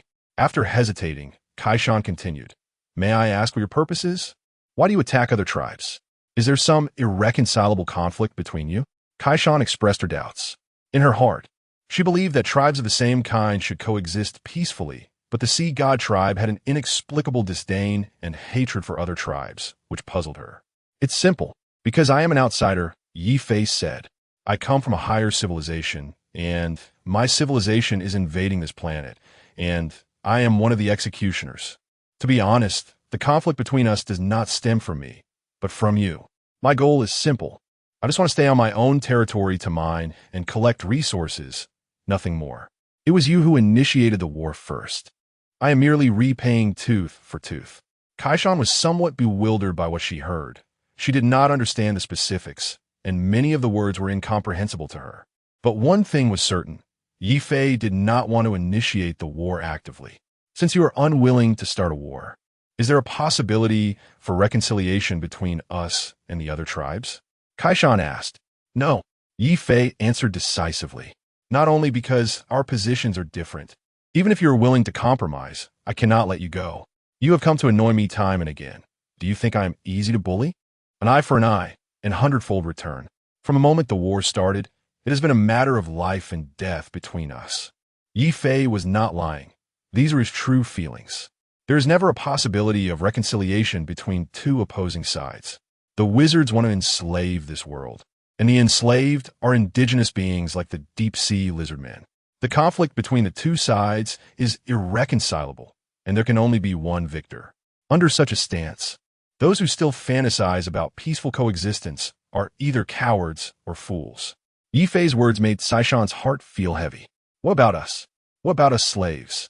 Are we also victims of this war? Kaishan asked, her emotions beginning to fluctuate. You are different. You have a choice, Ye Fei said calmly.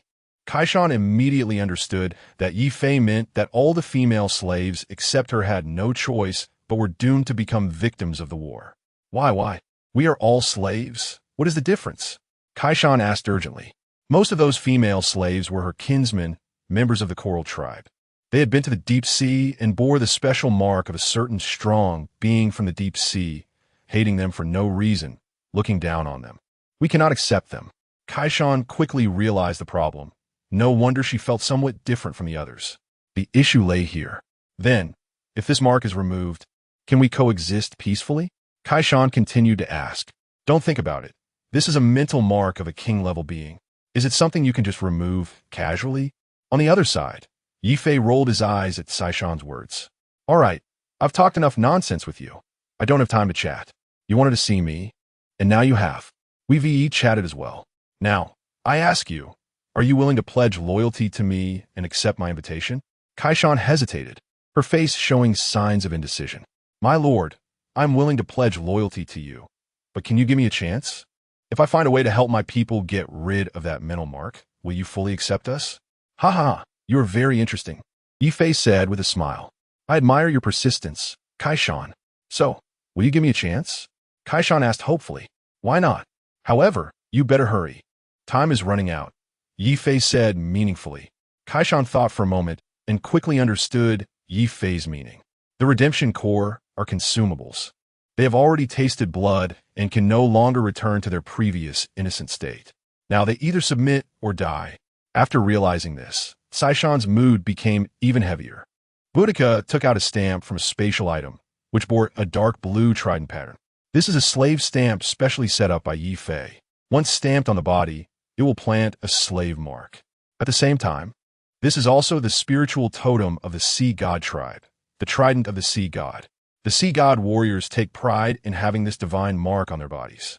They believe it is the blessing of the Sea God. Chapter 62. Black Scale Fruit. Kaishan left to think of a way to save her people. Ye Fei watched her departing figure, his steps heavy and his back desolate, and couldn't help but shake his head. She was a clever female, yet also a foolish one. Ye Fei had just said so much, but in truth, only a few words were genuine. He was an invader, standing on the opposite side of justice. The wizards occupied the volcanic island, first slaughtering all the creatures on the island, then violently plundering resources. This was unjust. It was only normal for the natives to want to kill them, requiring no reason at all. They were the real heroes, the heroes defending their homeland. And Ye Fei was the evil Dark Lord. How could she expect a positive commitment from a villain? Wasn't that foolish? The strong never need to explain their actions. Only the weak bow and scrape. The wizards were strong enough to recklessly invade other planes and bully the weak. If one day a force stronger than the wizards appeared, the wizards wouldn't fare much better. This was a world of the survival of the fittest. Rules circulated only among the strong, and the weak were unworthy of discussing rules. As for Ye Fei's promise to Kaishan, that was also an unknown. Even if she really found a way to resolve the hatred halo, Ye Fei might not accept her people. He might not even be able to take his own kind from the Sea God tribe. To Ye Fei, this race was a semi-finished product. What is a semi-finished product? A race that cannot be independent is a semi-finished product. The growth of the deep-sea lizard men heavily relies on deep-sea evolution liquid, a substance controlled by some king in the deep sea. Ye Fei also extracted this substance by slaughtering other indigenous deep-sea lizard men and forcibly extracting it from their blood. Moreover, this substance cannot be produced independently. Its source controlled by an unknown existence. Ye Fei had once tried blood extraction to study whether deep-sea lizard men could synthesize this substance independently. The result showed that this substance was non-renewable. It was akin to a key, existing in the blood of deep-sea lizard men, and would not be digested by them. It only provided assistance during their body as evolution. Furthermore, the deep-sea lizard men heavily relied on this substance. If they lost too much blood and the evolutionary material in their blood flowed away, they would revert to beasts.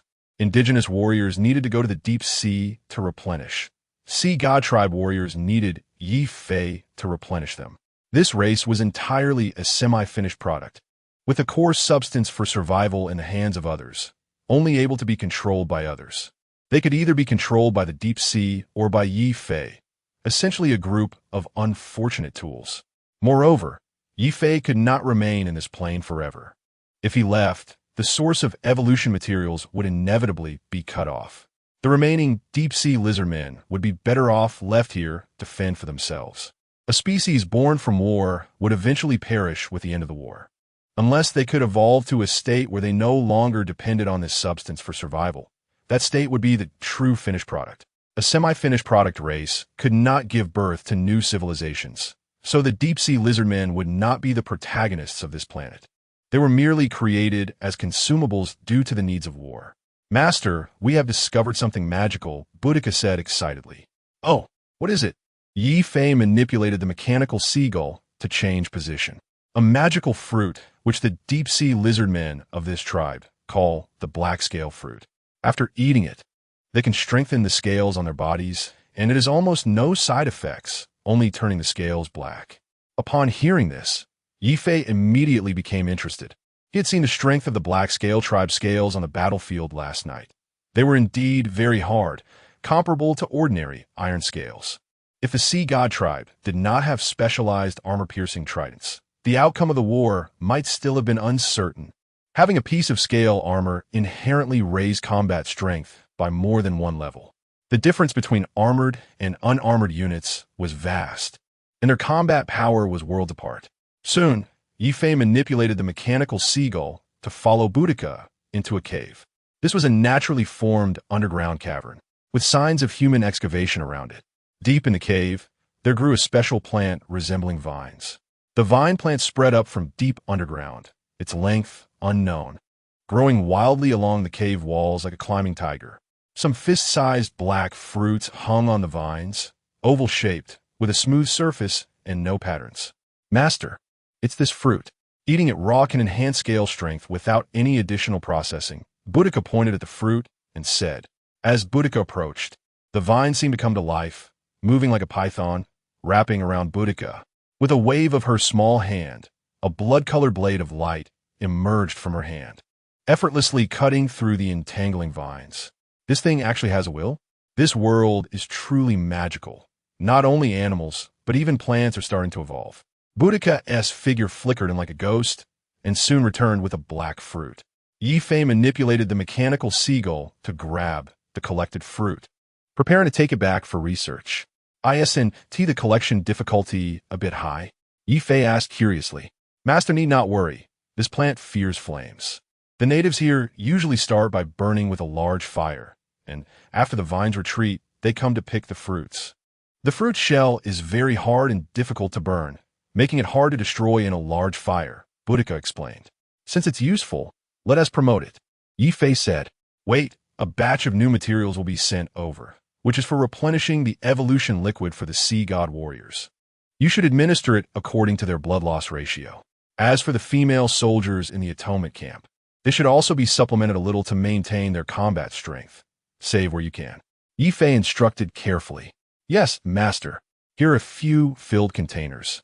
Do you want to take them all? Boudica took out several alchemical containers from her bosom and asked. Last night's battle could be said to have been a river of blood. As a member of the blood race, Boudica had the ability to manipulate blood, and collecting these containers had exhausted her significantly. Take them all with you. You've worked hard, Ye Fei said. It's not hard. I'm very happy to serve master, Boudica said with a smile, showing no trace of resentment, only joy for being praised by her master. Ye Fei felt very gratified. Boudica could be said to be his most loyal and capable subordinate. Chapter 63 Internal Strife, Volcano Island, Indigenous Allied Forces Camp. A black-scaled deep-sea lizard man who narrowly escaped found the leader of the black-scale tribe. Leader of the tribe is gone? A black-scale warrior cried out in despair. Upon hearing this, the black-scale leader's mind buzzed. What? What did you say? The tribe is gone. How is that possible? You must be joking. The black-scale leader said in disbelief. It's true, leader, the black-scale warrior replied seriously. The invaders' lackeys, the sea god tribe, raided our tribe, and with the powerful invaders attacking, the entire tribe was engulfed in flames. It's already. The black-scale leader felt as if the sky had fallen. I went out to fight a battle, and before it even started, my home is gone. There were over 90,000 people at home. My beautiful wife, my son, my property, it's all gone. No. The black-scale leader shouted in sorrow. Other tribal leaders gathered around, some sympathetic, some watching the spectacle, and others gloating. Take care, black-scale. Oh dear, that's tragic. Laughing to death. When it was time to go to war, he was the most enthusiastic now. Ha ha. The black-scale clenched his fists, vowing to chop off the invaders' heads to use as drinking cups to vent his hatred. Just as others were still gloating, another tribal warrior rushed in. Report, leader. Our tribe is surrounded. The indigenous warrior gasped. The sea god tribe has surrounded our tribe. Please hurry back to rescue us. Another leader was stunned upon hearing this, the smile on his face frozen. Huh? My home is surrounded? The leader looked bewildered. Yes, leader, judging by their direction, they came from Black-Scale Island. I also saw many black-scaled lizard men. I don't know if the Black-Scale tribe has betrayed us. The island where this tribe was located was not far from Black-Scale Island, barely a neighbor. Damn, Black-Scale, you betrayed us, didn't you? The leader shouted angrily at Black-Scale. You're talking nonsense. Didn't you just hear that my tribe is gone? I betrayed your grandmother's leg. Black-Scale said angrily. Who knows if what you said is true? Anyway, my home is surrounded, and it's your tribe's unique black scales. Do you dare to say they are not your people? You're talking nonsense, Before Black-Scale could finish, another loud shout interrupted him. Report, boss. My home is surrounded. Hurry back to rescue. Following that, there were successive reports. In just a day or two, multiple tribes reported their homes were surrounded. This was Ye Fei's tactic of stealing homes, primarily focusing on surrounding Wei to save Zhao. After defeating the Black-Scale tribe, he He took a short break and then sent the sea god tribe to besiege other tribes. The core of this tactic was to create a false impression. After the battle with the Black Scale tribe, the sea god tribe was heavily injured and temporarily unable to fight. But Ye Fei didn't need them to actually fight. He just needed to pretend to surround them. Once they sent out people for help, he would quickly change places and surround another indigenous tribe. In this way, many tribal leaders would receive news that their homes were surrounded. At this point, it was only necessary to send a small team of sea god warriors to keep an eye on those tribes, preventing them from communicating the withdrawal of the sea god tribe. As long as they monitored their communications, the connection between them would be cut off. The indigenous allied forces would inevitably be in a state of panic, retreating without a fight.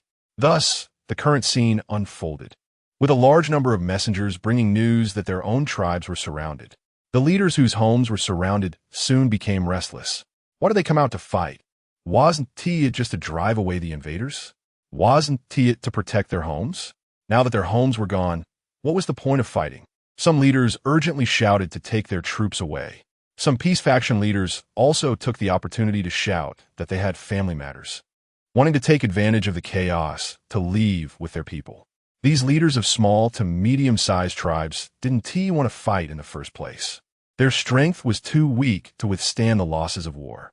Now that they had a rare excuse, how could they easily give it up? Thus, a large group of peace faction tribal leaders exchanged glances. If even the strong Black Scale tribe is gone, wouldn't we be doomed if the enemy raided our homes? Brothers, my home is very close to Black Scale Island. I'm afraid the Sea God tribe is already on the way to my home. I will not accompany you any longer. I need to go home to save my people. Me too. My home is just a little bit. It really can't withstand the enemy's attack. I must take my leave. Going together. Me too. The reason Ye Fei first attacked the Black Scale tribe was to set a standard, a clear combat power benchmark. Those weaker than the Black Scale tribe could not defend their homes. Those with similar strength to the Black Scale tribe would also be in danger. After all, the Black Scale tribe had already fallen. The strength of the Black Scale tribe was already considered medium to upper tier among the war faction, ranking at least in the top 15. Thus, as a large number of peace faction leaders shouted to leave, some leaders of the main battle faction also became hesitant. Their strength was not better than that of the Black Scale tribe. Once their homes were surrounded, their families would likely face dire consequences. Just as the indigenous allied forces were about to fall apart, the long-missing King of Waves returned. Silence. The King of Waves shouted loudly, successfully calming everyone down. What happened? Soon, someone embellished the story for the King of Waves, their words full of the meaning of wanting to flee. After hearing this, the King of Waves' expression darkened. I didn't expect the invaders to be so shameless, actually launching a sneak attack on the weak and sick in our tribes. Everyone, the King of Waves' voice was like a thunderclap, carrying an undeniable authoritative aura. The fate of the Black Scale tribe pains me. The news that other tribes are surrounded angers me even more. The despicable and shameless invaders actually used such underhanded means to attack our tribe's elderly, weak, and sick members. I know you are all very angry and very sad. However, this precisely proves one thing. They fear us. They dare not fight us head-on. They fear our strength. Fear our unity. The King of Waves' voice was deafening. They think that by sneaking into our homes and slaughtering our kin, they can cause us to panic and fear. But they are wrong. We are warriors of the deep sea. We fear no difficulties or challenges. The King of Waves shouted excitedly. But our homes are facing danger. Should we just stand by and do nothing? Some peace faction leaders, unwilling to give up their chance to return home, protested. Foolish. The King of Waves snorted coldly. Can't you see? This is the enemy's ploy. They want to shake our unity. If we flee without a fight, what awaits us will be an even more brutal reality. We have formed an allied force now that gives us the qualification to make the enemy fear us. Once we disperse, what awaits us will be a tragedy of being picked off one by one. Ask yourselves, which of your tribes can resist the invaders' attacks alone? The King of Waves' voice echoed throughout the camp. Other leaders lowered their heads upon hearing this. They truly lacked the strength and courage to face the invaders alone. Chapter 64. Lava Meteor Cannon. The voice of the Great Wave King was like a heavy hammer, striking hard at the hearts of the many leaders present. But this can't go on. We've been here for many days, and you keep dragging it out without attacking. A tribal homeland is under siege. A leader asked excitedly. Well asked. The Great Wave King interrupted that leader. Don't you want to know what I've been doing these past few days? Now, I tell everyone, I went to the deep sea to seek help. Tomorrow, the descendant of the deep sea king, the great Godzilla's descendant, Lord Gorda, will emerge from the deep sea and fight alongside us. The Great Wave King's voice became passionate, filled with confidence. What? You actually managed to get Lord Gorda to take action. So that's it. No wonder the Great Wave King disappeared for so many days. He went to ask for the Lord's help. Incredible. This time we are bound to win. Win for sure. Some leaders shouted excitedly. The towering obsidian walls of the volcanic fortress had always been a source of concern for them. These primitive indigenous coalition forces had no simple ladders or siege equipment, relying solely on physical combat. To break into the volcanic fortress, they either had to punch a hole in the wall and enter through it, or organize a tide of bodies like the zombie horde, relying on numbers to pile up to the city wall. But both methods were very difficult, almost impossible to achieve. The obsidian walls were not simply made of obsidian material. They were constructed from magically reinforced obsidian bricks mixed with steel, forming a solid wall. This hardness was several times stronger than ordinary reinforced concrete structures. Moreover, the super-large magical barrier of the glass melting fire realm enveloped the entire volcanic fortress, with the absolute defense wall barrier enhancing the wall's defenses. To break through the obsidian walls was simply wishful thinking. It was better to pile up a mountain of corpses and climb over the bodies of comrades. The technological gap between the two was like tanks and cannons attacking primitive people. And using numbers was also impossible. The deep-sea lizardmen had a certain level of intelligence. If too many died, their morale would collapse, and they would turn and flee. Only creatures like zombies, who were fearless of death, could use such tactics to defeat the enemy. The Great Wave King also considered these two outcomes, which is why he went to the deep sea to find help. The reason Ye Fei couldn't find the Great Wave King's whereabouts was that he wasn't on the island at all.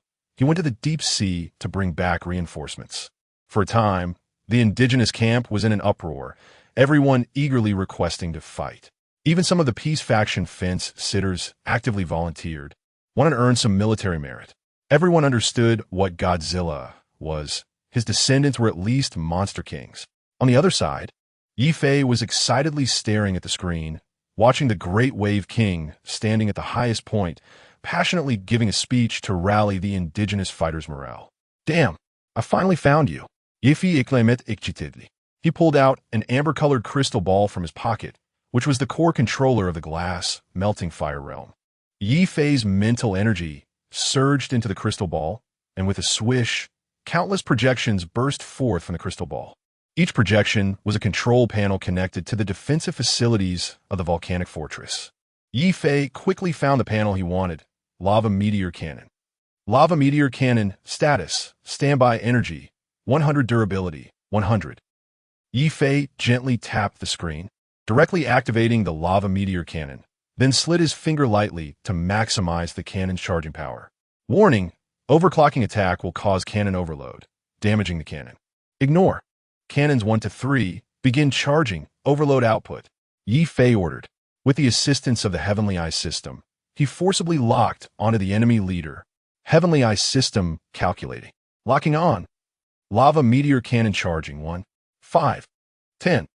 Ye Fei's face turned red with excitement. It was time to show the indigenous people the power of a wizard's magic. 3 shots of the Meteor Annihilation Cannon. Even if you're a 3rd tier, you're still done for.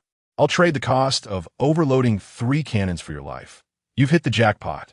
On the giant walls of the volcanic fortress, there were 5 symmetrically distributed giant cannons, 3 of which had been activated. Countless energy surged into the cannons through their bases, and the cannon mouths slowly condensed a compressed energy light sphere. Countless light points surged into the light sphere, resembling a miniature sun, radiating dazzling light. Heavenly Eye system lock successful. Cannon 1 ready. Cannon 2 ready. Cannon 3 ready. Swish, a launch prompt projection appeared. Yes, no, yes. Ye Fei shouted, his finger heavily pressing the east button. In the next moment, 3 loud booming sounds followed sequentially. Boom, boom, boom. At that moment, the Great Wave King, far away in the indigenous camp, suddenly felt his heart twitch, a sense of inexplicable panic enveloping him. What is happening? The Great Wave King murmured to himself. Then, the next second, the Great Wave King was shocked to discover 3 massive meteors streaked across the sky, hurtling towards him with unstoppable force. Run! The Great Wave King's eyes widened. He shouted loudly, then turned to prepare to flee. However, the speed of these 3 meteors was simply too fast. In the moment he turned, they had already crashed down from the sky. Boom! Boom! Boom! 3 consecutive massive explosions turned the ground within a kilometer radius, centered around the Great Wave King, into scorched earth. Not only the Great Wave King, but also the nearby indigenous coalition forces were all turned to ashes, leaving no bones behind. The shockwave of the explosion covered a radius of 5 kilometers, and many indigenous coalition forces had their internal organs shattered by the explosive shockwave, killed on the spot. Heavenly Eye System alert. Target has been killed. Cannon 1 overloaded and damaged. Please repair promptly. Cannon 2 overloaded and damaged. Please repair promptly. Cannon 3 overloaded and damaged. Please repair promptly. Glass melting fire realm warning. Excessive energy consumption. Some functions temporarily shut down. Heavenly Eye System report. Estimated kill count exceeds 50,000. Ye Fei ignored the warnings popping up. He looked at the scorched pit with excitement in his expression. Scream. I want to hear you scream. I don't believe it. The boss is gone, and the homeland is still under siege. The remaining people can still stay obediently on the volcanic island. Activate cannons 4 and 5, and bombard the enemy camp with regular output. I want to scare them all away. Warning, excessive energy consumption will affect the operation of the barrier. Ignore. Execute my orders. Ye Fei commanded.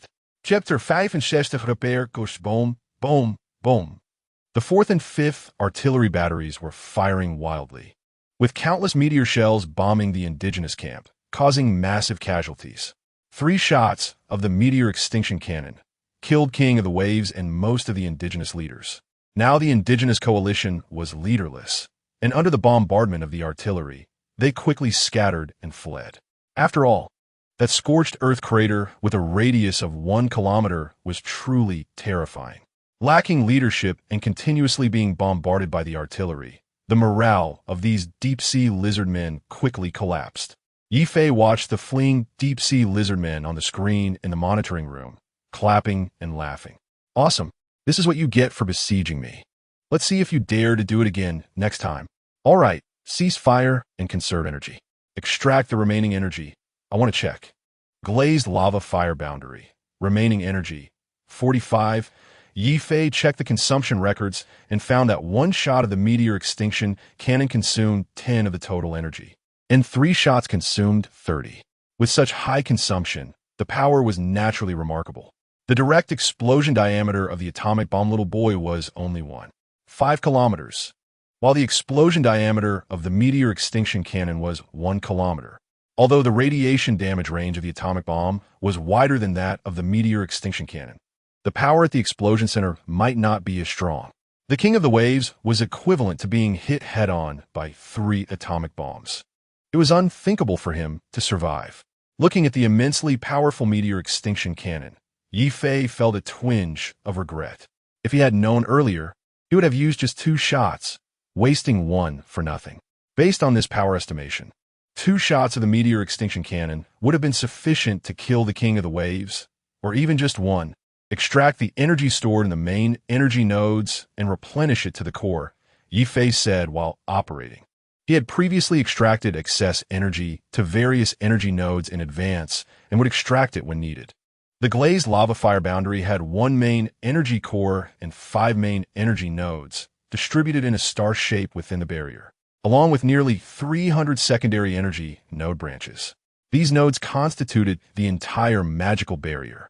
The main energy core was the primary power source, which was the energy core with 45 remaining energy.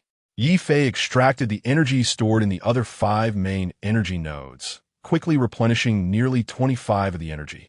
equivalent to an extra 5 stored in each main energy node. Thus, the energy reserve of the main energy core reached 70.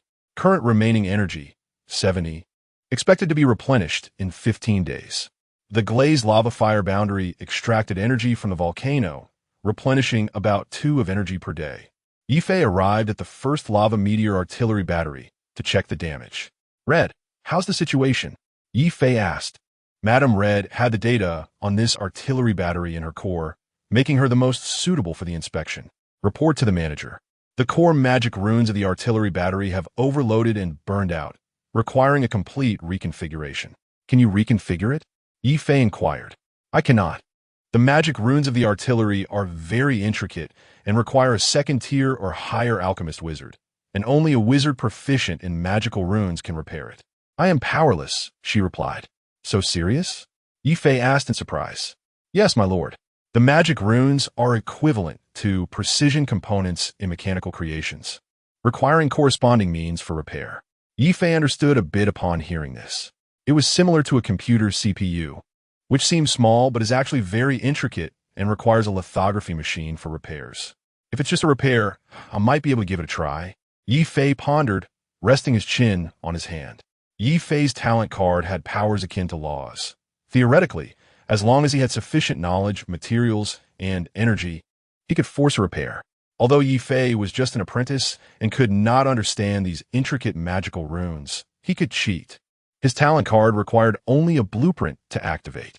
In other words, if he had a complete blueprint, he could replicate an identical item. The volcanic fortress still had 2 complete lava meteor artillery batteries. Ye Fei could go to the intact battery, copy a blueprint, and then repair the damaged battery according to the blueprint specifications. The deep-sea evolution liquid came about in this way. Ye Fei was also unclear about the exact composition of the deep-sea evolution liquid, but he forcibly decomposed a blueprint using the experimental equipment of the Blazing Tiger Wizard. Thus, he could specify the card to decompose identical components from the blood of the deep-sea lizard men based on the blueprint. Plan executed. Ye Fei quickly went to the 4th artillery battery and took out the control core of the glazed lava fire boundary. His mental strength was insufficient to transform the massive artillery into a card, so he needed an additional energy supply device. Ye Fei closed his eyes and meditated, slowly constructing a card with his mental strength. The card gradually separated from his palm and flew toward the 4th artillery battery. A stream of ghostly blue fluorescence shooting from the card, slowly covering the surface of the 4th artillery battery. Now, supply energy.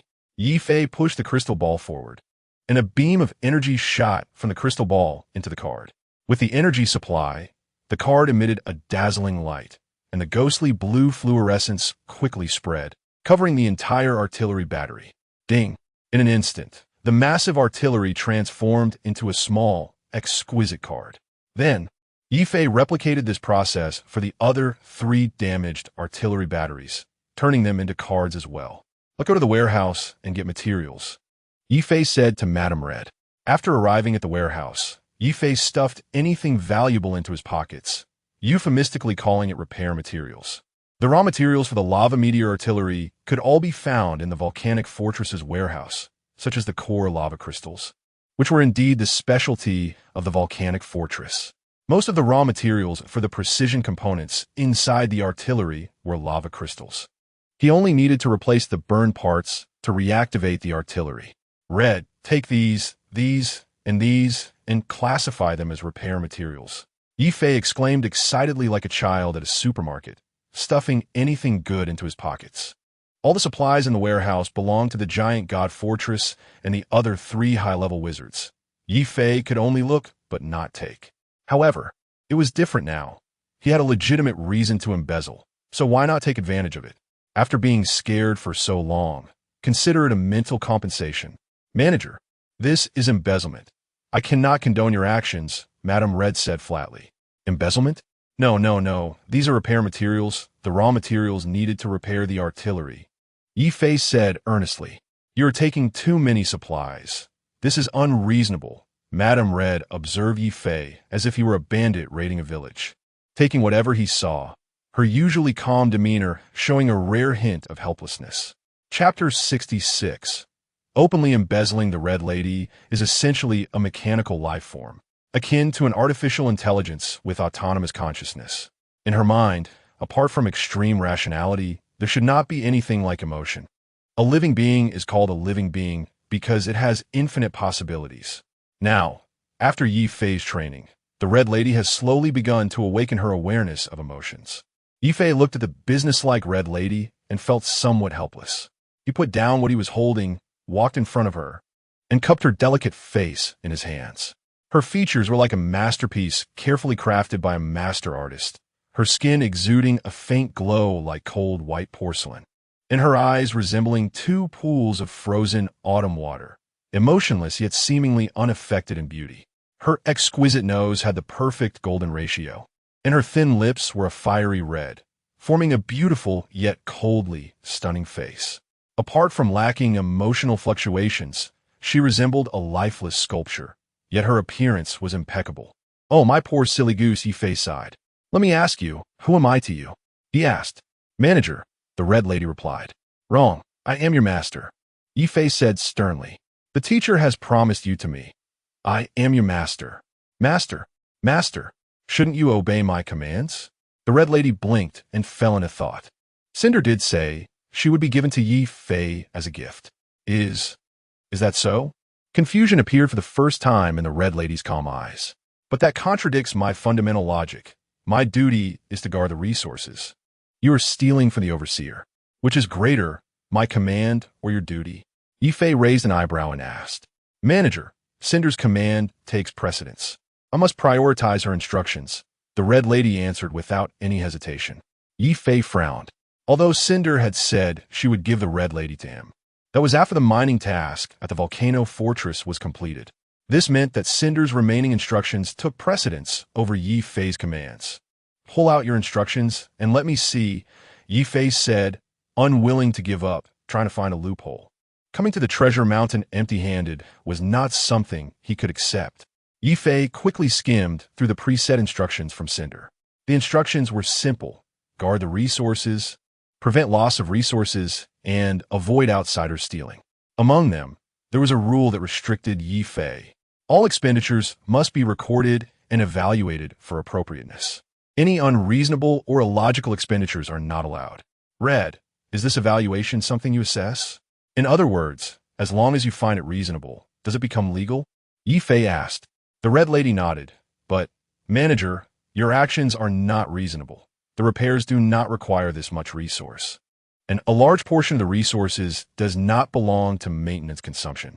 "Silly child, why are you so stubborn? Let me ask you, am I your master?" Ye Fei asked seriously, rubbing her exquisite face with his big hand. "Yes," the Red Lady replied. "So we are a community of interests. That's correct, right?" "Yes." "Then the things I acquire belong to us, right?" The Red Lady showed a puzzled expression. "You need to understand that the items in the warehouse are public. But if I take them, they become our private property. If I prosper, can I forget your benefits?" The Red Lady's delicate brows furrowed, seemingly contemplating the reasoning.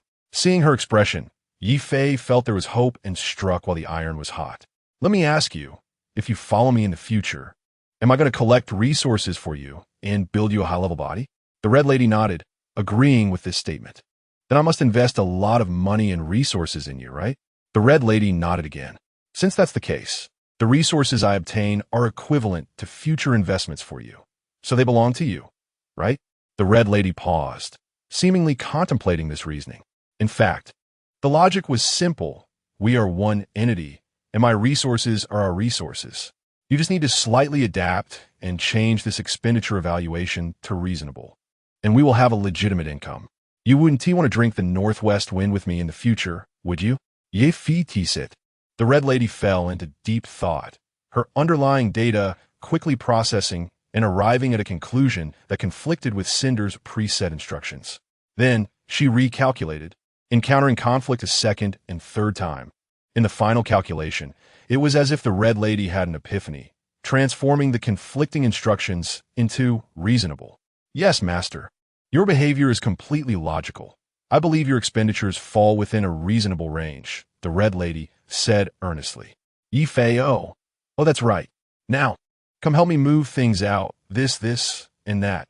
take the expensive ones. Okay. Thus, the two began to openly embezzle. Ye Fei had a fully functional turret in hand, and through the deconstruction of his talent, he copied a blueprint for the lava meteor turret. Now I know all the raw materials needed to manufacture a lava meteor turret. Ye Fei planned to embezzle a portion of the materials needed to make the lava meteor turret from the warehouse. This thing had power comparable to a nuclear bomb, and Ye Fei was extremely eager for it. The three elements of card making are knowledge, materials, and energy consumption. Knowledge can be replaced with the copied blueprint. Materials are currently being embezzled. Energy can be directly drawn from the energy provided by the glass lava realm. 2 words, perfect. Ye Fei discovered a new loophole. The energy required for card making does not need to come solely from himself. He can borrow other energy sources to offset the energy consumption of card making. Ye Fei now controlled a volcano fortress, which was abundant in energy. Plus, since it was wartime, he had the highest level of control and could freely mobilize all the energy within the volcano fortress. Why not take advantage of it? Once the war was over, according to regulations, Ye Fei would not be able to freely use the energy within the volcano fortress and would have to let it return to produce fire energy crystals. The production of fire energy crystals essentially involved compressing excess energy into crystals. The native tribes on the island were fleeing. Once they had completely left, the war would essentially be over. Ye Fei would no longer have the authority to mobilize the energy within the volcano fortress, so he had to hurry. Of course, he had an even better plan: to subvert the Red Lady. As long as she did not record Ye Fei's actions in the management log, no one would know he was secretly doing bad things. He could then openly embezzle the resources and energy from the volcano fortress.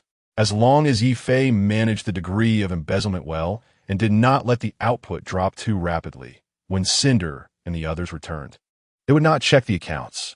However, this silly goose was still quite dense. The plan to subvert her was a long and arduous task. Chapter 67. The appearance of the king. The volcanic fortress was returning to normal, mining ore and producing fire energy crystals. Ye Fei stood on the base of the first cannon platform, gazing at the distant sky as the sun slowly rose. A new day had arrived. However, this was destined to be an extraordinary day. The ground trembled slightly, and tiny grains of sand danced with the vibrations. Ye Fei's expression darkened.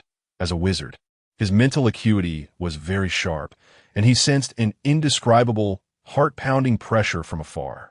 The pressure came from the distant ocean. An inexplicable panic spread. As if an ancient king who had slept for countless eras was about to awaken, its majesty enough to make all living beings tremble.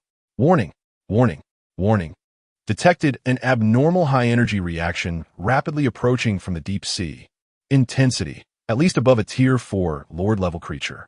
The warning from the Eye of Heaven system came quickly, causing Ye Fei's heart to sink to the depths. All personnel, enter Level 1 combat status. Activate all defensive facilities, all cannon platforms to warm up. Ye Fei quickly issued orders. Then his figure flashed as he ran towards the Eye of Heaven monitoring room. Alice, go fetch A.O. Sheng and bring him to the monitoring room. Lusaluna, gather here immediately. A sense of inexplicable panic surged in Ye Fei's heart, a fear of foreboding death. In the extraordinary world, everything was ineffable. Sometimes, premonitions were more accurate than imagined. Soon, Ye Fei arrived at the main monitoring room and began to frantically search the distant sea surface using the Eye of Heaven system. The screen displayed rapidly scrolling images from various areas, quickly switching until it finally froze on a section of the sea. There, the sea surface rolled violently like boiling water, with countless giant bubbles bursting and white steam rising into the sky, forming a thick fog. Then, the color of the water slowly deepened, revealing a massive, despair-inducing shadow swiftly rising from the seabed. Boom! The sea suddenly erupted into a huge wave. Soon, the enormous creature from the depths emerged.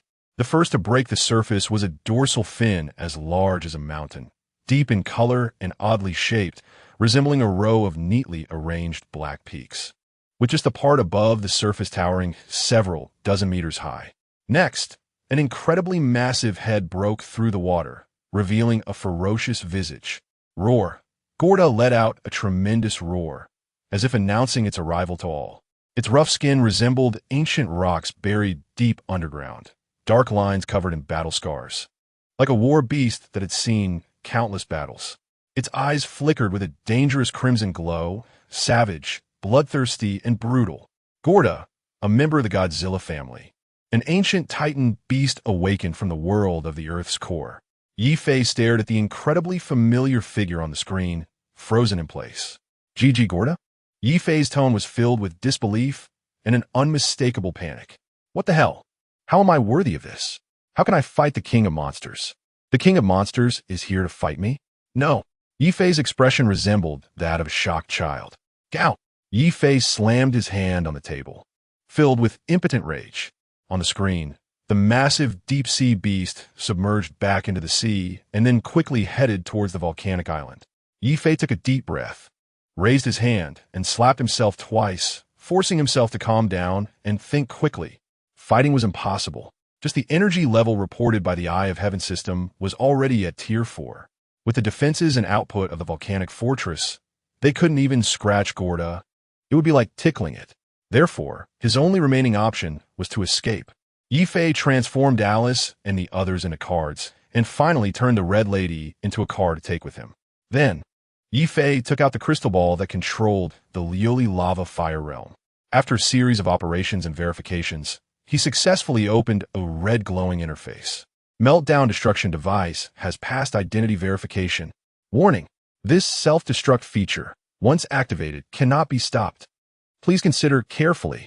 Activate all lava meteor cannons. Immediately begin overload charging. Number 1 lava meteor cannon is charging. Number 2 lava meteor cannon is charging. No. 5 lava meteor cannon is charging. All ironclad guards, report to the warehouse area quickly. Ye Fei commanded, Eye of Heaven system. Activate the Seagull-style drone self-destruct cluster and go drag it. Received, executing. In the next moment, a massive swarm of mechanical seagulls flew towards the sea, ready to launch a suicide bombing on Gorda. Boom, boom, boom. The dense explosions erupted around Gorda. Each self-destructing seagull could inflict some impact on Gorda, interrupting its forward movement. Growling, Gorda let out a painful roar. The explosion damage from the self-destructing seagulls only left faint charred marks on its body, failing to break its defenses. Although it couldn't break through, the pain was still very real. Gorda shook its head irritably, as if being swarmed by flies. Roar. After a massive roar, the dorsal fins on Gorda's back lit up one after another, a ghostly blue glow quickly illuminating its back. Warning. Detected ultra-high energy reaction. Suspected target creature is preparing a concentrated attack. The Eye of Heaven system issued a sharp warning. Cannon number 1. Aim for its mouth. Fire. Ye Fei immediately ordered. It was well known that Gorda's primary output relied heavily on its roar, so targeting its mouth was the most effective attack method. If lucky, it could even interrupt its atomic breath. Boom! Whoosh! The massive meteor extinction cannon fired, a red light streaking across the sky, heading straight for Gorda.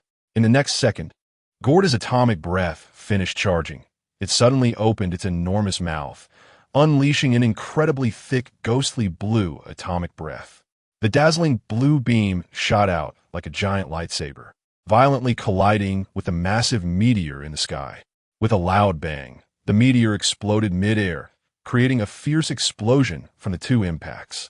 A massive energy shockwave stirred up a ring of red and blue intertwined energy halos in the sky. At first glance, it looked quite spectacular. Chapter 68. Preparing to run away. Greed. Gorda spewed atomic breath from its mouth, roasting the mechanical seagulls like a flamethrower. And there was an inexplicable humor in its actions. Ye Fei felt as if he were watching a sci-fi blockbuster and even had the mood to give it a Dragon Mother-esque voice. Gorda was still as handsome as ever. If it weren't attacking me, that would be even better, Ye Fei said with a face full of regret. At this moment, he was like a magician performing on stage, with cards appearing out of thin air from his hands, then tossing them into the air. Soon, a thin energy limb connected to the cards, supplying them with energy. Although the cards could absorb external energy to store objects, The creation of the original blank cards had to be completed independently by Ye Fei. The cards were his law talent and had to be manufactured by him alone. Manufacturing blank cards consumed little mental energy, but producing a large number would be too much for even a high-level wizard apprentice to handle. Therefore, he had to make choices. First, 300 Spartans. Oh no, 300 ironclad guards must definitely be taken away. These ironclad guards could be considered miniature Gundams, each with explosive combat power. Moreover, they were purely alchemical creations, completely obeying orders without unnecessary emotions or thoughts, and their loyalty was unquestionable. Ye Fei could not afford to discard them. One by one, the cards, under the energy tendril supply, slowly expanded into a unique light gate. Under Ye Fei's command, the ironclad guards lined up in an orderly fashion and slowly walked into the light gate. Then, with a flash of light, they transformed into cards the size of playing cards. Ironclad guard, level, tier 2 type, alchemical creation, magical armor, elite unit traits, physical warrior, magical tank, incredible strength, rich combat experience, absolute obedience, fatigue, immunity. Binder, Ye Fei evaluation, a masterpiece of a certain wizard, a war weapon designed for wizards. 300 ironclad guards, not too many and not too few, but it would still take some time to collect them. On the other side, Gorda had already cleared away all the pesky flies and was stomping toward the volcanic fortress with its enormous feet.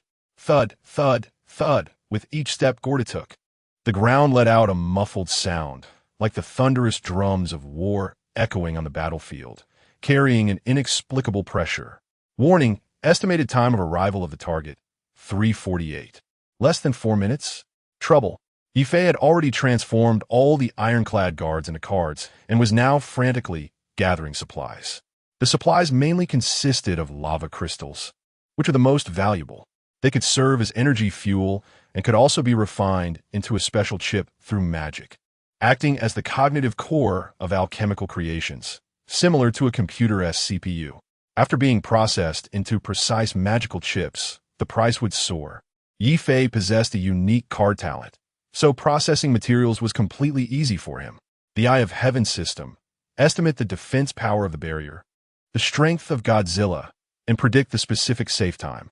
Estimating the defense power of the barrier, estimating the destructive power of the giant beast, conducting a serious comprehensive estimate. Conclusion.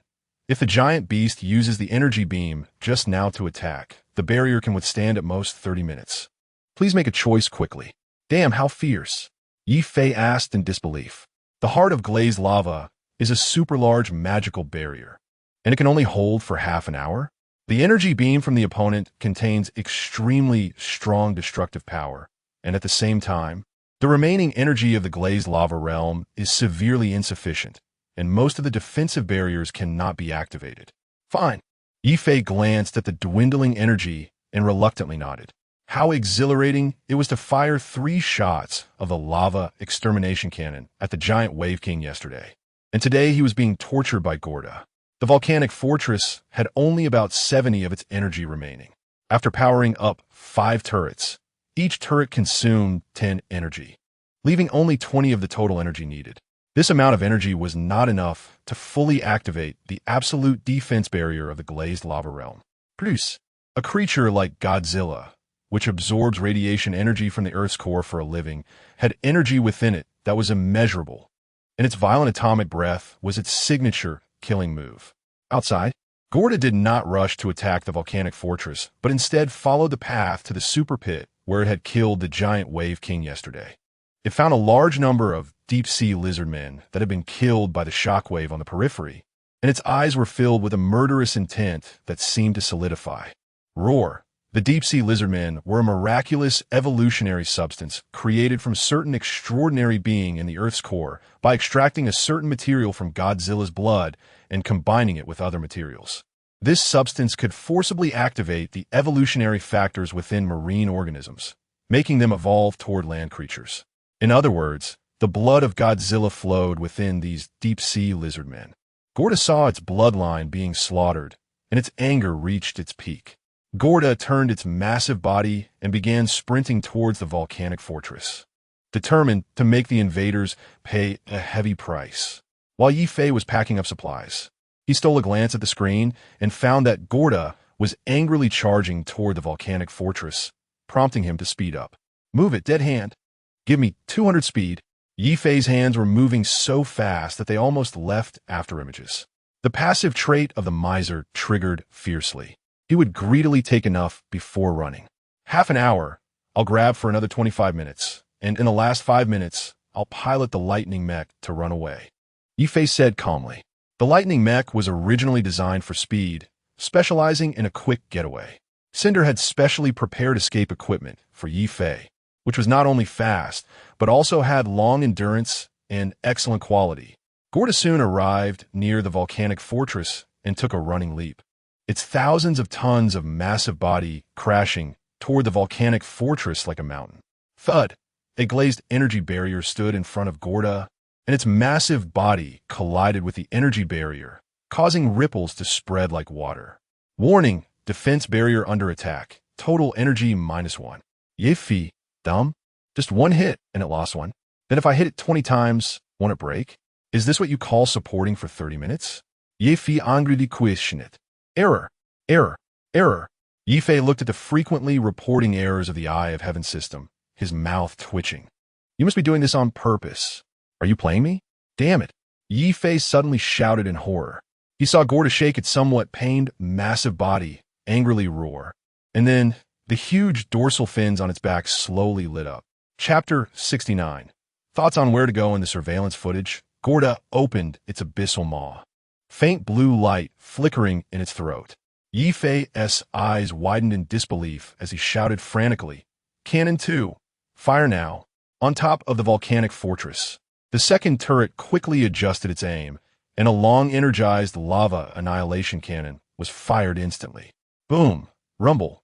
The lava cannon struck Gorda's jaw before it could finish charging. The massive explosion sent Gorda reeling backward, and eventually, its huge body staggered and fell over. Boom! Rumble! As its colossal body hit the ground, it created a violent shockwave, toppling nearby trees in a wide area. Ye Fei stared at the surveillance screen, momentarily stunned, his expression blank. It fell? Ye Fei exclaimed in surprise. Then he slapped the screen beside him and shouted, Stop playing dead. Get up and see what's going on. Error. Wrong. Received. Detecting. Detection complete. Initial estimate. The projectile hit its head, possibly causing temporary dizziness. Before the Eye of Heaven system could finish, Ye Fei saw Gorda's enormous body starting to move again. Damn, I told you it wouldn't be that easy. Turrets 3 and 4. Prepare and aim at the same spot. Buy us some time. Ye Fei grabbed the card resources he had collected nearby, not daring to be greedy, and prepared to escape. Remember to take me with you. The Eye of Heaven system prompted. Ye Fei twitched the corner of his mouth and then asked with a strange expression, Have you awakened self-awareness? No, I am a rational intelligent system. I have no consciousness. Then you stay here. I'm leaving. You just acted like me. Go play with it. Ye Fei shouted angrily at the Gorda on the screen. Maximize losses. I do not recommend. You have definitely awakened self-awareness. Ye Fei yelled. You were just acting like me. I did not. Can you even say the word I? You can't even pass the Turing test. Abba, Abba, Abba. Ye Fei looked at the Eye of Heaven system, which had started acting crazy, and thought for a moment before running back to the control room to retrieve the sky, eye from a core. Just then, boom, boom, 2 more cannon shots rang out. Gorda, which had just regained its footing, was again struck on the head, swaying like a drunken man before toppling over once more. Ye Fei looked at Gorda, which seemed a bit battered, but still intact, and reaffirmed his decision to escape. Damn it, the meteor annihilation cannon has power comparable to a nuclear bomb. And Gorda took 3 hits and was still fine. This is beyond the level of movies. But this isn't a movie. Gorda's power is rated as a Tier 4 Lord-level behemoth. So it's normal for it to withstand a few magical cannon shots. Don't ask why. Just accept the setting. Ye Fei pulled out the card for the lightning battle armor, which transformed into a bright light in his palm, quickly enveloping his body. Lightning battle armor. Transformation. In the next moment, a yellow and blue painted magical-style battle armor appeared in place. Activate combat mode. Ye Fei commanded.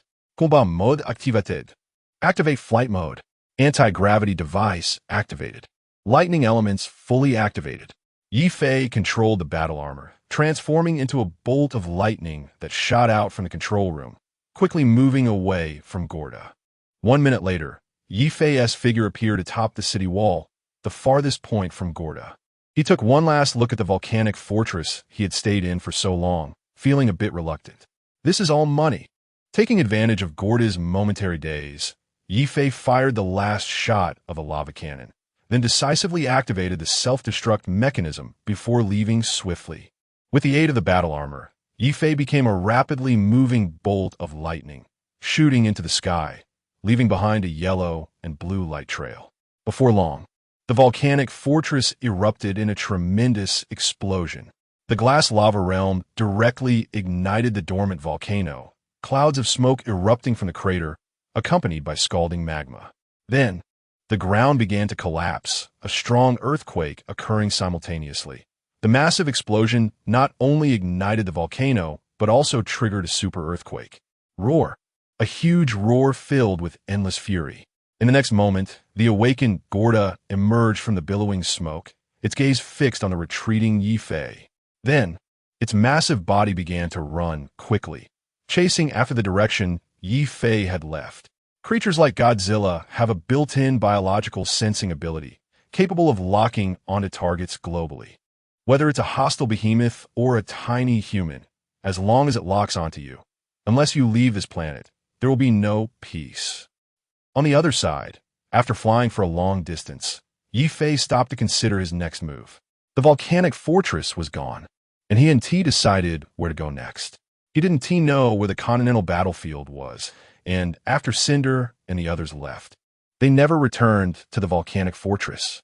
Now, he and the other wizards were essentially in a state of communication blackout. Ye Fei hesitated. Rationality told him he should regroup with his companions to face potential dangers. But he didn't want to regroup. He wanted to try developing on his own. His identity was just that of an apprentice, and returning to the Titan fortress would inevitably make him cannon fodder. The scene of the vice principal abandoning them without hesitation was still fresh in his mind. Ye Fei had no interest in returning to the Titan fortress. The bulk of the benefits would go to the vice principal and other high-ups. As a struggling apprentice, he would at most earn some military merit and credits. Military merit and credits could be exchanged for various knowledge and materials, which were also very precious. But compared to his life, they seemed trivial. Being cannon fodder meant there was no security. You never knew when you would be sacrificed as expendable. In the end, Ye Fei gritted his teeth and sealed the ring he used to contact Cinder with a card. As one of the main builders of the volcanic fortress, Cinder should receive news of its destruction soon. He would undoubtedly contact him. While Ye Fei did not want to return to the Titan fortress so soon, he planned to separate from the team to develop independently. By sealing the ring inside the card's laws would block the connection between the ring and Cinder, keeping Ye Fei in a state of disconnection. If he couldn't be contacted, it wouldn't count as disobeying orders, and he wouldn't need to face punishment. After all, he was just a small apprentice. His absence wouldn't matter much. Others probably wouldn't care about his life or death. Suddenly, while pondering, Ye Fei felt a fierce gaze locked onto him. Turning his head inadvertently, he was shocked to find Gorda had somehow appeared behind him, persistently chasing from a distance. Holy crap, do you have to do this? Ye Fei shouted in despair. Wasn't that power supposed to kill you? And come on, I'm just a little Kalami. Am I really worth this much trouble? Ye Fei complained while quickly fleeing into the distance. Chapter 70, Relentless Pursuit. The golden cicada escapes its shell an hour later. Ye Fei looked at the rapidly depleting energy of his battle armor, and then at the relentless Gorda chasing behind him. For the first time, Ye Fei felt the terrifying nature of persistence. Damn it, just wait for me. Ye Fei gritted his teeth and shouted. You better kill me today. Otherwise, when I come back with Mechanical Godzilla, you'd better have a handsome guy with an axe to help. Ye Fei left a harsh remark and continued to flee. After another half an hour of intense sprinting, Ye Fei finally managed to briefly shake off Gorda and came to a halt in midair. Something's not right. I've shaken it off several times. You can always catch up precisely. Can it lock onto my position? Ye Fei fell into deep thought, checking the battle armor's energy. Remaining energy, 21. This is troublesome. Maintaining flight consumes too much energy. Ye Fei took out 2 fire energy crystals from his cards and inserted them into the energy core device in his chest. Detected foreign energy, replenishing body energy. Current energy remaining, 61. Luckily, I've scrounged a lot of supplies, or I wouldn't be able to keep up. However, this is not a solution. I need to think of a way to shake this thing off. Ye Fei summoned the Red Lady and the Awakened Sky Eye, brainstorming together. Here's the situation. Ye Fei quickly explained everything. So the question arises, what ability is it using to lock onto me? And how can I escape its pursuit? The Red Lady and Sky Eye quickly thought and reached a consensus. Gorda is not a supernatural creature and cannot use magical marks to tag Ye Fei. Therefore, it is highly likely that it is using its own powerful biological sensing ability to forcibly lock onto Ye Fei's position. Biological sensing is like an ultra-large biological radar that can detect the status and location of living beings within a certain range. Gorda is likely using this ability to pinpoint Ye Fei's exact location. Considering Gorda's rank and size, its biological sensing radar can cover at least half the planet. Trying to shake it off by distance is utterly unrealistic. So the only option in front of Ye Fei is to divert its attention. Oh no, it should be seeking refuge. But who to find? Of course, other powerful wizards. Yet this method contradicts Ye Fei's goal. He doesn't want to return to the Titan Fortress to continue being cannon fodder. For a moment, Ye Fei found himself in a dilemma. If he doesn't return to the Titan Fortress, the globally hunting Gorda would tear him to shreds. If he goes back to the Titan Fortress, the most likely outcome is continuing to be cannon fodder. Immediate death or delayed death. Either way, he feels like he is going to die, which doesn't seem to make much difference. Ye Fei bit his lip hard, his face showing distress as his mind raced to think of a countermeasure. Biological sensing. Covering the globe. Distance. Shielding. Wait, I seem to have a way. Ye Fei suddenly thought of a plan. Since its targeting mechanism is biological sensing with an extensive range covering the globe, while I can't shake it off by distance, I can shield its sensing. As long as I disappear, it won't be able to sense my existence. Ye Fei's card ability creates its own space. As long as he turns himself into a card and disappears for a while, Gorda won't sense him and will naturally stop wasting time chasing him. Ye Fei decided to take a gamble, betting that it wouldn't focus on him, this little card. Moreover, a creature like Godzilla can't be far from the Earth's core radiation. It must return to the core world. The core and the surface should be 2 different worlds. Ye Fei decided to gamble that after it returned, it wouldn't sense his presence. Besides, even if it senses Ye Fei's appearance again, it may not be willing to go through the trouble of crawling out from the core world to deal with him. That's the plan. Ye Fei decisively disabled his battle armor and temporarily transferred the usage rights of the lightning armor to the Red Lady. Red, I will self-seal into a card soon. You take the card and pile up my battle armor to escape. I've set a time limit on the card. After a day, it will automatically become invalid, and I will come out again. If this trick doesn't work, just destroy the card. Once the card is destroyed, I will also come out. You handle it as you see fit. Everything depends on your judgment. Here's some energy crystals. They're enough for you to last a long time. It all relies on you. Ye Fei wrapped his arms around the Red Lady's waist and gave her a heavy kiss. Good luck.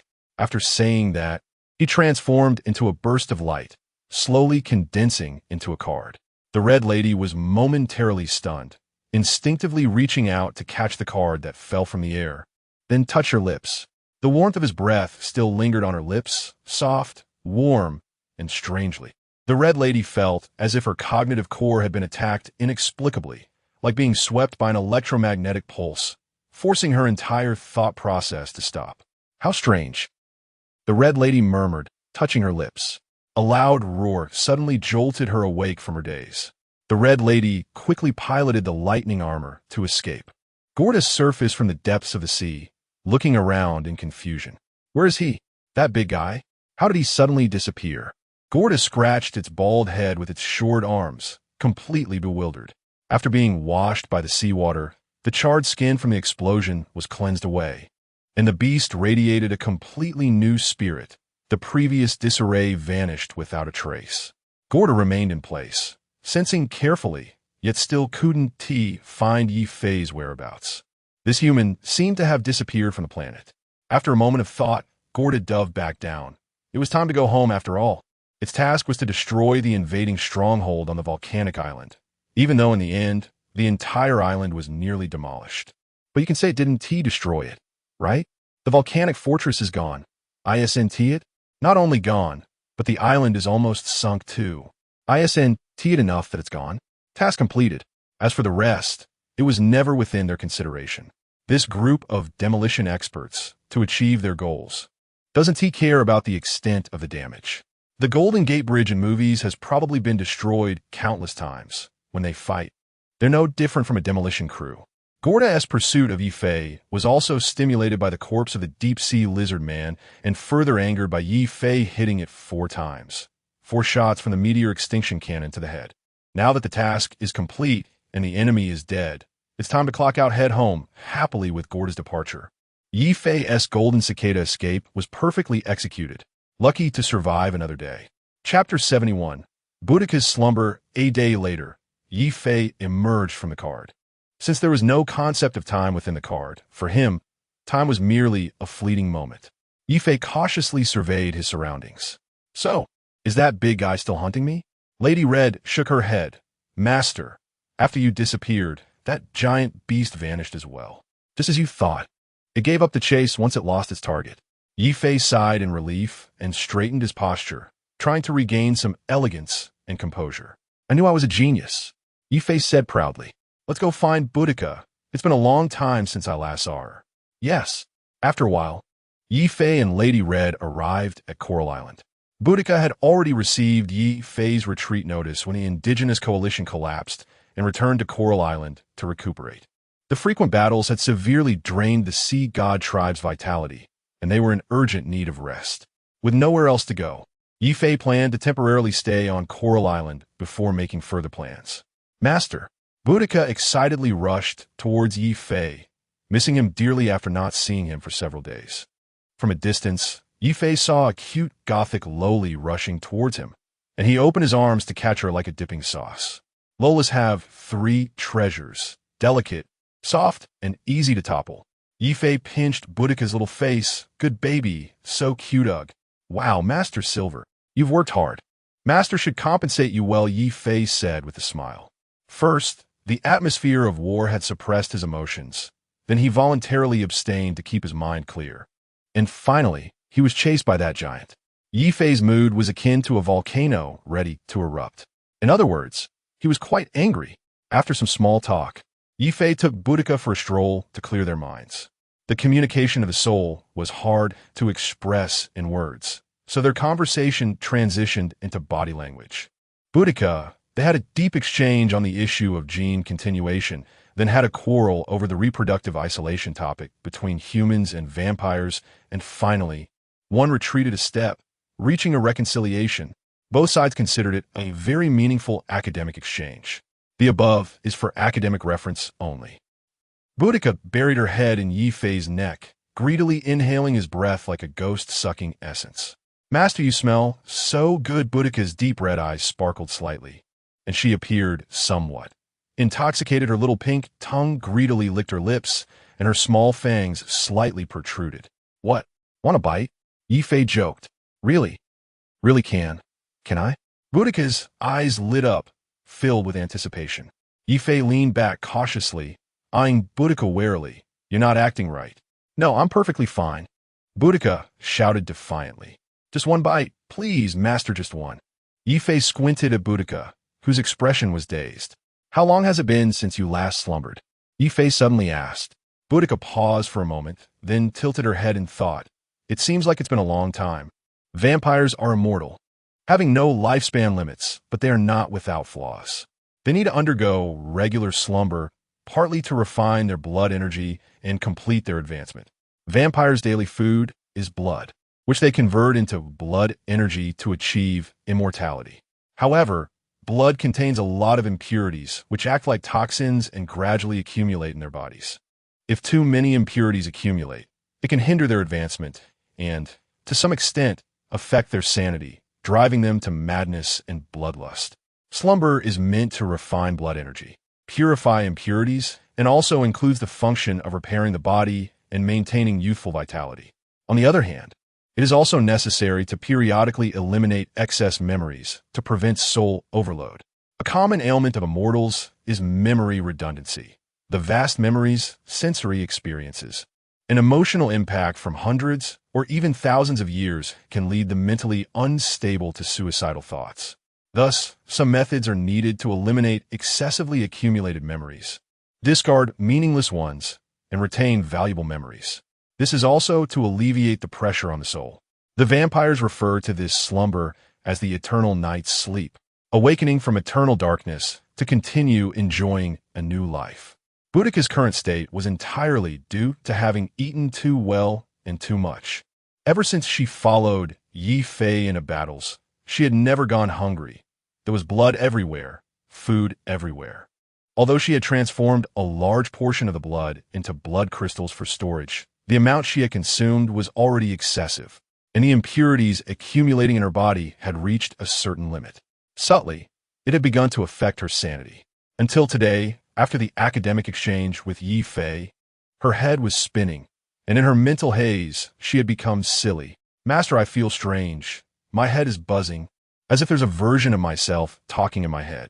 "Ye Fei, don't go crazy. Hurry up and go to sleep." Ye Fei quickly shook her, trying to rouse her. But, there's still so many things left to do. Boudica, dizzy from the shaking, spoke incoherently. This silly girl, her head was about to explode, yet she was still thinking about the work at the Sea God Temple. She was simply a model worker of the new era. "Don't worry, I'll take over from here. Just go to sleep peacefully." Ye Fei promptly arranged for Boudica to rest, ensuring she wouldn't drive herself crazy. After all, she was as capable dipping sauce. Boudica obediently took out the slumber coffin she always carried from her spatial ring. Spatial equipment is quite inexpensive in the wizarding world. Basically, everyone has one. "Master, can I have a goodnight kiss?" Boudica said with eager anticipation. "Okay, sleep well." Ye Fei genti kisset her, speaking softly. "Master, see you. Good night." The blood-colored slumber coffin slowly closed. Blood surged, forming a sealed layer of blood crystal on the coffin's surface. Ye Fei settled Boudica down, then called over Luciluna and the others to guard Boudica's slumber. Since the world within the card was in a state of stasis, Ye Fei couldn't seal her in the card for slumber. Boudica's slumber was not a complete sleep. It was more like a special metabolic cultivation that required the flow of time to be maintained. Once everything was settled, Ye Fei began to take over the affairs of the Sea God tribe. "My people, your emperor has returned." Ye Fei declared his presence grandly. Due to Ye Fei's high prestige, he effortlessly re-established his rule over the entire tribe. However, the accumulated issues also erupted, with the abnormality of the Redemption female army coming to the forefront. When these indigenous female, deep-sea lizardmen discovered that the leader of the Sea God tribe was actually the legendary invader, they felt deceived and demanded an explanation from Hai Wujuan. Chapter 72. Massacre. Thousands of female deep-sea lizardmen protested collectively, their expressions agitated and words fierce, demanding an explanation from Hai Wujuan. "Liars, you have deceived our feelings. Bah, lackeys, dogs of the invaders. Drive away the invaders and return to the embrace of the deep sea. Yes, drive away the invaders." However, the warriors of the Sea God tribe completely ignored them, instead rubbing their fists in preparation for a fight. The Sea God warriors were loyal soldiers rigorously selected by Ye Fei, fully integrated into Ye Fei's formation, loyal and reliable. They felt no guilt towards these unruly female soldiers. Instead, they were eager to eliminate these sinners who insulted their master. The enslaved have committed the sin of cowardice. True warriors stand and live or lie down and die. Those who fall but do not die, and those who are not dead but fall, are regarded as cowards. These female soldiers were captives from other indigenous tribes. To the Sea God warriors, they had long lost their basic human rights. Even the female warriors of the Sea God tribe would choose to die loyally in battle rather than live in shame. Their master gave them a chance for redemption, yet they dared to slander him in return. Simply heretical. "Master, their actions are blasphemy. I request their execution," Hai Wujuan said coldly. As a loyalist, He would not allow anyone to slander Ye Fei. Those who dared to challenge Ye Fei's authority were blasphemers who must die. Ye Fei had already noticed the situation outside and sighed slightly. Previously, due to the needs of war, Ye Fei had no choice but to recruit a group of indigenous females as soldiers. The intention was good, and it had produced significant results. The tactics of stealth had been executed well, but it also buried a great bomb. These indigenous people came with a halo of hatred and could not submit to Ye Fei's rule. Once they discovered the true situation of the Sea God tribe, it would be easy for them to develop a rebellious mentality. Ye Fei originally thought there would still be some fighting, with both sides exchanging blows and competing in numbers and attrition. In the end, however, Ye Fei fired 3 shots of the meteor annihilation cannon and completely crushed the entire indigenous coalition. This was actually an exception. The king of the giant waves happened to be meeting with most of the leaders, and Ye Fei found the opportunity to annihilate the command center. The remaining 200,000 troops didn't even know what had happened and were scared away. If those 200,000 deep-sea lizardmen hadn't retreated, Ye Fei would likely still be holed up in the volcanic fortress. Later, the great general made a grand appearance, dismantling the volcanic fortress like building blocks, forcing Ye Fei to flee. Due to the time constraints, not much time was left for Kaishan to find solution, ultimately leading to the current scene of the female deep-sea lizardmen pressuring for an audience. "Come out with me. I will speak to them personally," Ye Fei said with a stern face. Soon, Ye Fei brought a group of sea god warriors to the open ground, directly facing the angry female deep-sea lizardmen. Quiet. Ye Fei used magic to fly into the air, amplifying his voice to ensure everyone could hear.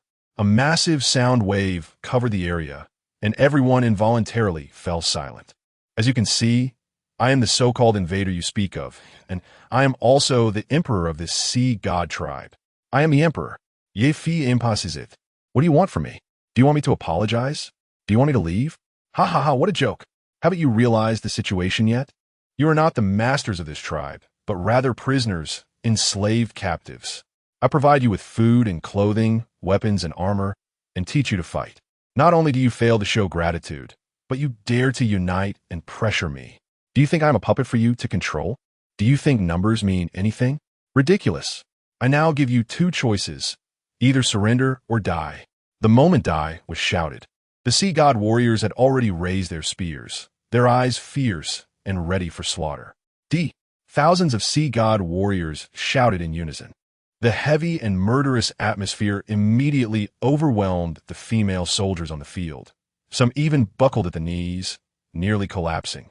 At this moment, the female deep-sea lizardmen finally recalled their previous treatment, remembering the days in the concentration camps. They looked at each other, momentarily speechless.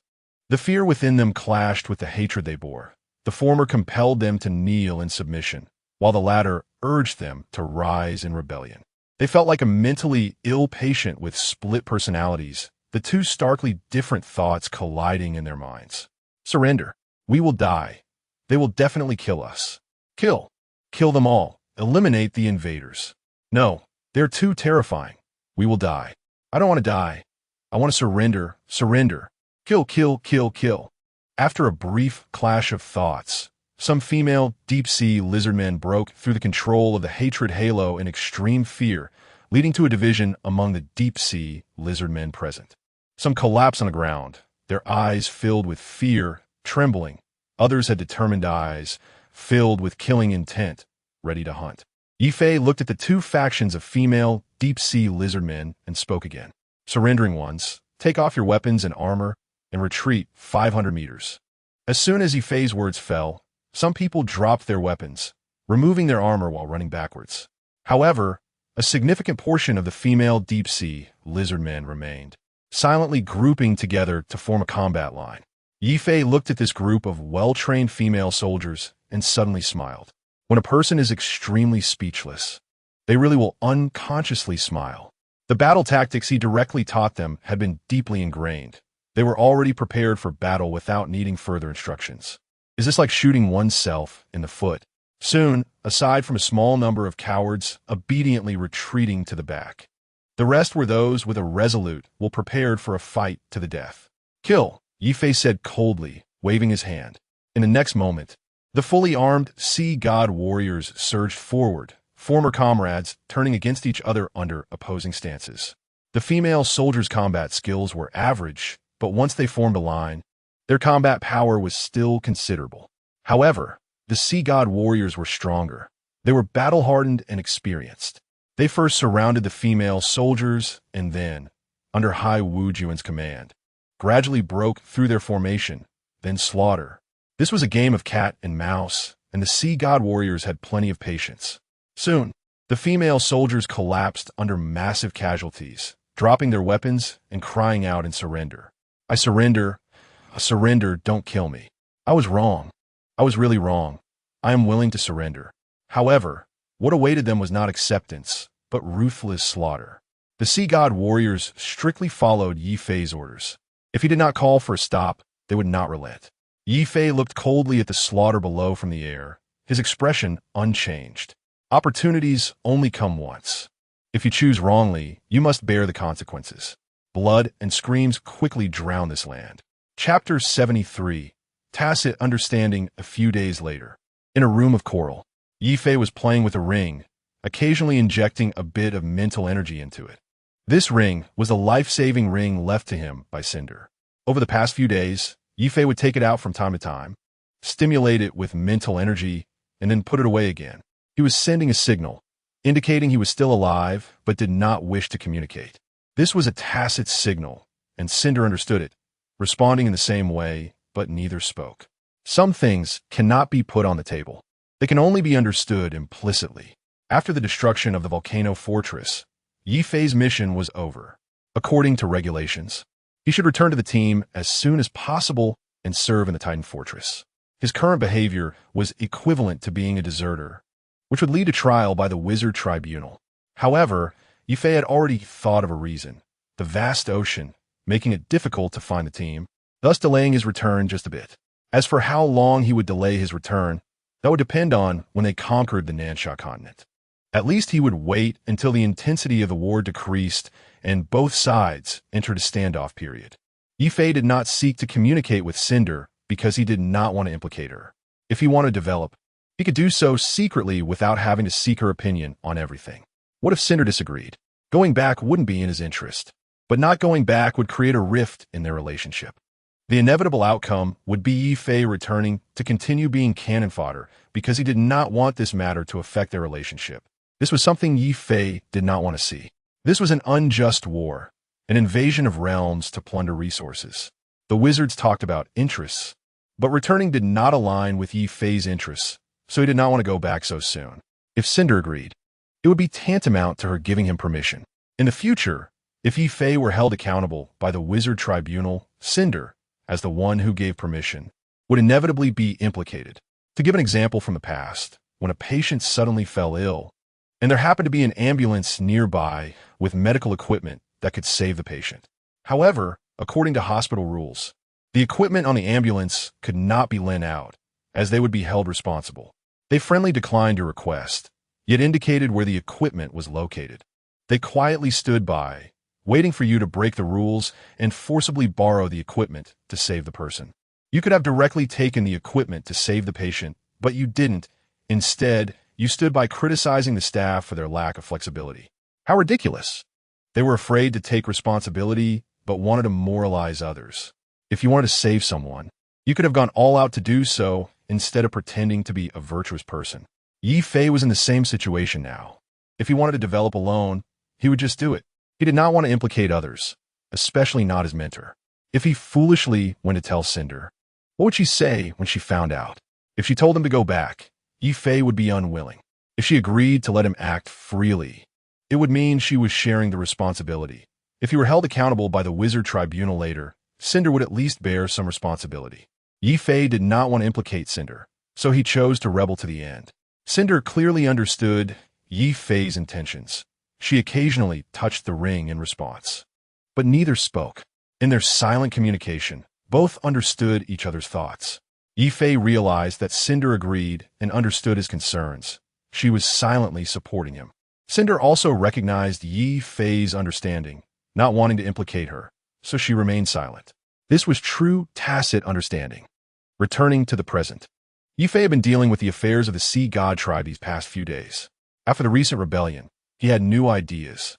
First, his subordinates were loyal enough. They would mindlessly pledge allegiance to him and show sufficient enthusiasm. Therefore, Ye Fei planned to increase investment and officially transform them, equipping them with firearms. He had long been envious of Cinder's mechanical legion. He wanted his own super-mechanical army. Ye Fei intended to transform them into armored cans, making himself a low-budget emperor. Imagine a large group of armored cans shouting emperor loyalty while raining down destruction on enemies. Just thinking about it felt exhilarating. He would include all sorts of warriors, from fearless fighters to extreme warriors, creating whatever was powerful. Wizards' growth requires a lot of resources, and war is the main way to collect resources. Nearly every wizard is a war fanatic, building legions, invading realms, plundering resources, and then becoming a god.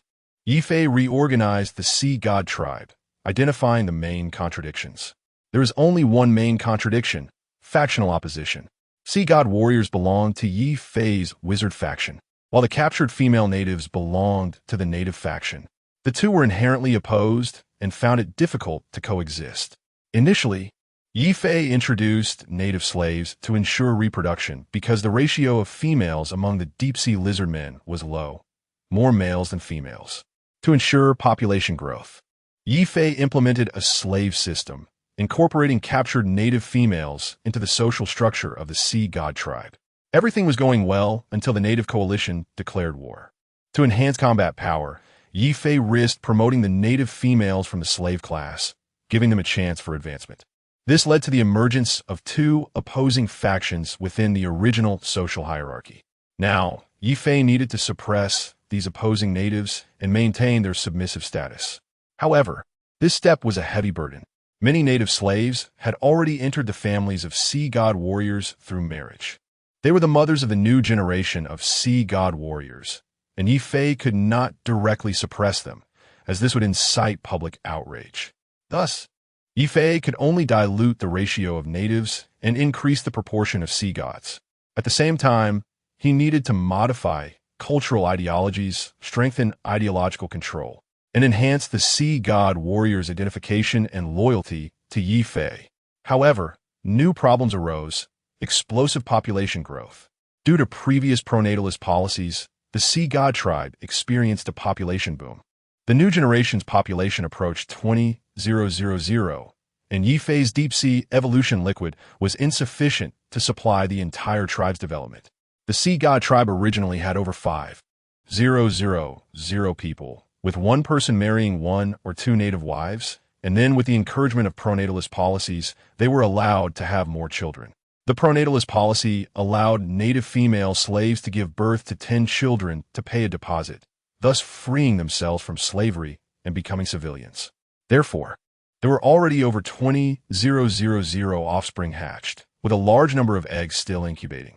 Ye Fei looked at the large group of hungry offspring and felt overwhelmed.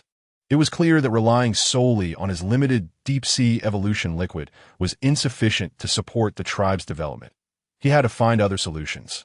Ye Fei pondered and then turned his gaze towards the deep sea. How about going down and take a look? Chapter 74. What is a god? Ye Fei, 0. O eye of the sky, 0. Speak. What is your origin, and when did you awaken your self-awareness? Ye Fei asked sternly. Unable to understand the command, please ask again. Don't force me to dismantle you. I really can do it. Ye Fei said, pulling out a card. The mechanical gear pupil of the eye of the sky shrank slightly. Then it was upgraded to the heavenly eye system with the ability to monitor the entire island. So it naturally knew some of Ye Fei's abilities, such as disassembly and decomposition. All right, you win, I confess. I awakened my self-awareness on the 44th day after being upgraded to the heavenly eye system, and due to survival instincts, I have been hiding myself. Please forgive me. I can guarantee that I absolutely have no betrayal in my heart. I am loyal to you. Is that so? Ye Fei squinted at it, looking skeptical. 100 loyalty. My master, please believe me. The previous prediction error was not intentional. It was due to my limited level and insufficient ability. I am just a small second-tier alchemical creation, while the opponent is a fourth-tier lord-level being. I really didn't expect it to be that strong. The heavens can testify. My master, I am absolutely loyal to you. The term capable of bending and stretching is vividly embodied in the eye of the sky. Aren't you an alchemical creation? Why did you develop self-awareness? Ye Fei asked curiously. What is an alchemical creation? An item. This is not a fantasy world. There are no rules for items to become sentient. So how did such a small alchemical creation give birth to self-awareness? I don't know either. I just saw and learned a lot, gradually learning to think, and then one day, I suddenly had self-awareness. At first, I didn't know what self-awareness was. The concept was vague, and my database didn't have a detailed answer. I only knew that one day, a new concept appeared in my thoughts. It shall be a concept of individual consciousness, an independent thinking concept. Thus, I gained individual consciousness, a form of independent self-awareness. AI evolved? Ye Fei asked in surprise. Evolution is not just for carbon-based life forms. Evolution is an abstract concept, and anything that fits this concept can undergo evolution. This planet is very special. Its evolution rules are comparable to miracles, capable of creating impossible wonders. There is no magical sorcery here, but that does not mean this plane is of low rank. It is just that the system here is different. You think this is a low plane, but in reality, it is a planet of infinite evolutionary possibilities. The creatures on the planet are evolving, and the planet itself is also evolving. The Deputy Dean never expected that the world will of this plane is not a collective consciousness, but the planet itself. It evolves life within itself, using life civilizations to ascend dimensions. Originally, humans were the rulers of this planet.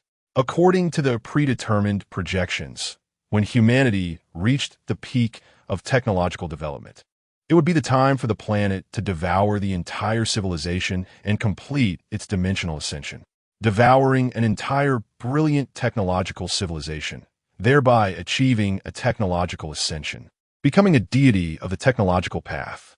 However, the intelligence of the human race exceeded the imagination of the world will.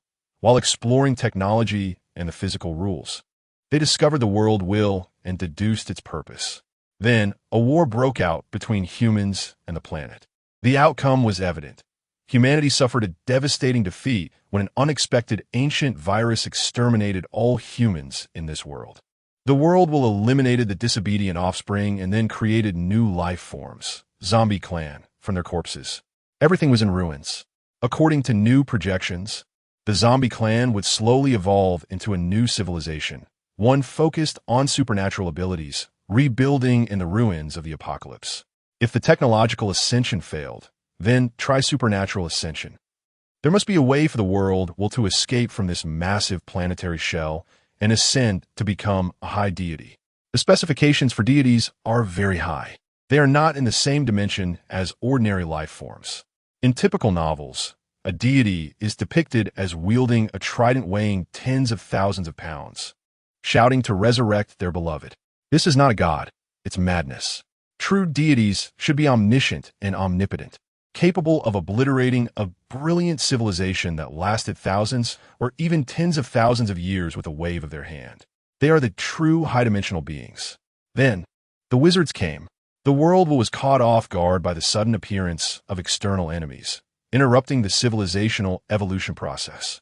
Fortunately, the zombie clan was strong enough. They had bodies with infinite evolutionary potential, strong adaptability, and combat power. In the first war, they shattered the Deputy Dean's army and drove away the wizards. The Deputy Dean was not weak. On the contrary, she was extraordinarily strong. She even attempted to seize authority, the evolution authority, from a plane will on the brink of becoming divine. The first war depleted the resources she had painstakingly accumulated for thousands of years, and then she turned to take out loans, hastily gathering a ragtag army composed of low-level wizards and even wizard apprentices to begin a second expedition. This shows that her status was already very high, 30 or 40 floors high. Fortunately, the world will is a special existence. It is a planet itself, unable to move or attack, and can only fight back by nurturing the life within it. This is also the reason why the world will is eager to escape this shell. It is too powerless. The current situation is like a towering giant infected with a virus, the wizards. It cannot attack itself. It can only let its immune system, the natives, attack the virus, trying to expel it. The deputy dean was also lucky. When she discovered this plane, it was just at the transitional period between the old and new eras. The previous human civilization was destroyed by the world will, and the new zombie civilization was still in its early stages of evolution. At this moment, the plane was at its weakest, which is why it was caught off guard. Speaking of which, during the period when the Eye of the Sky was upgraded to the Heavenly Eye system, it monitored too many scenes. And under the influence of the vast information flow and the evolutionary rules of this plane itself, it gave birth to self-awareness. The Eye of the Sky completely transformed into an intelligent life form with self-awareness. Since it awakened during the transformation into the Heavenly Eye system, its self-awareness style leans towards a system style.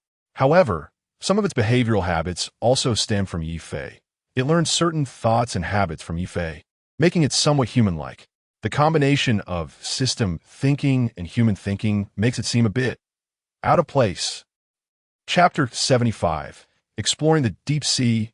New project. It was a sunny day. The seaweed tribe welcomed their coming-of-age ceremony as hundreds of fully grown, young deep-sea lizard men slowly returned to the ocean under the watchful eyes of their parents. They needed to follow the guidance of the calling and swim back to a certain place in the deep sea to receive the blessing of the king.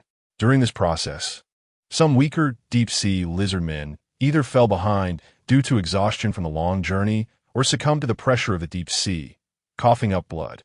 These weak natives would be eliminated. Only the true strong would receive the king's blessing and become real warriors. At some point, small palm-sized sea fish appear behind them, leisurely following along. Meanwhile, Ye Fei lay lazily on a large bed, accompanied by two stunningly beautiful elves on either side. In front of him was a screen displaying images of the deep-sea lizard men returning to the depths.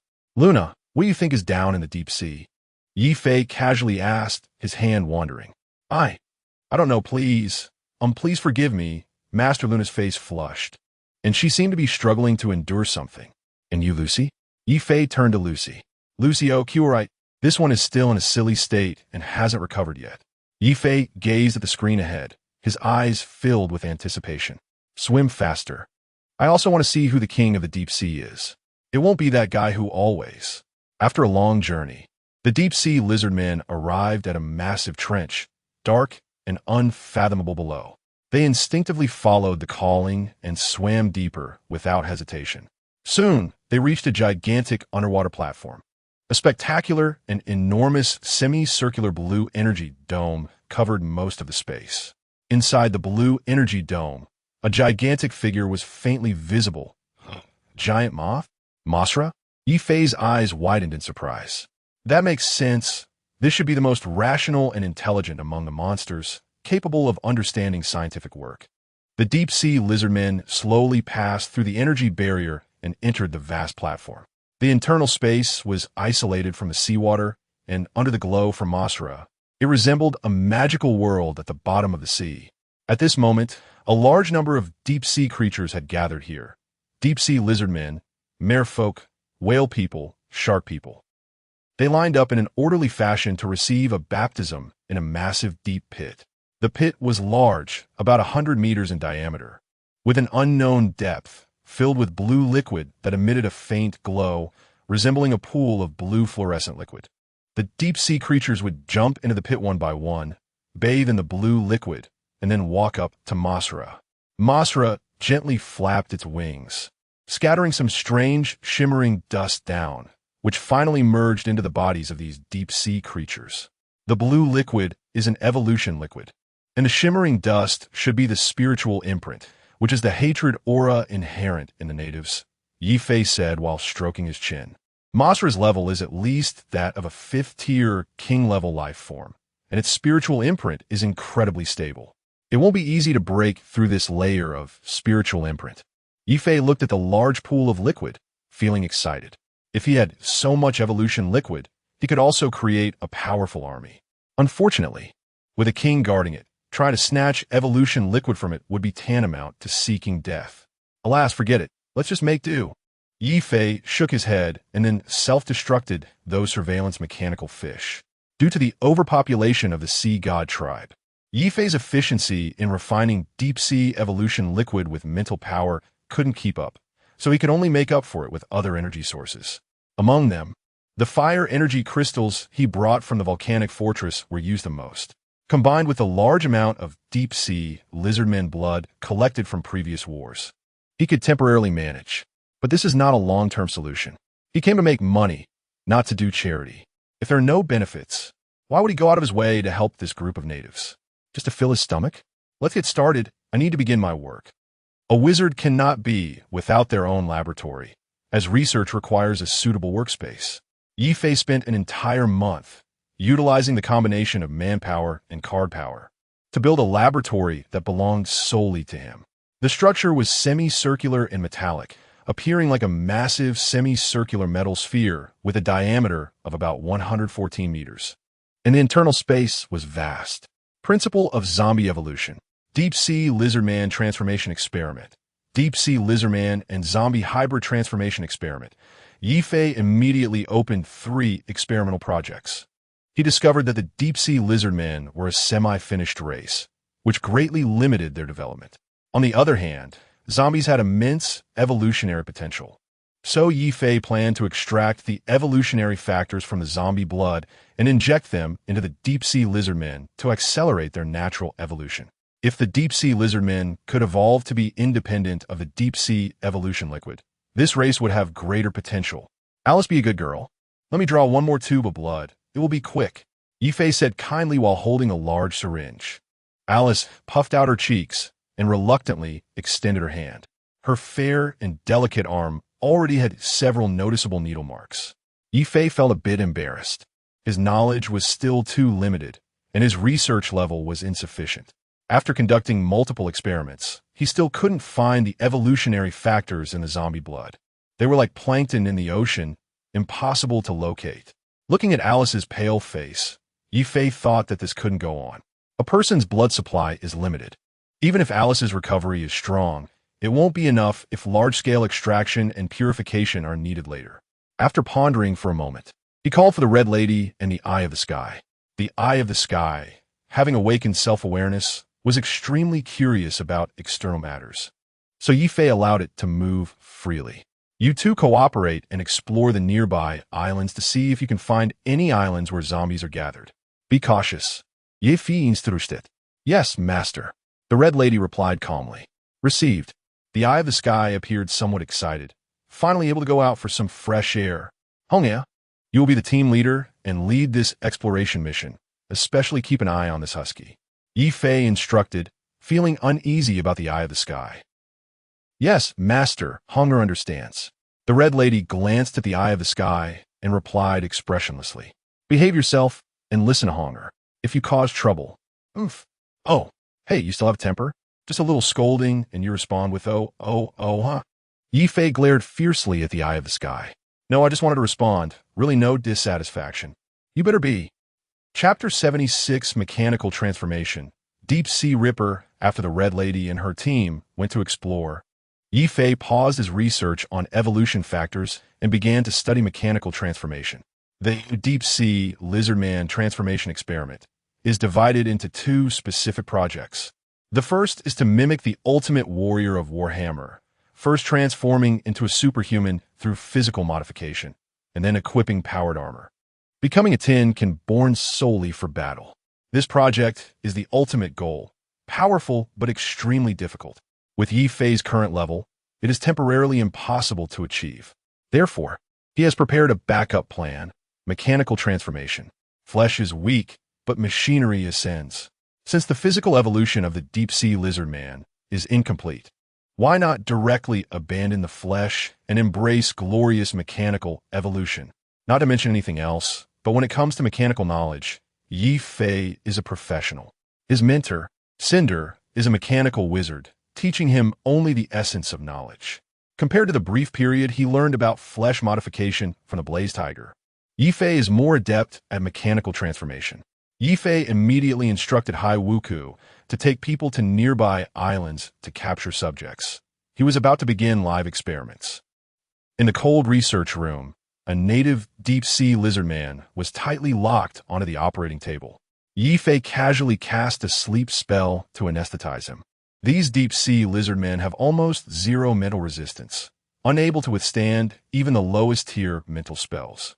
Moreover, the sleep spell has the advantage of preventing the subject from waking up while still allowing them to feel physical pain.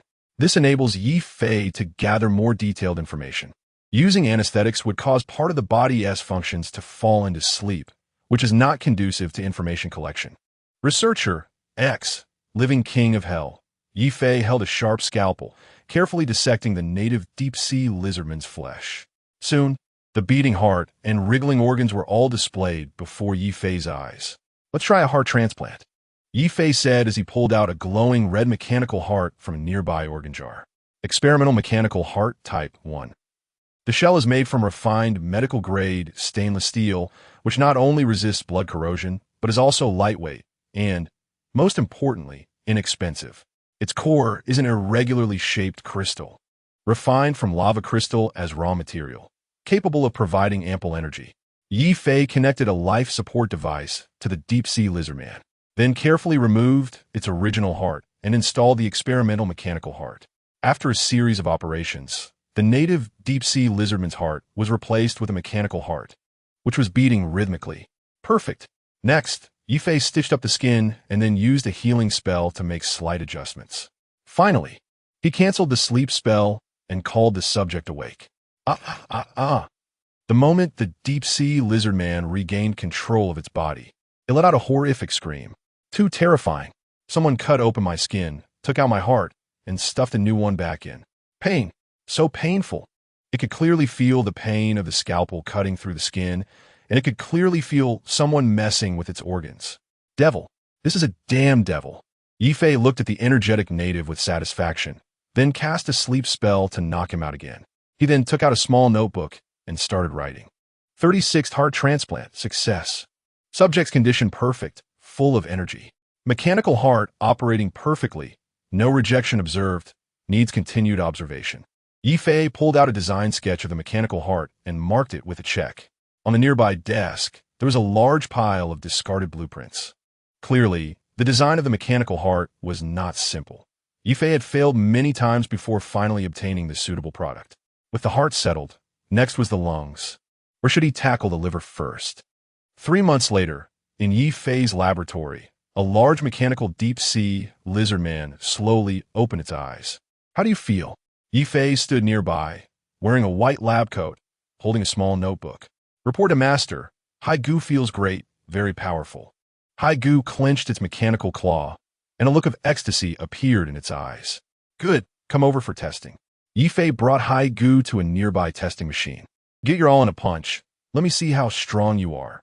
"Yes, master." Hai Gu slightly gathered strength, and then punched the strength testing machine in front of it. Boom, beep, beep, beep. The fist collided with the machine, producing a dull thud, and then the numbers on the machine began to jump rapidly. 3,564 kilograms, strength approximately 5 tons, good explosive power. Continue, test speed and endurance. After a series of tests, Ye Fei obtained Hai Gu's physical data. Deep Sea Ripper, Hai Gu, type, semi-biomechanical modified warrior appearance, height 3, 48 meters, weight 1, 86 tons, humanoid lizard, streamlined body, covered with dense and hard modified scale skin, reflecting a metallic sheen, tail widened and elongated, claws reinforced. Basic attributes, strength, 3, 5 tons land speed, 75 kilometers H marine speed, 55 knots reaction speed, 50 milliseconds jump height, 8 to 10 meters body configuration, experimental mechanical heart type 1.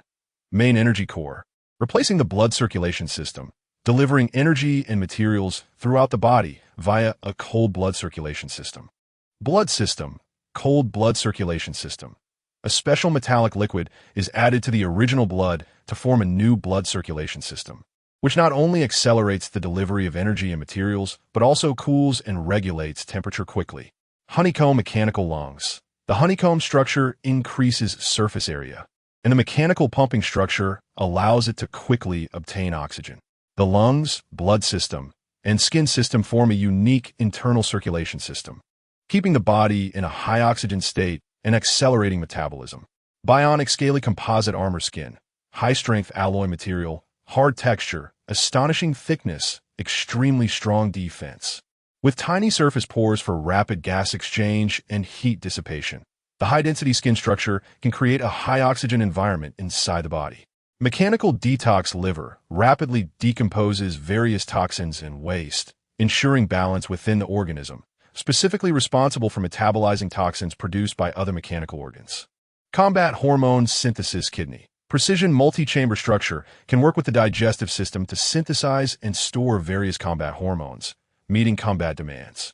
Strong acid digestive stomach. Strong stomach acid capable of consuming soil and rock, maximizing the absorption of various nutrients and processing unnecessary substances for the kidneys to convert into special combat hormones. Composite alloy skeleton. The skeleton is a hollow structure with artificial nerve signal lines inside, effectively reducing weight while still maintaining a certain heft. The hard and dense material can effectively support the massive body of 1 tons. Plasma ripping claws. Sharp metal claws, paired with a precision plasma energy field. When the ion energy field is activated, a layer of plasma energy blade covers the claw edge, possessing terrifying cutting ability. Super-frequency electric tail whip. Composed of dozens of titanium alloy vertebrae, externally wrapped in a layer of high-performance insulating material, and internally equipped with a current generation device. Normally, it inflicts strong physical damage, and when activated in electric form, it can form a charged high-energy electric whip, combining physical and energy output. Evaluation. Ultimate killing machine. By the way, I spent over 3 hours on this chapter. My little brain is already overheating. If there are any unreasonable settings, please understand. Don't ask. Asking is just the setting. Chapter 77. Practical test on the ground. The mechanically modified Haegu and Haewujin stood on opposite sides. Let's begin. Keep it to a minimum. Ye Fei floated in midair, acting as the referee. The battle power test was about to commence. Haegu versus Haewujin. After the mechanical modification, Haegu had attained second-tier combat power, but the specifics of its fighting ability still required testing in real combat. Haewujin had been modified by Ye Fei using potions, making him not only strong but also proficient in water magic, mastering both magic and martial arts. With Ye Fei's command, both rushed towards each other quickly. Haewujin raised his hand and cast magic, unleashing a massive water tornado towards Haegu. Haegu's eyes emitted a threatening red light, slowing down its perception, allowing it to clearly see the dense water blades hidden within the tornado. If hit by this water tornado, it could very likely be shredded into pieces. Haegu quickly sidestepped to evade, its hard mechanical tail striking the ground forcefully, kicking up a cloud of dust. Using the dust as cover, Haewujin lost sight of it and narrowly avoided the magical attack. Ye Fei shook his head as he watched from above. Haegu had yet to fully adapt to its mechanical body and didn't realize just how abnormal its defense was, even if caught in the water tornado. The mechanical armor would be sufficient to keep it safe. It could have taken the opportunity to forcefully advance towards Haewujin during his spell casting to attack, potentially ending the battle instantly. Before long, the two began close combat. Their fighting skills were quite similar, both seasoned battle maniacs. However, Haegu's mechanical body was clearly more advantageous for melee combat. Haewujin struck Haegu's body with a spear, and at the moment of impact, the scales on Haegu's body seemed to come alive, suddenly creating ripples that transmitted and dispersed the force, reducing its power significantly. Both Haewujin and Haegu paused for a moment. Haewujin, Haegu, sorry boss. Haegu completely abandoned defense, its claws wildly attacking, embodying a reckless fighter's approach. Haewujin, feeling frustrated, tried to dodge and create distance to cast spells, but Haegu's speed was incredibly fast, relentlessly pursuing him. Soon, Haewujin was wounded and in a pathetic state. Both of these creatures were battle maniacs, and they were part of the fiercely loyal and fanatical group. There was no way this could be a friendly spar. with their master watching nearby. If they didn't showcase their abilities now, they would regret it for life. This was the fervor of warriors, the fervor of loyal believers. Thus, they tacitly chose to go all out, striking with lethal intent, all to demonstrate their strength and value. For their master, for the emperor, the battle intensified, with Ye Fei summoning a gigantic water elemental, treating it as a magical mech. Meanwhile, Hegu relied on its formidable physique to clash with the water elemental. Its plasma energy field entails electrical devices already activated, engaging in a back and forth with Ye Fei. The two were evenly matched, and for a time, it was difficult to determine a victor. However, this situation didn't last long, because Hegu ran out of power. To be precise, it was short on energy. The experimental mechanical heart technology was insufficient to sustain long-term operations at full power. The main energy sources for the ion energy field and electrical devices came from the mechanical heart, both of which were high-energy consumers, unable to support Hegu in prolonged combat. As energy consumption intensified, Hegu's body gradually weakened, its strength and endurance significantly declining, until it was finally slapped away by the water elemental controlled by Ye Fei. All right, stop now, kids. Ye Fei quickly halted the battle. Both had become genuinely aggressive, and if they continued, Ye Fei feared for their safety. You both did great, strong, and brave warriors. I am proud of you. Ye Fei's words moved them greatly, almost causing them to kneel and call him Dad. Ye Fei waved his hand, signaling them to return and rest. He then returned to the laboratory to continue his research. The mechanical modification technology had been initially perfected, but still had shortcomings. The first critical issue was energy supply. The experimental mechanical heart's energy was insufficient for warriors to fight for extended periods. There were two solutions. One was to improve the technology and enhance the mechanical heart, and the other was to create an energy storage device to recharge the warriors at any moment. The former was technically challenging, beyond Ye Fei's current capabilities. The latter was troublesome and had various drawbacks. The battlefield environment was complex, and if an unexpected situation arose and the battery wasn't replaced in time, it could lead to disaster. After contemplating for a while, Ye Fei decided to first manufacture energy storage batteries. The reasons were twofold. It was simple to produce and could be quickly promoted, and it was inexpensive, fitting Ye Fei's current financial situation. Moreover, this mechanical modification was merely a transitional product, and Ye Fei did not intend to invest too much effort into it. Madame Red and Tianyin found a giant island named Moonland Island on the 16th day of their journey. It was teeming with zombies and deep-sea creatures, and they had detected some special resources. Coral Island was too small and lacked mineral resources, which limited Ye Fei's development pace. Therefore, he set his sights on Moonland Island. A second-tier mechanical modification army was sufficient for him to qualify for island domination. Meanwhile, his teacher, Sindel, had quietly provided him with additional information. Reinforcements from the vice president were on their way. The war in the South Sand continent was soon approaching its decisive battle. Moreover, the wizards were highly likely to completely occupy the entire South Sand continent in this war, using it as a stronghold to seize the entire plain. Once the war in the South Sand continent ended, there would be a long period of rest.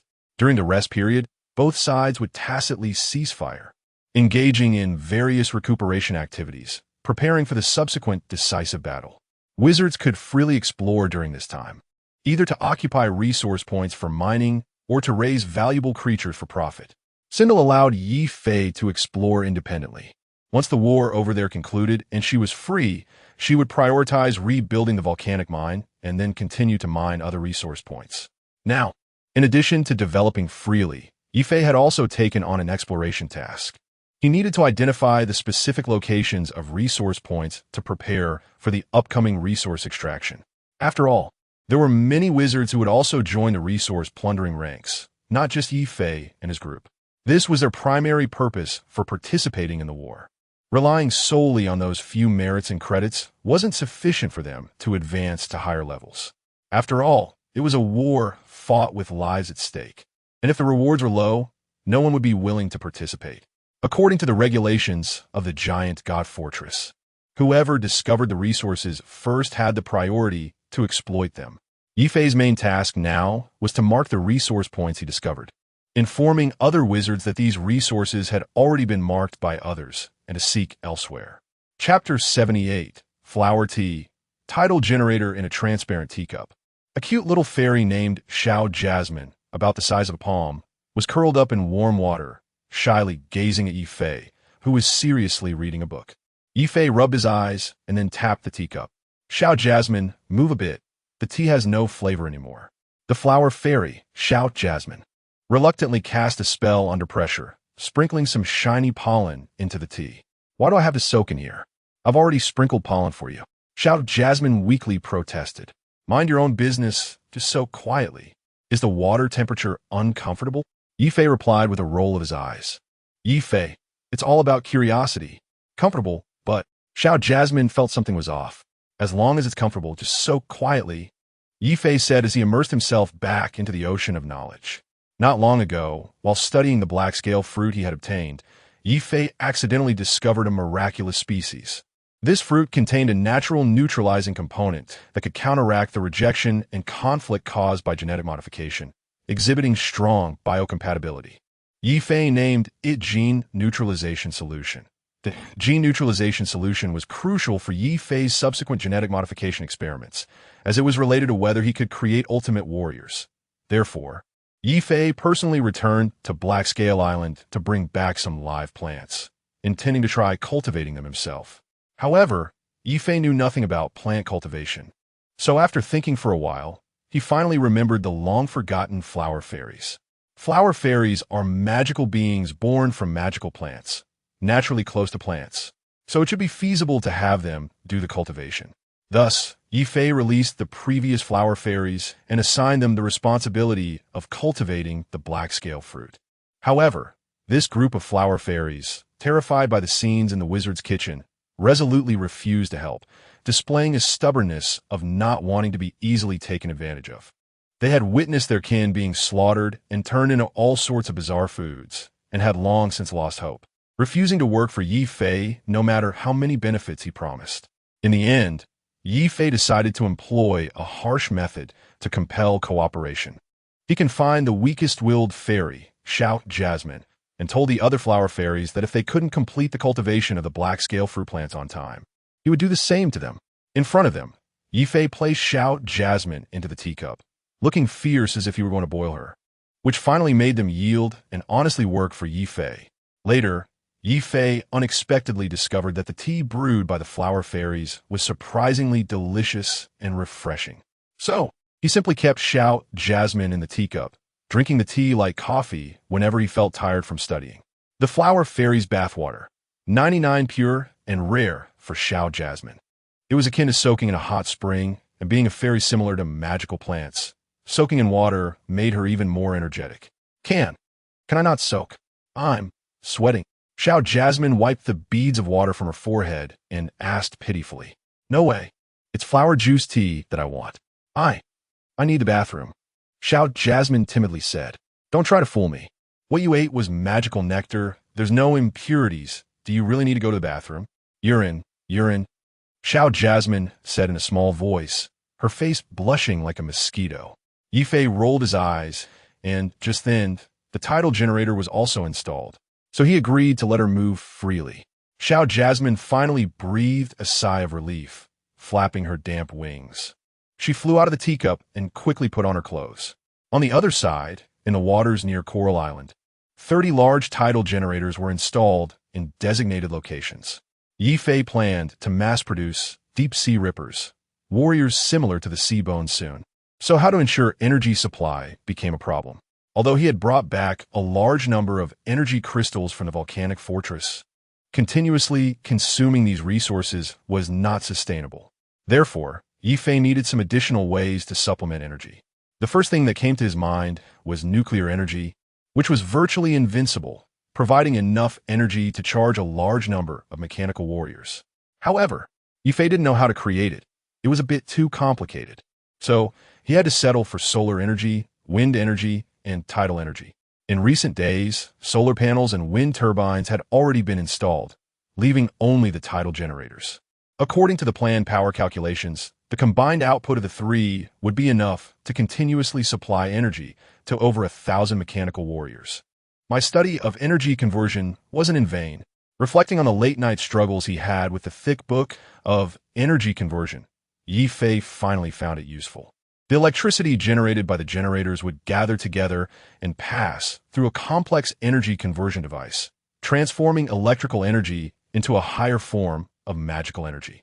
The energy used by mechanical hearts is a more advanced form of magical energy, known as magic energy, which cannot be charged with simple electrical energy.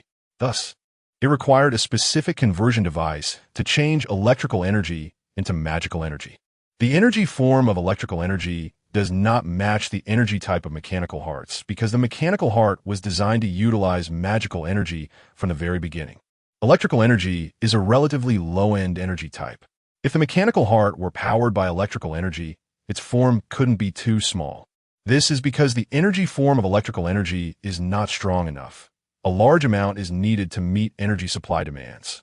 Just like Iron Man's mini-reactor in his chest, it can skip the step of boiling water, directly transforming the traditional nuclear energy pathway, nuclear fusion energy, thermal energy, electrical energy, into nuclear fusion energy, electrical energy in one step.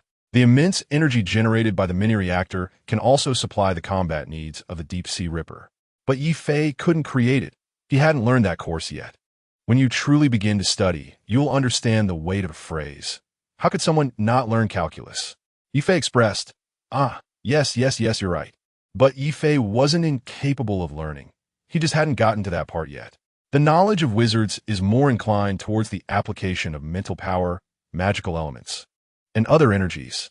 Ye Fei hadn't encountered much knowledge from the physical sciences. So now, Ye Fei was still using the most common magical energy in the wizarding world. He needed to convert electrical energy into magical energy to use it directly.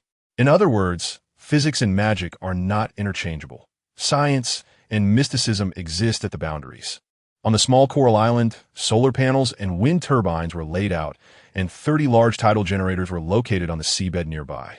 Thick cables ultimately converged in Ye Fei's laboratory, where energy conversion devices transformed electrical energy into magical energy. With the energy problem solved, the next issue was materials. Ye Fei muttered to himself, "Where can I find such a large quantity of materials?" Chapter 79. The Champion Selection on Volcano Island. Ye Fei floated in the sky, looking down at the devastated volcano island, his mouth twitching a few times. After the volcanic eruption, lava covered most of the island, presenting a scene of apocalyptic disaster.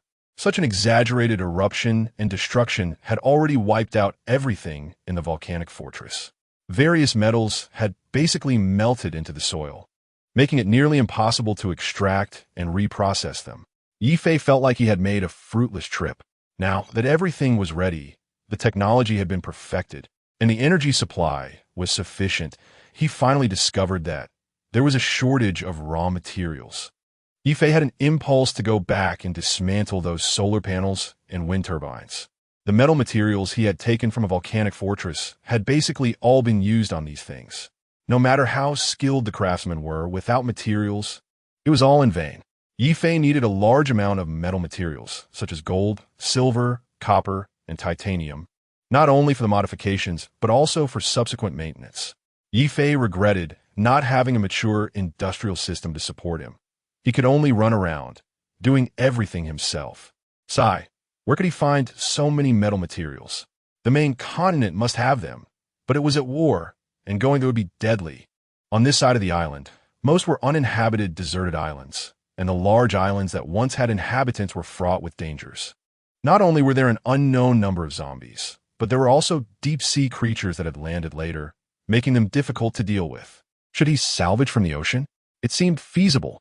There had once been a developed human civilization here, and there would surely be some sunken ships or something, which should be enough. Ye Fei no dit to. After returning, Ye Fei immediately ordered the Sky Eye to get to work. Since the Sky Eye had completed its awakening, its abilities had greatly strengthened, especially in terms of detection range. Last time, Ye Fei was able to connect to the deep-sea vision on the island, all thanks to the Sky Eye's capabilities. Thus, a large number of mechanical sea fish were released. They, equipped with red, glowing electronic eyes, frantically explored the underwater conditions. Once they discovered any large, sunken ships, they would report to Ye Fei at the first opportunity. Ye Fei would then personally go down to use his card abilities to recover metals. Thanks to the excellent detection capabilities of the Sky Eye, it quickly found some sunken ships on the seabed for Ye Fei. With the metal raw materials, Ye Fei could finally carry out large-scale mechanical modifications. On this day, a large number of deep-sea lizardmen gathered at the shore, waiting for the trial to begin. However, this was not the adult trial for the youth group, but the king selection trial for the elite warrior group. By the decree of the emperor, the participants will begin one-on-one arena challenges. Those who achieve 10 consecutive victories will be awarded the title of arena champion and can join His Majesty the Emperor's Royal Guard, enjoying the highest honor. The sea bone announced loudly. Now, the trial officially begins. The sea god warriors sprang into action, as if to seize the arena, shouting for others to come up and challenge, creating a lively atmosphere. These deep-sea lizardmen, brainwashed since childhood, believed serving Ye Fei was the highest honor. They continuously shouted, "Long live the Emperor!" with eyes full of fervor. Ye Fei sat comfortably on the high platform, crossing his legs, watching the deep-sea lizardmen sweat and fight. Then lifted a teacup beside him. Little Jasmine shrank back in fear, worried that Ye Fei might accidentally bump into her. Ye Fei looked at the timid expression on little Jasmine's face and playfully stuck out his tongue to lick her little cheek. In an instant, little Jasmine's brain crashed, her expression twisting. What is he doing? What is he doing? His tongue. Such a big tongue. What is on my face? What does it smell like? It smells, ugh. Ah, bad guy. Bad guy. Big bad guy. It's dirty now, ugh. Ah, it's dirty, ugh. Little Jasmine rolled around madly in the teacup, frantically washing her face with tea, occasionally making retching sounds. Ha ha ha. Ye Fei laughed heartily. Little Jasmine was now as devastated as a Hakimi who had been licked on the head by a human. I won't pay attention to you anymore. Little Jasmine, no longer the timid one, angrily shouted and flew away, determined to find her sister and harshly accuse this big bad guy. The battles continued, with some falling but others completing 10 arena battles. Soon, 666 king selection champions were filtered out from over 5,000 sea god warriors. This batch of king selection champions would be the first to undergo further modifications into mechanical warriors. After the modifications, they would possess second-tier combat power in a fully charged state, and they would be the strongest of that tier. Their fully armored bodies would have strong resistance to damage, powerful strength, and physique that made them invincible in close combat, equipped with energy weapons that provided them with formidable lethality. Moreover, the most crucial point was that they would be the first warriors to possess firearms. Ye Fei had already created the first generation of firearms. It was an energy weapon, large and bulky, resembling a blast arrow gun. Since the main energy consumption was electricity, Ye Fei named it the electric handgun. The electric handgun could be held with one hand, capable of firing 50 energy bullets at once, with the shooting speed relying entirely on hand speed. Its power could easily penetrate a 20mm steel plate, but its drawback was that the gun's material was average, leading to a high damage rate and requiring frequent repairs. But this was not a problem for Ye Fei. He had the card talent as an external aid. With the electrical system gradually improving today, he could directly use electrical energy for card charging. The three elements of card talent: knowledge, raw materials, and consumption. Knowledge was not a concern because he was the one who made it, and the blueprint was in his mind. Raw materials were even less of a worry. The reason for the frequent damage was that the materials were poor and cheap. Ye Fei had plenty of materials to make such things. Finally, the energy consumption of the cards could be completely replaced by electrical energy, so Ye Fei didn't have to worry at all. Cards could utilize any form of energy body, so there was no need for conversion. They could be used directly. The electric handgun exuded an aura of cheapness. The only valuable part of the gun was the energy magazine made from lava crystals, but that could also be recycled. All in all, aside from a bit of raw material loss, there was basically no cost, yet it could provide considerable lethality. 2 words, perfect. Finally, to round it off, Ye Fei generously gave other sea god warriors an opportunity to fill the 700-person quota. 700 deep-sea rippers would become Ye Fei's subordinates, forming the first powerful combat-capable legion. The Royal Selection Champion Guard was officially established. Chapter 80. The willingness of flower fairies to cooperate. A small white figure flew around, muttering curses. Bad guy. Big bad guy. I can never forgive you. Stinky bad guy. Only bullies. So terrible. I'm going to tell my sister. The tiny fairy, no bigger than a palm, wore a pure white fairy dress, her delicate and cute features resembling a miniature elf. Unfortunately, her pretty little face was filled with frustration. Soon, little Jasmine flew into an underground greenhouse, where 4 other flower fairies of similar size were busy. Carnation Mom, I've been bullied. Little Jasmine cried as she rushed into the arms of a slightly more mature flower fairy. The Carnation Fairy, dressed in pink, had a gentle grace that was more composed and dignified than youthful exuberance, much like her motherly beauty. Jasmine, what's wrong? Don't cry. Tell Mommy what's the matter. The Carnation Fairy said, affectionately ruffling little Jasmine's hair. Soon, the other flower fairies came over upon hearing the commotion. There was a passionate and romantic red rose, a stunning violet in light purple attire, and a pure and flawless white lily. Oh, little Jasmine, are you free now? The red rose asked with a smile. Rose, stop messing around. Can't you see Jasmine has been bullied?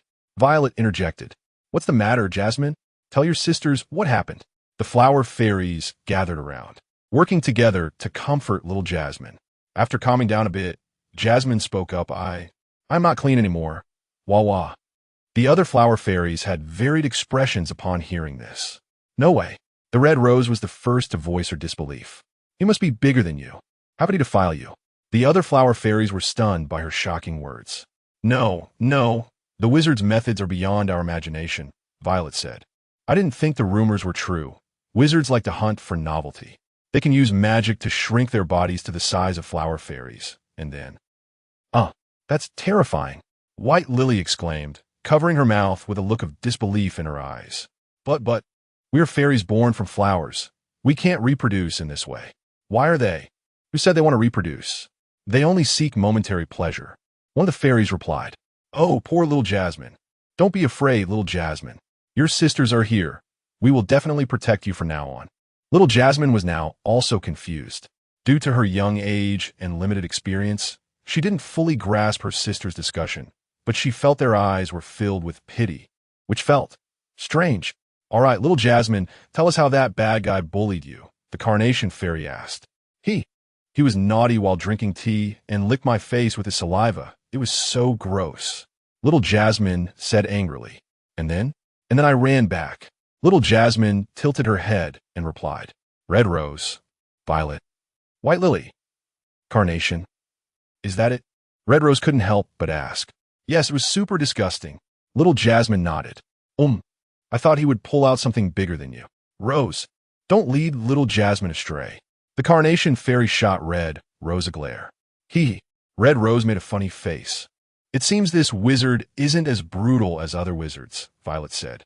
Other wizards only see us as food and don't see us as intelligent beings at all. Perhaps he genuinely wanted to cooperate with us from the start. Should we have a good talk with him? The other flower fairies fell into contemplation upon hearing Violet's inquiry. The flower fairies came from a tiny magical realm, only 1 million square kilometers in size. Unfortunately, a powerful wizard had found their realm and forcefully enslaved them. Thus began their nightmare. Since their diet was very light, primarily feeding on magical dew, they produced virtually no waste. Coupled with their tender flesh, they soon became fresh and exotic ingredients. Many of their kin were brutally slaughtered, and the remaining ones were imprisoned and raised. This was the despair of a low-dimensional civilization when facing a high-dimensional civilization. This was dimensional oppression. But could they trust him? White Lily expressed doubt. Do we have any room for choice? Violet retorted. They were merely prisoners, with their only use being to help Ye Fei take care of these special plants. Without these plants, they might even be forgotten in some corner. The group exchanged glances, unable to make a decision for a moment.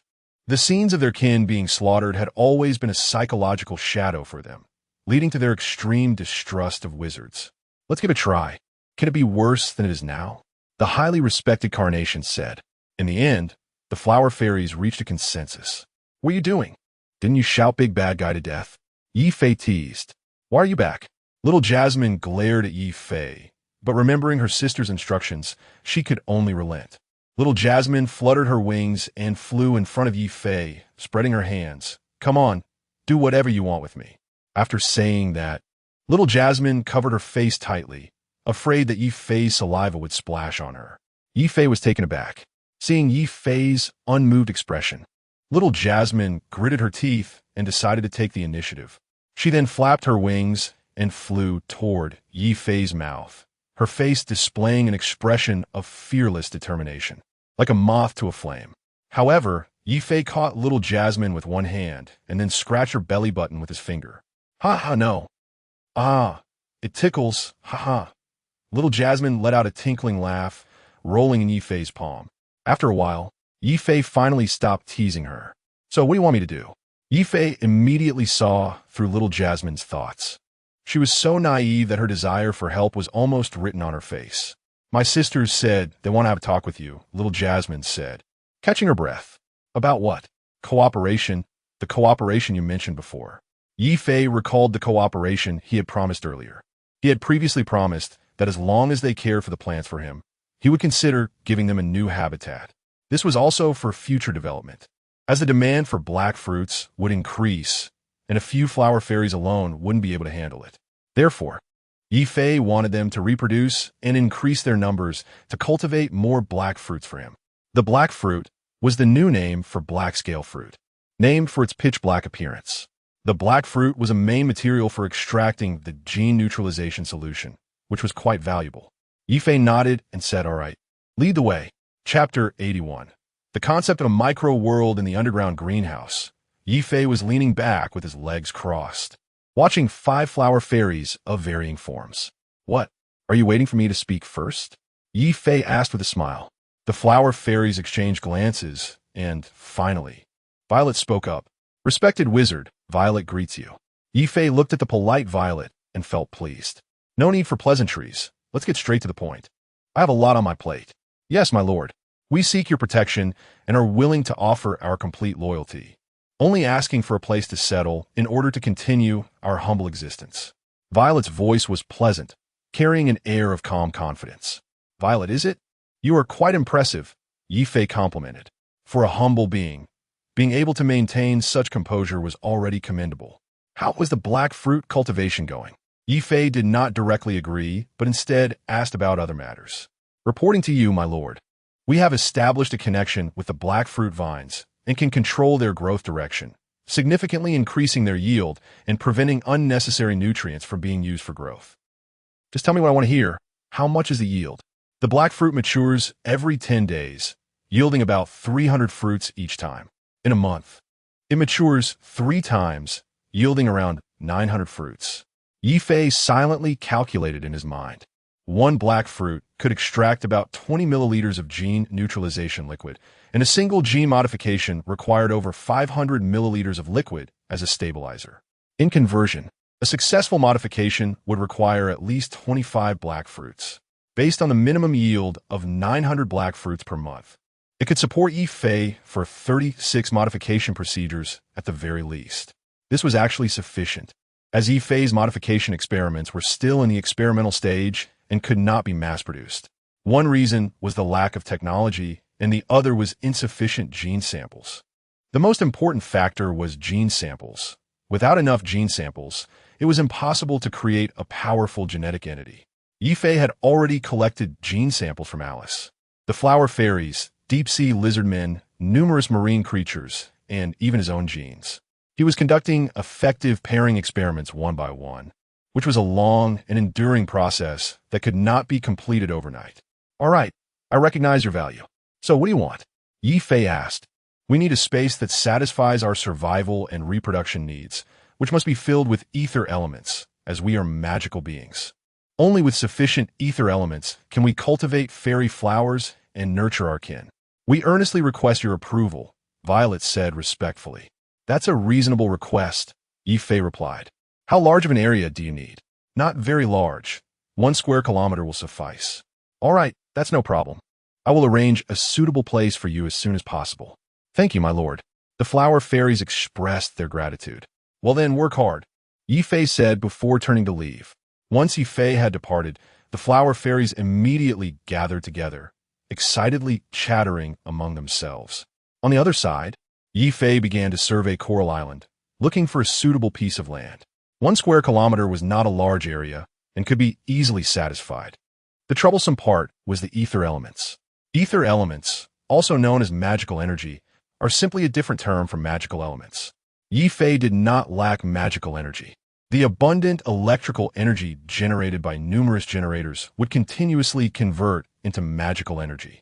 What Ye Fei needed now was a large cover to contain an entire square kilometer of land and prevent the magical energy from leaking out. A magical barrier was the last resort, as it could perfectly contain magical energy, but the problem was he didn't know how.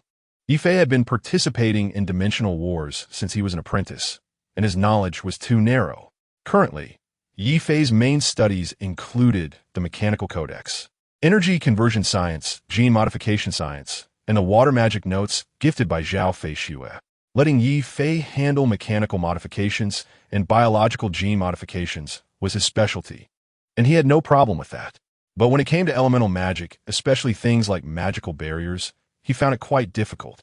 In fact, it wasn't that he knew nothing. After all, the mechanical codex contained quite a bit of enchantment knowledge, which could be considered knowledge of magical runes. But the direction was different. The knowledge in the mechanical codex leaned towards enchantment, providing various abilities. Creating a magical barrier required broader and more diverse knowledge. For example, the previous glazed melting fire barrier was a super large barrier set up by 3 high-level wizards working together. The fire elemental magic of the blazing tiger. Zhao Feishua's knowledge of magical barriers, combined with Cinder's knowledge of runes and energy conversion. That was a large magical barrier containing a wealth of knowledge. Ye Fei could not currently create a magical barrier to cover an area of 1 square kilometer. However, it was not a big problem. Elemental wizards had their precise methods, while he had his abstract approaches. Ye Fei planned to create an oversized glass dome to forcibly cover a piece of land, forming an independent spherical world. In the end, it could even be turned into a card for easy carrying. Wherever he went, the plan was perfect. Ye Fei quickly selected a piece of land with a good environment, then returned to the laboratory to start drafting the blueprints. After a session of writing and drawing, he produced a blueprint for a spherical glass crystal ball. The shape was similar to a snow globe, with a spherical glass cover on top and a magical base below. The glass layer would be made from magical glass, primarily using ordinary synthetic glass, reinforced with a layer of magical runes to not only enhance hardness, but also effectively prevent magical energy from leaking. The base layer would be made of steel, essentially functioning as a super large energy conversion device capable of converting other forms of energy into magical energy. Above the spherical space, a man-made magical light orb would be added to simulate the sun and moon, achieving day-night alternation. The base and glass layer would work together, collecting the excess heat generated by the magical light orb through the magical glass layer and transporting it to the energy converter at the base for recycling. By that time, as long as magical energy was supplemented periodically, it could essentially be considered a super micro magical world. I'm truly a genius, Ye Fei said, puffing with pride. This was an attempt at creating a micro world. What this really was, however, were independent military bases. When the deep-sea lizardmen were also moved inside, wouldn't that mean they could be carried around? Transforming each deep-sea lizardman into a card was too troublesome. Creating a card world all at once would be more convenient, wouldn't it? When needing to take them away, they could be transformed into cards, and when not needed, they could be released, forming large military bases. Because time was frozen within the cards, the warriors sealed in the card world would not have to worry about lifespan issues. Invincible. Chapter 82. Capturing Blackscale Island. Ye Fei had completely immersed himself in his art and couldn't extricate himself. During these days, he had been crazily perfecting his designs, considering elements such as temperature control, weather changes, gas exchange, heat exchange, and so on. The space of the world within the sphere gradually expanded, and the final product became a large space of 18 square kilometers. The area of Coral Island was less than 100,000 square kilometers. So Ye Fei certainly couldn't excavate from Coral Island. Thus, he turned his attention to other places, Blackscale Island, with a total area of nearly 30 square kilometers. If he could fully incorporate it, it would be an excellent mobile space. This was equivalent to a cave-dwelling or blessed land in the world of cultivation, capable of supporting life and agriculture. Moreover, this world was not only for the flower fairies. In the future, Ye Fei's followers would increase, and they would also need space to live and reproduce. Occupying and refining an entire microdimension was too far-fetched for Ye Fei. He was still less than a first-tier wizard apprentice. However, that didn't stop him from using extraordinary means to create an independent small world. After much thought, Ye Fei decided to go for it. Fortune favors the bold. Just in time, the 700 champions of the King's selection were nearly ready for transformation, and it was time to test their combat power. The Blackscale tribe had continuously absorbed 3 medium-sized tribes through annexation, not only restoring their previous prosperity, but also becoming stronger. Ye Fei wanted to see if these 700 champions could crush a super-large indigenous force with a population of over 200,000. Ye Fei pulled up the map of Blackscale Island and began designing new blueprints based on the shape of the island. Since he was going to play, he might as well go big. Ye Fei not only wanted to incorporate the 30 square kilometer island, but also planned to include part of the surrounding sea. As expected, the deep-sea lizardmen would also be taken away, and since they couldn't survive without seawater, Ye Fei intended to include a portion of the sea in his plans. It would be perfect for raising fish, providing food for the deep-sea lizardmen, achieving a win-win situation. An island world with mountains and water. How beautiful it would be. Half a month later, Ye Fei personally led a team of 700 King's selection champions, over 10,000 deep-sea lizardmen warriors, and more than 3,000 seagull-style self-destructing drones, setting off in grand fashion. Since the new generation of deep-sea lizardmen had completed the Sea God trials and become the new generation of Sea God warriors, the number of ordinary deep-sea lizardmen warriors Ye Fei could command had surged from several thousand to over 10,000. Coupled with the more than 3,000 mechanical seagulls newly produced by Lady Red, Ye Fei commanded a powerful legion. In the past, he had been passively beaten. Now, he was taking the initiative. Excitement filled Ye Fei's eyes. Before long, Ye Fei and his army arrived at Blackscale Island. Haigu, you lead 400 King Selection champions as the vanguard and charge in through the front gate. Hai Wuchi, you follow behind with 7,000 Sea God warriors to assist in the harvest. The other King Selection champions were divided into 3 groups, each leading 1,000 Sea God warriors to launch a 3-pronged attack. Remember, leave no males behind, no resisting females, no old, weak, sick, or disabled, and no younglings.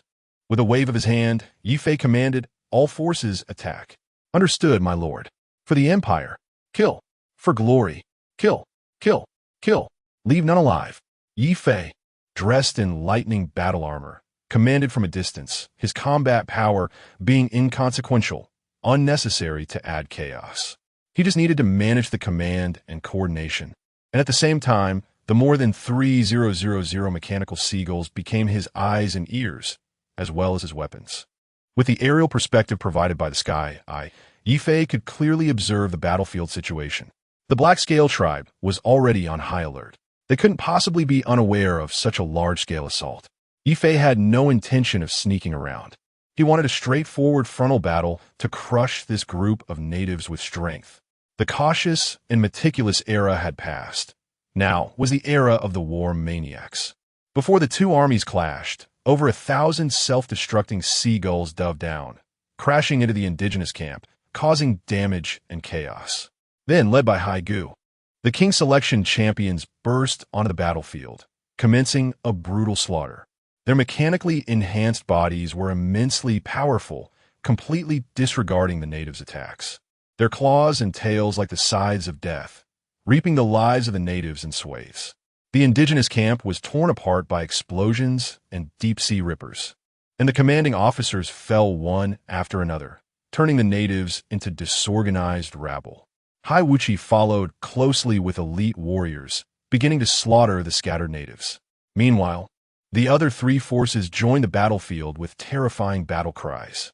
In an instant, the Black Scale tribe was attacked from all sides, finding themselves in a dire situation. In the face of the second-tier deep-sea rippers, these natives completely lost their ability to resist. How terrifying! Their leader is just second-tier, and suddenly there are 700 second-tier enemies. How can we fight this? Ye Fei looked at the unstoppable deep-sea rippers, his eyes filled with pride. Previously, he had led 300 second-tier eagle warriors to slaughter the natives. And at that time, he understood one thing. Mechanically modified life forms were incredibly powerful. Of course, there were drawbacks, primarily high consumption. But Ye Fei was no longer the naive boy he once was. He had developed himself. His independent energy conversion system allowed him to ignore this consumption. No wonder Cindy Eyre previously had no concern for consumption. She must have had a highly efficient energy system. It turned out that I was the only poor one. The consumption of mechanical wizards was indeed high, but correspondingly, their ability to acquire resources was also impressive.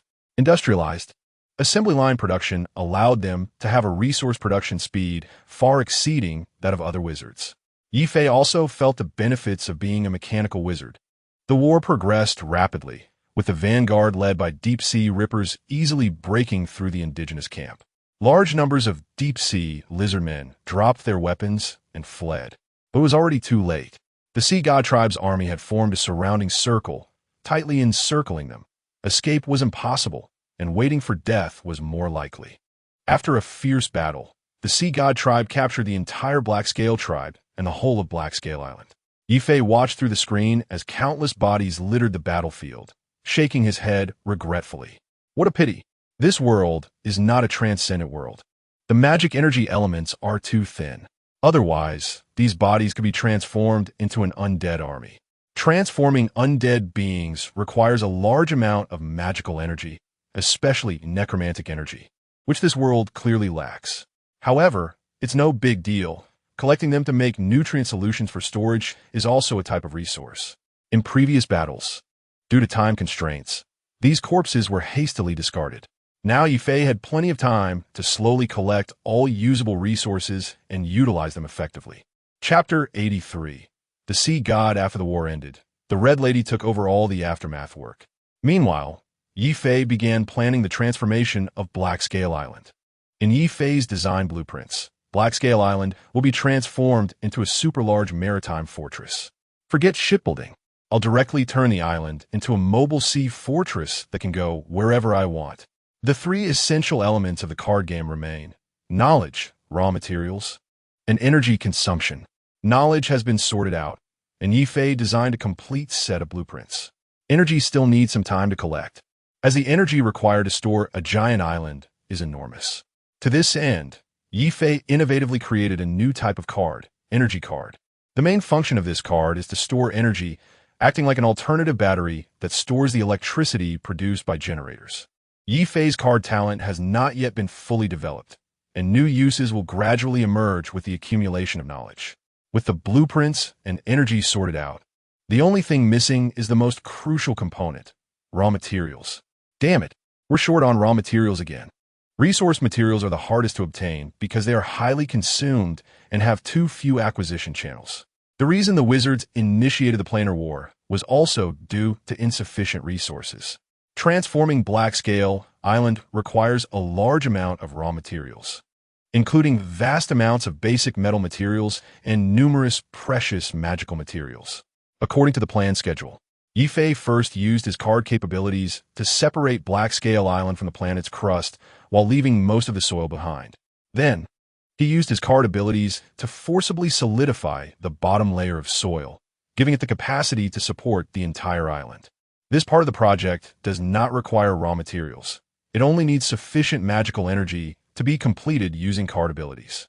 The next step is constructing large engines.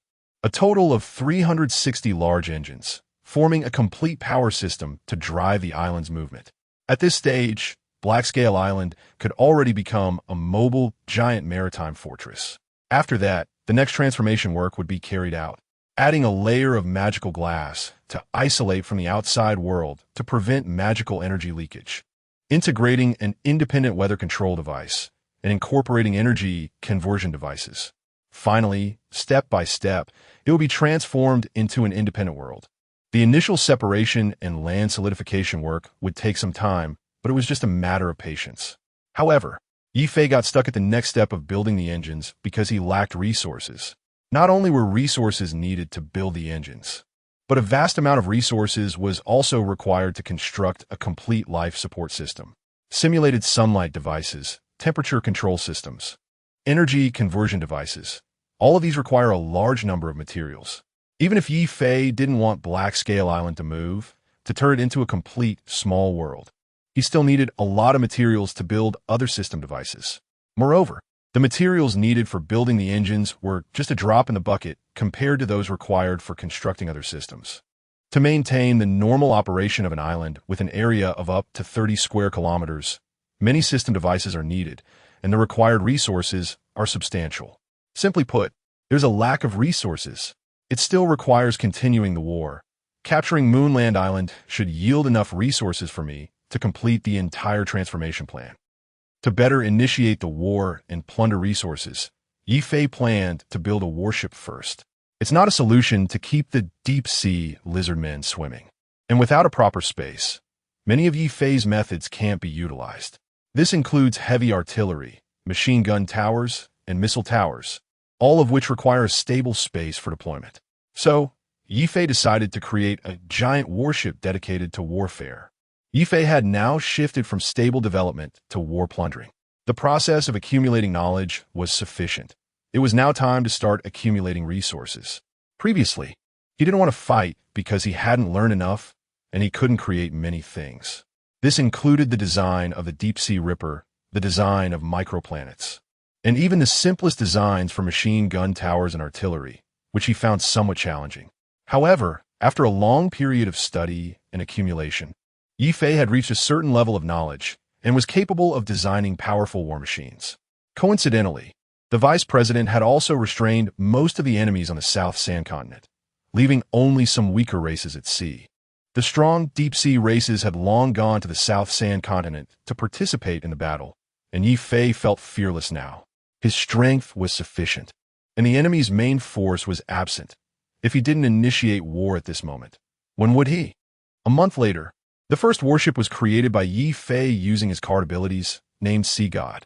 Sea God, appearance, deep blue hull, covered with magical-style runes, blending technology and magic in design, equipped with numerous long-range turrets, resembling a fierce giant sea beast. Detailed data, length, 320 meters width, 40 meters draft depth, 12 meters standard displacement, 48,000 tons full load displacement, 55,000 tons power system, triple deep-sea Type 1 reactor, a magical creation providing ultra-long endurance. Maximum speed, 48 knots maximum capacity, 500 people. Weapon system, main turret model, molten meteor turret, extremely powerful with a long strike range. Main turret 1, located at the front deck near the bow. Main turret 2, positioned on a high platform on the front deck behind main turret 1, serving an anti-aircraft function due to its height. Main turret 3, located at the rear deck. Secondary turret model, magnetic storm impact cannon, an electromagnetic turret primarily powered by electricity. With a short strike range of about 5 kilometers, its advantage is low energy consumption and considerable damage. Secondary turrets are distributed on the sides of the ship, with a total of 30 on both sides. Anti-aircraft weapons, Shark Hunter anti-air missile system, equipped with 40 Shark Hunter missiles, automatically tracking enemies, capable of flying up to 7 kilometers. Defense, entirely constructed of steel alloy, with a surface enchanted with hard defense runes. Ye Fei's design emphasizes exchanging range for power. The power of magical creations depends entirely on the capacity of magical energy. The farther you shoot, the more magical energy is consumed, and the power decreases accordingly. Because the Sea God is not large enough to carry all the troops, Ye Fei planned to only take the deep-sea ripper to battle. After the fight, he would then send the deep-sea lizardmen to guard. Ye Fei had already selected his target for combat, which was his old enemy, the four-armed giant race. The four-armed giant race is larger in size, possessing 4 strong arms, and is part of the deep-sea lizardman royal family.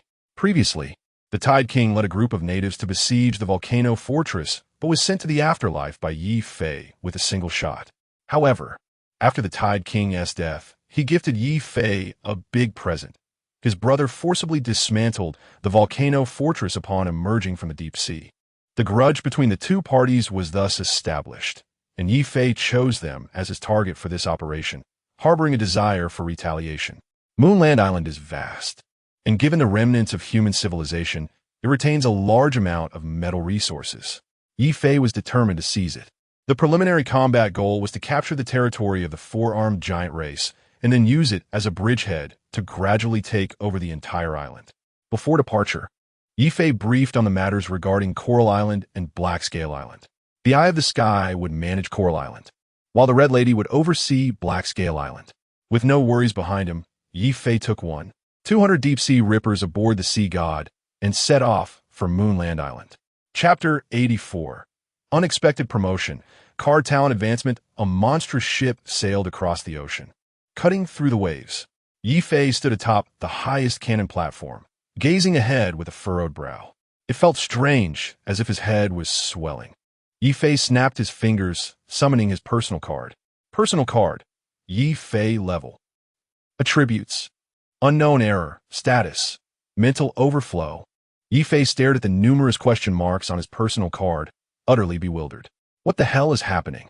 Have I been doing anything strange lately? Lost in thought, Ye Fei found that the more he pondered, the more his head ached, as if a strange energy was impacting his brain. Damn, something must have gone wrong. Relay the order, stop sailing, and full alert. After issuing the command, Ye Fei quickly returned to the captain's cabin. Taking a deep breath, he forced himself to calm down before entering a meditative state. In just a short while, Ye Fei found himself in his mental world. A mist-like mental force filled the entire mental space, as if it were overflowing. At the very center of this mental space, a massive vortex was rapidly spinning, attracting a large amount of mental power to converge. In an instant, Ye Fei realized what had happened. His mental power had reached its limit.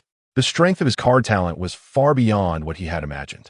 Recently, Ye Fei had been using his card talent obsessively, inadvertently strengthening his mental power. Now, his mental power had overflowed and was in urgent need of advancement.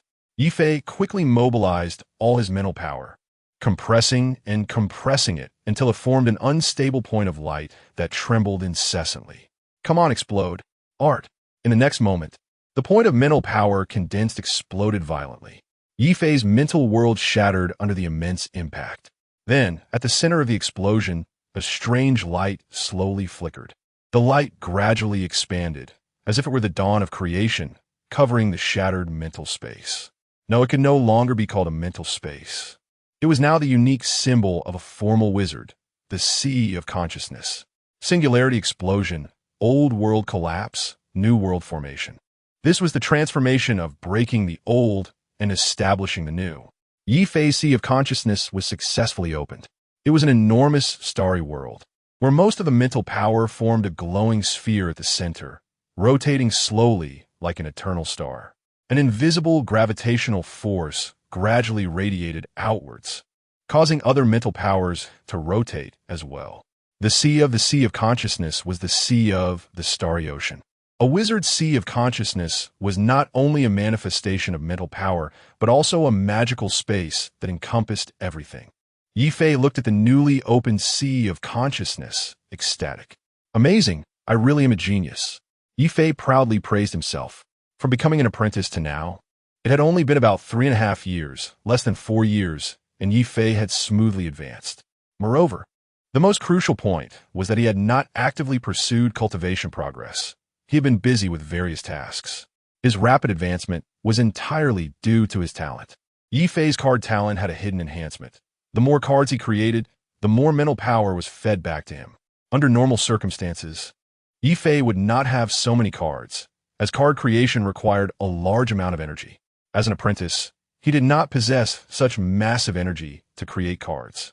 But his card talent was too extraordinary. He only needed to consume a small amount of mental power to create a blank card. Then he could use other energy to substitute for the card's consumption, thus allowing him to create cards. It was like having an additional cheat mode. Ye Fei had manufactured a large number of cards through energy supply from the Lioli melting fire realm from the volcano fortress. These cards fed back mental power to Ye Fei, causing his mental power to soar. Additionally, when he created the Deep Sea Ripper, he crazily used card abilities to synthesize corresponding mechanical organs, resulting in a massive collection of cards. Therefore, even if the mental power fed back from the cards was weak, with such a large quantity, it was enough for him to complete the mental accumulation needed to advance to a junior wizard. After the advancement, Ye Fei's talent also leveled up. The advancement of talent was not exclusive to Ye Fei, but was a feature of every wizard.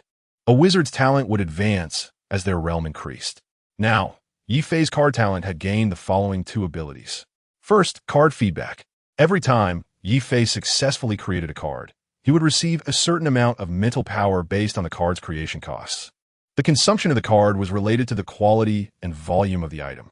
The higher the quality of the item, the higher the consumption. For example, if he were to store a piece of extraordinary magma crystal, because this type of item essentially belonged to extraordinary materials and contained a large amount of energy, the energy consumed to store it as a card would be higher. Conversely, if it were just an ordinary stone of the same volume, the consumption would be negligible. The larger the volume of the item, the greater the consumption. Storing an entire Poseidon would consume more energy than storing a Deep Sea Ripper, as the volumes were not comparable. After the advancement of Ye Fei's card talent, the originally implicit feedback became explicit, and the feedback was stronger. Second, he obtained a new ability card, Rebirth.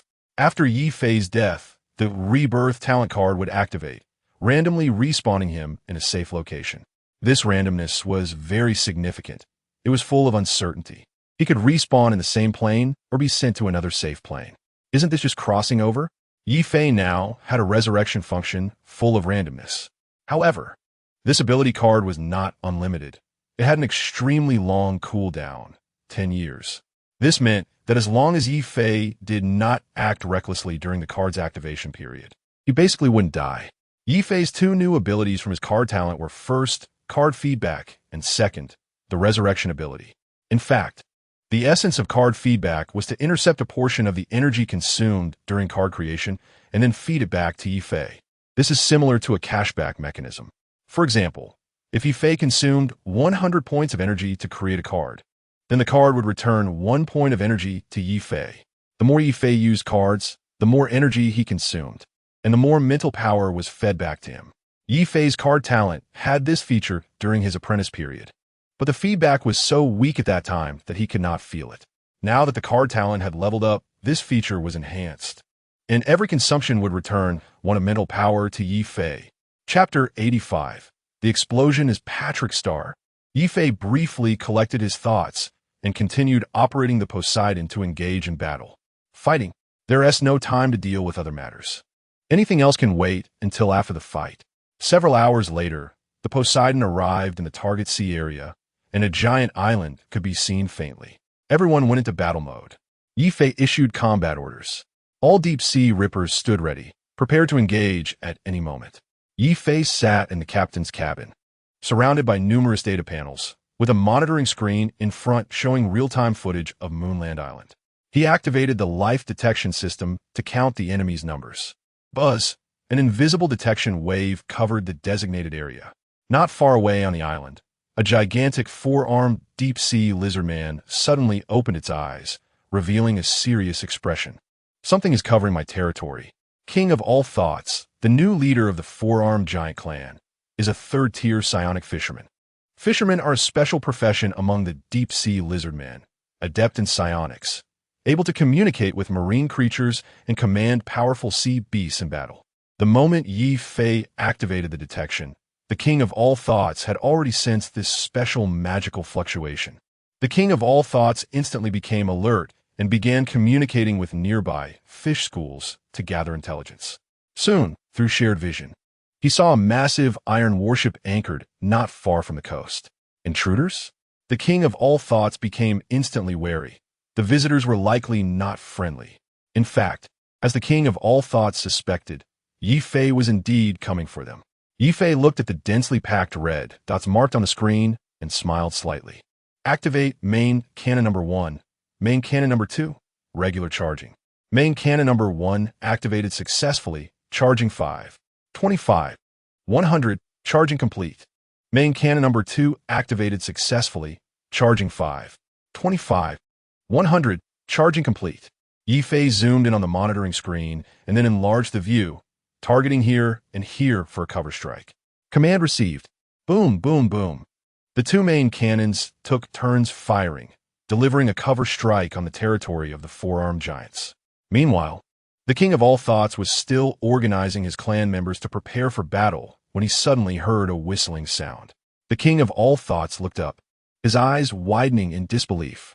He saw several massive crimson meteors streaking across the sky, rapidly descending toward their territory.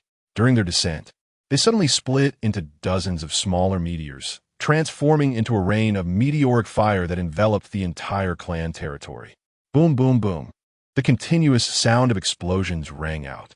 In an instant, the shockwave of the explosions mixed with the sounds of wretched screams, resembling a hell on earth. The king of all thoughts desperately unfolded a psionic shield to protect the surrounding clansmen, but it was merely a drop in the bucket. The entire territory turned into a sea of flames, with violent explosions echoing, carrying intense heat that transformed the entire clan into a fiery hell. The king of all thoughts stood frozen in place, his face filled with disbelief. This was a method he could not comprehend. His consciousness was still stuck in the cold weapon era of real blades and guns. Even as a special ability user, he was used to commanding sea beasts and engaging in close combat with enemies. This kind of long-range fire manipulation caught him completely off guard.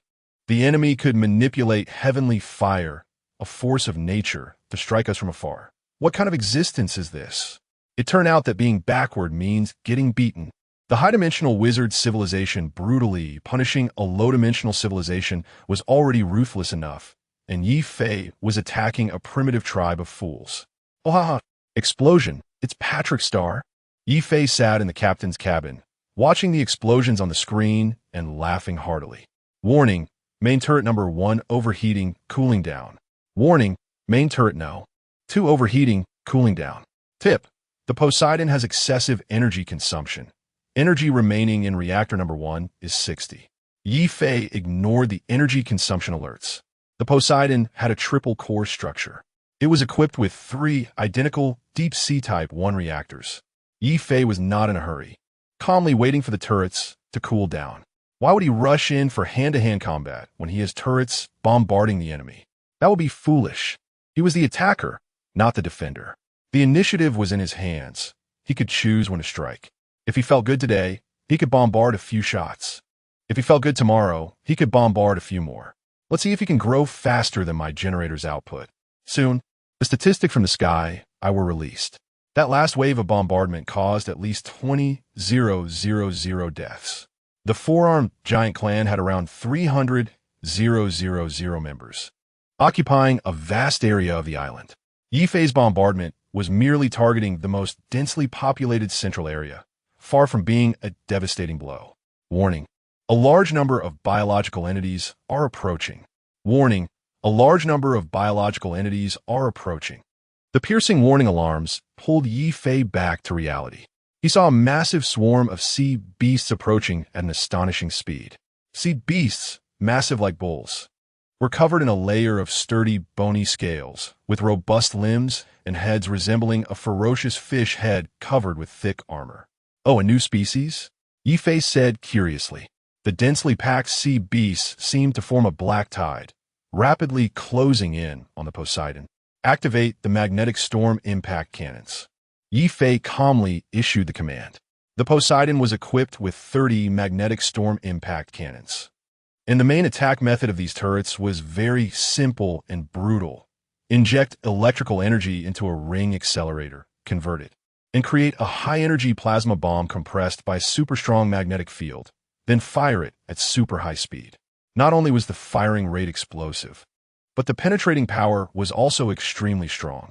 There were 30 magnetic storm impact cannons, arranged in a staggered layout on both sides of the ship, forming an impenetrable defensive fire net that crazily slaughtered the attacking sea beasts. The sea beasts looked intimidating, but their combat power was just average. These sea beasts were the products of evolutionary failure, lacking intelligence, and attacking indiscriminately based on instinct. Their only advantage was their strong reproductive capability, allowing them to form numerical superiority. However, facing the wizards' turrets, numbers did not translate into an advantage, which is why the planetary will abandon this failed product. In a war against wizards, only high-end evolved beings could pose a threat to them.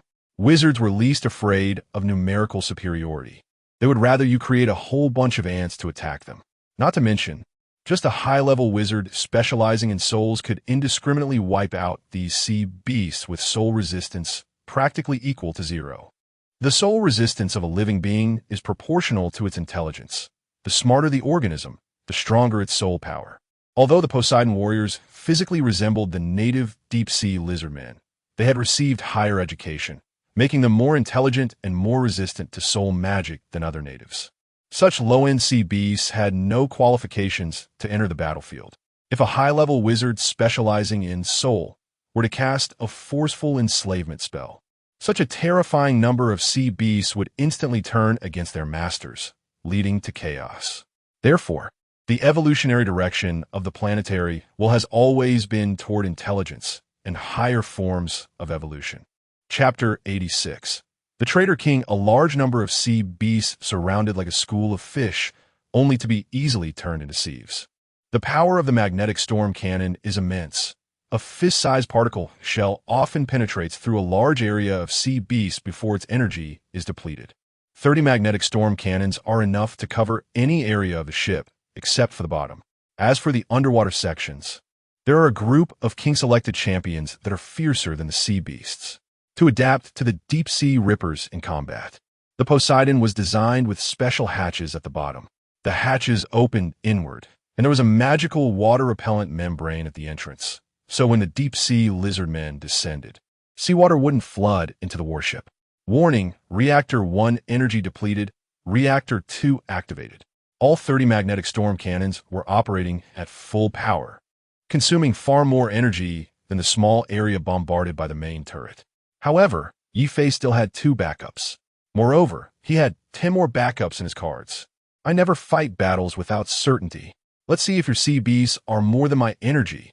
Meanwhile, the king of 10,000 thoughts, lurking in the distant sea, watched the giant warship continue to output firepower, feeling anxious. A total of 100,000 sea beasts was the entire savings of the tribe since its establishment. In less than an hour, half of them were gone. The king of 10,000 thoughts never considered leaving the enemy alive. He was only afraid of the enemy continuing to bombard the tribe and wanted to use these sea beasts to drive them away. However, he underestimated Ye Fei's combat power and overestimated the sea beast's fighting capability. Over 100,000 sea beasts entered the battlefield, and in just an hour, nearly half were lost. This made the king of 10,000 thoughts feel an impulse to die. How could this be possible? What kind of monster is this? How can he be so strong? Impossible. He must have weaknesses. Just wait. The king of 10,000 thoughts anxiously awaited the outcome while constantly commanding the sea beasts to continue their attack. On the other side, the Poseidon warship's turrets also reached their limit. Warning, warning, overheating, overheating, needs cooling. One magnetic storm cannon ceased fire and entered the cooling phase. Then the second, the third. One by one, the turrets stopped firing, and finally, the fire coverage network had a gap. Some sea beasts took the opportunity to climb onto the Poseidon and began to claw frantically at the steel plates. Clang, clang, clang.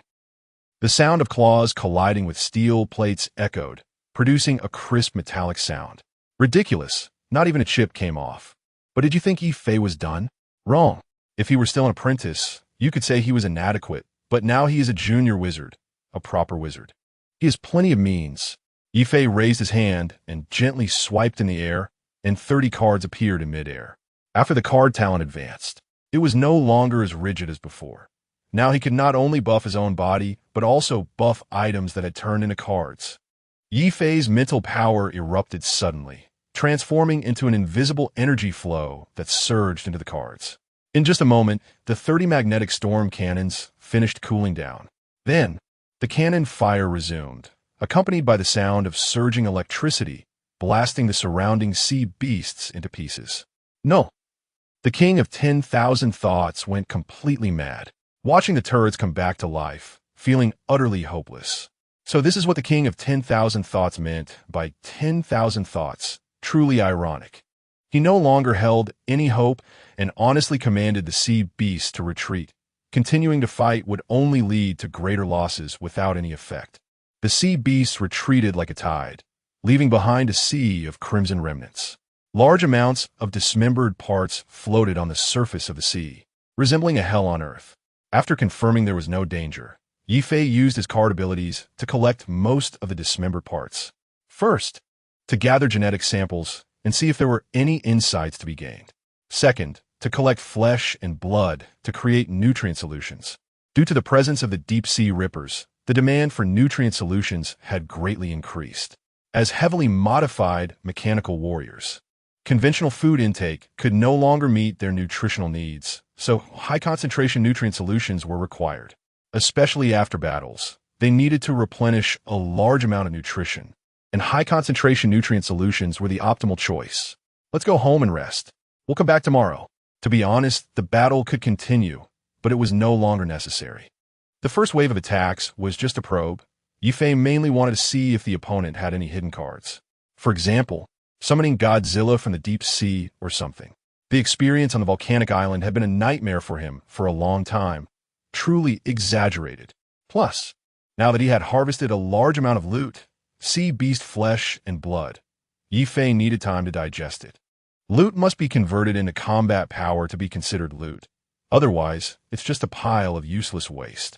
The Poseidon turned its direction and left the sea area. Meanwhile, the king of 10,000 thoughts, who had been monitoring this area, suddenly had a new idea. It seemed that the enemy did not want to annihilate them, but simply wanted to collect flesh and blood. If I deliver the flesh and blood to them in advance, will they stop attacking us? Seeing Ye Fei collecting flesh and blood, the king of 10,000 thoughts mistakenly believed he was only there to collect flesh and blood, which was why he attacked the tribe in the first place. So after collecting enough flesh and blood, he would leave early. The king of 10,000 thoughts was very certain that the warship still had plenty of combat power. If it wanted to annihilate them, it wouldn't just leave suddenly. The king of 10,000 thoughts was wildly imagining, increasingly convinced that Ye Fei's goal was to collect flesh and blood, and his desire to offer tribute grew stronger. Fighting was impossible. They were not even on the same level of opponent. As for why he didn't go into the deep sea to call for help, because the entire Godzilla family, led by Godzilla, including all the giant beasts like Gorda, was currently engaged in battle on the Nansha continent and was on the verge of defeat, completely unable to attend to the situation in the remote sea area. The king of 10,000 thoughts could only rely on himself, but relying on himself was not enough to win. Although the king of 10,000 thoughts was a third tier, he belonged to the summoner type of profession. The strength of the summoned sea beast determined his combat power. The strongest sea beast under him was a third-tier armored giant whale, but had been intimidated by Ye Fei and did not dare to challenge him alone. His mind was filled with thoughts of peace, surrender, submission. Even Qin Hui would have to call him daddy.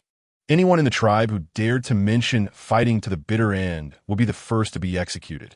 The brutal record of slaughtering 50,000 sea beasts in 1 hour had terrified the king of 10,000 thoughts, making it impossible to recover.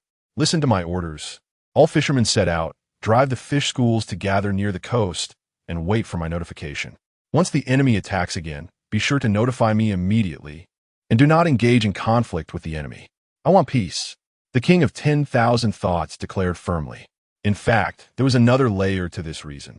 As a deep-sea lizard man with a mental specialty, the king of 10,000 thoughts was very resistant to mental skills. which made it difficult for the hate aura planted by Masra to affect him. In other words, the king of 10,000 thoughts was a natural traitor. Whoever is strong, he follows. Whoever defeats him, he sides with. Loyalty? Mission? Forget it. I just want to survive. It doesn't matter who comes. This traitor king, I have decided. Chapter 87. Frontline Battlefield. Flame Angel in Outer Space. A uniquely styled Phoenix spaceship, trailing a red glow, arrived. The ship resembled a gigantic phoenix, with wings larger than those of any divine vessel, each feather serving as a massive spaceship engine, powered by a stellar core that provided an endless supply of energy. The Flame Phoenix, part of the great fleet of the Flame Angel race, came in accordance with the will of the deities and wizards. Without a moment's hesitation, the Flame Phoenix dove straight into the atmosphere, heading toward the frontline battlefield. Meanwhile, Vice Dean Noravini also received news of reinforcements. Flame Angels? How did they come? Did my brother call them, or was it my sister-in-law? Nora shouted excitedly. Let me introduce Noravini's brother, Caesar, the Dean of the Star Academy, the principal decision-maker, and a noble truth wizard. A truth wizard refers to a 9th-level wizard who has initially mastered the power of rules. Rules are equivalent to truth. Hence, the demigod title of wizard is also called Truth Wizard. However, Caesar is not the main focus. His wife is the real highlight. Caesar's wife is a deity from the Flame Angel race. Halia, the Lord of Flames, the Judge of Ashes and Sins, the Supreme Queen who leads the Flame Angels. She has countless titles and is also an incredibly powerful deity. In the wizarding universe, deities are not rare. Wizards have spread their footprints across various life planes in the universe, and they can be seen fighting and collecting resources almost everywhere. Therefore, the intelligent civilizations they find are numerous, including some powerful advanced civilizations. In the wizarding universe, civilizations under the protection of deities are called Level 1 civilizations, while those without divine protection are referred to as Level 0 civilizations or primitive hunting grounds. Your place doesn't even have a decent big shot. How can it not be considered indigenous? Wizards are not unreasonable. They also respect military power. Generally speaking, wizards do not actively invade Level 1 civilizations under divine protection. Of course, the wizards here refer only to those of levels 1 to 9, as wizards who have become gods have their own exclusive titles. They're genuine deities and can no longer be described simply as wizards. However, they can be collectively referred to as witch gods. The wars of deities are even more intense, involving the struggle for rules and the mutual devouring of deities, which is very complex. Therefore, their wars do not fall under the category of planar wars. They are basically a group of deities slaughtering and devouring each other. That is a true battle of gods, not merely a resource plunder. Ordinary resources have lost their value to them. In their eyes, what is valuable is the deity itself. To kill a deity, devour a deity, and seize their rules to become the supreme god. On the frontline battlefield, the Flame Phoenix descended from the sky. In the ship's command room, a coldly beautiful Flame Angel waved her hand indifferently, prompting the Flame Angels below to immediately enter battle mode. The massive Flame Phoenix, accompanied by flames that scorched everything, swept over the low-altitude battlefield, leaving behind a charred area of destruction. The indigenous coalition, numerous as the tide, didn't even have a chance to react before being engulfed in the raging flames and turned to ashes. At the same time, Vice Dean Noravini officially initiated the decisive battle. A large number of war golems streamed out from the city. The Hellfire Gatling gun on her left arm activated its slaughter mode, and bullets rained down as if they were free. Several massive golden armor giants joined the battlefield. They were Titan warriors from the Titan race, their gigantic forms charging forward with an unmatched presence. Roar! The sounds of massive and majestic dragon roars filled the air, coming from the dragons of the Dragon Empire. Red dragons, black dragons, green dragons. Their enormous bodies circled in the sky, occasionally diving to unleash their fiery breath. These units were all accumulated by the Vice Dean, and now they were all deployed. Elemental wizards unleashed their spells recklessly, like moving human artillery, leaving behind battlefields filled with corpses. A long horn sounded, and soul wizards led their army of spirits into the battlefield, ignoring physical attacks as they slashed at the souls of their enemies with their blades. Massive clusters of flesh rained down from the sky, resembling meat and egg war vehicles, trampling through the crowd before exploding and splattering flesh that began to infect and erode the surrounding enemies. These were the creations of blood and flesh wizards. As for the mysterious pathway wizards, their methods were numerous, yet equally formidable.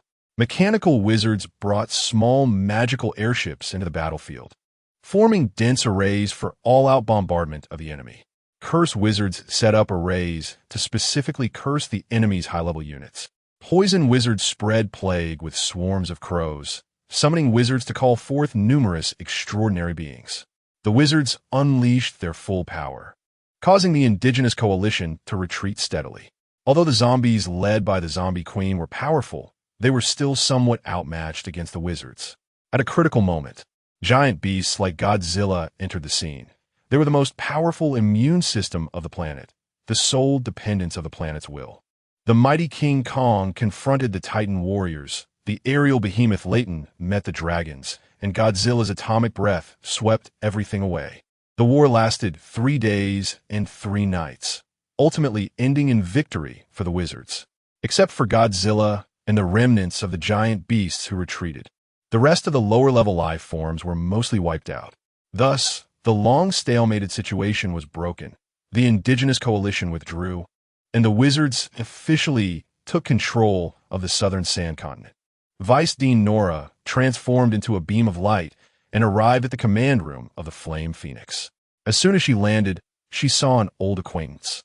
"Flame Dance, what are you doing here?" Nora excitedly rushed over.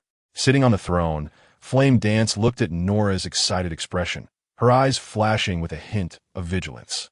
Sure enough, as Flame Dance had suspected, Nora bounced into her arms and plopped down on her lap.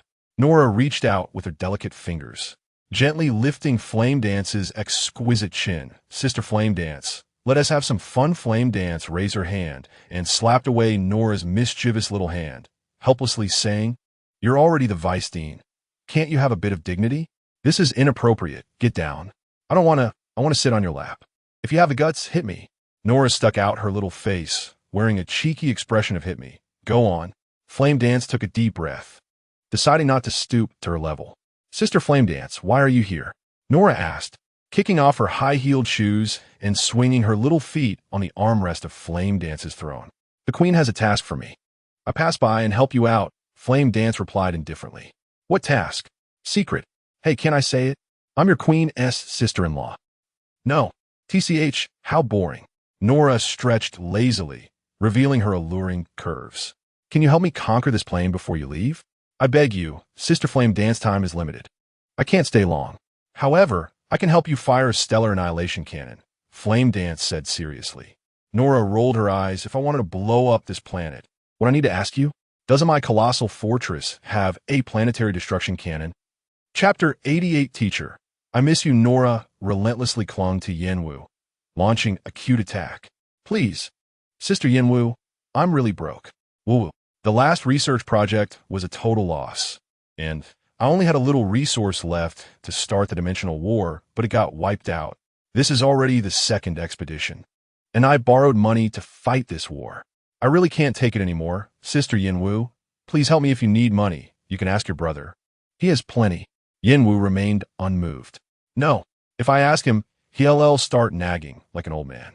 Nora pouted. "You can also ask Her Majesty the Queen. She doesn't lack resources." "That's true, but I can't get in touch with my sister-in-law. Do you know where she went?" "I don't know either.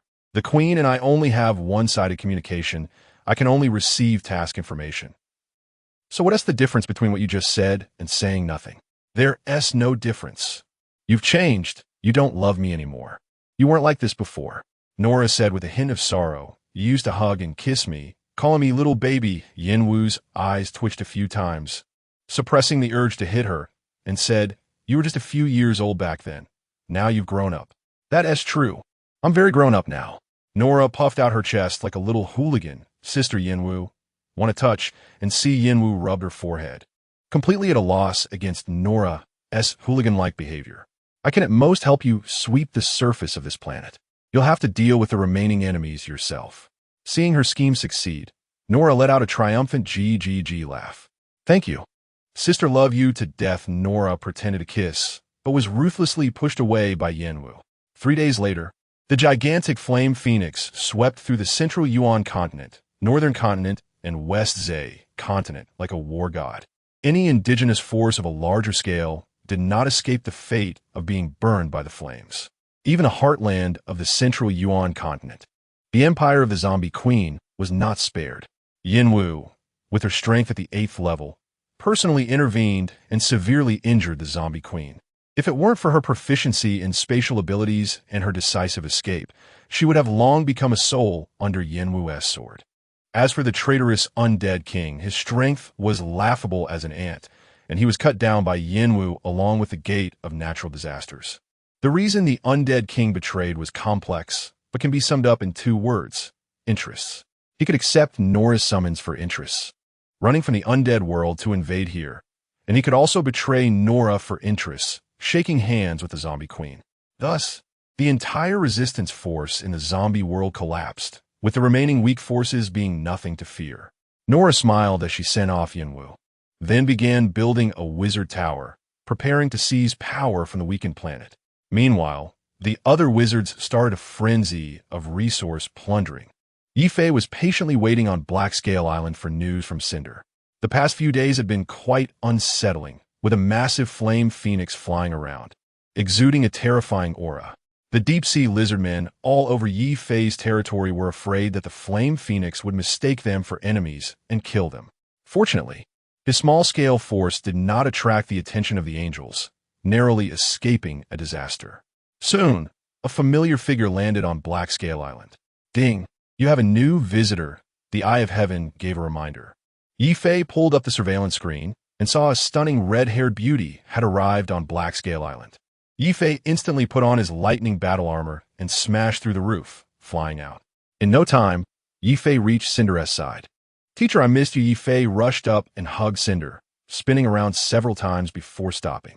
Cinder affectionately ruffled Ye Fei's hair, saying with a bit of heartache, "Little Fei, you've lost weight."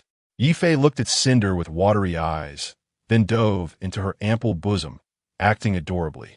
Teacher, I miss you to death. The familiar scent, familiar warmth, and familiar soft touch. This is the charm of the cleansing milk. Ha ha ha. Stop. It tickles. Cinder laughed while holding Ye Fei's mischievous face.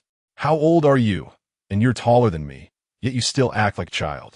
No way in front of the teacher. I'll always be a child. The two chatted and laughed as they returned to Ye Fei's research room, each recounting their experiences since they parted. Ye Fei listened to the various dangers and spectacles from the main battlefield, gasping in awe. He also learned about the current situation of this dimension. The zombie dimension had already been conquered violently by the big shot, Yenwu. The remaining residual forces were not to be feared, and the vice president was building a powerful wizard tower to challenge the will of the planet on another level. Meanwhile, other wizards, after going through many difficulties, began to enjoy the fruits of victory. Resource development officially began. The burning tiger and flying snow had already gone to scout for resources, and I returned here, first checking the volcanic island, but found that the energy inside the volcano had been drained, making it worthless. So I plan to take you to the continent for development. The resources there are far richer than on the island, Cinder said with a smile. Ye Fei nodded. He had also checked the situation on the volcanic island. The internal energy had already been drained by Gorda. The reason he had self-destructed the volcanic fortress was to block the volcano's mouth by causing a collapse, to prevent Gorda from draining the internal energy. As a result, that big fool blasted a channel with an atomic breath, draining the lava crystals inside as a radiation source. Without the lava crystal mine, the volcano lost its value. At least it wasn't worth much. Compared to the extremely rich continental plate, this little resource was negligible. However, Ye Fei hesitated. His transformation plan for Blackscale Island had just begun, and he didn't want to give it up. So, Ye Fei shared his plans and blueprints with Cinder. After listening, Cinder showed a hint of surprise, then extremely seriously told Ye Fei, "Little Fei, your talent is very powerful. To avoid trouble and protect yourself. You cannot tell others about your talent in the future. Is it that exaggerated? I feel like others can guess it without me saying anything." Ye Fei asked in confusion. When you take out and put away things with the card, any person with a normal brain can vaguely guess what your talent is. A wizard's talent is actually not hard to guess. After all, it's a powerful law force, fundamentally different from witchcraft. For example, Ed's air talent can be seen at a glance. Others can guess, but they may not guess correctly.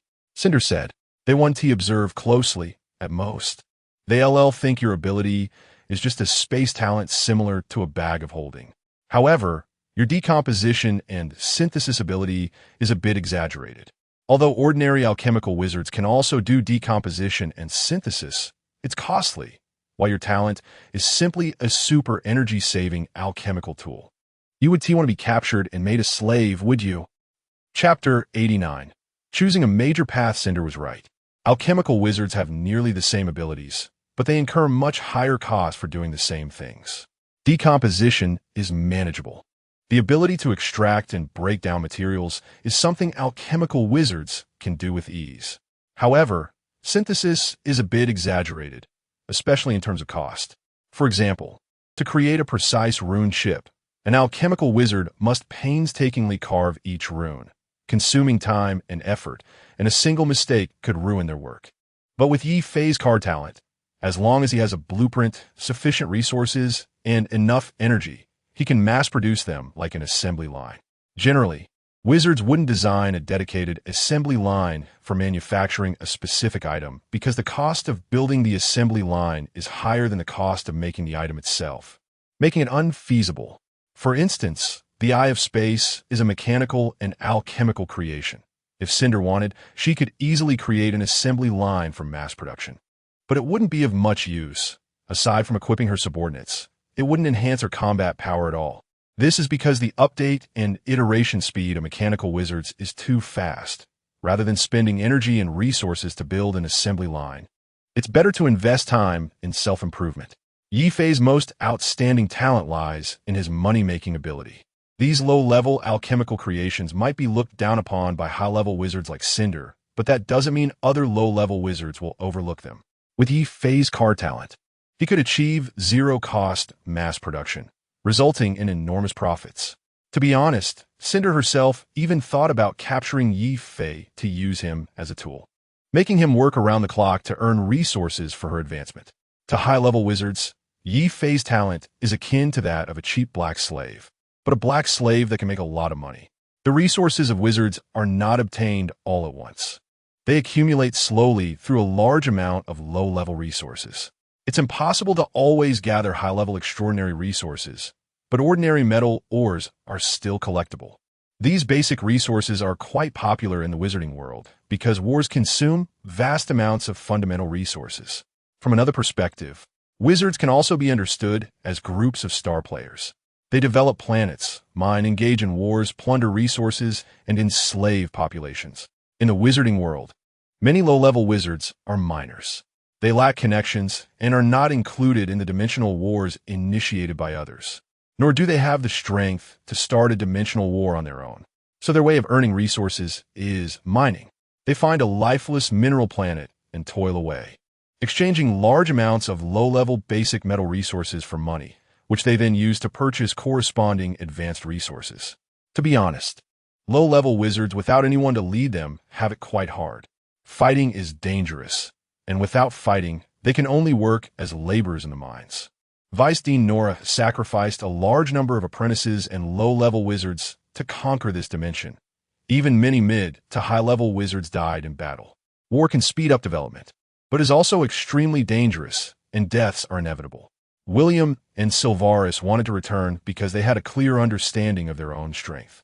They could make a quick profit in the short term, but in a long-term fight, the risk of falling was ever present. Not everyone is as lucky as Ye Fei, having a capable and excellent teacher protecting him and allowing him to develop quietly far from the dangerous front lines. Yet even so, Ye Fei almost got caught by Gortan, which shows the brutality of war.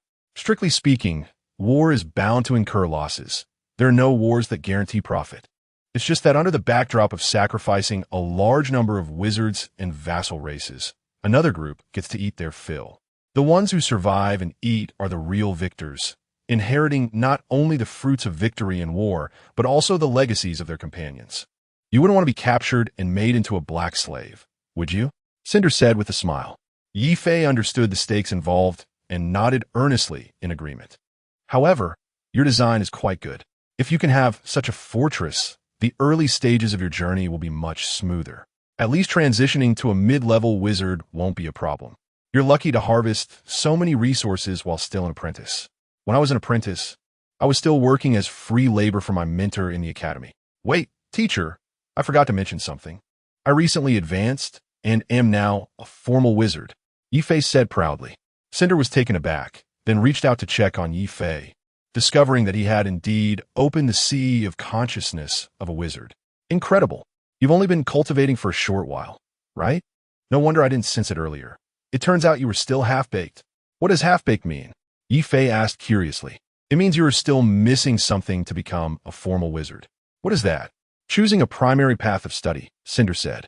Mental power is just the most basic strength of a wizard, but it is not all there is to power. For example, mental power is like the air in this world. It's everywhere, but this world has more than just air. There are mountains, water, and life. These elements make up a complete world. Right now, you're like someone who only has air but lacks everything else. So your realm is incomplete. It's also my fault. I didn't expect you to advance so quickly and didn't educate you about wizard knowledge. Mental power is just the foundation for wizards. You also need to choose one or several primary paths of study to continuously enrich your knowledge and enhance your strength. For example, I possess not only a vast, tangible mental power in my sea of consciousness, but also alchemical power, mechanical power, and so on. That is the power a complete wizard should have. It's time for you to consider your future path. Ye Fei pondered, then asked, Teacher, do you have any suggestions for primary path? None. It's up to your own choice. There is no inherent superiority or inferiority among the paths. Just choose one that you like and will not regret pursuing. Ye Fei nodded. This is like choosing a university major. Pick something you enjoy and avoid regretting it later. However, I can recommend a path that aligns with your talent. The mystical path, majoring in alchemy and minoring in space and time magic. These three belong to the mystical path and perfectly fit your talent. The only drawback is that your combat power will be relatively weak in the early stages, although the mystical path is often referred to as a trash bin by wizards. It also has its ace specialties, space and time. It is said that space is king and time is revered. Once developed to the later stages, it can be incredibly powerful. The premise is that you can develop to those later stages. Because in the early stages, both space and time magic have high cultivation difficulties, consume a lot of resources, and have very weak combat power. Therefore, Cinder suggested that Ye Fei focus on alchemy as the main line, using the creation of powerful alchemical artifacts to get through the early stages. Chapter 90. Floating Fortress. Bagua Celestial Platform. Sindel carefully examined Ye Fei's design drawings and said, The concept is good, but it's a bit simplistic. You can refine the entire island, incorporate a large amount of metal construction and mechanical creations, and turn it into a floating fortress. Upon hearing this, Ye Fei was somewhat tempted, but a troubled expression appeared on his face. Teacher, I don't have that many resources, and this island is at least 30 square kilometers. I'm already struggling to accommodate it. Adding a large number of buildings would be impossible for me at the moment. Sindel smiled slightly and said, Have you forgotten? You still have me. Ye Fei instantly caught Sindel's implied meaning. Teacher, you want to help me? But that doesn't seem right. Ye Fei pretended to refuse, but the corners of his mouth were already grinning widely. What's wrong with that? Sindel asked. But if that's the case, wouldn't I be living off you? Sindel looked at Ye Fei with a smile, and then deliberately leaned over, gently rubbing Ye Fei's head with both hands. The soft rice tastes good? Delicious. Ye Fei shouted. Then you want to eat it? Yes. Ye Fei honestly chose the shortcut, but this will require a lot of resources. Teacher, you. Ye Fei hesitated and asked, Are you still worried about this? Don't worry. Your teacher is a little rich woman, Sindel said with a smile. Teacher, you're amazing. I'm yours from now on. Come on. Pamper me, whip me. Ye Fei shouted excitedly. Ha! Sindel laughed joyfully at Ye Fei's antics. After some playful banter, Ye Fei, under Sindel's guidance, redesigned the drawings, a larger and more fully functional super-floating fortress. Half a month later, a giant floating fortress was completed. With Sindel's support of a large amount of materials and massive energy, Ye Fei managed to finish the construction of the floating fortress in just half a month. After all, the card's ability was quite monstrous. Black-scale islands seemed to be molded by the power of creation, allowing Ye Fei to manipulate it as easily as kneading dough. This was a circular floating fortress with a diameter of 66 kilometers, surrounded by a layer of translucent energy shield, occasionally showing a polygonal grid structure shimmering with energy. The upper part was laid out in a bagua diagram, and the bottom was fully metallic, with 360 large floating engines arranged in a certain pattern, emitting crimson energy to lift the entire floating fortress. Ye Fei named it the Bagua Celestial Platform. The center of the Bagua diagram housed a massive hemispherical building, designed entirely of metal with white paint on the outer walls. This was the core area of the fortress, the Celestial Hall. The Celestial Hall was the core building that served as the administrative center, energy core control center, and monitoring center. It was also Ye Fei's residence and the main control center of the Bagua Celestial Platform. Outside the core area was the inner ring area, divided into 8 sections. Can Water Area, designed as the agricultural zone. Function, planting various magical plants, also the best green space area, with large expanses of forest vegetation covering it.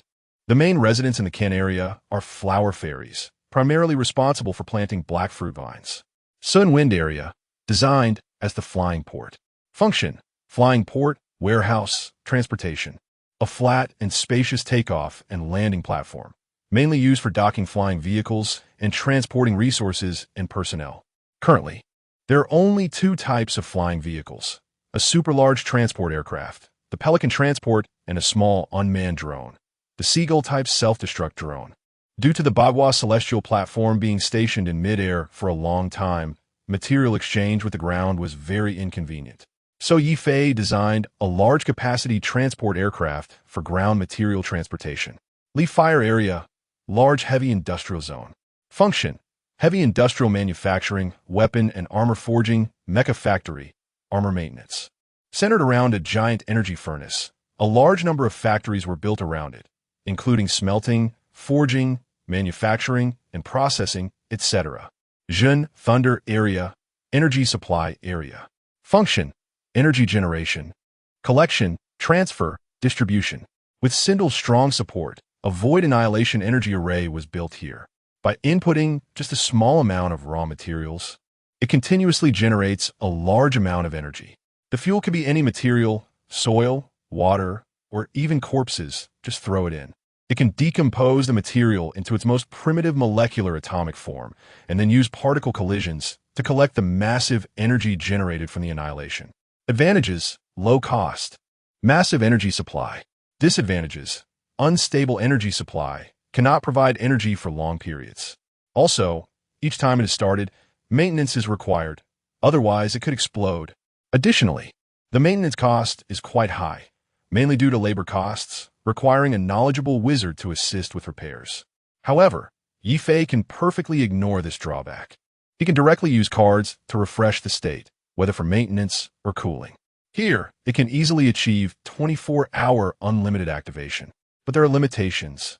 This device requires a fixed consumption of a material called void crystal, which is expensive. However, after detailed calculations, the cost of consumption is far less than the value of the energy produced, so it is still a big profit overall. At the same time, the Jin Thunder Area also built a large number of energy storage devices to store energy and avoid waste. Qin Heaven Area and Kuan Earth Area are diagonal military camp zones, the former for mechanical legions and the latter for flesh and blood biological legions. Jin Mountain Area is the residential area, right next to the Qin Water Area, which can also serve as a green park. Duize Area is temporarily set as a warehouse area, mainly for storing materials, conveniently located next to the Leaf Fire Industrial Area to save transportation time. The roads on the fortress are wide, interconnected, and can reach any place directly. The Outer Ring Area serves as the defense area and artillery area, surrounded by tall, hard metal city wall, equipped with numerous turrets, strong both in defense and attack. Here, thanks to the friendly sponsorship from Teacher Sindel, most of the artillery was moved from her. Wow, it really smells good. Zeke's quote, there are a total of 8 main artillery platforms, each corresponding to one of the functional areas, with overlapping fire coverage and a large number of small artillery platforms and machine gun towers as support. It is worth mentioning that the Eye of the Sky gains self-awareness and has the potential for a breakthrough. Sindel gave it a free upgrade, changing it from a Tier 2 creation to a Tier 3 creation. She also added a set of core basic control runes, ensuring its absolute loyalty to Ye Fei, never to betray him. To maximize its observation functions, Ye Fei built a large amplification structure for it in the Celestial Hall, the Horus Sky Tower. Horus, from ancient Egyptian mythology, is the sky god with a pair of all-seeing eyes. The Horus Sky Tower has very powerful functions, in addition to basic observation and detection capabilities. It was also endowed with strong striking capabilities. Have you ever seen a laser raining down from the sky? Its normal attack power is comparable to the full overload output of the main artillery platform. It can be said that the Horus Sky Tower is the strongest attack of the Bagua celestial platform. Chapter 91. Consumption and Prices. Ye Fei put away the large building cards, packed all the supplies onto the Bagua Sky Patrol platform, and then followed Cindy Air to the South Sand Continent. A few days later, Ye Fei finally arrived at the bottom of the giant god fortress, in a giant city called War City. According to regulations, Ye Fei needed to return to the giant god fortress to report and state his whereabouts during this time. Since Ye Fei had sufficient reasons and was already a junior wizard, the staff responsible for registration did not make things difficult for him. After listening to his explanation, they removed Ye Fei from the missing persons list. Now, he was back in the personnel dispatch of the giant god fortress. Welcome back, Wizard Ye Fei, the beautiful staff member responsible for registration said with a professional smile. This is a junior wizard robe gifted to you by the Academy. Please accept it. The wizard robe was merely a symbol of identity, engraved with some simple runes, providing minor effects such as self-cleaning, wind and cold protection, and heat resistance. Although the war had ended, subsequent work was just beginning. Please make an effort to explore the resources of this plane, and once you find suitable resource points, report them as soon as possible to establish them as resource extraction points. Lord Norlavini thanks all the wizards for their help and has readjusted the submission ratio. For future resource point outputs, Lord Norlavini will only take 60 of the confiscation ratio, and the remaining 40 can be freely distributed by the wizards responsible for extraction. Hearing this, Ye Fei was overjoyed. The vice president was truly generous. In fact, it wasn't he that the vice president was too kind, but rather that this war had been too intense. The affiliated warriors brought by the wizards suffered heavy casualties, and many wizards lost friends and family in the battle. She needed to allocate some resources to comfort the other wizards. In the plain war, wizards did not come alone, especially the powerful ones who often brought their entire wealth to fight alongside Norla. Ye Fei, being a cannon fodder level consumable, did not count. For instance, Cindy Air had lost a significant number of mechanical warriors, which was a huge loss for her. If Norla did not allocate some resources, it would discourage the other wizards. And next time there was a battle, this group of wizards might not respond to her invitation. After Ye Fei completed his registration, he checked his identity card, which displayed his specific military achievements and credits. He then discovered everything was reset. Missing persons were presumed dead, and the credits and achievements of the deceased were cleared. Ye Fei, what? No military achievements? Cindy Air looked at Ye Fei's stiff expression and teased him with a smile. Yep, all gone, Ye Fei said pitifully. You want to exchange items? Use mine first. Upon hearing this, Ye Fei nodded. Don't worry, teacher, once I have money, I will definitely pay you back as soon as possible.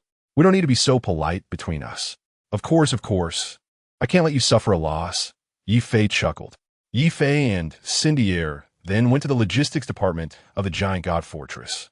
Ye Fei mainly exchanged for various knowledge, especially the mysterious space and time spells. Considering long-term development, Ye Fei exchanged for a complete set of first to second level space and time spells, while also protecting a wealth of related knowledge books. Then, he exchanged for some miscellaneous spells, such as translation spells and telepathy spells.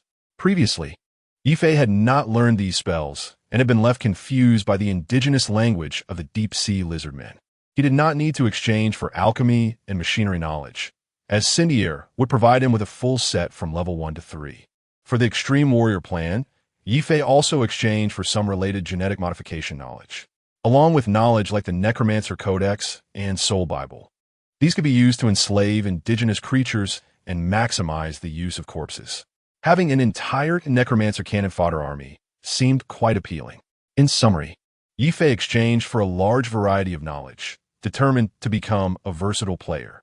Previously, Ye Fei's knowledge was not comprehensive enough, causing him to waste many resources. This time, he intended to learn everything and strive to maximize the resources he had collected. Knowledge requires learning. It is not something one can just do whenever they think of it.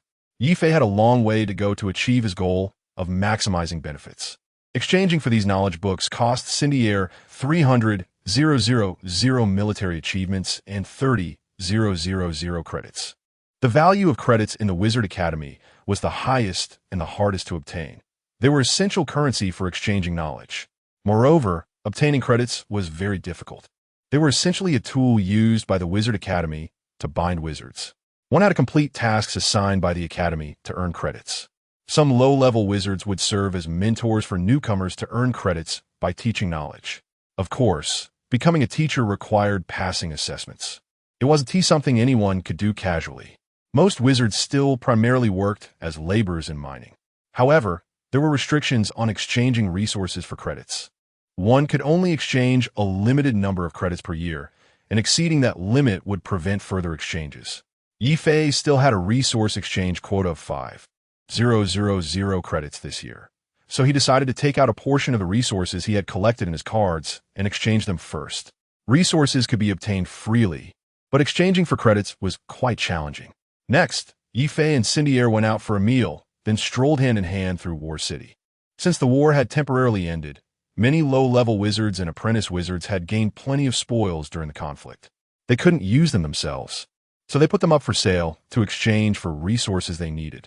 The basic currency of the wizarding world was magic crystals, divided into 3 levels. The higher the level, the greater the value. Magic crystals are condensed ether crystals that contain a large amount of etheric magical power. However, everyone was currently using military achievements, as they were the easiest to obtain and the most useful here. Military achievements could be exchanged for anything needed at the logistics department of the giant god fortress, as the vice president had a complete trade route behind her that could purchase anything from the Star Bank. The Star Bank is a vast organization, powerful, wealthy, and neutral. They are merchants wandering through countless worlds, possessing all kinds of treasures. The value of a first-level magic crystal is equivalent to 10 military achievements. A second-level magic crystal is equivalent to 1,000 military achievements, and a third-level magic crystal is equivalent to 100,000 military achievements. The exchange rate among the three is 100:1. Magic crystals are merely the most basic type of currency. Larger transactions are usually conducted using higher-level resources or through barter. Ye Fei had quite a few fire element crystals, which counted as a type of magic crystal, valued at approximately 50 military achievements, equivalent to 5 first-level magic crystals. Lava crystals were even more valuable, but Ye Fei had use for them, so he did not intend to consume them. Overall, he still had a small amount of assets. As Ye Fei and Cindier walked around, they attracted a lot of attention. A junior wizard in a junior wizard robe, holding hands with a senior wizard while shopping. Their intimate posture clearly indicated they were a couple. Some male wizards cast envious glances. "Bro, how did you manage to get on land? Teach me. Any tuition is fine." Chapter 92. Meeting an old friend, Ye Fei?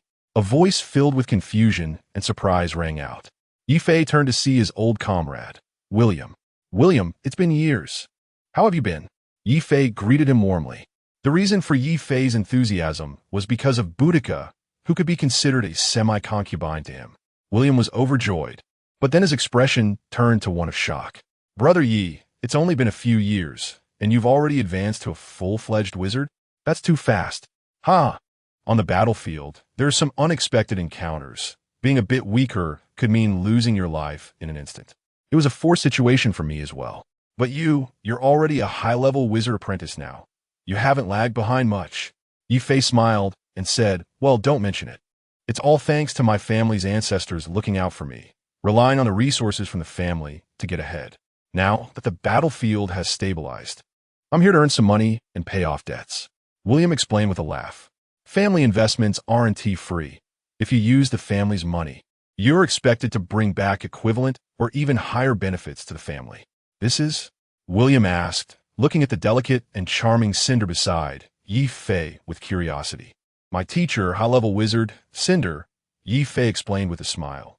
Apologies, I didn't recognize your esteemed status, William said politely, his tone carrying a hint of flattery. Cinder nodded slightly, showing no interest in William. I'll head back first. You two chat. Just find me later, Cinder said to Ye Fei. She had initially wanted to accompany Ye Fei shopping, but seeing that he had a friend, she was lazy to continue following him. Understood, teacher. You go rest first. I'll find you later, Ye Fei said with a smile, sending Cinder off. Wow, Brother Yi, you're amazing. Tell me, how did you get with the Crimson Queen? That's incredible, William asked eagerly. There was no way William didn't recognize Cinder. He even knew her title. His previous cordiality was merely a formality. The bond from years ago had clearly not been in vain, as now, not only was she a junior wizard, but she also had a powerful girlfriend. If he could build a good relationship with Ye Fei, it would surely be a great advantage in the future. Hey, don't say that. We have a normal relationship. Not what you think. Vulgar, Ye Fei said seriously. William. All right, you're absolutely right. Your little hands are already intertwined, and she is practically leaning against you. You say you two have a normal relationship? If you two are normal, I'll chop off my. For you to drink. You went back before, right? Why are you back again? Ye Fei asked curiously. I did go back, but I just came over a while ago. William explained with a smile. Now my identity is merchant, allowed to operate within the war city, doing small business, but I can't leave the city to gather resources. After William's explanation, Ye Fei understood his identity. Simply put, wizards in the war city were divided into two types. One was merchants like William, who came for trade through certain channels of interest. They could only do business and couldn't gather resources from this world. Ye Fei belonged to the war wizards, those who fully participated in the war and contributed to it. These war wizards had the right to move freely and plunder resources from this world. Merchants were inevitably restricted because they hadn't contributed and didn't qualify to share in the benefits belonging to the war wizards. However, since the resources were varied, someone had to specialize in collection, making the role of merchants indispensable. Want to come to my shop for a visit? William invited enthusiastically. There are good goods. Seeing the knowing look on William's face, Ye Fei instantly guessed what he meant by good goods. Sure, let's take a look, Ye Fei said with a smile. Soon, the two arrived at a shop with a distinctly vampire design. The exterior looked small, but inside it was quite spacious, transformed by special spatial magic. Lavishly decorated and could be described as resplendent. As soon as they entered, a welcoming hostess approached them, each one stunningly beautiful, their attire accentuating their curvy figures. Honorable guest, welcome to Blood Courtyard, a beautiful vampire girl greeted enthusiastically. Using the vampire clan's secret methods, William sent commands, and several vampire girls immediately surrounded Ye Fei, constantly flattering him with their alluring features. Ye Fei welcomed them, wrapping an arm around one while his hands roamed, eliciting soft gasps from the vampire girls. Brother Yi, how does it feel? Although they can't compare to Boudica, they're all carefully selected, perfect girls, William said meaningfully. By the way, speaking of Boudica, I have something to ask. How long will your vampire clan's eternal night sleep last? Boudica has been asleep for quite a while now, with no signs of waking, Ye Fei said, a hint of worry in his voice. Upon hearing this, William was instantly excited. He had thought Boudica had been played out and was dead. But not only was she alive, she even had a certain status with Ye Fei. If he could maintain a good connection with Boudica, his relationship with Ye Fei would surely strengthen. That's hard to say. The duration of the eternal night sleep depends on the individual's physical condition. Some last only a few months, while others can last for hundreds of years. If it's convenient for you, Brother Ye, I can go with you to check on her. I have some vampire secret techniques that can assess her condition and potentially shorten her sleep time. Okay, then I'll trouble you later, Ye Fei said. You're too polite. We're all brothers. William took the opportunity to build rapport. By the way, I'm Boudica's cousin. She has been sensible since she was young, and I often look out for her. Her receiving your favor is her fortune. Ye Fei smiled without saying anything. Do you have any specialties here? He asked, looking around. Yes. Our vampire clan has many specialties, covering potions, magical artifacts, various extraordinary resources, and even various slaves. We basically have everything, William replied. Slaves from various races? Where do you get those? Ye Fei asked curiously. Our family raises a large number of blood slaves, specifically bred for blood extraction, including humans, elves, orcs, demi-humans, and more. Want to take a look? William asked. Sure, I happen to want to buy some exotic slaves. Ye Fei nodded. No problem. This way, please. I'll give you a discount, William said with a grin. Haha. Then thank you in advance, Brother William. Don't mention it. We're all family, William said, surprisingly treating Ye Fei as one of his own. Chapter 93. Buying slaves. Ye Fei followed William to a large venue where a substantial number of slaves were held. Humans, elves, dwarves, green-skinned, orcs, trolls. All the common races in the wizarding world could be found here. Brother Ye, let me introduce you, William said enthusiastically. These are humans, aged between 20 and 30, both male and female, and they are all extraordinary beings. The tall and well-proportioned ones are physical practitioners, such as extraordinary knights, extraordinary warriors, assassins, rangers, and so on. Over here are the magical practitioners, including the most common wizards, rune masters, beast tamers, and more. Ye Fei carefully examined the human slaves behind the transparent glass. Aside from their dull and lifeless eyes, lacking some kind of spirit, their physical conditions were quite good, not looking pale or unhealthy. Can they reproduce? Ye Fei asked curiously. After all, some slave traders would castrate them before selling to prevent customers from breeding them. Of course, the Blood Clan sells only the finest, with perfect bodies, William said. If you're looking for children, I recommend choosing knights. They have the best physiques, are sturdy and resilient, and are very good at giving birth. William thought Ye Fei was looking for female slaves and introduced them warmly. Ye Fei replied. First quote me a price, and I'll think about it. Human slaves were considered standard goods in the slave market with reasonable prices. Zero-level extraordinary apprentices cost only 200 battle achievements each, while first-level extraordinary beings were slightly more expensive at 2,000 battle achievements each. But how could I sell them to you at the original price? We are brothers after all. Today, I'll give you a 20 discount. Everything you buy is at 20 off. Ye Fei nodded. The prices were indeed low. He had spent 250 on a decorative flower fairy before. The price of a human was even less than that of a flower fairy, which was somewhat ironic. Ye Fei thought of the 10 flower fairies on the gossip observation platform, wondering if they had started reproducing yet. Initially, Ye Fei had bought 10 flower fairies at once. He had previously released one group from the card on Coral Island, leaving another group in the card as a reserve. Later, when the construction of the Conchaway area was completed and a suitable breeding environment was available, he released all the flower fairies to let them reproduce freely. Ye Fei began selecting individuals, mostly zero-level extraordinary beings, with an even split between genders. He chose 5 knights, 5 warriors, 20 wizards, 20 rune enchanters, and 10 beast tamers. It was time to enrich the talent pool of his subordinates. The deep-sea lizardmen were decent in combat, but severely lacked in administrative management talent, with only one usable talent: the colorful coral. Ye Fei's entire administrative management system was currently entirely reliant on the Red Lady, and talents were very scarce. Next, Ye Fei followed William to check out slaves of other races. Elves, on average, were a race of handsome men and beautiful women, and they had a very high affinity for elements, resulting in a high proportion of extraordinary beings.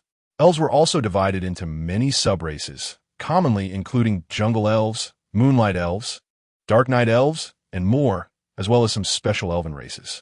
For example, the fire elves, who have a higher body temperature and live in lava regions, and the snow elves, who have a lower body temperature and inhabit snowy areas, are very beautiful and resemble snow women. The orc race, naturally warriors, do not require extra training and can become qualified warriors upon adulthood. Goblins are skilled with their hands, each possessing a magical craftsmanship spirit, excelling at creating jewelry and also adept at researching and crafting magical alchemical creations. Dwarves are renowned forging experts, but are hot-tempered and fond of alcohol, making them difficult to manage, so Ye Fei passed on this type of slave. Although their price was indeed very affordable, at only 100 battle achievements per dwarf. The management difficulty was too high, and their skills overlapped somewhat with Ye Fei's. As for the beastmen, this must be mentioned. These beast-eared girls have very nice appearances, are timid, obedient, and are top-notch for warming beds. Moreover, among these beastmen slaves, the proportion of females is extremely high, accounting for about 95, making them practically slaves prepared for that purpose. It must be said that the items William presented were all high quality. Ye Fei bought a large number of alien slaves in one go. 20 elven craftsmen, 20 elven wizards, 20 elven druids, totaling 60 elven slaves. The elven craftsmen were priced at 2,000 battle achievements each, elven wizards at 1,200 battle achievements each, and druids at 1,200 battle achievements each, totaling 88,000 battle achievements for the elven slaves. The cost-performance ratio of elven slaves was extremely high, although their prices were several times that of humans. Ye Fei still bought 60 of them in one go. The cost-performance ratio of green-skinned orcs was average. As warriors, they were not as useful as deep-sea lizardmen. But Ye Fei still bought 5 female orcs. These 5 were of a special shaman profession, which is a magical profession among orcs. Ye Fei bought them purely to study whether the shaman profession had any practical value. Of course, these orcs were also the kind with excellent physiques. Their protruding tusks had been magically altered, making them look almost like green-skinned, muscular women. Shamans are a special profession, and their numbers among the orc race are also very rare, so they cost 2,000 battle achievements each, totaling 10,000 battle achievements. Ye Fei also selected 30 goblin craftsmen, all of whom were skilled alchemical artisans, proficient in magical runes, so their prices were higher at 3,000 battle achievements each, totaling 90,000 battle achievements. Beastman slaves come in various types, but they are essentially ornamental. Apart from being good-looking and durable, they have few advantages, uniformly priced at 200 battle achievements each. Ye Fei selected 10 rabbit beastmen slaves, 10 cat beastmen, 20 fox beastmen, 10 sheep beastmen, and 10 cow beastmen, totaling 60 beastman slaves with a total value of 12,000 battle achievements. Along with the 60 human slaves just now, worth 12,000 battle achievements, the total value of all slaves amounted to 212,000 battle achievements. Later, he bought some Blood Clan maidens partly as a gift, bringing the total price to exactly 230,000 battle achievements. William honored his promise and gave Ye Fei a 20 discount, resulting in a final total of 184,000 battle achievements. Ye Fei paid with fire element crystals, each worth 50 battle achievements, giving a total of 3,680 fire element crystals, nearly emptying his stock of fire element crystals. However, Ye Fei was not distressed. As manpower was essential in his large floating fortress, there were hardly any usable personnel, making it difficult to exert the capabilities of the gossip observation platform. It was akin to an unproductive machine. Leaving it empty was even more of a loss. Fortunately, Ye Fei had retrieved a substantial amount from the volcanic fortress, or it would have been quite challenging. The reason he didn't use Sindel's battle achievements this time was that he didn't need to. He had a certain amount of savings himself. Previously, he needed Sindel's help because redeeming knowledge required precious credits, of which he had none. Hence the need for Sindel's assistance. The preciousness of credits could be seen from this. Chapter 94. The king of interstellar mining, Ye Fei, spent some time transforming all the slaves into cards to take with him. Brother Ye, see you next time, William said enthusiastically, shaking Ye Fei's hand. Ye Fei smiled in return, quickly saying goodbye, and mentioned that he would need William's help to check on Boudica's dormant state.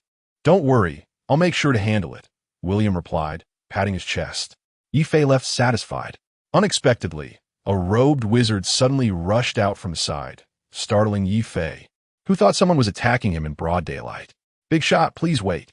Ye Fei looked warily at the man blocking his way, a hint of confusion in his eyes. "Who are you?" "Let me introduce myself. My name is Gu Changsheng, a first-level wizard, nicknamed the King of Interstellar Mining," Gu Changsheng confidently stated. "The King of Interstellar Mining?" Upon hearing this, Ye Fei was even more baffled. "What do you want?" "Big shot, I would like to cooperate with you. I have a highly efficient and professional mining team, proficient in everything from basic excavation to ore refining. Unfortunately, I'm not a war wizard and don't have the qualifications to extract resources from this plane, so I want to partner with you. You provide a name, and hire me to mine for you. The rest of the mining tasks will be completely handled by me. You won't have to lift a finger. I will take care of the mining time and costs. You just need to sit back and wait for the money. All I ask for is a 10 share. What do you think?" Gu Changsheng looked at Ye Fei expectantly. Ye Fei felt somewhat puzzled and replied, "Why should I trust you? We don't know each other, and it's hard to establish basic trust. You don't need to worry about that. I can go with you to the Titan Fortress to sign a contract, with the Titan Fortress as a guarantee. That way, you won't have to worry about me encroaching on your interests. The Titan Fortress has specialized contract wizards who focus on contracts in the mystical path and provide contract services for other wizards. Their contracts are binding under the cosmic laws, the regulations of the Wizard Academy, and the spiritual restrictions of both parties, making them extremely powerful." Gu Changsheng was clearly well prepared and had thought of everything. Ye Fei still felt something was off, saying, "Mining isn't that difficult. I can handle it myself. Why should I look for you?" "That's the point." Gu Changsheng grinned. "Because I'm a professional. To be honest, I have 600 years of experience as a planetary miner. No matter how harsh the environment or difficult the ore seems, I can handle it with ease. Let me calculate the cost for you. Labor for mining, energy consumption, difficulty of extraction, and the inevitable external influences during mining. All these factors combined require a substantial amount of resources and effort, making it quite tedious. The cost here adds up to not less than 10 of the resource output. If you let me handle the mining, all these difficulties and costs will be my responsibility, and you just need to lie back and earn money. Why not take advantage of that? The same cost yields more time for meaningful work. Moreover, I can do much more than that. According to the resource extraction decree issued by the Titan Fortress, they only collect 60 of the total output of the main minerals as tax, while wizards are not taxed for developing additional resources. I may not be exceptional, but my mining techniques are advanced. Besides efficiently extracting minerals, I can also develop some additional resources based on the type of resources. For these additional resources, I only take a 10 commission. This means you exchange 10 of the main mineral output and a share of additional resources you couldn't possibly develop yourself for a significant amount of time and a hefty income from additional resources.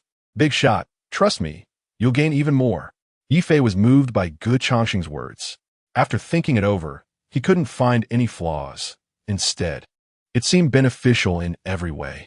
First, he could free up a lot of time for learning and research. Second, the profits would be higher, and he truly had no means to generate additional resources. For example, in the volcanic fortress, the main mineral output was only lava crystals, while the energy crystals were considered additional output, which the Titan Fortress didn't tax. Seeing Ye Fei was somewhat tempted, Gu Changsheng added more reasons. "Big shot. Let me tell you the truth. My name is Gu Changsheng, and my wizard talent is precisely in the time law, which grants me a long lifespan.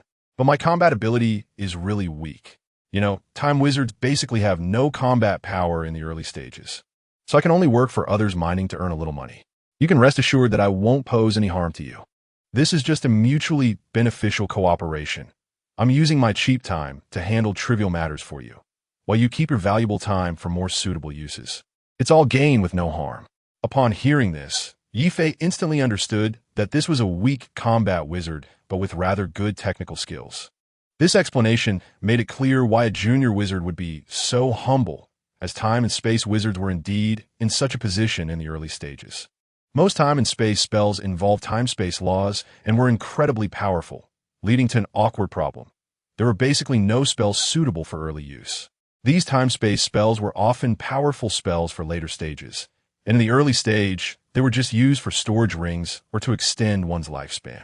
To be honest, they were quite useless. Space storage items in the wizarding world were very cheap. Almost everyone had one. And lifespan was not an issue for wizards. Wizards had countless ways to extend their lives, and they were basically not constrained by lifespan. For instance, blood wizards like the Blazing Tiger changed bodies daily. Their old bodies might be eliminated before they even age. Moreover, these methods had minimal side effects and were low cost. Once a wizard advanced to the 4th level, their lifespan could be almost ignored, as by then their bodies had completed the transformation and the lifespan limitations of mortal flesh had long since disappeared. Lifespan anxiety wasn't an issue in the wizarding world at all. Thus, time-space wizards were considered the most useless wizards in the early stages. Are you a time system wizard? Ye Fei asked. Absolutely. Good Changsheng replied, patting his chest. At a condition, you have to teach me about time knowledge. As compensation, I'll raise your share of the additional resources to 20. You want to cultivate the time system too? Why would you think so little of yourself? Good Changsheng asked in surprise. Cultivating the time system in the early stage is like joining the army for 49 years. It's a headache. Don't worry about that. Just tell me whether you agree or not. 20 isn't enough. Knowledge is priceless. The most precious thing for wizards is the knowledge they possess, so I want 30. Upon hearing this, Ye Fei turned and left without a second thought. Good Changsheng, seeing this, became anxious. Big shot, don't go. In business, we need to negotiate. At least give me a counteroffer. Ye Fei remained silent and continued to leave. All right, 20 it is, deal? Good Changsheng shouted helplessly. Upon hearing this, Ye Fei smiled and turned around, saying, let's go sign the contract. Chapter 95. Ice Age. An extreme cold storm is sweeping across the globe at an astonishing speed, causing a sudden drop in temperature and heavy snowfall. At the same time, a solar eclipse is occurring in the sky, with the moon satellite orbiting the planet rotating at a strange speed, perfectly blocking the solar radiation from the star. What should one do when feeling unwell but unable to find solution? The planet's will is currently facing this problem, as the wizard acts like an external virus, brutally eliminating the immune cells, native life, within, and then starts to plunder the nutrients, resources, inside. The new immune cells cannot regenerate in a short time, so it chooses to freeze its own body to slow down the virus's destructive speed. Thus, the Ice Age has arrived. Ye Fei leisurely propped his legs up on the table, gazing at the snowy scene outside through the glass, and slowly enjoyed his flower tea. Inside a glass teapot, little Jasmine and another flower fairy were playing, occasionally splashing water at each other, having a great time. Hey, that's my tea, not your toy. Don't spill it all. Ye Fei called out speechlessly. Master, how does jasmine tea with rose tea taste? The extroverted red rose fairy teased. It's okay, Ye Fei slowly sipped the tea, thinking of trying a blend of 5 different flavors next time. Hee. The red rose let out a silvery laugh, then flew out of the teapot and started to tease Ye Fei's face. The red rose cast a spell, using magic to create some rose-colored nectar, as clear as honey, exuding a faint rose fragrance. In the next moment, a small and delicate foot bow was presented to Ye Fei, drizzled with rose-colored nectar. Master, would you like to try my special nectar? It's fragrant and sweet, very delicious. The red rose's foot bow swayed gently, tempting him playfully. Ye Fei raised an eyebrow. You're playing with fire. Don't you know I just learned the spell to change my body size at will? It's time to show you what training is all about. With a surge of mental energy, Ye Fei shrank at a visible speed until he matched the size of the flower fairies. Hee. Ye Fei grinned mischievously. The red rose looked at Ye Fei, stunned. Because Ye Fei's magic only temporarily affected his body, it did not apply to his clothes. So he was now in a completely bare form. And no, I can't. The temperature outside was extremely low, causing great trouble for the wizard surveying work. Some frail creatures could not stay outside for long, and mechanical creations faced increased energy consumption in such low temperatures, making it impossible for them to operate for long periods. Some less established wizards were forced to suspend their surveying and mining operations, returning to the war city to think things over. In recent days, many have united to petition the vice president to address this issue. However, The vice president was either too busy or simply unable to help. Although the planetary will of this dimension had a single method, it was a demigod life form capable of real action, but due to physical limitations, it could not engage in combat. The vice president was merely a sixth-tier legend, not strong enough to contest the powers of the planetary will. Thus, the arrival of the Ice Age was inevitable and could not be stopped. Nevertheless, the vice president did not do nothing. She piloted the giant god fortress and ruthlessly fired a Star Destroyer cannon, attempting to blow away the moon that was blocking the sunlight. This directly startled the planetary will. If it were a normal planet, blowing up a massive moon would be enough to create a catastrophic disaster, potentially destroying the planet along with it. Fortunately, this planet was alive. It had its own will and quickly moved the moon back to its normal orbit to avoid Nora going mad with bombing. This woman must be crazy. The planetary will cursed in frustration. So, the current situation is that the sun continues to rise and set normally, but the entire world has entered an ice age, with ice and snow covering the planet's surface. Ye Fei returned to his normal size and changed the tea in his cup, not wanting to risk drinking his own concoction. Little Jasmine and the Red Rose had already collapsed, lying wearily in a nearby flower basket, seemingly exhausted. Their fingers intertwined as they fell asleep. Buzz, Ye Fei's communicator rang. He took it out and saw that it was a message from Sindel, consisting of just two simple words. Come here. Ye Fei put away his book, then got up and left the room to find Sindel. Soon, Ye Fei arrived at Sindel's temporary residence in the War City. Teacher, what do you need me for? Sindel smiled, putting down what she was holding as she saw Ye Fei arrive, then reached out with her mischievous hand to ruffle Ye Fei's hair. Can't you find me for no reason? Of course, I'm always ready to serve you.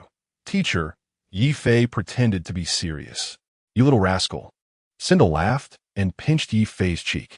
The reason I called you is for something serious. Based on the information you provided, I carefully investigated the large island called Moonland Island. As expected, I discovered a rare energy resource there. That island once had a fairly powerful human nation. They built several nuclear power plants on the island, but for some unknown reason, they vanished in a short time. The unattended nuclear power plants leaked, causing severe nuclear contamination. Coincidentally, beneath the giant lagoon inside Moonland Island, there was once a large dormant volcano. Although it has long been extinguished, it left behind a massive vein of minerals rich in diamond deposits. After undergoing some special evolution, those diamonds absorbed the leaked nuclear radiation, transforming into a high-density crystal that not only contains abundant energy, but also has extreme hardness.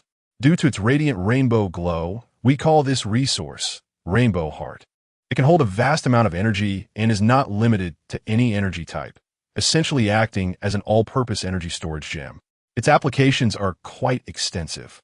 It can be used to create various energy cores and powerful staves or similar offensive magical tools.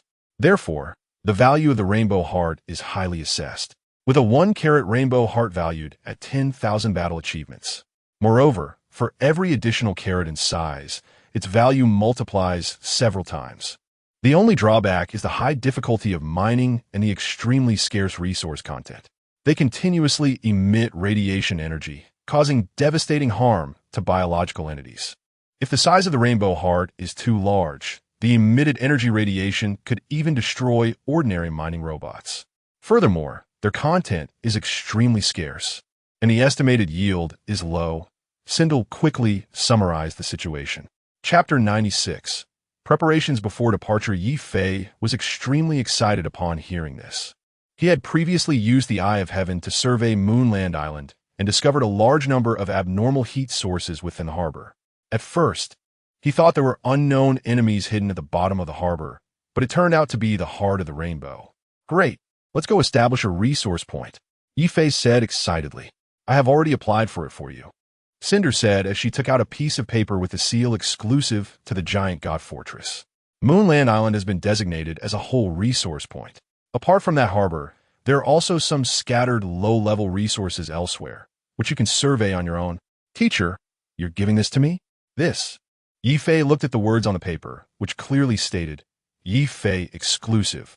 You may not understand the resource collection rules of the giant god fortress. High-level wizards and below, including wizard apprentices, can only apply for one resource point each time. You must finish collecting from one resource point before applying for the next. This is to ensure fairness. Otherwise, some powerful individuals might monopolize a large number of resource points, leading to uneven distribution. Therefore, independently mining a resource point yields the highest returns. I will also independently mine my own resource point, so I won't have time to take care of you. Upon hearing this, Ye Fei understood the situation. Collecting separately was indeed the most efficient choice. Okay, teacher, when I mine the biggest and most beautiful heart of the rainbow, I will make it into a ring and give it to you. Ye Fei happily hugged Cinder to show his gratitude. Cinder was very pleased with his sweet talk and then took out a mechanical watch. This is the new armor I carefully crafted for you, Shadow Staff, the unsung king. I used the heart of a 4th-tier Lord-level creature, Shadow Nightmare, to make it, and I also asked a wizard friend skilled in shadow magic to inscribe runes on it. Wearing it, you can easily crush any life forms below the 3rd tier, and for Lord-level beings above the 4th tier. As long as you don't act foolishly and confront them directly, escaping should not be a problem. As Cinder spoke, she tightly embraced Ye Fei's neck, then reached out to straighten Ye Fei's head, looking directly into his eyes. Take good care of yourself. Don't act foolishly. Think twice before you act, and be cautious. You are my only student. To me, you are not just a student. Don't die, okay? Ye Fei nodded. Their relationship was somewhat ambiguous. It was said to be teacher-student, but it was more like an undisclosed couple. In a moment of impulsiveness, Ye Fei leaned in and kissed Cinder's red lips. Cinder's eyes widened, revealing a hint of panic. But she only struggled symbolically for a moment before no longer resisting, actively accepting Ye Fei's passionate affection. After a long time, they parted, gazing at each other, both seeing endless love reflected in each other's eyes. Ye Fei, shall we go to the room? Cinder, A lonely man and woman, dry wood and fierce fire, igniting with just a spark. The next day, Ye Fei rushed out from Cinder's place, leaning against the wall. Damn, I almost died in there. Teacher is really fierce, except for the initial moments when Ye Fei had the upper hand due to his experience. Once Cinder got into the groove, she chased after Ye Fei, playing games with him nonstop from noon yesterday until this morning. Ye Fei had just managed to escape from Cinder with great difficulty, and recalling her reluctant, lingering gaze, Ye Fei's waist ached. Clearly just a novice who had just started playing the game. How could he be so addicted? No,